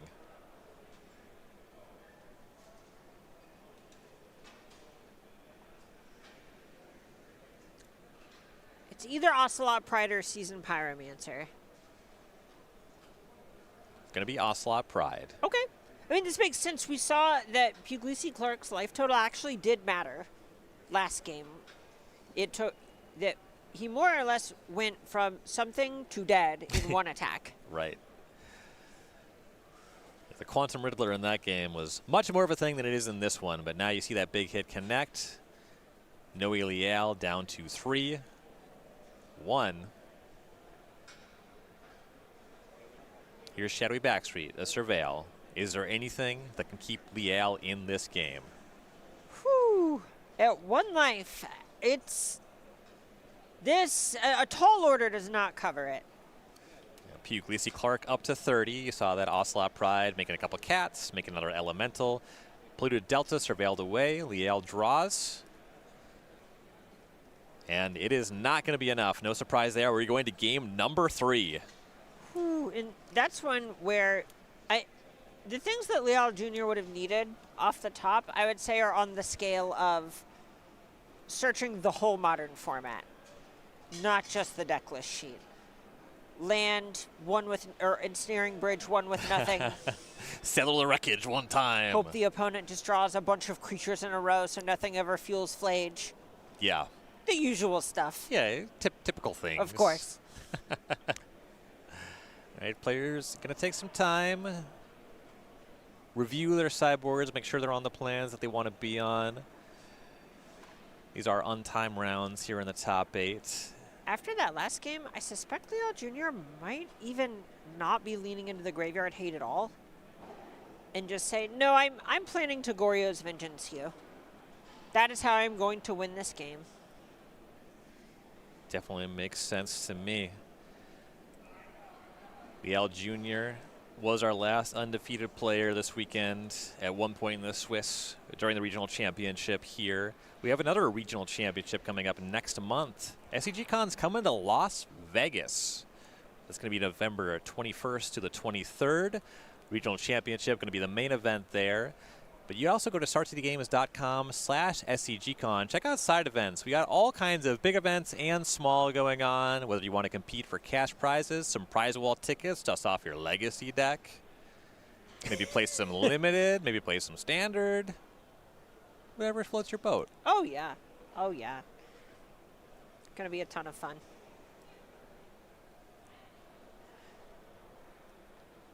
Something I love about the split regional championship format in particular is watching the metagame evolve from event to event. This is one where I would say this is probably the smallest showing we've seen from Boros Energy at any event at an SCG Con this year. It was, depending on how you want to group the Blink decks, it was either the 4th or 5th most represented deck in day 2. And it put one into top 8. It had one playing for top 8 right before that. I've been quite impressed by the deck showing. Yeah, kind of creeping back into the format. And another aspect, you're talking about the metagame shaping up. We are seeing this be the first large event since the Modern Pro Tour. That event saw 7 unique archetypes in the top 8. This weekend we have 6, and the top 4 is going to be 4 decks. We had 2 mirror matches in the top 8, so that's just known for sure. And notably, the deck that there was 2 copies of in the top 8 of the Modern Pro Tour was Mono Blue Belcher, conspicuously absent from this top 8. Yeah, the format certainly adapted to that one. We've seen a lot of Vexing Baubles in play this weekend. Players looking at opening hands for game number 3 here in our top 8. It looks like we're good to go. Noe Leal Jr. starting off with Polluted Delta. First 7 that he's had this match. Yeah. Sacred Foundry, Ragavan. All right, great start for Ulysses Clark. You know, I'm going to be an old fogey that loves the classic arts, the Rob Alexander shocks across the board. But I do really like that Sacred Foundry in particular. The symmetry of it looks just so cool. As is your right. Wow. Meticulous Archive fetched up by Leal Jr.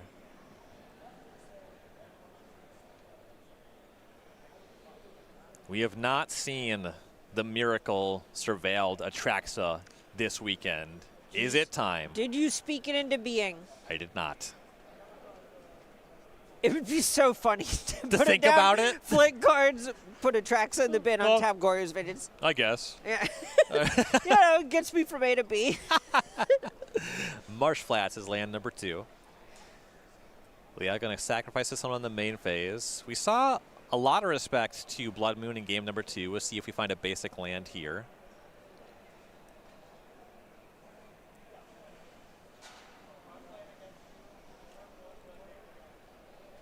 Gotta be basic Swamp.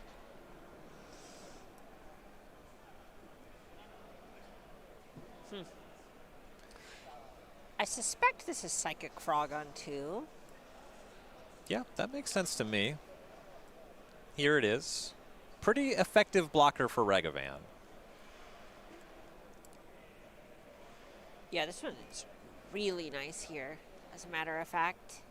There's Basic Plains. Here's Voice of Victory. Ooh. No good attacks with Ragavan. This is a lot of the problem that Boros Energy can face in this sort of matchup is you're confronted with, I would say, 2.5 different plans that the Goryo's Vengeance deck can present. And it is, all of the cards are so powerful pound for pound that if you stumble like this, it can be backbreaking. Oh my god. Solitude pitching Wrath of the Skies? Big show of respect there. Get that Voice of Victory off the table. Whoa. And that's just this. Okay, that's just main phase, do the thing. No ephemerate, no nothing. Thinking about the attack. And an attack. Wow. Ribbit. Just one. I'll draw my card. Thank you. I mean, Ragavan maybe draws a card. Psychic Frog for sure draws a card. That is true. Okay, so there's no land 3 here. Ooh, yeah, I would guess that is what tipped it in favor of an attack, was hoping to spike the land drop. So here comes Ragavan. March of Otherworldly Light will easily answer that. So that's fine. that follow-up is great. So the Solitude does enable that. Got the Voice of Victory off the table. And what does Puglisi Clark have to follow up? Arena of Glory is land number 3.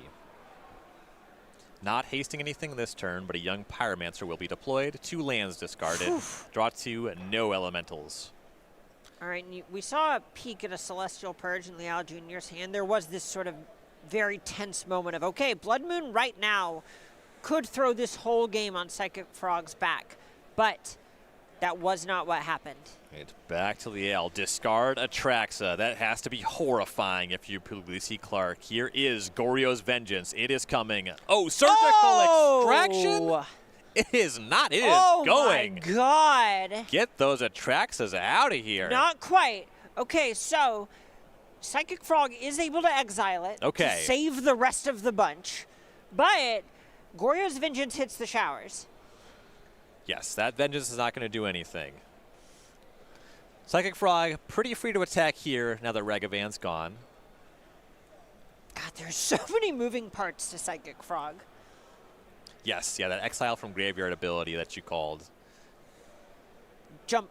Get to maintain Atraxas in the deck. And Jump. with Liel missing land drops, you know the grip is spells. It could easily be another Goryo's Vengeance just waiting. Kind of an interesting texture here where is Liel the beatdown? I mean, life totals favor him 18 to 14. I don't think so, but it's not out of the question. There is a point where just playing this tempo-esque game of attack with my 2 or 3 power creature, draw a card, answer your turn. You can repeat that process forever and feel pretty good about it as long as you stay up on the damage race. Here comes Seasoned Pyromancer for 2 damage and a post-combat Ragavan, leaving up 2 mana. And Celestial Purge in the upkeep, playing around Force of Negation. Lot of respect being paid there. Get that frog out of there. Well, Liel clearly not the beatdown now. Upkeep also means that if the top card of the deck is, say, another Atraxa, Liel Jr. doesn't get the chance to discard it to the frog to enable another Goryo's Vengeance, which we don't know is in the hand, but could be. Yeah, really good point. In the draw, we can be pretty confident is this Flooded Strand. That's going to be land number 3 at long last. And here is Psychic Frog, so that one's been in the holdings. Listen, there's never just one tadpole that grows up, you know? Okay, back to Puglisi Clark. Untapping with Ragavan. Not a creature known for having great attacks into Psychic Frog. Land number 4 is Flooded Strand. Whoa. Yeah, and considering an attack with both creatures and, yeah, locking it in. This is just, so at this point you kind of know there isn't a big creature that Liel Jr. wants to discard because you know that Flooded Strand was the draw last turn. So the other 3 cards in hand were there on the upkeep, and Liel Jr. didn't choose to discard them in response to the Celestial Purge. What that means, if you're in Puglisi Clark's seat, is you know that in order to keep the Psychic Frog, Liao Jr. is going to have to trade a real spell for Ragavan or Seasoned Pyromancer. So doing that now, whenever it's something that is basically worth a whole spell, means that you're actually getting to trade 2 damage for one of your cards and a spell out of Liao Jr.'s hand. So you see the block on the Ragavan. Discard Wrath of the Skies. This is a great attack. This is an amazing attack. Oh, is there a Celestial Purge to punish it? No. There's a pause here. We're not going to damage. Okay, there's only the one Celestial Purge. Responding to this card, Galvanic Discharge. If you want to save that frog, it's going to cost you your hand. And even then, Ragavan still gets it. Right. Wow. Wow, wow, wow, wow. No thank you, says Liel. Oh my gosh. Right, so Seasoned Pyromancer Connect. At least the Ragavan didn't get through this turn, so not all is lost, but that was a really good swing for Puglisi Clark. That was so sick, man. Like, come on. Guide of Souls enters the fray as well. Feeling good about that Wrath of Skies being in the graveyard. Right, that's the point where you kind of say, okay, look, there was the one Ragavan that Liao Jr. probably thought was about to get eaten, and Seasoned Pyromancer getting hit by Wrath of the Skies is a ways away. So at that point, you probably don't think the problem is that Liao Jr. has too many Wrath of the Skies. It's just that he thought the Wrath of the Skies was not worth it anymore, and that was basically converting it in a manaless way for the Ragavan. You see some consideration on which land to fetch here. Was going to go with Undercity Sewers, but currently there's only one white source on the battlefield, so it goes for Shadowy Backstreet. Could be the second white for another potential Wrath of the Skies. Mm-hmm. A white source so frequently the thing you want to have left over in a lot of your power turns as well, just so you can find an Ephemerate to pair with a Quantum Riddler, with a Goryo's Vengeance, etc. Surveil away Quantum Riddler. That one's a bit inefficient when you have this much power on the other side of the battlefield. And I believe the hand for Liao Jr. at the moment is Quantum Riddler Celestial Purge, and the card that he just drew. So here is a warp of Quantum Riddler, 2 cards in hand. This is interesting. Solitude white card are in hand. So he's going to hold priority with a trigger on the stack. Solitude away Ragavan, nice. Draw 2 cards. Very cool. Okay.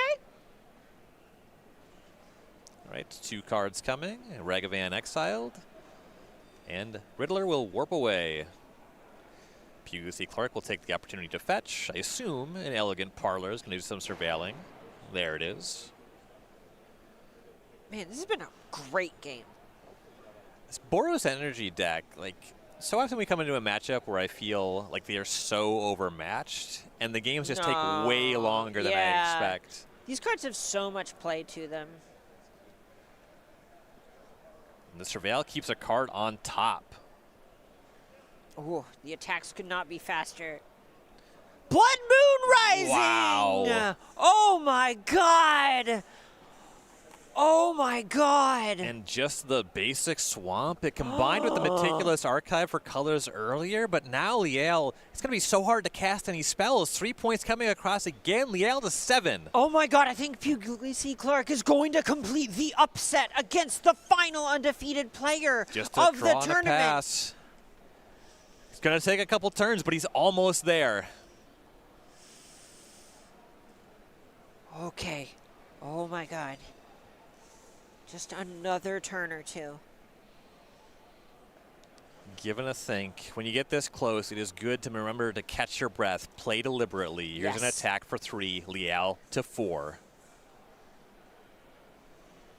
Right, can Liel do anything? It draws another card. Has to find the basic planes and a prismatic ending to be in the game at all.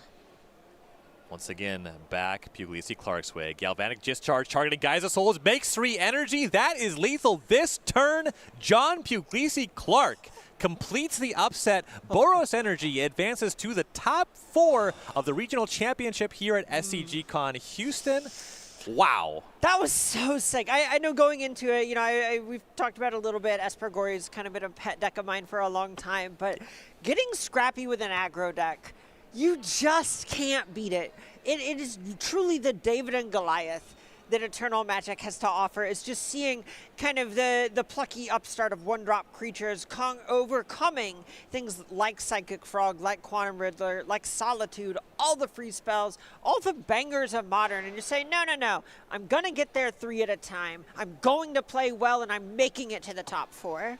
Excellent navigation. So much congratulations to John Puglisi Clark.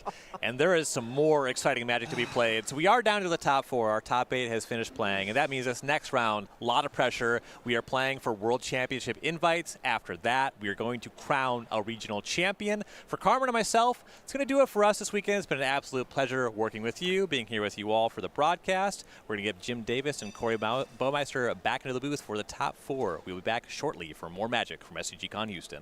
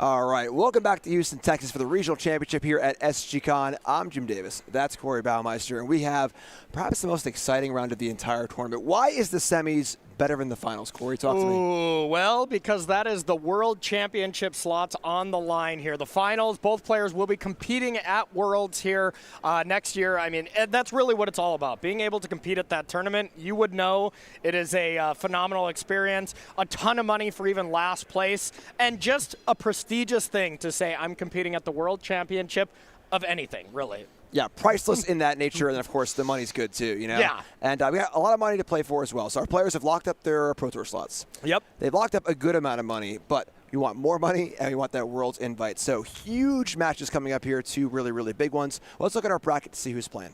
Yeah, they already got $5,000, Jim, and they're playing a match for $5,000. And honestly, with Worlds being around $4,000-ish for last place, it's about a $9,000 match of Magic that these players are about to play. So we got Vinny in #1 seed playing Jeskai Blink that just took down Jesse Hampton, one of our most established players. Playing against Collins Mullen, who really, really took down Andrew pretty handily, I would say. Andrew had some really awkward draws to be able to get into the first top four. Then on the other side, John with Boros Energy, who we saw with that timely Blood Moon. And then Sam Clayton winning the Is It Prowess Mirror to get to the top four. Yeah, great diversity here. Big ups to Vinny, too. You know, #1 seed, awesome. Beating Jesse Hampton, you know, one of the best players in the tournament in a mirror. Yeah. You know, that's always the kind of the fear factor of like, if I play this deck and I play a mirror against someone really, really good, don't want to get into that, you know? And 2-0, no problem. And I will say I watched that match. Vinny had Ragavan on the play, connected on turn 2, flipped over Ephemerate from Jesse, and then warped in a Riddler and ephemerated it with Jesse's Ephemerate. It was nasty. So I need some analysts. Is this good? Is that a good sequence? Carry the 3. Yes, it was good, Jim. That does sound pretty awesome. So, very, very excited here. So we're going to be watching Vinny and Collins. Yeah. We're going to be seeing Jeskai Blink against Amulet Titan, who's kind of like the boogeyman-esque of his tournament. Yeah. Only one copy in top 8. Only one copy in the top 8. Jeskai Blink and Is It Prowess both put more copies into the top 8, so hard to really say Boogeyman. And I was talking to Collins before the top 8 match, and I was like, how's your matchup against Affinity? And he's like, Corey, they're all good matchups. So Collins is feeling very, very confident, and he is playing this deck extremely well. He's going to be tough to stop at this tournament. Yeah, so we see Cultivator Colossus going to have a little throwback there, right? Explorer as well. Anything crazy here with Collins' list? You know, we do have the Explorers in here. Some lists are going for other avenues, you know, playing some 6s, Ice Till Explorers, anything like that. But outside of that, very much stock. You know, his quote, I'm playing the busted deck. Sounds great.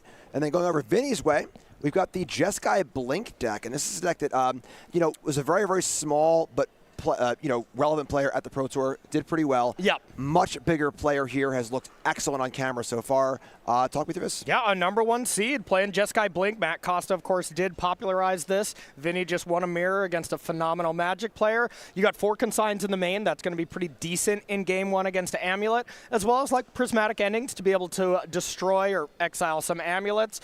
Outside of that, you're playing a very fair game plan, and that is usually combo players kind of, you know, licking their chops here, thinking fair Magic is what they want to play against because you have time to establish the combo. All right, so who do you got? I am going to give this to Collins Mullen. I think he is the experienced player, and I would think in a favorable matchup. And, I mean, according to him, there are no bad matchups. So That is true. So we'll have Vinny on the play. Let's go down, check it out, and send someone to the World Championship. All right, we got the #1 seed, Vinny on top, Jeskai Blink. On the bottom there, Collins Mullen, the 5 seed. On the draw, we just play draw here based on seeding. Vinny got a fetch line going, and let's do this.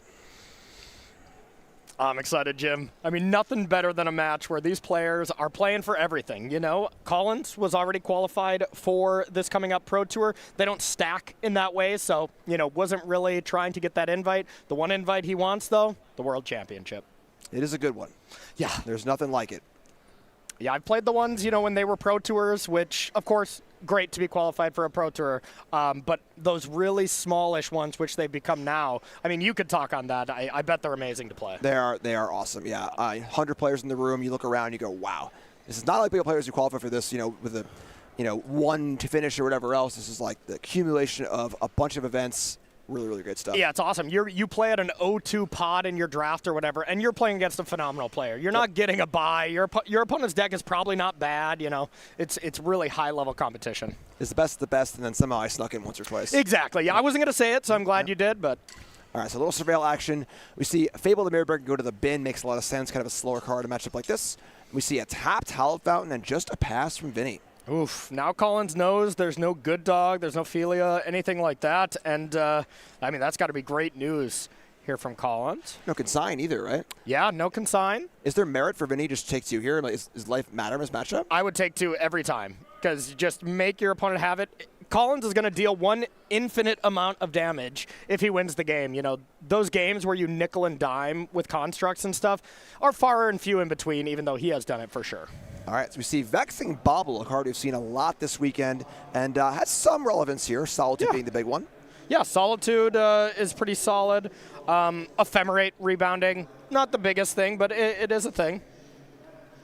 Colin's going to mana floating, and we're going to see Beseju, and just a pass. So a very slow start for both players here. Yep, nothing too exciting.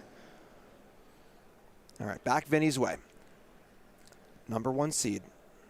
Wants to convert this number 1 seed into a World's Championship invite. And he was pretty pumped, too. Like, I just saw him after he beat Jesse, kind of the shoulder slumped down, just like, yes, that feeling of I did it. He was outside watching the matches. It was the first match that finished, and you can tell he's ready. He's good to go. All right, so you get Prismatic Ending on the bobble. Colin sacks it response and draws a card. Not a great exchange for Vinny, but gets it off the table. Might speak to a Solitude or 2 in hand. Yeah, I suppose. Yeah, I didn't love that either. There's a certain 1-mana artifact you would rather be Prismatic Ending. All right, so back Collins' way. Boseju on the table. Fancy Forest. Lots of work through here. Of course, these Amulet decks are just Rube Goldberg machines of all these moving parts, and what's the setup? Yeah, and I mean, with everything on the line, a $9,000 minimum match, and then you have the equity of, hey, this could be a $100,000 tournament if you go on to win the World Championship. So we're going to see players definitely slow down here. Yeah, this could be the step to something great. You see it a lot where a major tournament happens, you have a winner, and they go, yeah, I qualified through this thing, and then went to this thing, and went to this thing, and all of a sudden, now I'm here. If any point in that chain had gone wrong, I wouldn't even be here. Exactly. And this could be a point in that chain right now. There's Amulet of Vigor. So the key card is down for Collins Mullen. Now the question, of course, is what to do with it. And the absolute thing you want to avoid the most is flying home knowing that you could have done something different in the top 4. It's one of the worst feelings in the world. Yes. Because you have that whole flight to think about it, you know? And beyond. And beyond, yes. All right, so Collins here pretty happy to fire up the Amulet, of course, by not shocking and Hallowed Fountain on the prior turn. Vinny kind of saying, I don't have consign. Yep. And then just going to be a hand war battlement, though, on past turn. So slow pacing so far. And now Vinny would have loved to have that Prismatic Ending back. Like, it doesn't really matter having Solitude live to be able to cast that for free. You would much rather have an Amulet of Vigor in the Exile Zone. All right, so here's the other copy of Fable the Mirror Breaker. 1 hit the bin and 1 now in play. There's your Goblin Shaman token. A great card, but in a matchup like this where it's more of a grindy card, this is more of a let's do the thing kind of matchup. Yeah, we need a clock, and that's the one disadvantage to these Jeskai Blink decks. The clock is not really a thing. As fast as you're going, you're getting a Flayage into the yard relatively aggressively. All right, wow, so we have the consign. So maybe drawn for turn. We see Titan come down. Consign on the Titan triggers. So we got a 6/6, no ETB effect, still able to attack and do the thing next turn. But for now, just 6/6. All right, this would be gigantic if Vinny could discard Flage and another card. With that Arena Glory in play, you can kill the Titan with that. That would be excellent. And there it is. Okay, so now we just really need a land. That island does not help you in any way. Any land taps for red or white, please. That also comes in untapped. Yeah. Thundering Falls not going to do it here. Yeah, any kind of fetch land, then you don't have to use what we can probably assume is a face-up Solitude, right? All right, well, there it is. There's Solitude. Okay. So, like we know, extra land. Titan is gone. And honestly, if you have Solitude and the ability to play Flage here, maybe you do it like this. But yeah, it looks like no land, so only gas in hand here for Vinny. All right, so Goblin attacks, makes treasure, Grazer blocks. Now the treasure does represent the Flage mana, but not as important now with no haste. Yeah, now it'll be interesting if Vinny actually wants to just post-combat bring Flage back, or if you have more interaction, you're pretty happy just holding that up, dealing with Titan number 2. All right, here's Fairy Time Raveler. Okay. Gonna bounce the amulet, so a little bit of a mild annoyance on Colin's side. Now, So it's actually kind of nice, Jim. Sorry to interrupt you there, but if you replay Amulet with the Handwar Battlements and then you play a bounce land, at least the Battlements is tapped, so you maybe can't give it haste. So it's actually not nothing. okay, we got a Warp Riddler in here. Going to Warp Zone, drawing a card, pass him a turn. All right, big turn for Collins here. Vinny's all tapped out. Is the way clear? Still could have, of course, a Solitude. That's really the only free spell that we could have. All right, Amulet's back down. Here's a Beseju. Tapping 5? I think it's Scape Shift time. Yeah, that looks like a pile of lands about to go to the graveyard. Yep. And honestly, that's probably better than Titan right now because, well, Solitude's not going to interact with it. We don't know if it's there, but there it is. We'll see what Collins can do with it. Scape Shift, the powerful sorcerer, will allow Collins to sack any number of lands. We're floating some mana here, and we're going to go get some more lands, and then it's time to do a lot of stuff. Yeah, and I just watched him go off against Andrew in the last round, and man, just the smoothness and just, how much you can tell he knows his deck really showed as he was doing this. He kind of said it at the beginning. It's like, I'm going to be working towards the Analyst loop and getting the Infinite Titans. And Andrew just kind of shook his head like, okay. And then Collins did it, and he was not lying. He did exactly what he said. All right, so 4 lands coming. These lands will come in untapped thanks to the Amulet of Vigor. We see a Lotus Field, a Simic Growth Chamber. That's 5 mana so far. Mm-hmm. Probably get one's going to be a T-West. Yep, Teleria West. And the last one will be? It kind of, if you need Delirium, okay, Lotus Field to get the mana first. So now what we're probably going to see is the T-West bounce to the hand, add all this mana, then you are going to go get the Summoner's Pact. Summoner's Pact for Aftermath Analyst. All 4 of those lands are going to go to the graveyard, and then he's going to do exactly what he was saying, build towards getting a Titan. He's going to get all these lands back, bounce the Teleria West, get another pact for a Titan, and then that Titan is going to get the Mirror Pool and the Shifting Woodlands, and the lock is established. Like I've had like a cool rhythm to it. Yeah. You get that, and get this, and get that. And that's kind of what this deck is for someone who's super experienced with playing it. It's like a song. It's got a beat to it, Yeah. All right, there's your Analyst. And going to mill over some cards. And I don't think there's anything that can be done about this from Vinny. Even if it was Solitude and White Card, which it's not, I saw Regavan, so no matter what, Vinny is F6'd, as we say. So this should be it. This should be game number 1's going to Collins Mullen in truly impressive fashion. All right, so Analyst brings back all the lands, all of those. I think it brought back a Spelunking, so I think we'll... All right, so these lands all come in untapped, of course. There'll be a bunch of triggers, Lotus Fields, and all bounce lands, but mana can tap you before that, and now we're starting to establish that loop where if this all comes back, we got Woodlands in there somewhere. Not yet, but the Teleria West is going to go get Summoner's Pact number 2. Summoner's Pact is going to get Titan number 1. Titan number 1 is going to get Shifting Woodlands and Mirror Pool, and that will be it. All right, so there you go. There's the Woodland. And kind of keeping it a little below. Yeah, come on, Collins. We want to see too. we want to be a part of this. It's the classic, magic grinder. You put things really close to your stomach, essentially. Yep. All right, there we go, Judge. There we go. Push that up. Thanks a lot, Judge. All right, there is the Mirror Pool and the Shifting Woodlands. There we go. All right, so it's Teleria West.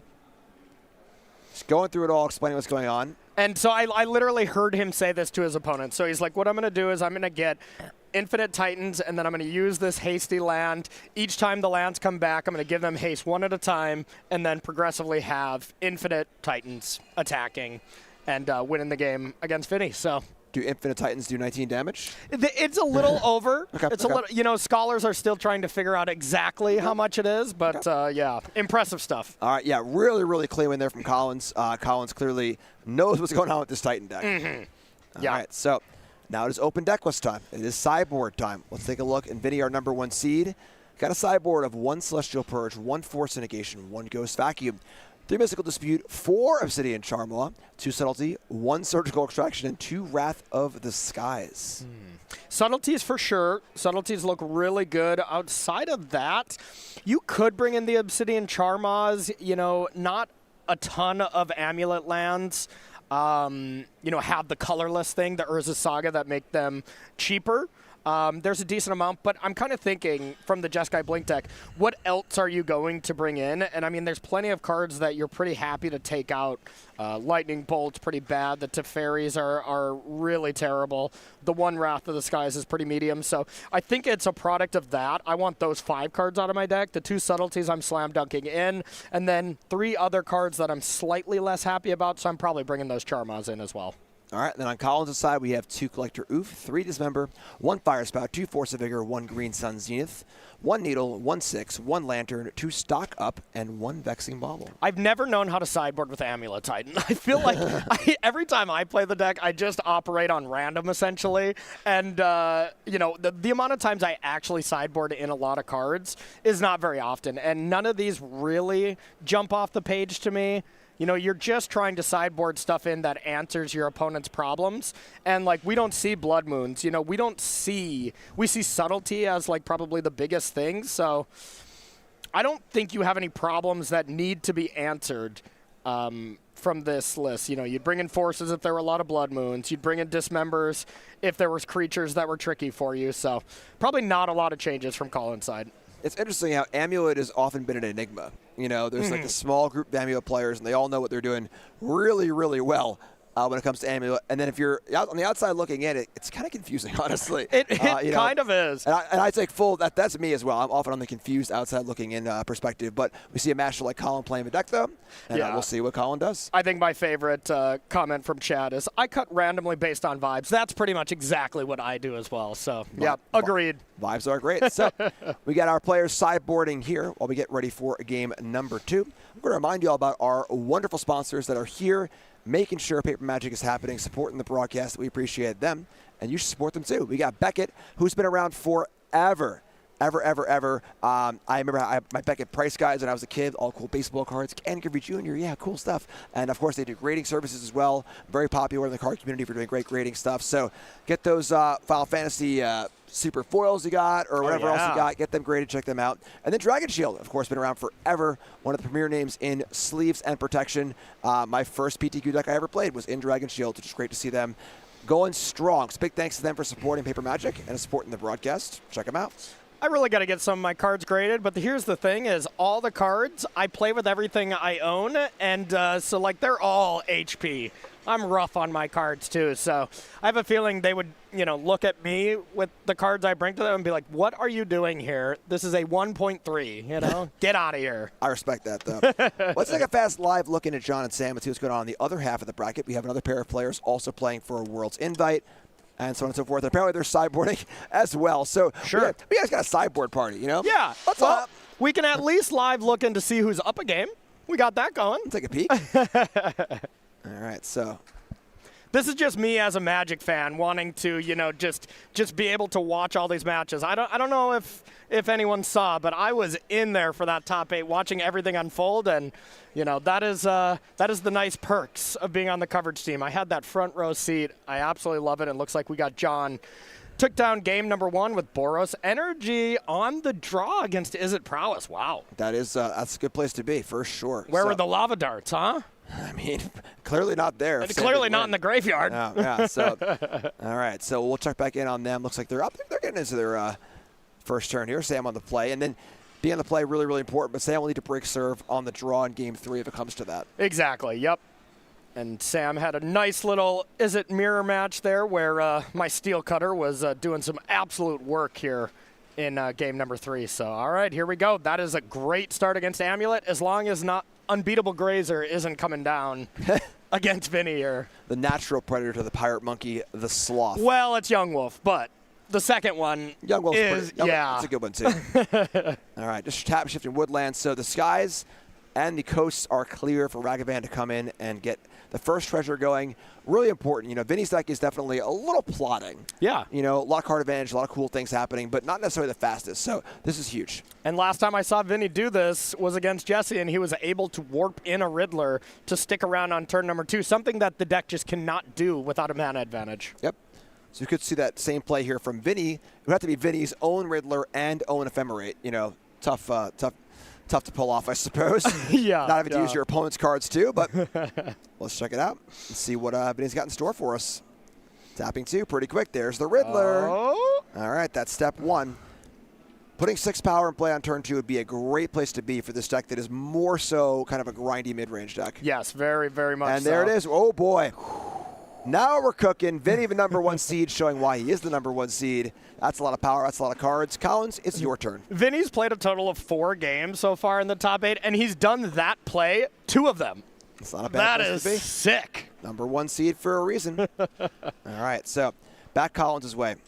Tapped Woodland is not the best start, but there are plenty of weird tap lands in this deck. Yeah, and hey, I mean the one thing going good for Collins here is Ragavan can actually get some hits that really make it difficult for Collins to win the game. I mean, if you hit the battlements or something, that kind of stuff can be very tricky. Or the mirror pool, for instance. Uh-oh. All right, so Green Sun Zenith X equals 1. Are we getting a Grazer here? Oh, yeah, we're getting a Grazer. Are we getting Slothy? I mean, it's either that or absolutely nothing, so yeah. All right. Flash, 100-yard dash. Arboreal Grazer's in play. Going to put a land in and, more importantly, block that Ragavan. Yeah, and get an extra land, so a 2-mana, an Explore at home, I guess. You're not drawing that card, but you are getting an 0-3 body out of it, so a nice turn 2 play. All right, we got Urza's Cave in there also. Third land's going to be, looks like a Simic Growth Chamber. Going to come in, bounce the cave, and pass it back. On to Vinny. Ephemerate. Going to go for the draw on the Riddler, so denying 4 damage for an attack. Yes. So Vinny's saying, I want the card more than the damage. What's it say to you? It says I need to find interaction, and card's good. Okay. Cards are sweet. Card's good. Yeah, I mean, I think that's important. It's not like, Vinny's deck is all about the fastest clock, so getting interaction, what little you have for the matchup, more consigns, even though I did see 1 consign already in hand from Vinny, so just trying to find more. All right, so got a mana tapped here. Going after the Sloth, perhaps. Got to think it through. Every decision here has a lot of weight to it. Ooh, we're going to see a March. A March pitch casting Flage. So has the mana to use it, but is choosing not to use the mana, but rather exile the Flage. Powerful card. Wants to have extra mana. And, getting yourself low on cards, maybe, Vinny can get down to 1 card and then draw 2 with the Riddler. So you can kind of just toss around cards a little bit here when you have the Riddler to just back you up. All right, you saw a flash of a Forced Litigation in hand for Vinny. And probably going to force... oh, wow. Okay, I'm surprised. If you're... there's an okay amount of force targets outside of Explore, but that is a pretty good one. If we see an Amulet, I bet Vinny is snap forcing that, Yeah, it might be pegged for Amulet and Amulet alone. Yeah, or Rumble maybe. All right, well, might get a chance on just that. Nope. Aftermath Analyst. How about another blocker for Ragavan? Yeah, and that's the thing is I think Vinny's hand was Force and...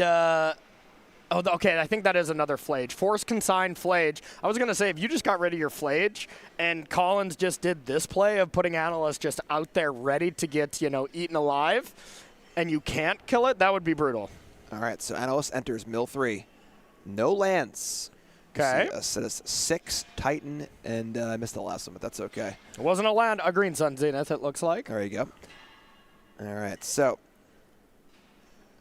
Collins has to know that, well, you on purpose didn't tap 1 extra land. So if Collins has an Amulet in hand there, I bet he would not cast it. So I would think that's what I would do at least. If my opponent just left up that much mana, what else could it be? And I guess it could be the good dog, so. All right, nope, just Thundering Falls. So we're going to see a Surveil. And now keeping that Ragavan in check is important because Ragavan making treasures means that there'll be enough mana for threats and interaction. Yeah, looks like what we're going to see from Vinny, pending any other kind of top deck, is escape that Flage, attack for 6, get a second treasure, and have consign for 2 available. That's surface level play, and that looks pretty good to me. Okay. Surreal's going to stay on top, pick up the draw. Going back Vinny's way, has a really good draw here, needs to capitalize to finish the game, to force the game 3. Tapping 3, and it's time for Lightning Helix. Goodbye, Aftermath Analyst. You missed your line. It's, oh my God, it's Lightning Helix. That's not an oh my God, it's Lightning Helix moment, all right? Okay. Hopefully we'll get one of those. Okay. Hey. I can only hope. You're the play-by-play. I won't question you. All right, so treasure number 2. There, goodbye, Urza Saga. There's the lands, huh? Yeah, I know, right? 6 damage in. Colin's down to 10. This is a 2-turn clock. So Colin's going to make some moves here. Now 2 mana available for Vinny. We have 2 treasures. And, of course, we have the Force in hand. So and the consign. Clock and interaction. Couldn't ask for more. Yep, that is how you beat Amulet. That's how you beat combo, just in general, pressure and interaction. All right, so Colin's got to work it out here. No Amulet just yet. Has a smattering of lands. Some of the more awkward ones, too. The cave, the battlements, but like not really a combo turn. They're all pretty awkward. Let's get real, you know? It's true. I mean, there's no Radiant Fountains and stuff like that in these kind of lists, but the lands are still quite something else. Yeah. If you could like somehow erase Amulet Titan from the mind of a Magic player who's played a lot of Modern, yeah, and then show them the lands and be like, what is this deck trying to do? Their head would explode. Yeah, they're like, that's someone's trade binder, yeah, and you can't tell me anything other right, than that. All right. Colin's got to work it through here. We're going to see Summoner's Pact, maybe? I'm not sure what we're fetching for here. That would make sense. Got to keep those cards up a little bit if we can. Yep. Come on, Collins. Help me out. Help me out, Collins. Yep, it was a pact. It's a pact for Titan. I could play it hard mode. Yeah, you can. I don't even see no cards. You're crushing it. And it's either that or fetch land when you put it right to the yard, and he's not playing those. Right. So, Titan to hand. There's a land. Just going to hard cast a Titan. It's just a 6/6. Ooh, it was subtlety. All right, that is not good. Yeah, because here's the thing is, and consign the ability from subtlety, so now we're going to be able to attack for 9 and flashback the Flades. GG. Let's go to game 3. Wow, that's awesome. It's funny, he's almost saving Collins the trouble of having to pay for the pack next turn. Yeah, you know, like, yeah. It's almost better that way. So Vinny, in a much more convincing fashion, takes down game number 2, forces a game 3. We got 1 game on the line for a World Champs invite and a slot in our finals. Jim, you've had a phenomenal career. You've done a lot of high stakes Magic in your days. How many matches have you played, or how many games of Magic have you played for $9,000+? I mean, like 2 or 3, 4. Want an actual answer? Yeah. I think it's like 1 or 2. Yeah. Players Championship. Oh, the World's top 8. Yeah. Could have won that one maybe. Top 4. So yeah, at least 2 or 3. All right. How many of those matches did you win? The Players Champs won. Hey, there we go. Not the World's Wait, one. didn't you beat my brother in that? I wasn't going to bring it up, but now that you do, yes, I did. Sorry, Brad. Not cool. All right, so any sideboard changes here? I don't really think so, right? I don't think so, yeah. This is really, these players are really just had to get out the couple cards they really needed out. We saw that subtlety, how amazing that is. And that is, really, if you want to beat Titan, subtleties, Ashioks. That's how you do it. And, I mean, subtlety is just such a blowout. So having 2 of those, Vinny wishes he had 6, All right, so let's take a look at our 2026 calendar. We've got a bunch of great events coming up. An expanded catalog here of events. A bunch of great cities: Atlanta, Portland, Vegas, Los Angeles, Dallas. What's your favorite? Portland's very nice. Yeah. It's funny because is Dallas going to be Dallas or Fort Worth? They always say Dallas. I love Fort Worth. Do you? Love it. It's my favorite stop on the SG Tour back in the day. Downtown area is beautiful. Great restaurants. Little jazz club there I love too. So I'm hoping it's Fort Worth. They always say Dallas, but Hartford's a drive for me. But yeah, a bunch of great events. Circle your calendars now. Take out your Google Calendar. Put those in. We're not sure exactly what each one is yet, but you're going to want to be there no matter what it is. I didn't know you were a big fan of Yaz Flute. What? Jazz Flute, Anchorman reference. It was a poor one. Will Ferrell's. I'm not really Will Ferrell, guys. So. I know. Sorry. Whew. He's fine, but Man, you had a good run. I mean, you were a popular commentator until this very moment. every so, person in chat is emailing Star City Games right now. Get this guy out of the booth. I'm currently emailing my boss right now as we speak. Corey's also miming it on his phone, and like, no, you can't even see him. But he's like, I got to make it real. Commitment for the bit, Jim. Exactly. All right, so big game 3 here. Yeah, let's go. All right, I see Solitude. I see Ragavan. I see Subtlety. Is that a high noon to the far right? That can't be, right? No, that's not in the deck. So not sure what that card on the far right is, but otherwise this looks like a very, very solid hand. Yeah, Ragavan is like, any game with Ragavan's night and day. Yes. Both players kept. We love that. Ragavan looks terrible here. Yeah. All right, so we have a winner here. In match number B, we got an update. John Pugsley Carr takes it down, going to the World Championship, going to our finals, and going to battle the winner here of Vinny and Collins. God. That's awesome. You know John is framing that Blood Moon from the top 8 match. He was almost out of there, and now, instead, one Blood Moon later is heading to the World Championship. I can't see them right now, but I can feel the energy in the room. Oh, yeah. You know, so really awesome stuff. So, Ragavan versus Arboreal Grazer, a tale as old as time.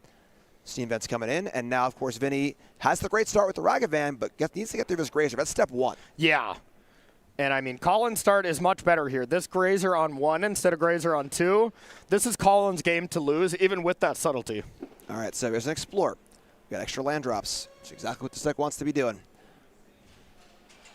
Collins got the first thing on lockdown. And again, like, I think the pressure is on Vinny. Vinny really needs to be able to kind of be proactive and get things going. Yeah. So if Collins has time, that's great. And then Collins also can just be on the play and do his thing. Yeah, because that's the thing is, like, we saw that subtlety really take over in the last game, and that's because Vinny had pressure, you know, so.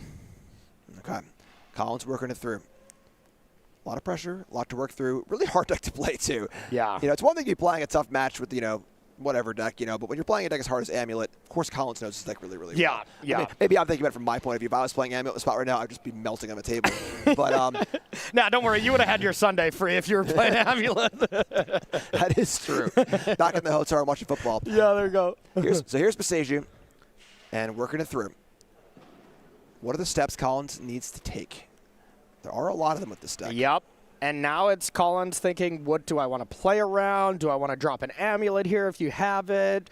You know, tons of options here, and really it's all contextual to Collins' hand. But step 1, get a lot of lands in play, believe it or not. For sure. And there's also, like, you know, let's say Vinny's tapped out. What can it be? Well, subtlety, force negation, you know. And then, of course, if it's going to be an Amulet, maybe Vinny untaps and has prismatic ending. Yep. So, all right, so a lot of mana in play already for Collins. We see a shock land on Vinny's side. Okay. All right, that's step 1. There goes the Grazer. Here comes the Ragavan. Let's get a treasure. Let's take a peek.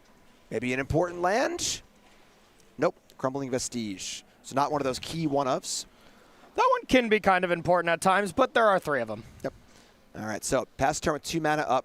Ragavan's going. So now Vinny is in the game. That was step 1 for Vinny, and now it's Collins' turn. Can Collins answer back? Yeah, a little bit of pressure, so now you can get that mana advantage, so you have some of your, you know, flash threats to deploy. And looking at the hand here, I think I saw Solitude, Subtlety, 3 lands, so nothing great from Vinny at the moment. All right. It's kind of funny how there's so much mana in play. You know, just a simple Explorer and a Grazer and a bounce land or 2 is just, even with absent of Amulet and everything else, it's just a lot of mana really fast. Very true. And only had to play 3 lands, so you're able to have 5 mana with only 3 lands, so really shows the power of these bounce lands. All right, so thinking it through. 4 mana with a land drop, it's 5. And I was talking to Collins, and he's like, yeah, sorry about that on coverage. I'm sure I tanked for quite a while in the win-and-in match. And he's like, but I think the only thing that I could lose to was surgical, and I could also play around it. So I was going to do that. So, and then he shrugged, and he's like, sorry. And I was like, hey, I don't get it. I mean, I don't mind at all. I would do the same. All right, so honestly, pretty interesting turn. Forest, go. Yeah. Just actual nothing. And after thinking for a while, so maybe playing around some possible interaction. We see Ragavan hit again. No key land, just a Simic Growth Chamber. A little Surveil from Vinny, keeps the card on top. Passes back with 4 mana up. No, hold on. Little hand gesture. Little pump fake on the casters. Totally cool, Vinny. I forgive you. There we go. All right, so pass turn. Yeah, nothing. No Ottawa bounce or anything like that. So And, you know, I think maybe what Collins is thinking about is, should I even deploy amulets so that my opponent could have prismatic endings? Or do you hold them till the turn you need them?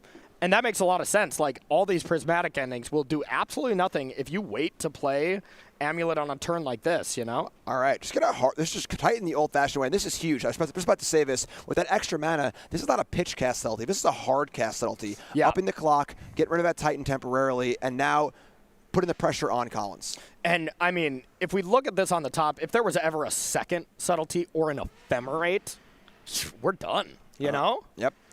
All right, so Titan's going into exile here. I don't think Vinny can cast that one. But 5 damage coming across. Oh, yeah, and if the Titan's on top. Yeah, I'm going to assume Collins was aware it was going away. Yeah. So. All right, so pretty cute there. The subtlety Ragavan synergy is very nice. So. Yeah. And there should be a treasure in play, though. Right. I don't think you can miss that, right? You can't miss half a trigger. So we see a warp on the Riddler, a card being drawn. Maybe an ephemerate too. All right. Vinny's going off here. You know, it's not quite a full Amulet Titan combo turn, but still pretty nice. Got to get that treasure in play. Yep. So you can miss a trigger, but you can't miss half a trigger. Once you resolve part of a trigger, thereby exiling the Titan, that means the treasure has to be there. Just a little, keep both players on top of the game. And hey, I mean, it's been a long day for everyone. Both players, I'm sure, just completely overlooked that, dialed into what's going on into the game. And I mean, look at this pressure. Now we have 9 damage coming through for Collins. And like, let's get real. We have lightning bolts. We have flages in the deck. It could easily be lethal next turn from Vinny. So this could be Collins' last turn if he doesn't really put the pedal to the metal. So if he's got amulets, it's not any longer the time to be holding back. It's time to go. Yeah, it is definitely go time. Feels like a show of strength to me, too. Like, I don't need that treasure. I'm already rolled up here. So let's see what kind of interaction Vinny's got. Here we go. There's the amulet. Vinny's got to respond. What's it going to be? And consign. Had the consign. All right. Collins down to 5 mana in play with a land drop as well. Could still play amulet 2 and then a bounce land and get it going. What's the next step? But, I mean, a card like Scapeshift is so just unplayable without an amulet in play. This could be Spelunking. All right, here's Spelunking. Okay. Got a draw, got another one. So now 2 more land drops. Yes, so that could still be 6 mana. Could be more with Lotus Fields and stuff. All right, Spelunking doing a nice little amulet impression here. Still 1 mana left for Vinny. Has the treasure untapped. The pressure is on Collins because Collins seizing the board. It's not quite lethal, but like you said, there are burn spells. There are a lot of ways where this could turn to lethal out of nowhere. Yeah. Yeah, Collins should assume he's dead and then just, you know, if he absolutely cannot combo off, then sure. So that's land drop number 1. That's 5 mana. All right. Now let's see. We got 1 more land drop. Okay, there's Vestige. Add a mana. 7 mana total. So Scapeshift, Cultivator Colossus, as well as Prime Time are good to go. Vinny shuffling those cards around. I've really liked how Vinny's played. All right, there's Summoner's Pact. Okay, business time. Is it resolving? Looks like it. Looks like it is. Dex in hand for Colin. Gonna go find a green creature. Is it the creature that can send Colin to the World Championship? We're gonna find out. We got a red floating off the Vestige. Yeah, we don't see the Cultivator Colossus in this list, so just almost assuredly has to be Prime Time.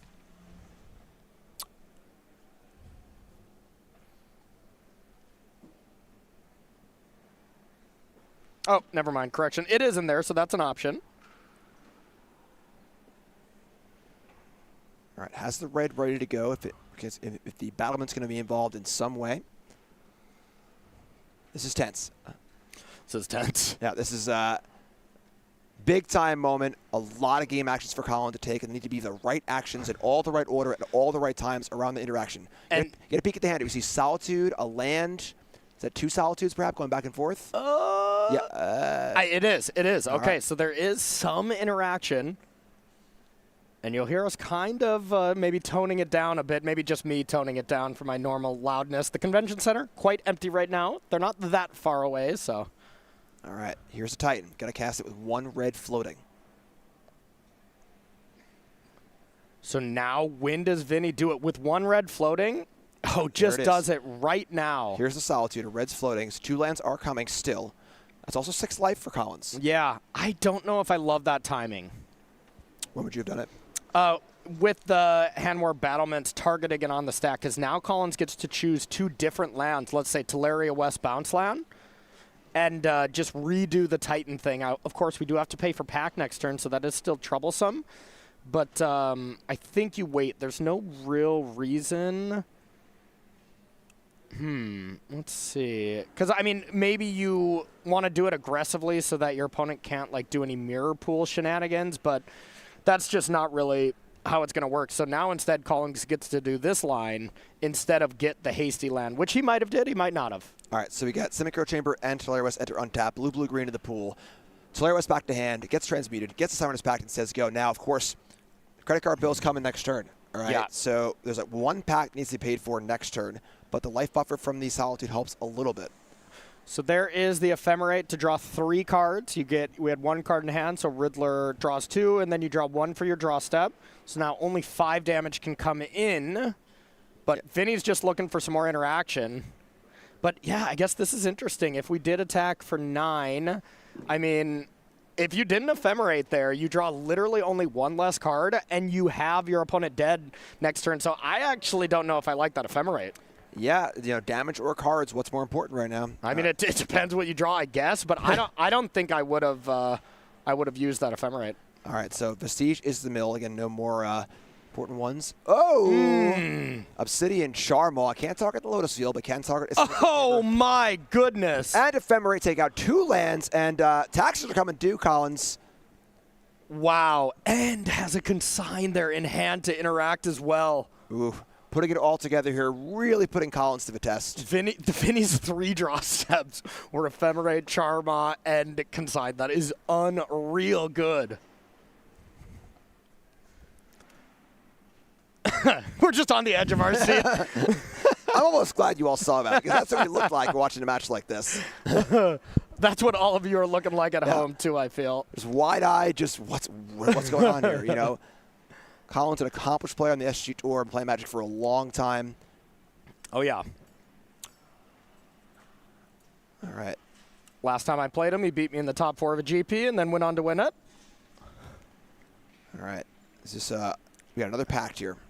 Wow. Gonna get 6. Gonna get 6. That is not really a combo I mean, card. it looks like it's a blocker. Looks like a blocker to me because we have, what, 7? The Charma, I believe, is 4. Yep, so you got 7, 8, 11. 9. Yeah, so blocking Ragavan keeps you alive. It's only 4, 8, 9, 10. Yeah, 13. You're right. All right, so the problem is, like, I mean, that credit card bill's coming again next turn. Yeah, it's interesting, dude. Yeah, I was going to say if you can't win the game straight away, 8, 9, 10, 11. Yeah, 11 is not 12, so I don't think I mind ephemerating here to blow up 1 more land. I love this.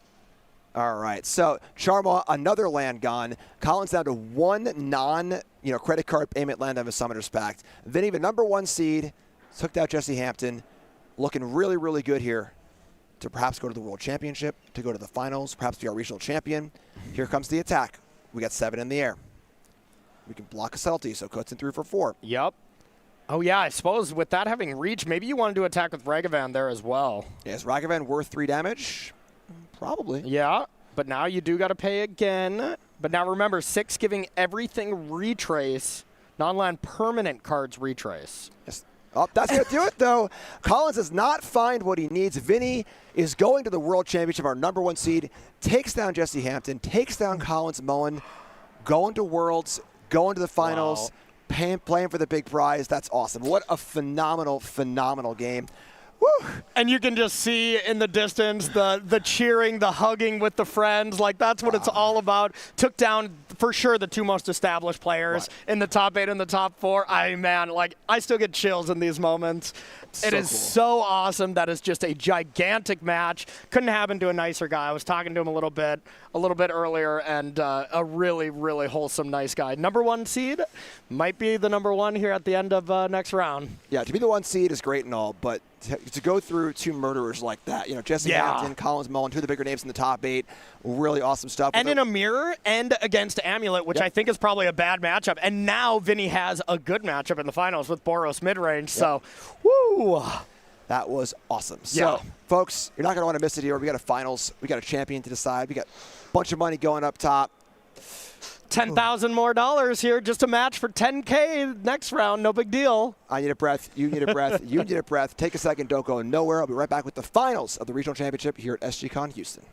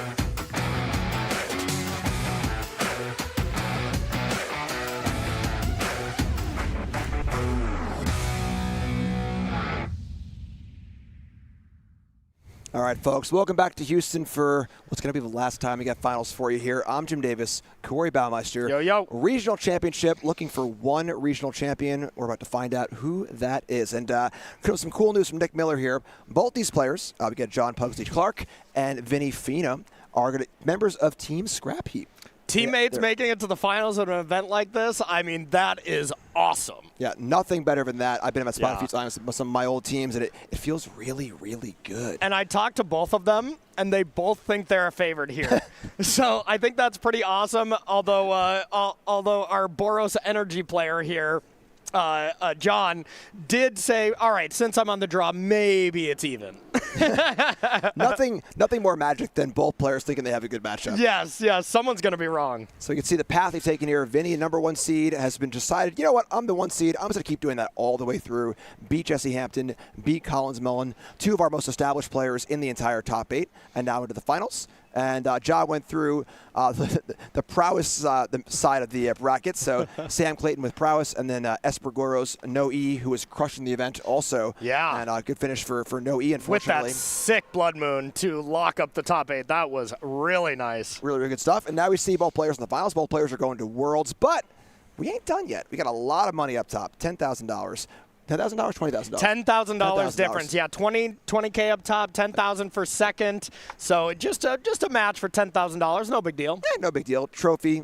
And of course, there's something special to actually winning a tournament. Oh, the money is great and all, but years from now, whatever, person who won the tournament, they're in the pictures, they're in the documentation or whatever, and that's a big thing to want. So, and if your teammates bragging right against your boys, come on, man. You could be testing a year down the road and be like, you know what, I think I'm right on this, John, and be like, well, actually, you remember when I beat you in the finals? You can always hold that above your friends. Yeah, no, that is possibly forget Worlds. Forget the money. Forget everything else. That's where it's at. So we got one match to go, folks. This is going to be it. Let's head on the feature match area and wrap this thing up with a regional champion. All right, our number 1 seed. Vinny's on the top. Jeskai Blink. There's the handshake. Love to see that. 2 teammates, 2 friends. Somehow, from car rides here to being here in the final turns of a tournament. So turn 1 rag event for Vinny on the play, not too shabby, good place to start. John, of course, playing Boros Energy, kind of a former boogeyman in the format.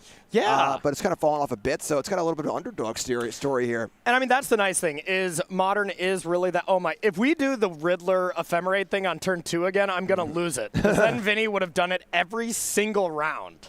Okay, all right. What's kind of amazing here is that John had no 1-drop and no interaction. When John played the fetch line, I was like, just a rule spell, clearly. Yeah. But an unchecked Ragavan here on the play from Vinny. Because you're definitely interacting with that. That is the card you interact with when you're on the draw. Yeah, there are so many 1-drops in Boros, too. Yep. All right, so we see a parlor from both players. A little surveil on John's side. We see an entomb for a Flage. I mean, that's exactly what both. Yes. Wow, nice call, Jim. Wow. Listen, these players did not get to the finals by having bad draws, okay? We've seen it so much. They are cooking. Yeah, we have seen it so many times. That is unreal. Feeling it, feeling the vibes. Here's a Johnny with a cat friend, and that's a good place to start. Now let's see. I mean, that is a really good spot as well. It's the classic cats versus dogs. All right. Now, of course, feel like you can deal with the cat token without flipping a Johnny, which is a pretty big deal. Yeah, so let's say Vinny has a Flage here, Flage on a Johnny, and then cat attack or dog attacks and kills cat, and then you also get a treasure in. So, I mean, at this point, I'm snapping that block off. All right, so Ragavan trade.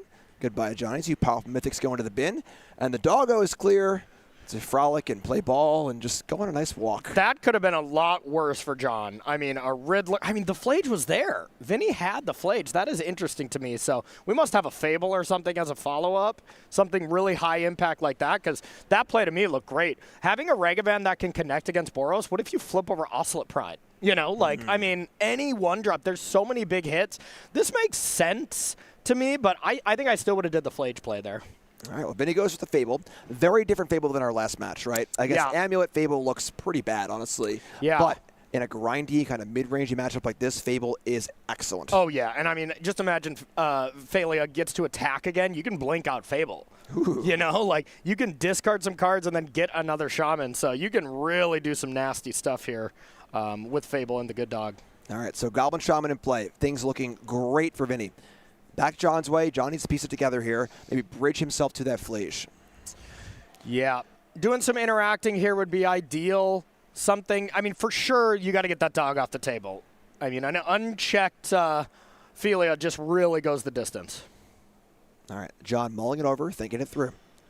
Wow, Riddler, Flage, and Consign in hand. And then with the Goblin token can make the extra blue. We could see a little Riddler scam action, just flush with options here. Yeah. And also just, we have chapter 2 of the Fable. Those could be any cards. Exactly, because you know that Flage is going to the yard, and maybe even the Consign. The Consign is great and all, but if your dog gets to live and you're able to just warp the Riddler and then blink it that way, you don't really need Consign. All right. Vinny asking the questions here. I would think that John is more of the beatdown of this matchup, correct? I would think so, yep. More aggressive cards, lower on the mana curve, and then powerful cards, but not as powerful as some of the really big stuff Vinny can bring to the table. Yeah, and for what it's worth, I think we both kind of agreed. I would put the advantage. If this was a match where you go in and you roll a dice to see who goes first, still advantage to Vinny with Jeskai Blink. I know John said he thinks he's advantaged as well, and I don't think it's a 70-30 matchup or anything, but right. I think this is a solid 55-60% favored in favor of Jeskai Blink. It seems great to me. You're kind of doing the same things, except you kind of go over the top with Vinny's side. So it's like whenever two mid-range decks are going at it, they get in those arms race to see who can go bigger than the other. All right, well. Ooh, if Solitude was there, that was a blowout. Yeah, risky play there, relying on the one creature in play for Charm. But we're going to see the Ragavan come in and the Philia go out. That was needed. That was 100% needed. All right. Here we go, back Vinny's way. Vinny's got a lot of tools here, looking quite nice. But has to decide how to put them together. We saw that, like you said, the Consign and the Flage go to the bin. Yep. And now almost there on Flage. And Flage is such an important card in these matchups. It is so unbelievably powerful. And Vinny has ways to deal with it with Solitude, but John doesn't really. Yeah, it is what Boros mirror matches come down to. So it makes a lot of sense that something like this is really what it's all about too. So if Vinny has a fetch land, Flage could come down, but you got to think he didn't. Otherwise, he would have did that to deal with the Ragavan and then attack with the Shaman. Oh, we're in, folks. It's scam time. Riddler, Ephemerate, get those cards flowing, get that huge 4/6 flyer in play.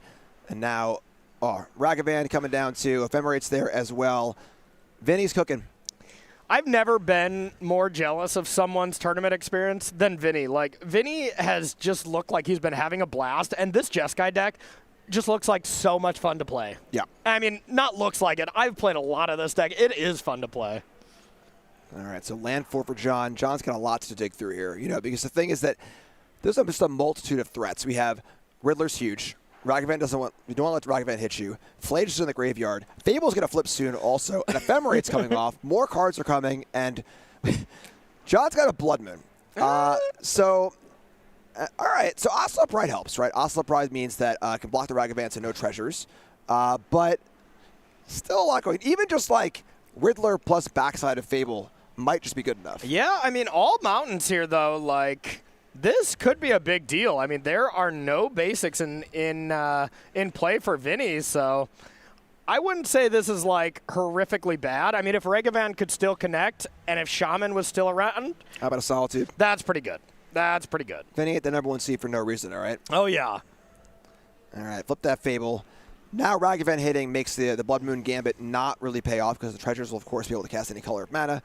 And again, like I said, with the flip Fable and the Riddler in play, Flage is now off at least for the most part. Yeah, unless we can get a basic plains, but now, I mean, with the Shaman good to go, now you have the ability to just attack with that Shaman. So John has to kill the Shaman so it doesn't make a treasure so Flage doesn't come back, deal with Riddler because it's just killing him, and kill Ragavan or at least put a blocker in front of it because that treasure will also represent a Flage. That's just too many checks, you know? That is a lot of things to go through. Yeah. Well, it was that Flage dumped in there early on, so Flage is coming back in. So that's a start. Powerful card. And I mean, one thing that, you got to get rid of that. I don't know if you've ever targeted with a reflection of Kiki Jiki on a Quantum Riddler when you only have one card in hand. Oh, how about Solitude again? Oh, my goodness. Oh, man. And now you get to draw 2. Okay, this is the Vinny Fino show here, and we're just all lucky to be a part of it. Somebody stop the match. Enough is enough. Corey. Oh, my Corey. God. I'm sorry. Not only that, but when you Chapter 2 Fable, you also get to draw 2. Vinny Oh, just my drew God. 4 cards. Woo. Give him the trophy. We'll get Nick over here and just have him deliver it right away. All right. How can you do this to your friend, Vinny? Yeah. Friends, teammates? They might not be teammates or friends after this. Yeah. All right. So, and hits an Ocelot Ride off of the Ragavan. We got Vinny stealing cards over here. Oh, man. Okay.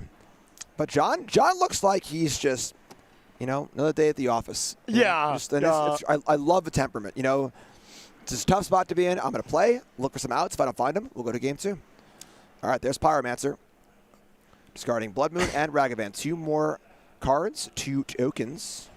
And I think that was the last 2 cards in hand. And I mean, here is the spot. Like, I would agree the early game goes to John. John just has some of the best 1-drops in the game. Well, I guess Vinny has them too now, as he stole them. But the early game definitely goes to John. But if Vinny can weather the storm, and you get to turn 5, turn 6, where you're either at parity or slightly ahead like we see, now I just don't see how this could be a good matchup for Boros because, I mean, look at the synergy that Quantum Riddler is doing here.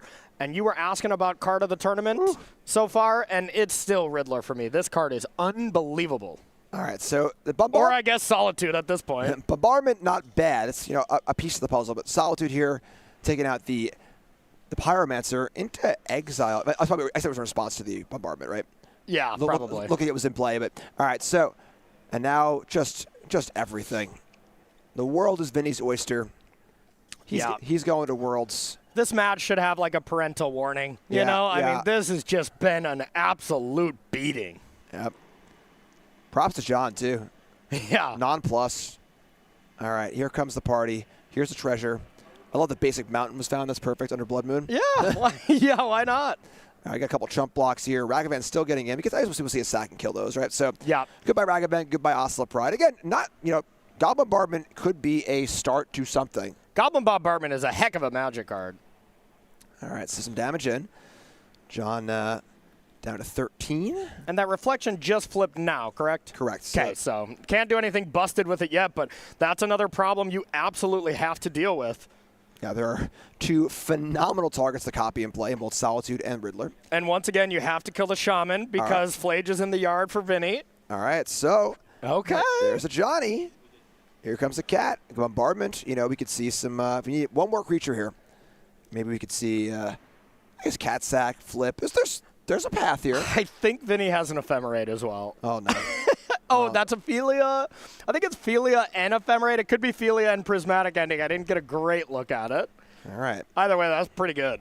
I really have a lot of respect for John right now. Like, we're kind of like joking around a little bit, and it'd be so easy to just be like, all right, whatever, you got it, man, whatever, Yeah. But John looks like he is just waiting for the bus, Yeah. Whatever, cool, let's play, and that's the kind of mentality that gets you to this spot of a tournament. 100%. The Reed Duke effect, where you are never even scooping in a situation like this because, hey, there's no way John is favored in this situation. Maybe he only has 5%, 2%, 3%. Doesn't really matter. You still play until you are at 0%. Yep. And I love that mentality. It puts a weight on your opponents too. They often say in sports, when the number 1 seed goes into the playoffs, like they have all the pressure on them because they're the 1 seed. They're super far ahead. You expect to win. So Vinny has the pressure of got to close this game out. If Vinny loses this game, he's gonna look back on it and be like, "What happened? Oh yeah, what did I do?" Or if you're on Magic Online and you go into the top 8 as the number 1 seed, you cannot win the top 8. It's impossible. I've never done it, and I've never seen anyone win it. You can fact check me all you want on that, chat. All right, so Cat Warrior's coming in. That's a 3rd Cat Warrior. Okay. So Johnny naturally flips. All right, killing the Reflection of Kiki-Jiki. Got a little army guys here. We have the Bombardment. So no matter what, the Quantum Riddler can just go at a Johnny, which is big game. And I think that's what you have to do. You got to start there. You got to get that Planeswalker off. You can beat 3 cats with this, but also I'm wondering if John has to proactively deal with that Shaman, because if that Shaman gets in there, Flage comes in. All right, so the treasure will be made. You're right. This is the treasure from the Shaman and the Ragavan are really keeping Vinny afloat here as far as casting spells. Yes. And the Blood Moon feels like an afterthought, but it's not. Ragavan's now gone. The Shaman's now gone.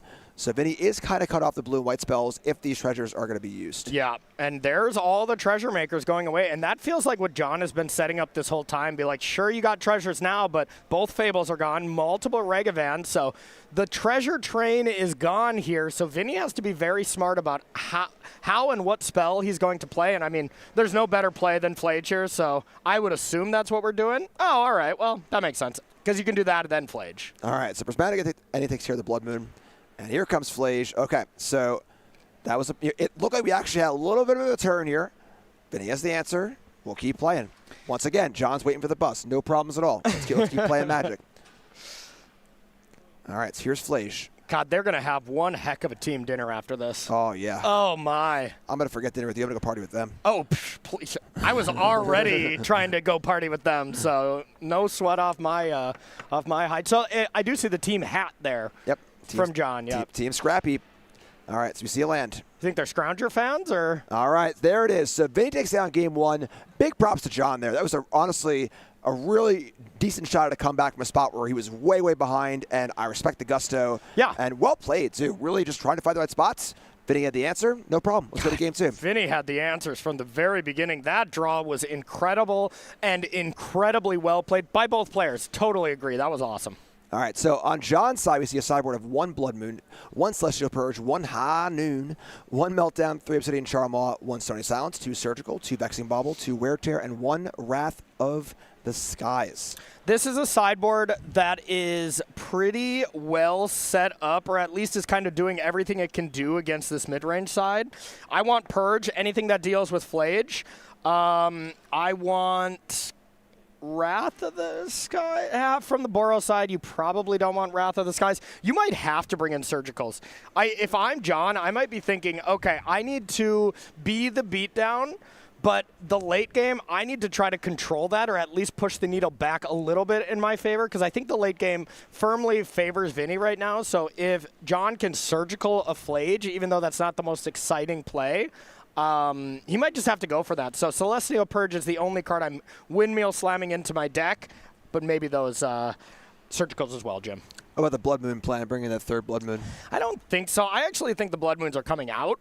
Okay. You know, Vinny does still have plenty of basics, and, you know, let's get real. You're a red deck, so you can Blood Moon, and your opponent can still just dash a Regavan afterwards, and it's not really a problem anymore. So I also think this is kind of a weird factor, but these players are teammates. They are friends, so they know how they sideboard. Mm-hmm. So they probably know if the other person brings in a Blood Moon or does not. So then the leveling game comes up a little bit, you know? Absolutely. Like, I know you're taking your Blood Moons out, so now I'm going to fetch up non-basics over and over, and then they have Blood Moon, and that could win you the game. Yeah, love that. Really, really cool. On Vinny's side, we see 1 Celestial Purge, 1 Force Negation, 1 Ghost Vacuum, 3 Mystical Dispute, 4 Charmaw, 2 Subtlety, 1 Surgical, and 2 Wrath of the Skies. Wrath of the Skies from this side is very good. Celestial Purge, 4 for the Flage, and I actually like Ghost Vacuum here. Ghost Vacuum I think is much better than Surgical, as it does the same thing against Flage, but also it can be low-key this kind of weird win con late game.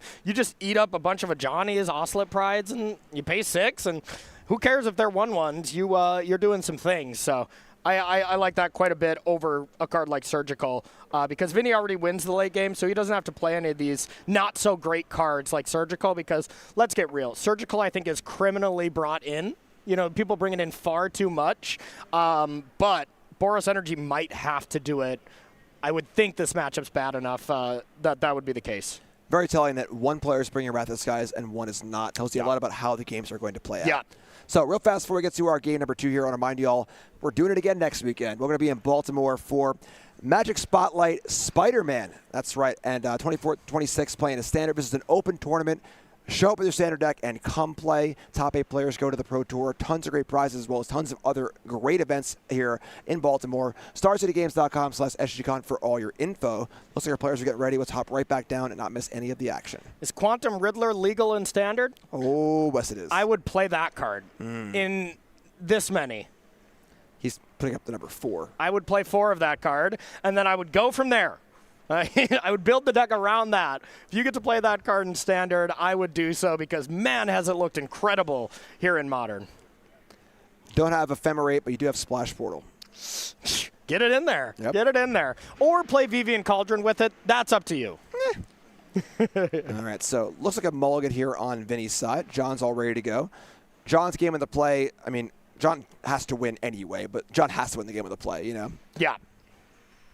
All right, so take a look. Wow, that is a surgical right in the window from Vinny, I believe. Wow, that's pretty interesting. I would think That is interesting to me. With so many Solitudes in your deck, I don't think that Flay should be as much of a problem. That's also a card that, looks like Vinny Mulligan, so happy to put that at the bottom. You want to draw that on turn 8. You do not want that on your opener. All right, well, what you do want in your opener is turn 1, Ragavan on the play. So, first test for Vinny. Do you have an answer? How about a Scalding Tarn? Yeah. Pass the turn. And up against Boros Energy, you have the time to no matter what wait. There's no ephemerates, there's anything like that. So it's correct to always wait till they attack just so they couldn't dash another Ragavan, but looks like it's not there anyways. All right, so Ragavan hits, gets treasure, hits Celestial Purge. Not super useful here, but that's okay. I mean, Ragavan just kept itself alive by taking that purge, so. That's true. That's a smart monkey. Yeah, absolutely. All right, so there's your treasure. And now, John, what is the follow-up? I see Wrath of the Skies. I see Solitude, so he had the option to kill it, and he chose not to. That's very telling.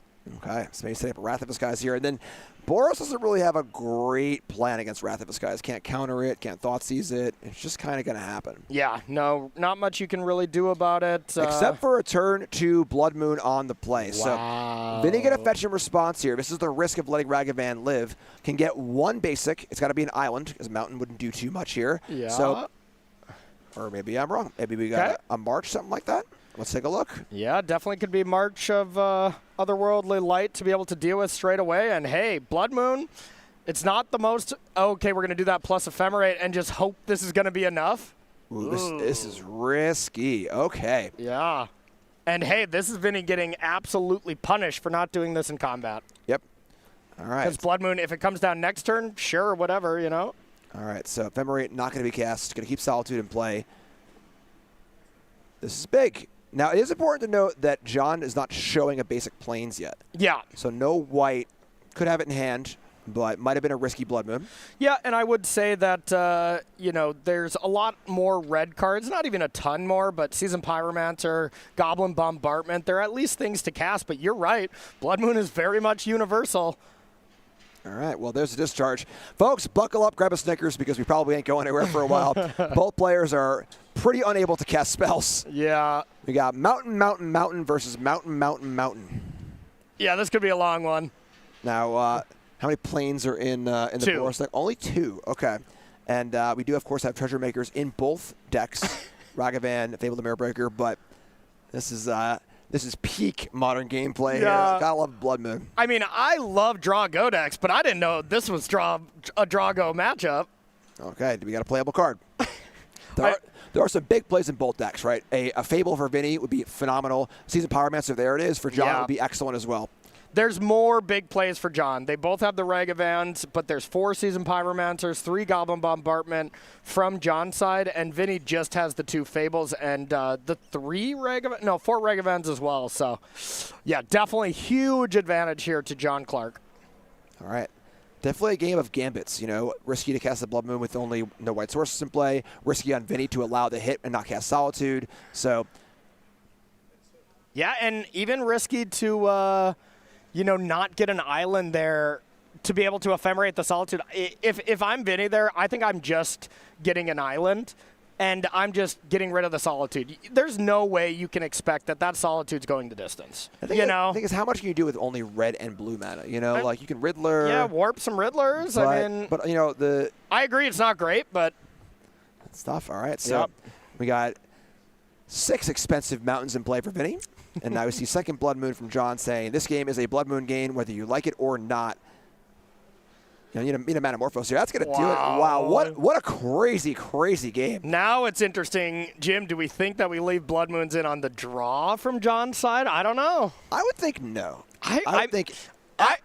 After a game like that, where it's obviously much better in the playoff for Ragavan. Yeah. And then when you lose that bad to Blood Moon, you're very inclined to fetch basics. Yeah. Which makes your draws awkward. Having the Blood Moons out of your deck and your opponent still play awkwardly is a pretty good payoff. So now one thing that we need to pay attention to, and what I would be paying attention to, even if I'm not staring my opponent, in the eye or watching their hands while I'm sideboarding, does John pick up his sideboard? Yep. I mean, no matter what, John, this is the trick I do, and I guess I'm giving away my secrets here, but let's get real. I'm washed. I'm going to be in the booth for a while instead of here in the top 8. I always pick up the 2 most heinous cards in my sideboard, and he did not touch it, by the way. I put my 2 heinous most cards into my deck, and then I go through my deck and I take those cards out just to give the illusion that I'm always changing my deck. I shuffle at 15, take out 15. Ew, you're one of them? Oh, what a waste of time. Wow. Wow. So you're only looking for a little gamesmanship, not the whole thing, huh? Yeah, no. Because I did do that a couple of times, and then I left in like a horrific card once, and I'm like, never again, Corey. Usually it's a land. You have like one Bajuka Bog or whatever. You're playing against not graveyard deck, Bajuka Bog. So, all right, so let's take 1 second here before our final game of the weekend to remind you all about Star City Games and their wonderful 30% trade bonus. You can sell your cards at StarCityGames.com. You can sell them at any event you go to. They have a booth. But when you sell cards and you want the trade-in bonus, you get credit rather than cash. You get a 30% upsale, which is huge. I have a nice bankroll at Star City. I always do. Selling cards in, have the bankroll. So when I need to buy cards, I just say, hey, put it on my tab. No problems here. So how's your tab going, Corey? Is it going good? It's large, yeah. Okay. Mine's larger. So let's check it out at sell your cards on StarCityGames.com. But let's get back down to the feature match area. Let's crown a regional champion here in Houston at the regional championship at SCG Con. Vinny got Arid Mesa, and let's rock and roll. Got a basic island in hand. Take that, Blood Moon. 1 game for 10K. No big deal. All right. Ragavan on turn 1. Both players are playing it. John's got the first one. I saw Vinny had a basic island in play too. He's like, oh yeah, I'm snapping that one off. All right, so no end step fetch speaks to Blood Moon. Not wanting to get a surveil land, wanting to get a basic plains. So. Yeah, absolutely. And wow, tap land, there's got to be some plan for this Ragavan because I saw at least Ophelia. All right, little land decision here. Okay. Yeah. A lot of powerful cards in Modern that put you to the test. They say, can you deal with this? Ragavan's, one of the ones where it's on turn 1, and it really demands an immediate answer. So, wow. Sacred Foundry Chapped.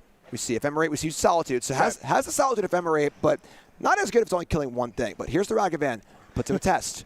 Here's the same decision that Vinny had on the last time. Do you Solitude this with Ephemerate? Or do you let it connect? And after last game, I don't blame Vinny at all that he's going to get this done. So right now, Vinny does have plains and island in hand. So Blood Moon can't hurt me. It's not real. It's funny. Yes, there's the hit. Okay.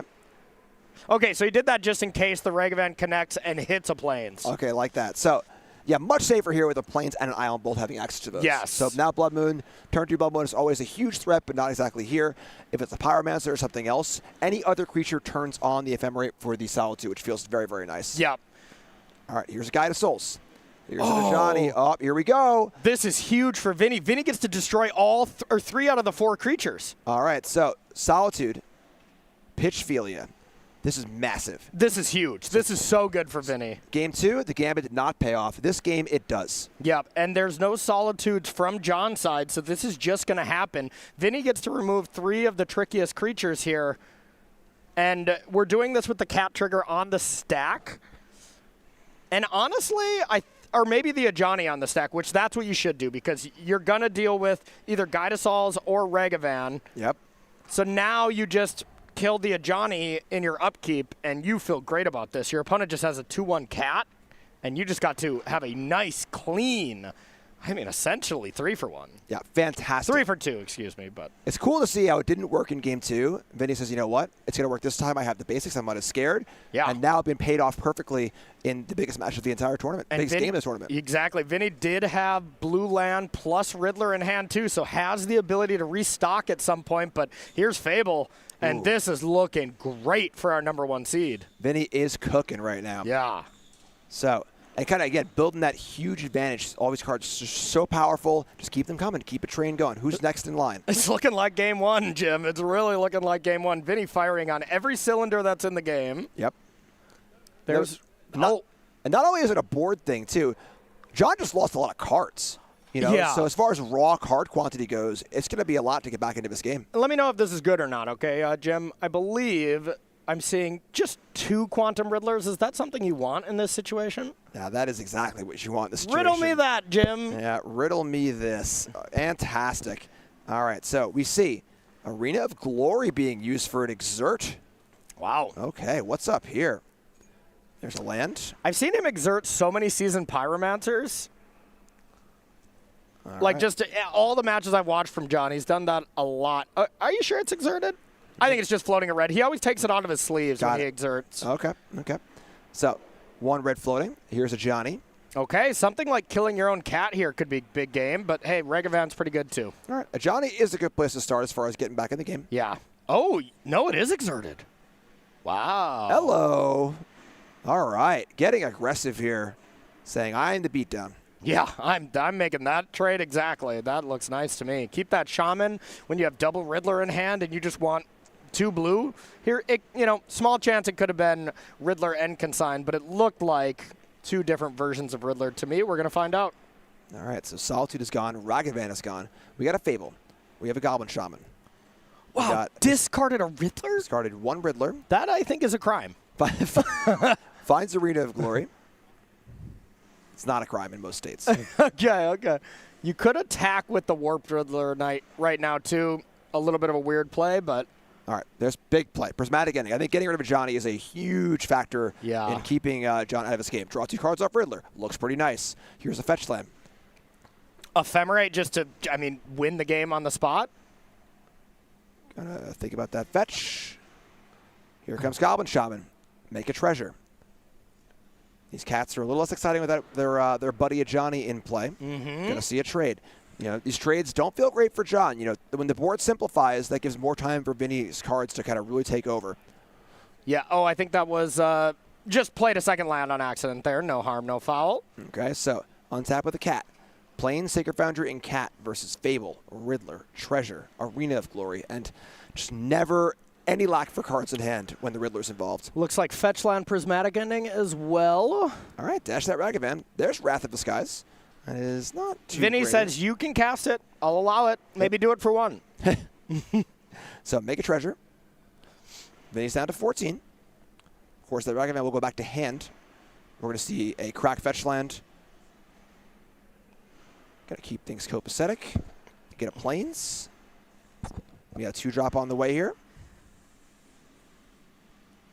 A lot of pressure on John. John's really got to get this game over with. These Riddlers are going to take over. All right. Okay, wow. There's another Johnny. That's fantastic. All right. A Johnny flooded. So here comes another cat, Regavan to hand, but that's all John has. So, that is the face-up thing. No matter what, Vinny is going to have a Reflection of Kiki Jiki, a Riddler that can easily come off Warp, and then you have Reflection Riddler online, and that's just surface value. All right. Ending again. Answers the Johnny. Wow. Johnny can build towards. John's trying to build towards something, trying to get back into this game, and every single time Vinny says, "No, I got that. Let's keep playing." Wow. That is... I don't know if I would have made that play. I think I still would have played Riddler there instead of the Prismatic Ending, because now this Regavan is going to connect. You do not want to block with that Reflection, but now Vinny might be priced in. Okay. What if you hit an absolute banger off the top? This game could very drastically change where you have John's hand under control. I really would have liked to see that Riddler and leave a treasure open or whatever, but... All right, here's the Archive. Gonna surveil. Yeah, this is to just mitigate the damage that Regavan can have here, I would think. Leave a land on top, Yeah, definitely interesting if you know Ragavan's gonna miss versus is it a random chance? Oh my God, was that a red and white card? I imagine it would be in the graveyard already, right? Yeah, or he's thinking about where to spend his $10,000. All right. Nope. There's Felia. Okay. That's a good dog that can jump in and do what's got to be done. So why do I even question Vinny's play? He's played so tight. Makes a lot of sense when you can be so mana efficient. And now next turn, that's Osla Pride. We are going to have the beauty of Riddler in play, draw 2, and then you can Reflection it either on offense or defense and maybe draw 3. You can draw 5 in total if you can get down to 1 card again. Corey is literally levitating in the booth. Oh my God, I love Reflection Quantum Riddlers. It is just a nasty little combo. All right, Ocelot, a great card at this point in the game, looking a little outclassed. So we've got the Riddler. We have Riddler copies on the way. We have cards in hand for Vinny. Vinny, #1 seed, taking down some of the best players in the tournament to get here. Jesse Hampton, Collins Mullen, been cruising through the whole way. He ain't the #1 seed for no reason. And looking to turn that into a trophy, a regional championship. Already has the world's invite either way, but it feels real good to say, I won that. I am the regional champion. You know what Vinny just drew? Nope. Wrath of the Skies. Yeah, that's a pretty good one too. Mop these things up. Yeah, 3 mana, deal with your opponent's board and not yours. Oh my goodness. So, and Vinny can also do the really sweet, sweet play of at John's end step, Reflection in a Quantum Riddler. You get to keep it during your turn. So how many cards will you draw with 3 Riddlers in play? 4. Oh, I was hoping for more levitation. All right, so end step, copy Riddler. Of course, the trickier, like Corey said, I'll stick around until the next turn. There's your copy token. We're going to need some more of those, perhaps. Maybe get a trophy on the table here as well for Vinny. Yeah. Again, John's still waiting for the bus. I really respect John's composure here. Yeah, I mean, at this point, it's looking very grim. All right, so we got a Riddler. I mean, Vinny asking for a specific Riddler copy token. Can we get one of those here, or is that we don't have that in the box? Come on. I think this is just What else would you copy? I think he's asking what's the mana value of this copy. Is it 0 or is it 5 for Wrath of the Skies? Okay. That would be my guess. All right, there's your Wrath. Goodbye, cats. Goodbye, other cat. It's clean sailing for Riddler here. We got the Riddler, the card of the tournament. We got 2 Riddlers. We got a copy. How about a 3rd Riddler? 3rd time's the charm. Nope. Oh, okay, just 2. Just 2's fine. Yeah, Riddlers no reason to do it yet. You can just do this at instant speed and just react to any kind of removal spell. But that's the thing is, John just can't have anything. It could have been like Thraben Charm, but... Yeah, looking great here. We got an Arid Mesa from John. Here's a cracked fetch. John says, I ain't done yet, but a little bit of a smile there. Flage? When your friend, wins a tournament, you gotta feel good for him too, right? So not if it's against me. Heck no. All right, here's a parlor looking for a Hail Mary Flage. Yeah, Flage with Arena of Glory here. I think it has to be there. Otherwise, I think Vinny's our champion. All right. And even if it's there, I mean, God, that would be good. All right. Vinny is at 8. Here's the cut. Biggest cut of a tournament. Here's the Surveil. Flage or no? Oh, the sweat. I mean, honestly, if it's your teammate and your buddy, I would probably slow roll. No, I wouldn't slow roll my buddy. I'd maybe slow roll you, but. All right, so taking a look. It is a Seasoned Pyromancer. It is a graveyard card, but not the one we're looking for. Back Vinny's way. Copy a Riddler. Draw a card. We got 1 Riddler. We got 2 Riddlers. Riddle me this. Who is your regional championship Houston champion? Copy another Riddler. 3rd time's the charm. Draw another card. They're coming in.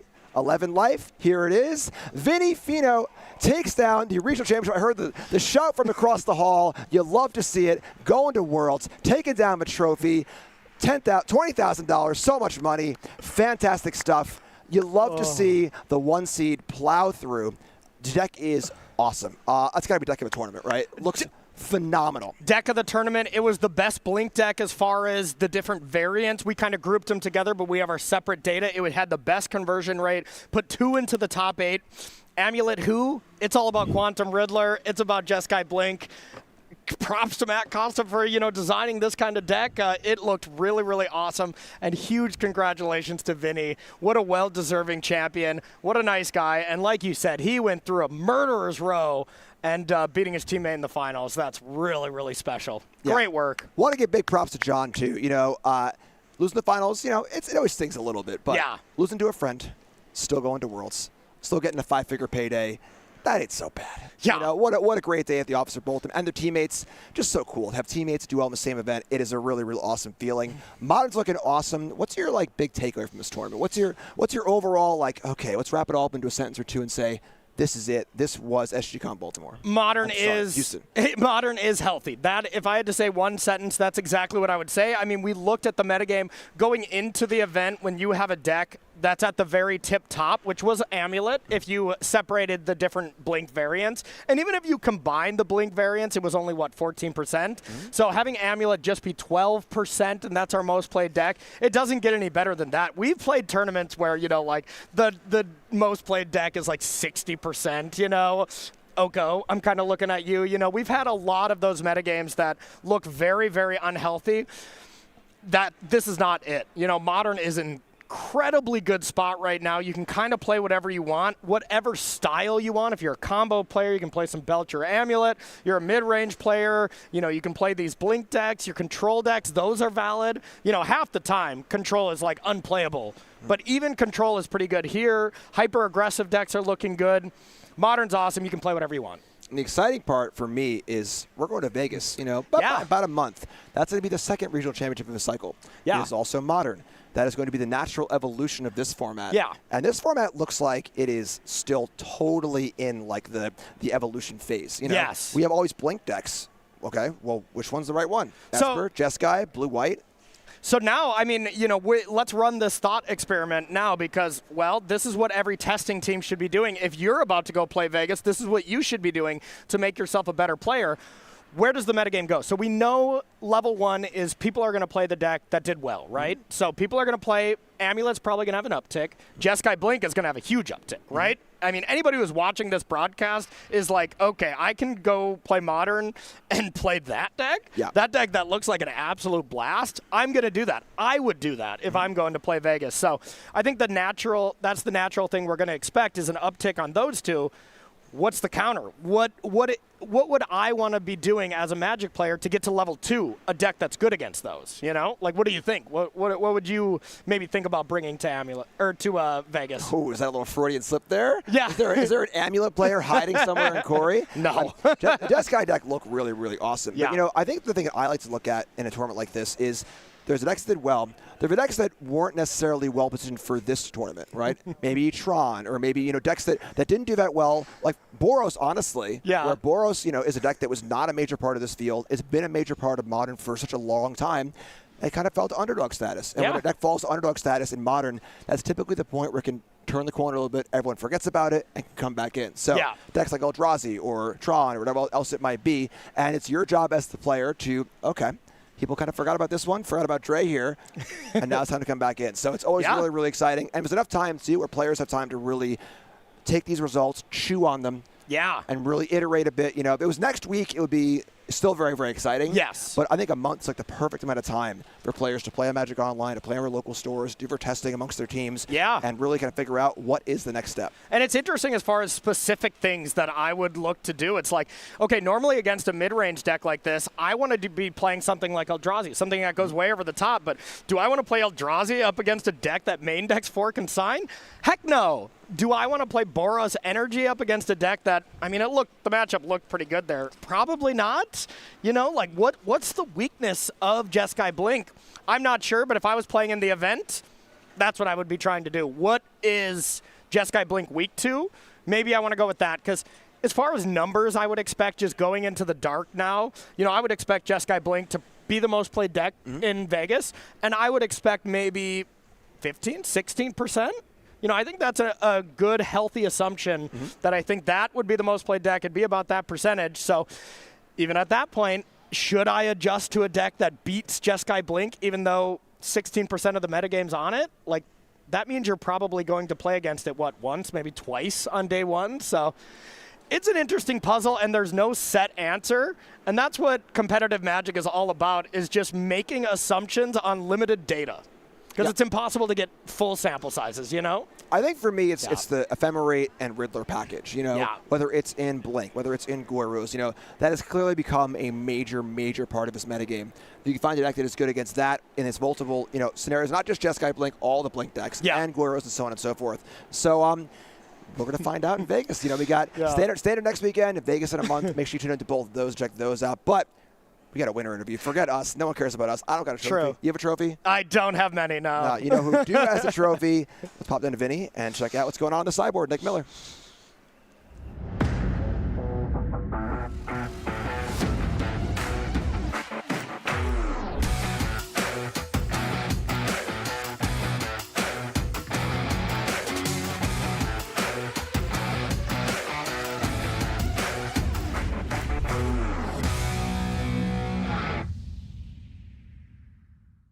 Hello, welcome back to the sideboard here at the Regional Championship in Houston, part of SCG. Con Houston, I'm Nick Miller, alongside our now regional champion, Vinny Fino. Congratulations. Thank you so much. Thank you. This weekend was basically a story of Amulet Titan and then Quantum Riddler decks, and I think nothing encapsulates the weekend more than your game 1 and 3 of Quantum Riddler just taking over a game entirely. Absolutely, yeah. I mean, it's just like, initially I didn't really just think the card was like that good. I didn't know that, like when you draw for turn, you would draw the additional card, like when it first came out. That card is pretty good. Yeah.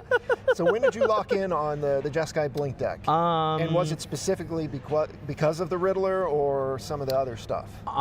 So I locked in probably about maybe like 2 weeks ago. I'll be honest, my answer is going to be a little crazy. It was just like the most vibes-based deck to play. Like, I like Ragavan, I like Teferi, I like Flage, I love Riddler. That was really it. It just so happened that like a lot of our matchup spread ended up being a lot nicer than I initially anticipated it to be. Goryo's was like not very good, but other than Goryo's, like I think our worst matchup was probably like 55%, which like 5% in a match of Magic is like crazy. Who's of just incredible cards in the Jeskai Blink deck. Anyone who loves value is going to want to play this deck. You have answers to so many things with all your flash cards and just the blinking effects. Take us through that finals match there, playing against a teammate of yours. You both locked up Worlds, so there's a lot of emotions going on there. I mean, as soon as my match was done, I hugged him and I was crying. Just being honest. Yeah, you were between games in the semifinals when he won his match, and you kind of celebrated for him. Took me off for a second, but you know. Yeah, absolutely. Yeah, you know, just love when friends win. What about that match? You know, game 2 is emblematic of Modern 10 years ago when you would just get Blood Moon on the second turn and cast no spells. But you know, with the Tarn, I was like, oh, I can get Island here, but I was like, oh man, what does the island even do? It's like I can't cast anything off of the island. Like I really needed the planes. Like I think if my Tarn was an Arid Mace or Flooded Strand, I actually think I win that game. Like genuinely. Like I actually don't think that game is even close. If I'm able to like cast the Feli I had in hand, it's just like, yeah, that game wouldn't even have been remotely close if I was able to get a planes. Is Blood Moon a factor for that deck? Is that something that you think might hamper it long term, or are you just not really concerned about it? No, not at all. There's 4 basics, like 2 plains, Island, Mountain, and like all weekend, like just getting the basics have been nice enough, where like you kind of like almost play around it without really intending to, because your mana pips are like not all that crazy or all that difficult to like cast. So like I don't think Blood Moon is that big of a problem there. It definitely seems like I'm wrong because of game 2, like absolutely. But I do think, for the most part, it's not that bad. Now you were telling me as you were approaching the interview, you're already planning 3 steps ahead for Vegas. Ooh, I don't want to spoil it too much, Nick. Oh, okay. One would think you would stick with the Jeskai Blink deck that won you the tournament, but you're already kind of eyeballing the next move to take advantage of the meta. Well, if you don't want to spoil it, we'll just let you. I won't be spoiling it. Take Vegas by surprise. Okay. Oh yeah. Well, that gives y'all at home something to think about. Oh yeah. What could be the answer to this deck that, you know, not only you but also Jesse Hampton made the top 8 with? Had a 50% conversion rate from day 1 to day 2. 2 in the top 8 is pretty good. Yeah, another teammate of mine, Ivan Espinoza, locked in 32nd to also get a PT invite, which is, that was more important for me than making Worlds for sure. Okay, any closing shout outs, people you want to thank? Yeah, first and foremost, I'd like to thank Ivan Espinoza. That's my best friend and brother. Thank him for everything. We ended up changing the list like pretty, I would say drastically, but not actually all that drastically. So Jesse Hampton ended up playing the list with like the 2 spell snare. And initially they were on like 1 pending. And me and him were kind of like, dude, like pending is so busted. Like pending is like almost like one of the best cards in the deck. So like me and him, like we were Friday, we were all kind of like building the deck and kind of deciding like the cards and, you know, like before we have to submit. And me and him move 1 table over, and I'm like, all right, what are we doing? Well, that's just the great stories. Or Oh, just yeah. the last minute tinkering, figuring out what exactly you want. Yeah, So. so I'd also like to shout out Team Collector Legion.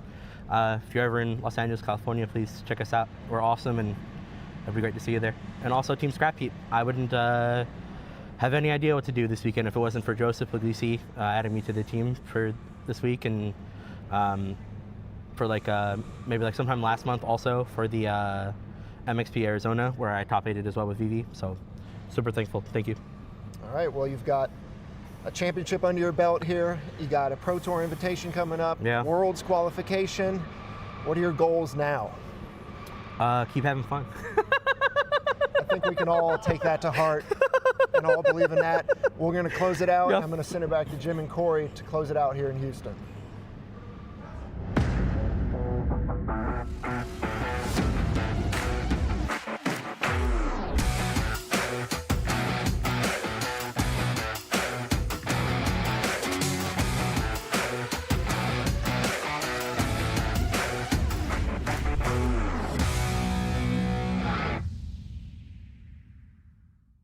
We're back for one last time here in Houston. Corey, I'm a Vinny fan. Oh my God, I love this guy. Yeah, the energy. Oh my God. Just everything right about Magic as far as like just the excitement, not only for himself, Yeah. for his opponents, for his teammates, for his friends, really, really cool. And the thing I really loved about that is I ain't playing this deck again.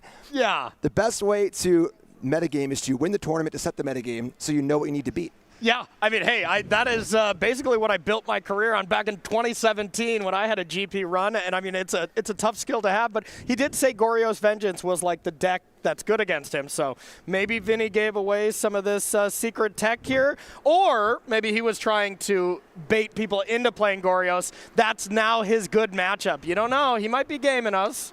Vinny's coming for you again, all right? Yeah. If you're playing Vegas, be ready to beat this guy, okay? So, that's... Well, I do got to say one thing before we go. I mean, like, honestly, amazing to have a champion that's wholesome. That is that wholesome. And just being able to have that kind of energy playing a tournament and just knowing you just want to have fun, that's the best way to approach a tournament. You really get to just have shoulders down and play your best Magic, not worry about being stressed and stuff like that. So, awesome stuff, Vinny. Yeah, great stuff. So, that's it for us here in Houston. Of course, I want to say big thanks to the crew, Nick Miller, always busting his butt here behind the scenes. And thanks to the crew. Thanks to everyone here. Thanks to you for watching. We got Baltimore next weekend. All right, you got Spotlight Series. It's going to be a lot of fun. Make sure we'll see you there. And make sure you play some Standard. Wear Spider-Man costumes. We got Vegas in about a month. Vegas in about a month. It should be great as well. That's the other regional championship, so more modern action. And any parting words, Corey? I mean, the parting words I still can't get over. I'm hearing Vinny's cackle still now, hugging his friends here off camera. I just love this guy. I'm a Vinny fan for life. Great stuff. So thanks for watching. We'll see you next weekend. I'm Jim Davis, Corey Baumeister from Houston. We'll see you next time.